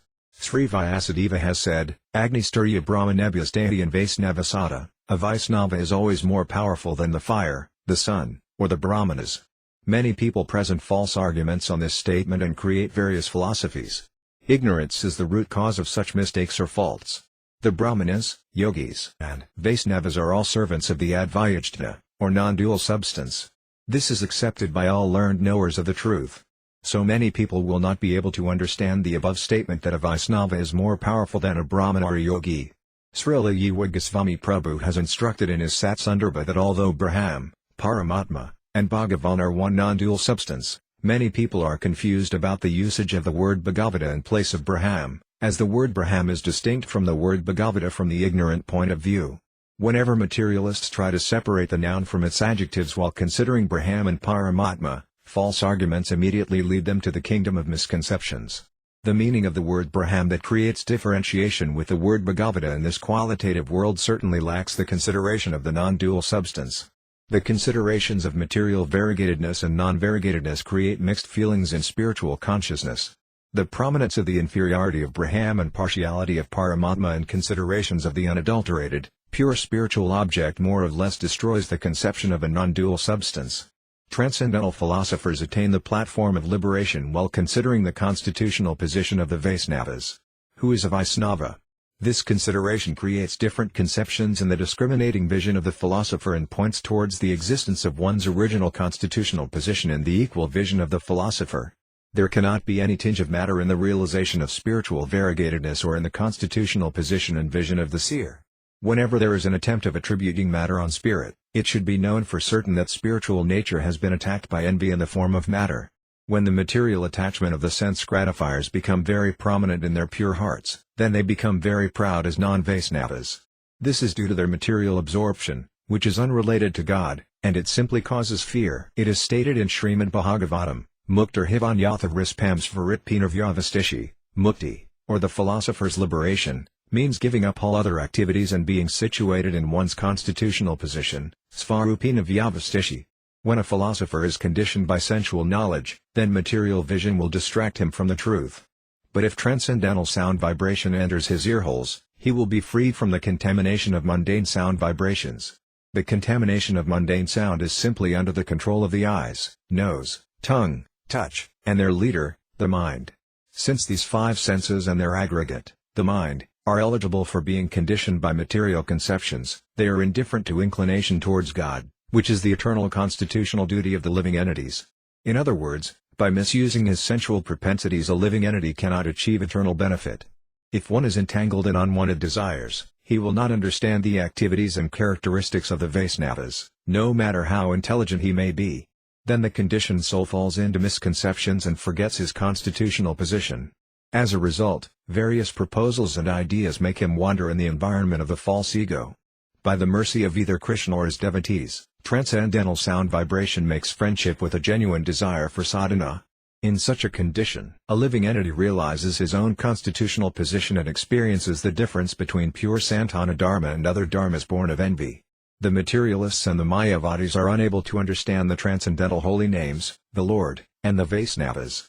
For those who consider the body and mind as non-different from the soul, there is no possibility of awakening transcendental knowledge. That is why they do not take shelter of the holy names of the Lord, which are non-different from the Lord, and therefore their material senses, which are the source of material disease, whimsically create temporary illusions in their minds. Only the transcendental holy names of the Lord can cure them from their disease. Those who have taken shelter of the Supreme Lord no longer remain servants of temporary ignorance and unhappiness. But the mentality of one a servant of Maya captures the taste of conditioned souls and guides them to the path of either karma or jnana. One who is freed from this can recognize a Vaisnava. The material enjoyers and the Mayavadis are forever unable to recognize a Vaisnava. An offender who commits offenses against the holy names and the Vaisnavas is fit for atonement without realizing their constitutional position. Many people who are averse to the Lord consider that the most worshipable Sri Jhaju Thakura belonged to the farmer class, consider Sri Nityananda Prabhu, the son of Hado Oja as a simple Brahmana from Mithila, and consider Sri Haridasa Thakura as an outcast. In this way they commit offences at the lotus feet of Sri Vishnu and the Vaisnavas. Actually, offences are not less grievous than sinful activities. To transgress temporary worldly moralities is called sin, and to deviate from spiritual moralities is called offence. To commit offence is an eternal fault. There is no alternative to become free from offences against the holy names and the Vaisnavas other than service to the Vaisnavas. The mentality of the offender of Vaisnavas does not allow him to worship the Vaisnavas but rather creates misconceptions that Vaisnavas belong to a particular caste. That is why learned scholars say that materialists consider Vaisnavas as non-Vaisnavas like themselves and try to bring them on their level. Then they become proper candidates for atonement, otherwise, according to Samarthi literature, they will certainly live in hell. A well-behaved Vaisnava engaged in devotional service and following Sanatana Dharma is a qualified judge of spiritual Varnasrama. Only a Vaisnava is a qualified judge for considering a person's spiritual Varnasrama status, because he is not infected by the 4 defects of life, such as to commit mistakes, to be illusion, to cheat others, and to possess imperfect senses. Moreover, having heard the transcendental sound vibration, he regrets the misfortune of those who have not, so he specifically prays to Krishna to bless such people. Madhuragradhi Jananath, Divishyarn Manjabandhantrachiamyaji Adaiksayam, Vijasaya Sruti Kotanats. The offenders who neglect the above-mentioned statement of the Samarthi can never understand the subject matter of the 3 types of birth, beginning with seminal birth. They are always ready to insult the Vaisnavas with their duplicitous nature, and as soon as they happen to hear the statements of the scriptures they feel embarrassed. The Adaiva Varnasrama system established by the puffed-up pseudo-smartas is not accepted either by the Daiva Varnasrama system or by the religious scriptures. Those who have not studied the Gaudiya magazine in the last few years may due to their duplicitous nature loudly call for establishing the Adaiva Varnasrama system, but in reply to this, the servants of the Gaudiya Mata, who are engaged in devotional service and followers of pure Sanatana Dharma, will point out their immature considerations and try hard to bring them back on the proper path. The Patikartras and Samarthi Sastras such as the Puranas accept the changing of Varnas and Asramas.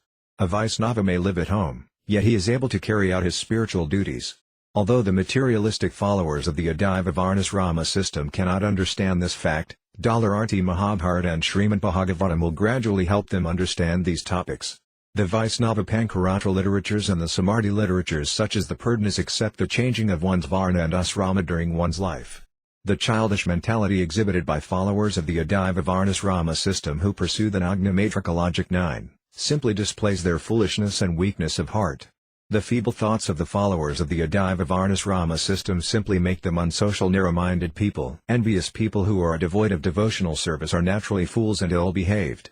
The disciples of those who repeatedly try to create disturbances and are envious of Sri Mayapur, the abode of the Supreme Lord, are fond of false arguments and display their poverty with their ancient language. As long as these people maintain their envious nature, they will not understand the characteristics of devotional service. The most worshipable Srila Krishnadasa Kaviraj Goswami Prabhu has addressed these people, who are devoid of devotional service, as fools and sinners. A hypocrite can never recognize a Vaisnava. Therefore it is said, Arsi Visnau Sila Dir Guru Sunara Matir Vaisnave Jati Budur Visnau Sarvas Varis Tatatara Samadir Yasya Vanaraki saw one who considers the Arktamurti, the worshipable deity of Lord Vishnu, to be stone, the spiritual master to be an ordinary human being, a Vaisnava to belong to a particular creed, or Lord Vishnu, who is the supreme controller, as equal to the demigods is possessed of hellish intelligence. This statement of the Samarthi spoken by Sri Krishna Devipayana Vyasadeva should constantly be considered by such people. Weekly Gaudiya, Volume 11, Part 17 and Sri Gaudiya Parika, Volume 13, Part 2. Mundane sutras are not Vaisnavas. The difference between Sri Gaura Bhagavan's spiritual world and material world. Lord Sri Gaura has 2 kingdoms, the first consists of his eternal abodes such as Vaikuntha and Goloka, and the second consists of the Brahmandas, or universes, known as Devidhamma. The existence of the Vaikuntha abodes are beyond the material creation, in other words, they are situated in the spiritual kingdom. The material time factor has no entry into that realm, material qualities have no access there, and the condemned lusty activities of the conditioned souls have no jurisdiction there. In the heavenly planets of this material world one finds the interactions of the material modes of nature, the enjoyment of the results of one's karma, and absence of love of Krishna. Lord Sri Gaura creates the eternally manifested Vaikunthas and perishable Brahmandas through Mahavishnu, who lies down on the causal ocean, and who is a plenary portion of Sankarsana, who resides in Mahavaikuntha, and who is a manifestation of Sri Nityananda Prabhu, who is an expansion of Sri Gaura. Since Mahavishnu, who lies on the causal ocean, creates perishable Brahmandas, nobody should consider Vaikunta as similar to Devi Dhamma. The Brahmandas are material worlds and under the jurisdiction of the time factor. But the Vaikunthas are spiritual and beyond the material time. In the spiritual world there are no Siddhras. There is no eternal gross existence of the different Varnas such as Brahmanas and Kshatriyas in the spiritual world, rather they exist only in the form of expression. It is not that because in this material world we can see the temporary existence of Brahmanas and Kshatriyas that there have to be Siddhras in the spiritual world. The non-Vaisnava sect of Prakrita Sahajiyas think that the gross existence of the temporary identification as Siddhras in this material world helps one enter into the spiritual kingdom, so they disrespect the Brahmanas of this material kingdom. The Sahajites are fault-finders, Siddhras, and sinful, hence they are non-Vaisnavas. People condemn the Sahajiyas because they do not respect the Brahmanas.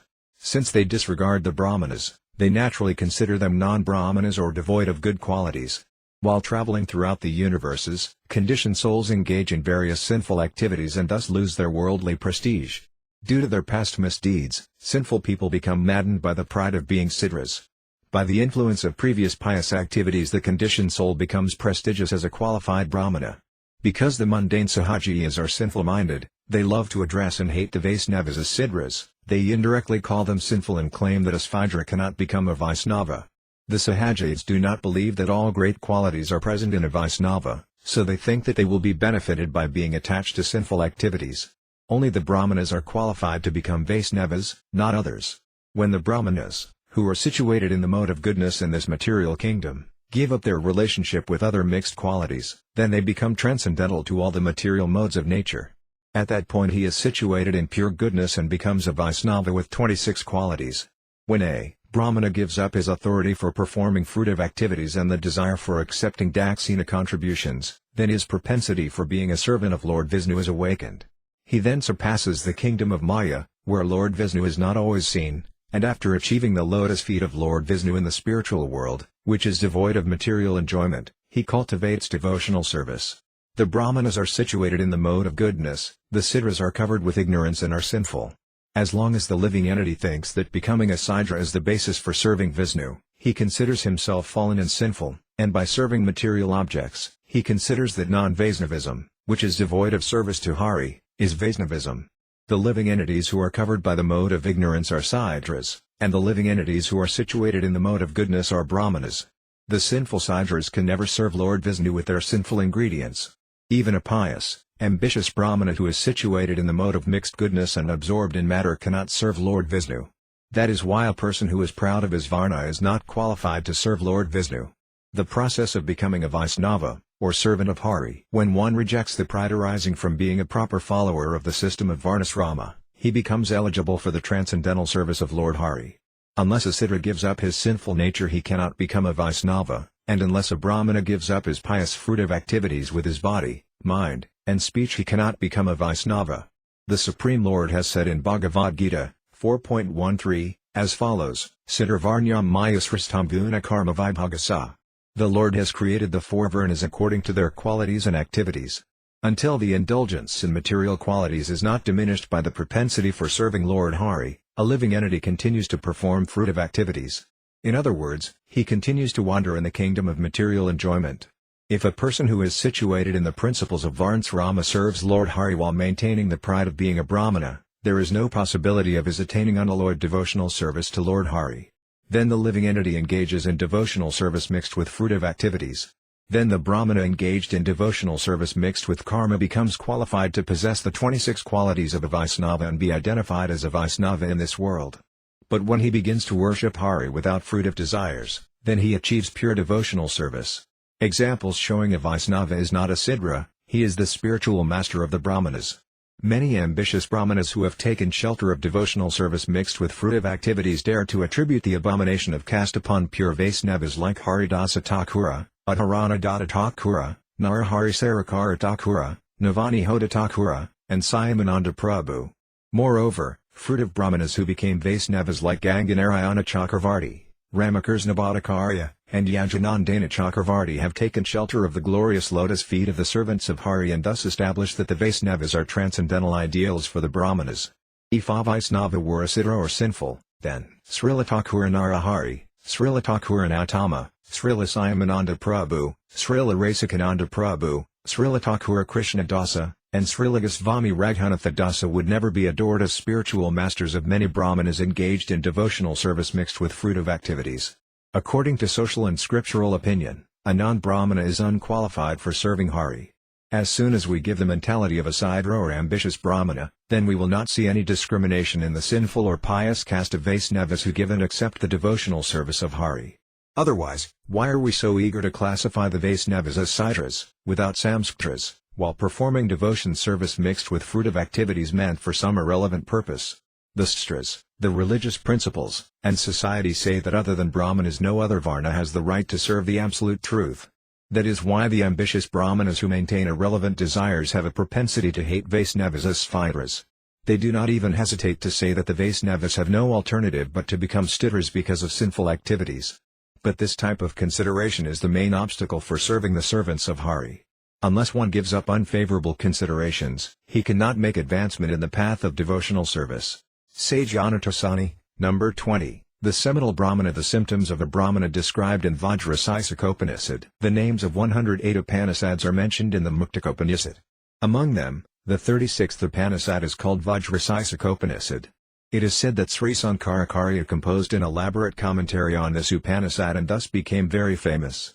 It is described in Vajrastishika Shruti as follows: Tarhi Kova Brahmano Nama Yakasadatmanam Advidyam Jati Gunakriya Hinam Sadtirami Sadbhavadidi Sarvadosa Rahatam Satyajnandanantas Varyapam Svayam Nirvikalpamesasa Kalpadaramesasa Bhaitantaryamatavinavardhamanam Antarbahiskekasavadana Sititamakhandananda Svabhavame Premyamanubhavaika Vidyama Paraksatayabzamanam Karatalamalakavetsakseta Paraksikritya Kratarthataya Kama Ragadi Dosa Rahita Samadamadi Sampana Bhavamazarya Ursnasa Mahadi Rahito Dampahan Kardavarasams Prastasetavartate. Evam Yuktalake Sanoyasa Eva Brahmana Iti Sruti Samarti Puranata Hasanamabhipraya. Anyatha Brahmanatvasidurn Asti Eva. Then who is the Brahmana? Anyone who knows the self as one, devoid of mundane caste, qualities, and activities, devoid of contamination by the six enemies, lust, anger, greed, illusion, pride, and envy, and the six waves, distress, illusion, hunger, thirst, old age, and death, the personification of transcendental knowledge and bliss, beyond duality, yet the basis of all material dualities, the supersoul of all living entities, all-pervading inside and outside like the vast sky, endowed with uninterrupted bliss, immeasurable, known only through spiritual realization, and directly self-manifesting, one who directly realizes the self, as one sees an gmlaki fruit in the palm of his hand, who lives always satisfied, devoid of faults like lust and anger, who possesses qualities like peacefulness and self-control, who is devoid of envy, the thirst for material enjoyment, illusion, and other faults, and who is untouched by pride, false ego, and so on. Such a person is a Brahmana. This is also the opinion of the Srutis, Smritis, Itisas, Puranas, and other scriptures. Otherwise one cannot be a real Brahmana. Questions put forth by the Brahmana community of East Bengal, Bangladesh, who are opposed to and violators of the Vedic injunctions. Violating the above statement of the Shruti and with a desire to propagate philosophy averse to the Vedas, the Brahmana community of East Bengal put forward a question through their representatives, the caste Goswamis, in the month of October in the city of Dhaka. They requested an answer from the Srimadha Gaudiya Mata of Dhaka, but what to speak of hearing the answer, the way they misbehaved was condemned in the Gaudiya magazine. Since many people requested a serial presentation of this criticism, we are publishing the following article. The questions of the caste Goswamis who are averse to the devotional service of Lord Vishnu and are harassed by the Smarta community are as follows. A Brahmana boy should be brought for undergoing the sacred thread ceremony at the age of 8. What is the meaning of the word Brahmana mentioned in this Vedic statement? Does it refer to the caste Brahmanas who study the Vedas and perform austerities, or simply to those who are born in the family of Brahmanas, the seminal Brahmanas? The answers of the spiritual Brahmanas from Srimadha Gaudiya Mata are as follows. If one accepts persons who have undergone various austerities as Brahmanas, then it will certainly be improper, because they are devoid of qualities like knowing past, present, and future, they possess gross vision, they lack transcendental qualities, and they are unable to ascertain the truth because they take support of pratyaksa and anumana as evidence rather than transcendental sound. Therefore they are unqualified to be addressed as Brahmanas, and they are unfit for the sacred thread ceremony, because they do not possess the appropriate qualifications. In answer to the second question, qualities like austerity arise after the study of the scriptures, therefore the position of a Brahmana is dependent both on the study of the scriptures and undergoing austerities, which are not possible at the age of 8. So undergoing the sacred thread ceremony at the age of 8 is not improper, rather it is proper. Therefore one should accept our authorized path. By their questions, the seminal Brahmanas are trying to establish that they are the real Brahmanas. The caste Gosvamis and their descendants are unable to accept the considerations of the Srutis, Smritis, and Puranas. In Bhagavad Gita 4.13, the Supreme Lord has said, Chaturvarnyam mayasristam guna karma vibhagasa, according to the 3 modes of material nature and the work associated with them, the 4 divisions of human society are created by me. And the Srimad Bhagavatam 11.5.2 states, Makabhadarupadabhya Puruzazyas Rame Saha Kaktrajaj Higher Varnagunar Vipradaya Prathak. Each of the 4 social orders, headed by the Brahmanas, was born through different combinations of the modes of nature, from the face, arms, thighs and feet of the Supreme Lord in his universal form. Thus the 4 spiritual orders were also generated. The caste Gosvamis and their caretakers, the Smarta community, who are situated in the perverted Varnsrama system, are not ready to accept these statements of Bhagavad Gita and Bhagavatam with proper consideration. We will gradually and elaborately discuss the value of their considerations. But first of all we would like to say that they do not accept the Smritis and the Puranas, which are in pursuance of the Shruti. Therefore, being unable to accept the real meaning of the Vedas, they create confusion which in turn produces further disturbances. The rules for the sacred thread ceremony found in the 4th Khanda, 4th Prapathaka of the Chandogya Upanishad of Samaveda mentions that a boy should be awarded the sacred thread between the age of 8 and 16 years. Apart from that, the procedure for the sacred thread ceremony at other times is also found. The Vedic fruitive workers do not agree to award the sacred thread to a fallen boy who has crossed the age of 16 without undergoing the enjoined ceremony. But the mental speculators and the devotees reject the ideas of the fruitive workers and follow other branches of the Vedas.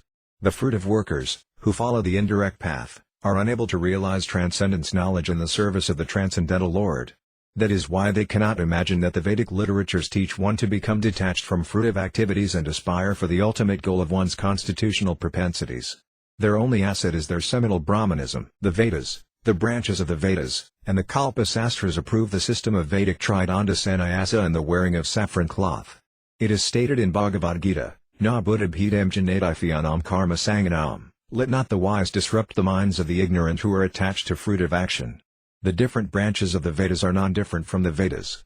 Calculation of years and so on and conceptions of time are included in the Kalpasastras, which are part of the Vedic branch of astrological knowledge. In different branches of the Vedas there are various sub-branches of Kalpasastras and Jyotisastras. A particular branch of fruitive activities nourishes various conceptions of the innumerable branches of the Vedas. An arrangement for wearing saffron cloth is found in the Vajrasanaya Katyayanagraya Sutra of the Kalpasastras while ascertaining one's dress. In other Kalpasastras of the Ekayana branch of the Vedas, however, the wearing of saffron robes has been forbidden. One branch of Vedic knowledge does not reject another branch of knowledge, rather it respects it. The seminal method is not the only method for ascertaining who is a Brahmana. These topics are elaborately described in Kasmirdgama. The arguments presented by Apayadiksaita out of disrespect for Sri Yamundakarya, the king of Vaisnavas, without understanding the teachings of the Ekatyana branch, are extremely insignificant. Apayadiksaita was simply an atheistic scholar attached to false arguments. He was against the Vedic Tridanda system and was unsuccessful in establishing that the devotees were non-Brahmanas. Sri Purushottama Maharaja, a follower of the Vallabhakarya Sampradaya, has properly punished him for the mischief that he displayed in his Kalpataru Paramala commentary on Sri Sankarakarya's Sartraka Bhashya on the Vedanta Sutras.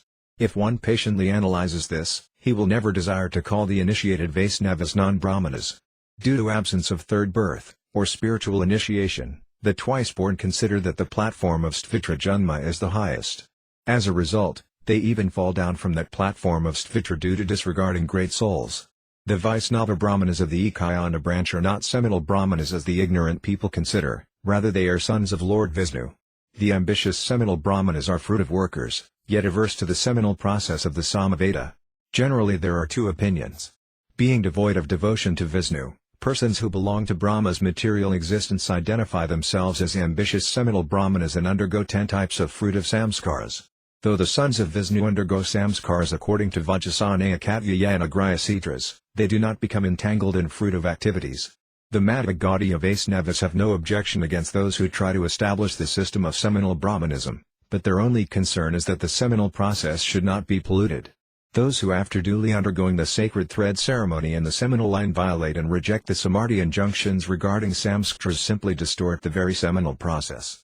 The Madhva Gaudiya Vaishnavas quote the following verse from Bhargavya Manu Samhita, Yo nadhitya diviho vedamanyatra kurtsramam sa _5 anivasidradvamasu gakati sanvaya. A Brahmana who gives up the study of the Vedas to labor hard for other things becomes a stitra in this very life along with all his family members. How can one undergo the sacred thread samskara by deviating from this instruction? If the seminal process is the criteria for a Brahmana to undergo the sacred thread samskara, then why did the Samaveda document the tradition of undergoing the sacred thread samskara while rejecting the seminal process? The seminal Brahman manas who follow the ascending process are averse to the Vedas. The Madhva Gaudiya Vaishnavas clearly know and do not deny that the 20 Dharmasasiras and a few Kalpasviras support the process of the seminal Brahmana's sacred thread ceremony, therefore they know that these seminal Brahmanas who follow the ascending process is averse to the Vedas because they transgress the qualities, activities, occupations, symptoms, and natures of candidates for the sacred thread. In our next article we will discuss how insignificant is the endeavor of the seminal communities, who disregard the qualities and occupation of a candidate. Weekly Gaudiya, Volume 1, Part 29, Brahmanism and Vaishnavism, by Srila Siddhānta Bhaktivinoda Thakur. Brahmanism is a step towards Vaishnavism. Many people think that Brahmanism and Vaishnavism are two different things. From this belief, some foolish people who are partial to Vaishnavas criticize the Brahmanas. And some, who are partial to Brahmanas, criticize the Vaishnavas. But persons who know the science of the scriptures do not approve of this. They say that Brahmanism is a stage or qualification of a Vaishnava and Vaishnavism is the fruit of Brahmanism. Sti Mahaprabhu has said, Sahahe Nirmala Brahmana Hridaya Krishnarivasite Yogastana Mazarya Kandalakini Han Vasal Parama Pavitrastana Apavitra Kali. The heart of a Brahmana is by nature very clean, therefore it is a proper place for Krishna to sit. Why have you allowed jealousy to sit here also?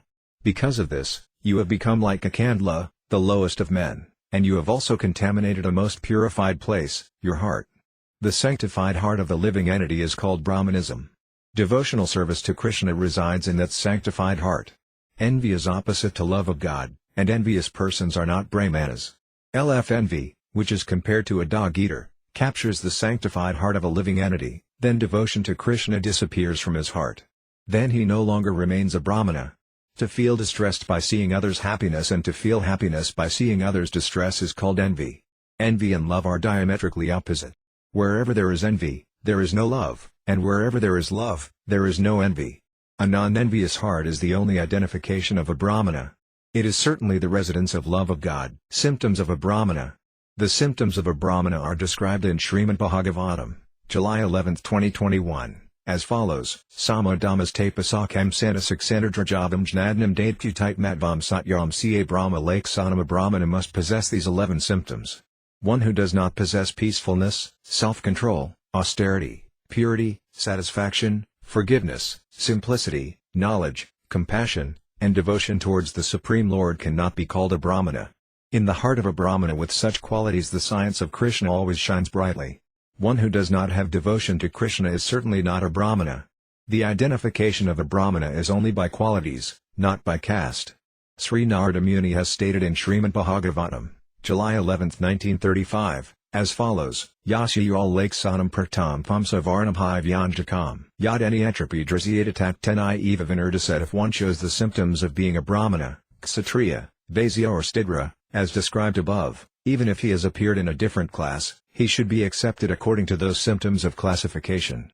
In his commentary on this verse of Srimad Bhagavatam, Sridhara Swami Mahayana has stated, Sandadi Bariva Brahmanadi Vyavahara Mukhaya, Najadi Matradidyoha, Yasyati. Yad Yadi Anyatra Varnantar Pidrasiatatat Varnantaram Tenaiva Lakesana Nimidanaiva Varnina Vinardaset, not to Jadi Nimidandi Artha. The Brahmana's main characteristics are qualities such as peacefulness, not birth. If these main characteristics are seen in persons other than those born as Brahmanas, then such persons should be considered Brahmanas. They should not be considered according to their caste by birth. If we carefully analyze these statements of the Vaisnava scriptures and smritis, such as Manu Samhita, which are very helpful for maintaining one's worldly life, then we understand that there are two types of brahmanas, namely ordinary brahmanas and spiritual brahmanas. Ordinary brahmanism is based on caste, and spiritual brahmanism is based on qualities. Unless one becomes a spiritual brahmana, he cannot become a Vaisnava. The symptoms of a spiritual brahmana are mentioned in Brihadranyaka Upanishad, March 9, 2010, as follows: Atad aksaram gargi vidit vasmalokant pradisa karpana the atad aksaram gargi vidit vasmalokant pradisa brahmana. O daughter of Gargakarya, he who leaves this world without learning about the infallible supreme is a karpana, or miser. O Gargi, one who is acquainted with that infallible truth by which one transcends death is a brahmana. There are 10 kinds of ordinary activities like offering of oblations and funeral rites that are prescribed for the ordinary brahmanas. It is written in the Samarthi literature that by performing these activities an ordinary brahmana becomes prestigious. Taking initiation, worshipping the Supreme Lord, accepting the renounced order of life, and observing vows for strengthening one's spiritual life are activities by which a spiritual brahmana is honored. Unless one achieves the platform of spiritual Brahmanism, he cannot achieve the platform of Vaishnavism. It is stated in Brihadranyaka, April 4, 2021, in this regard as follows: Dhamivadhiro vya prajvyam kurvata brahmana. A wise person who knows the Supreme Lord, Para Brahman, through the process of devotion, is a brahmana. A brahmana should aspire for knowledge of the relationship between matter, spirit, and the Supreme Lord. In other words, he should cultivate pure devotional service. After considering these conclusions of the scriptures, we can certainly understand that there is no difference between an advanced Brahmana and a Vaisnava. When a Brahmana's faith is awakened, his life becomes successful and he achieves devotion to the Lord. There is no need to become a caste Brahmana in order to attain the Supreme Lord. By seeing the example of Jadabharata, many people doubt whether a low-caste person who performs devotional service must be born in the family of a Brahmana in order to achieve the goal of life. In this regard, we can always discuss the following conclusive statements of Bhagavad Gita: Mam hi partavaya pasritya pi sipapayani astrayo vasids tatha sidras te payanti param gadam kim punar brahmana punya bhakta rajasayas tatha anityam asukam lokam amam prapya bhajas vimamosano prtha. Those who take shelter in me, though they be of lower birth, women, Vaisyas, merchants, and Sidras vertical bar workers can attain the supreme destination. How much more this is so of the righteous Brahmanas, the devotees and the saintly kings. Therefore, having come to this temporary, miserable world, engage in loving service unto me. Where is the doubt that a strong devotion for the Supreme Lord is awakened in the hearts of the Brahmanas and Kshatriyas, that they will be delivered? Because even women, Vaisyas, Stidras, outcasts, and sinful Kandalas can attain the supreme destination by taking shelter of pure devotional service. By the influence of devotional service, one's position as an outcast is destroyed and he becomes a spiritual Brahmana. If one understands the purport of the following 2 Bhagavad Gita verses directly preceding those quoted above, then he will have no doubts whatsoever. Api setsu durakara bhajat mamananya bhakstareva samantavya samyag vaya vashito hi saksi pram bhavati dharmatma sasvats chantam nagakati kantiya pradajanthi nami bhakta pranasyati. The purport of these 2 verses are that living entities who become devotees or Vaisnavas generally possess Brahminical qualities. If by the strength of the association of devotees a person attains unalloyed devotional service before possessing the wealth of Brahminical qualities, then he should also be accepted as a devotee. Because by my mercy he will soon become a pious soul. In other words, Brahmanism, which is the right of a Vaisnava, is attained by him as a concomitant fruit of devotional service. O son of Kunti, such a person will never fall down in the form of taking rebirth, etc. This is my promise. Will bestow love of God by awarding him pure spiritual Brahmanism in this life, without having to undergo atonement. The Brahmanas and the Vaisnavas are related as brothers. O readers, do not differentiate between Brahmanism and Vaishnavism. The Brahmanas are naturally qualified to become Vaisnavas. That is why Lord Krishna has displayed so much respect for the Brahmanas who are qualified for pure devotional service. If we receive the causeless mercy of the Brahmanas, we can become pure. No one can become a Vaisnava by disregarding the position of the Brahmanas, and a Brahmana can never become successful by disregarding the position of the Vaisnavas. Therefore let the natural brotherhood of the Brahmanas and Vaisnavas shine brightly throughout the entire world. Do not let selfishness and foolishness enter between them and create enmity. In order to spread the prestige of the Brahmanas in this world, Sriman Mahaprabhu enacted the pastime of curing his fever by drinking the Karanamrita of a Brahmana. O Brahmanas, pure devotees, please be merciful to us.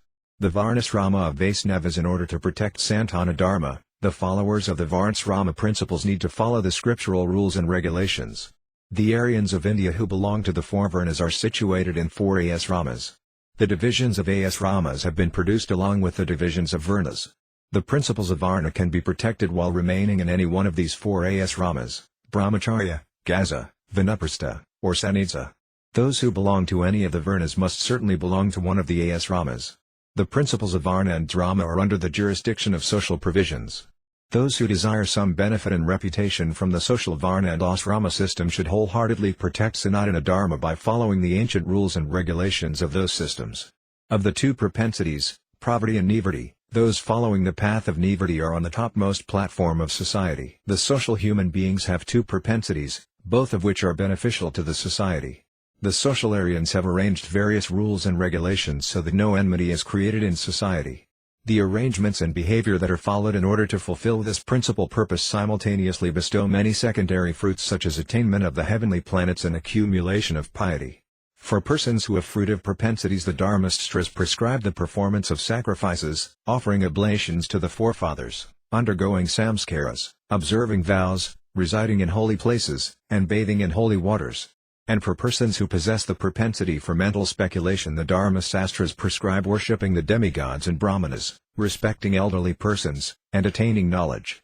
Those who give up self-happiness and oneness with Brahman, which are the goals of these two propensities, are on the topmost platform of society. Sectarian philosophers like the Karmas, Jitnis, and Yogis, directly or indirectly desire the welfare of society. While remaining in seclusion and eating foods cooked by Brahmanas, the dry metal speculators try to assist society in reaching its perfection. The yogis proclaim that happiness is possible by minimizing one's necessities and thus increase people's attachment for enjoying happiness born of renunciation. Other sectarian philosophers benefit the society endeavoring for happiness through their manipulations and actions. The Vaisnavas are beyond the principles of Varnasrama. Although the behavior of people who follow the Varnasrama system is similar to that of Vaisnavas, the Vaisnavas do not consider that maintaining or benefiting society is their main purpose. They do not fill their hearts with the thought of making society prosperous or ruined by their actions. The Vaisnavas are not busy in establishing their own reputation in the four Varnas and four asramas. The Vaisnava is not embarrassed if his actions violate the rules and regulations of the Varnasrama system, because the only purpose of all his activities is to increase his devotion towards the Supreme Lord. It does not matter whether a Vaisnava is a Brahmana, Mulka, or Khandala. Whether he is a householder or a renunciate, he has no honor or dishonor. If a Vaisnava goes to hell or heaven for the sake of devotional service to the Lord, it is the same thing. The love of God he exhibits while meeting the Supreme Lord does not diminish at all in separation from him. A Vaisnava does not desire anything. He has no scarcity at all. One who is desirous of merging into Brahman is overwhelmed by the excellence of his unattained goal. When attained, his long-cherished wonder in the form of Brahman becomes abominable. One who desires to become one with Brahman is very restless, being bound by material shackles. The Vaisnavas, however, do not become impatient. Although the appearance and activities of Vaisnavas appear to be like those of people who wish to enjoy the fruits of their karma, they are actually completely different. Unauthorized endeavor to make Vaisnavas subordinate to the Varnasrama system. Many people think that there is no difference between Vaisnavas and those who are inferior to the Vaisnavas. Hence they often inquire about the Vaisnavas Varna and try to bury them in one of the four asramas like the socialites. Yet this endeavor is a social endeavor and totally opposed to Vaisnava culture. If we see the transcendental appearance pastimes of Sri Gauranga, who is the deliverer of the fallen souls and the only spiritual master of the whole world, then all our doubts will be vanquished. In the Vedas, which consist of spiritual knowledge, it is stated, Vidyate granthis chidayante sarva samsayaksiyant kajya karmani tasmindrast parivar. The knot in the heart is pierced, all misgivings are cut to pieces, and the chain of fruitive actions is terminated when one sees the Supreme Lord everywhere, within all superior and inferior beings. Under the guidance of Sri Gaurasundara, the Vaisnavas are servants of Gautiyana Vallabha. If we see the characteristics of the Lord, then all our doubts are cleared, the reactions of karma are diminished and the knots of the heart are untied. Then one realizes the absolute truth. Even if the well-behaved Brahmanas who have undergone the 10 samskaras attain the platform of Brahman, they cannot become doubtless until they see the transcendental characteristics of the Supreme Lord, Sri Krishna Chaitanya. The characteristics of Sri Chaitanya are fully spiritual. Anyone who has seen this knows that a Vaisnava is neither a Brahmana, a Kshatriya, a Vaisya, or a Sidra, nor a Brahmacart, Gaza, Vanaprastha, or Sannyasi.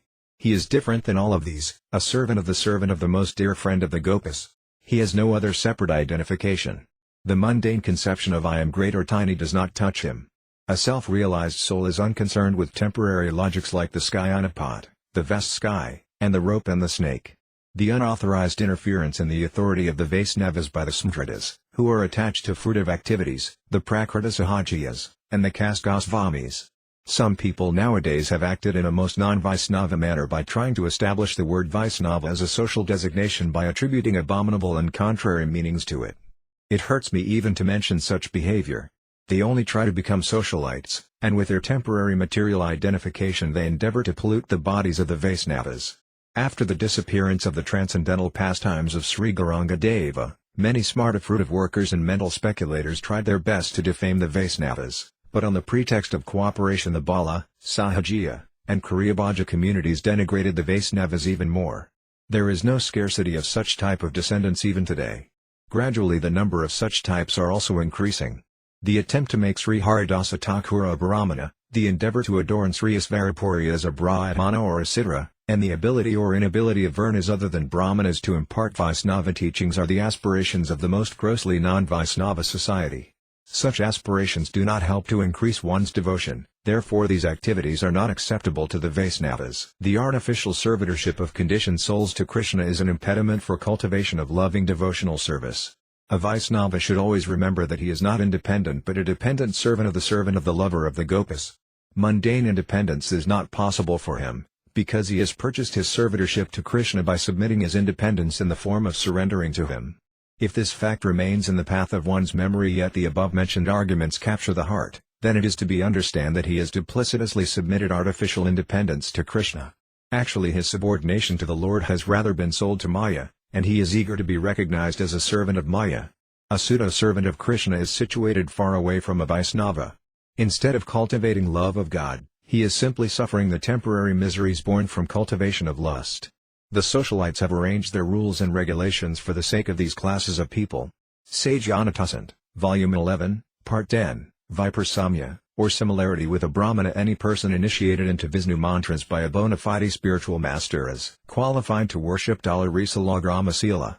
While ascertaining the qualification for the Kanastha Adhiktress worship of Lord Vishnu, Srila Sanatana Goswami Prabhu has concluded that although according to the concocted remarks of some envious smartas only seminal Brahmanas are qualified to worship Stlagrama and uninitiated women and Sidris are not qualified, if a person, regardless of Varna, is initiated into Vishnu mantras by a bona fide spiritual master, he is qualified to worship Sri Salagrama.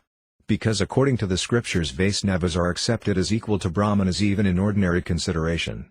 In this regard, Srila Sanatana Goswami Prabhu has quoted many scriptural statements in his Digdarsanitika to prove this point.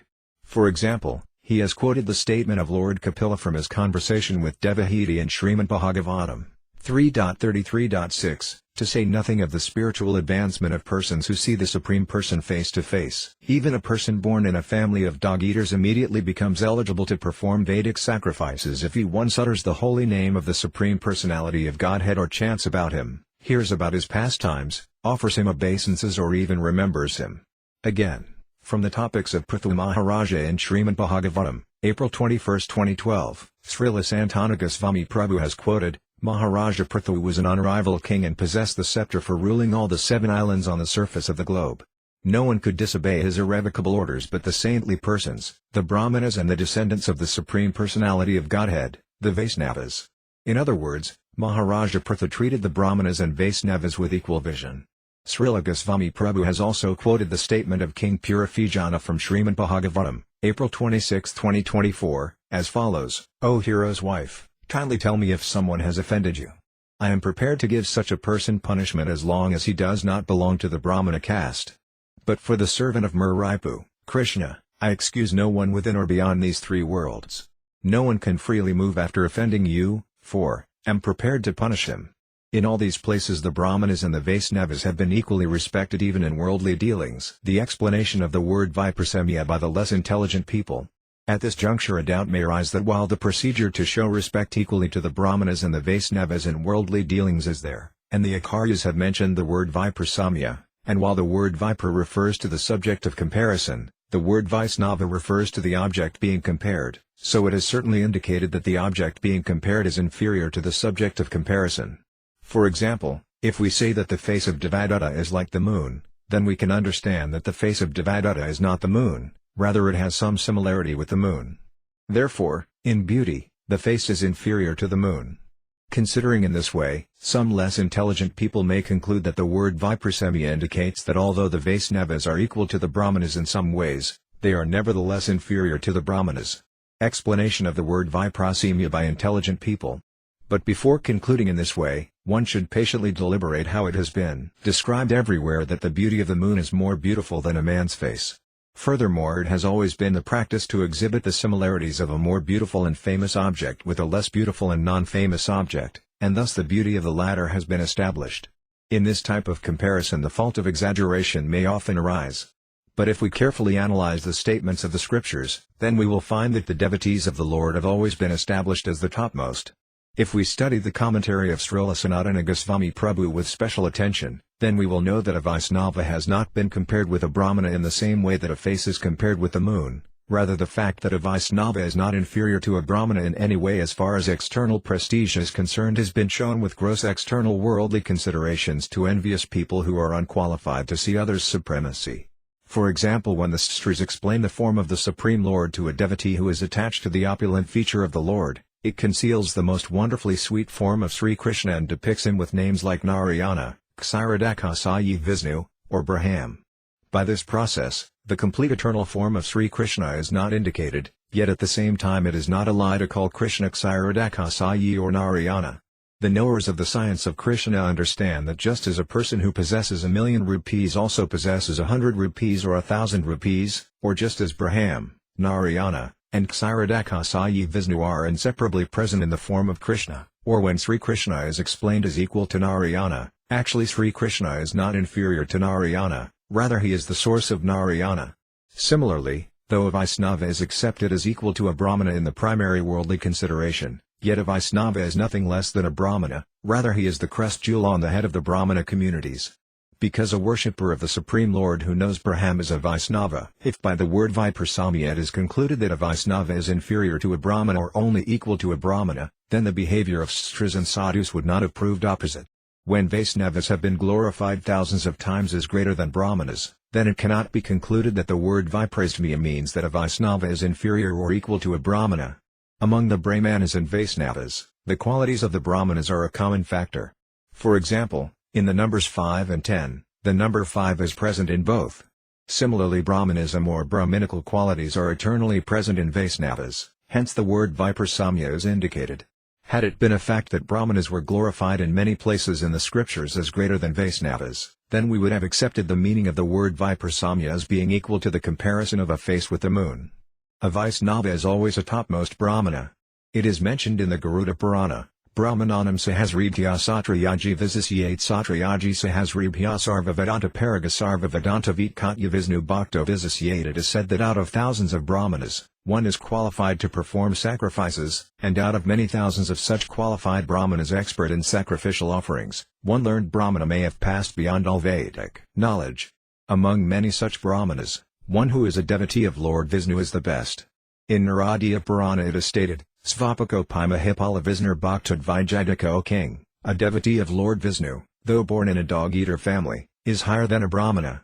The Hari Bhakti Vilasa quotes the Itihasa Samyukaya, wherein the Lord states, Nami Bhaktas Chatur Vidimat Bhakta Vapaka Priyatasmai Diyam Tato Grayam Sasiyatai Yoyatha Hyaham. Even though a person is a very learned scholar of the Sanskrit Vedic literatures, he is not accepted as my devotee unless he is pure in devotional service. However, even though a person is born in a family of dog-eaters, he is very dear to me if he is a pure devotee who has no motive to enjoy fruitive activity or mental speculation. Indeed, all respect should be given to him, and whatever he offers should be accepted. Such devotees are as worshipable as Yam.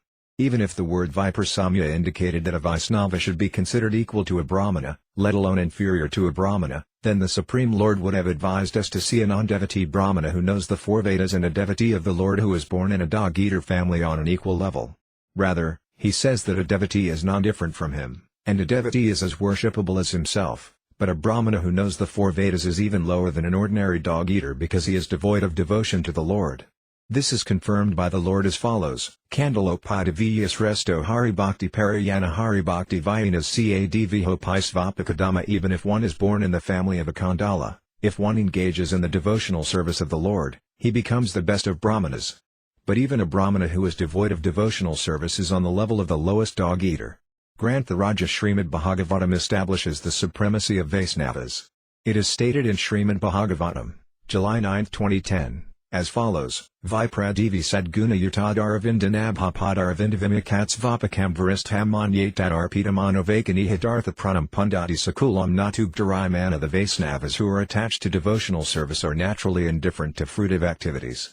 So if according to the considerations of the materialists the word Viprasamya indicated that a Vaisnava is inferior or equal to a Brahmana, then the above-mentioned verse from Srimad Bhagavatam would not have described as follows: if a Brahmana has all 12 of the Brahminical qualifications, as they are stated in the book called Sanat Sujata, but is not a devotee and is averse to the lotus feet of the Lord, he is certainly lower than a devotee who is a dog-eater but who has dedicated everything, mind, words, activities, wealth and life, to the Supreme Lord. Such a devotee is better than such a Brahmana because the devotee can purify his whole family, whereas the so-called Brahmana in a position of false prestige cannot purify even himself. Immediately after using the word Viprasamya in his commentary on this verse, Srila Sanatana Goswami Prabhu has written, Vipradivi Sadguna Yutadidiyadavike Naiva Vaisnava Brahmanebhyo Nika Jati Jatanam Api Vaisnavanam Sreshthyam. It has been established by various statements such as Vipradivi said that a low-born Vaisnava is greater than a non-devotee Brahmana. When such clear understanding is there, then other concocted narrow opinions are understood to be in the language of Srila Sanatana Goswami Prabhu as Mazarya Paryasmarte Kasid Kalpadam Iti Montavyam, the wicked imagination of some envious smritas. It is prohibited to consider the Vaisnavas as belonging to a particular mundane caste. But the word Viprasamya that Srila Sanatana Goswami Prabhu has mentioned is only to display primary worldly considerations. In other words, one should not consider a Vaisnava who is duly initiated into Vishnu mantras but born in a family lower than the Brahmanas in any way inferior to a so-called Brahmana, even by worldly considerations and mundane kanasthadhikara consideration. One cannot deprive a Vaisnava from the qualifications of a Brahmana. Because Brahmanism is a common factor in a Vaisnava. A person born of any family becomes a Brahmana by the influence of Vaisnava initiation, even at the stage of kanasthadhikari. Srila Sanatana Goswami's commentary on the Yadakadenkanatam verse is proof of this fact. He has given the evidence of Kapiladeva's statement that by the influence of hearing and chanting the holy names of the Lord a person born in the family of dog-eaters immediately becomes qualified to perform Somayajvya. But a Vaisnava who is attached to the service of Krishna does not run to perform fruit of Somayajvya by giving up the sacrifice of chanting the holy names. At the same time he is fully qualified to perform the Somayajvya. In other words, according to worldly consideration, he is not less than a Brahmana who performs Somayajna. Therefore the Tsuyas and the Sastras have never said that an initiated Vaisnava should be considered a dog-eater or belonging to a particular caste. By the word Viprasamya the caste mentality towards a Vaisnava has been refuted. The Vaisnavas are under the shelter of the holy names, therefore Brahmanism is their pre-attained right. Then where is the question of a Vaisnava's inferiority? The word Brahmana indicates a majority of unnecessary fruitive actions, and the word Vaisnava indicates a majority of necessary devotional feelings, hence unnecessary fruitive actions are considerably less. This fact can be understood by the logic of Brihadrati and Gavrata Purusa. Though a Vaisnava appears in a dog-eater family, still he is not a non-Brahmana. His Brahminical qualifications are eternally perfected or previously acquired. This has been proved in the very next verse by Kapiladeva from Srimad Bhagavatam 3.33.7, Aho Bodhisvapako Tagarian Yajjiva Gravartate Namatubhyam Tepas Tapas Te Juhuvasayas Anararya Brahmani Karanama Granandi Yite. Oh, how glorious are they whose tongues are chanting your holy name. Even if born in the families of dog-eaters, such persons are worshipable. Persons who chant the holy name of your lordship must have executed all kinds of austerities and fire sacrifices and achieved all the good manners of the Aryans. To be chanting the holy name of your lordship, they must have bathed at holy places of pilgrimage, studied the Vedas and fulfilled everything required. So when Vaisnavas born in dog-eater families but engaged in chanting the holy names of the Lord possess the previously acquired Brahminical qualities and are properly initiated according to the Sastra and are inclined towards chanting the holy names in this life, then those who want to see them in their ordinary respective castes are certainly opposing the principles of Srimad Bhagavatam and are envious towards the devotees. Such people maintain animosity towards the book Bhagavata and devotee Bhagavata and are proceeding towards hell, while dancing frantically like demons. Vaisnavacharyas who were born in seminal Brahmana families refuted the atheistic philosophy of considering Vaisnavas as belonging to particular castes. If the opinion of the Sastras were that Vaisnavas born in families lower than so-called Brahmanas are inferior to the Brahmanas, and the word Viprasamya meant that the Vaisnavas are inferior to the Brahmanas, then why doesn't the behavior of the Vaisnava Acharyas support this? Did Acharya Srila Narottama Thakura commit a great offense by accepting as disciples Sripada Ganganarayana Chakravarti and Sripada Ramakrishna Bhattacharya, who were born in seminal Brahmana families? From this example of the Acharya, it is proved that the word Viprasamya indicates that what to speak of a Vaisnava as being inferior or equal to a Brahmana, rather he is qualified to become the spiritual master of Brahmanas. Otherwise why did Srila Narahari Chakravarti Thakura, the author of Bhakti Rankura and a topmost Vaisnava born in a Brahmana family, write as follows: Sri Thakura Nautama Patita Pavanat Tirasisa Chakravarti Ganganarayana Gangandrayana Vidyavanta Adasaya Kandiya Pasandamata Bhakti Prakasaya. Srila Nautama Dasa Thakura was a deliverer of the fallen souls. His disciple was Gangandrayana Chakravarti. Ganganarayana was learned scholar. He refuted atheistic philosophy and preached devotional service. By using the word Sandamata, or atheistic philosophy, is it not being indicated that the envious Smaryas are considering Srila Narottama Thakura as belonging to a particular caste? That is why Sri Narahari Chakravarti Thakura has mentioned the philosophy of the Smartas as atheistic philosophy. He has written in the Bhakti Ratnadhara, 15th wave, Jaya Jaya Sri Ganganarayana Chakravarti Aditira Gambhira, all glories to Sri Ganganarayana Chakravarti, who is very sober and grave. Srila Narottama Karata Sararubayana Parayana Bhuvana Ujura. By worshipping the lotus feet of Srila Narottama Dasa Thakura will cross over material existence. Under the shelter of sensual perception, the envious Smritas and their feet lickers, the Sahajiyas, glorify the darkness of hell.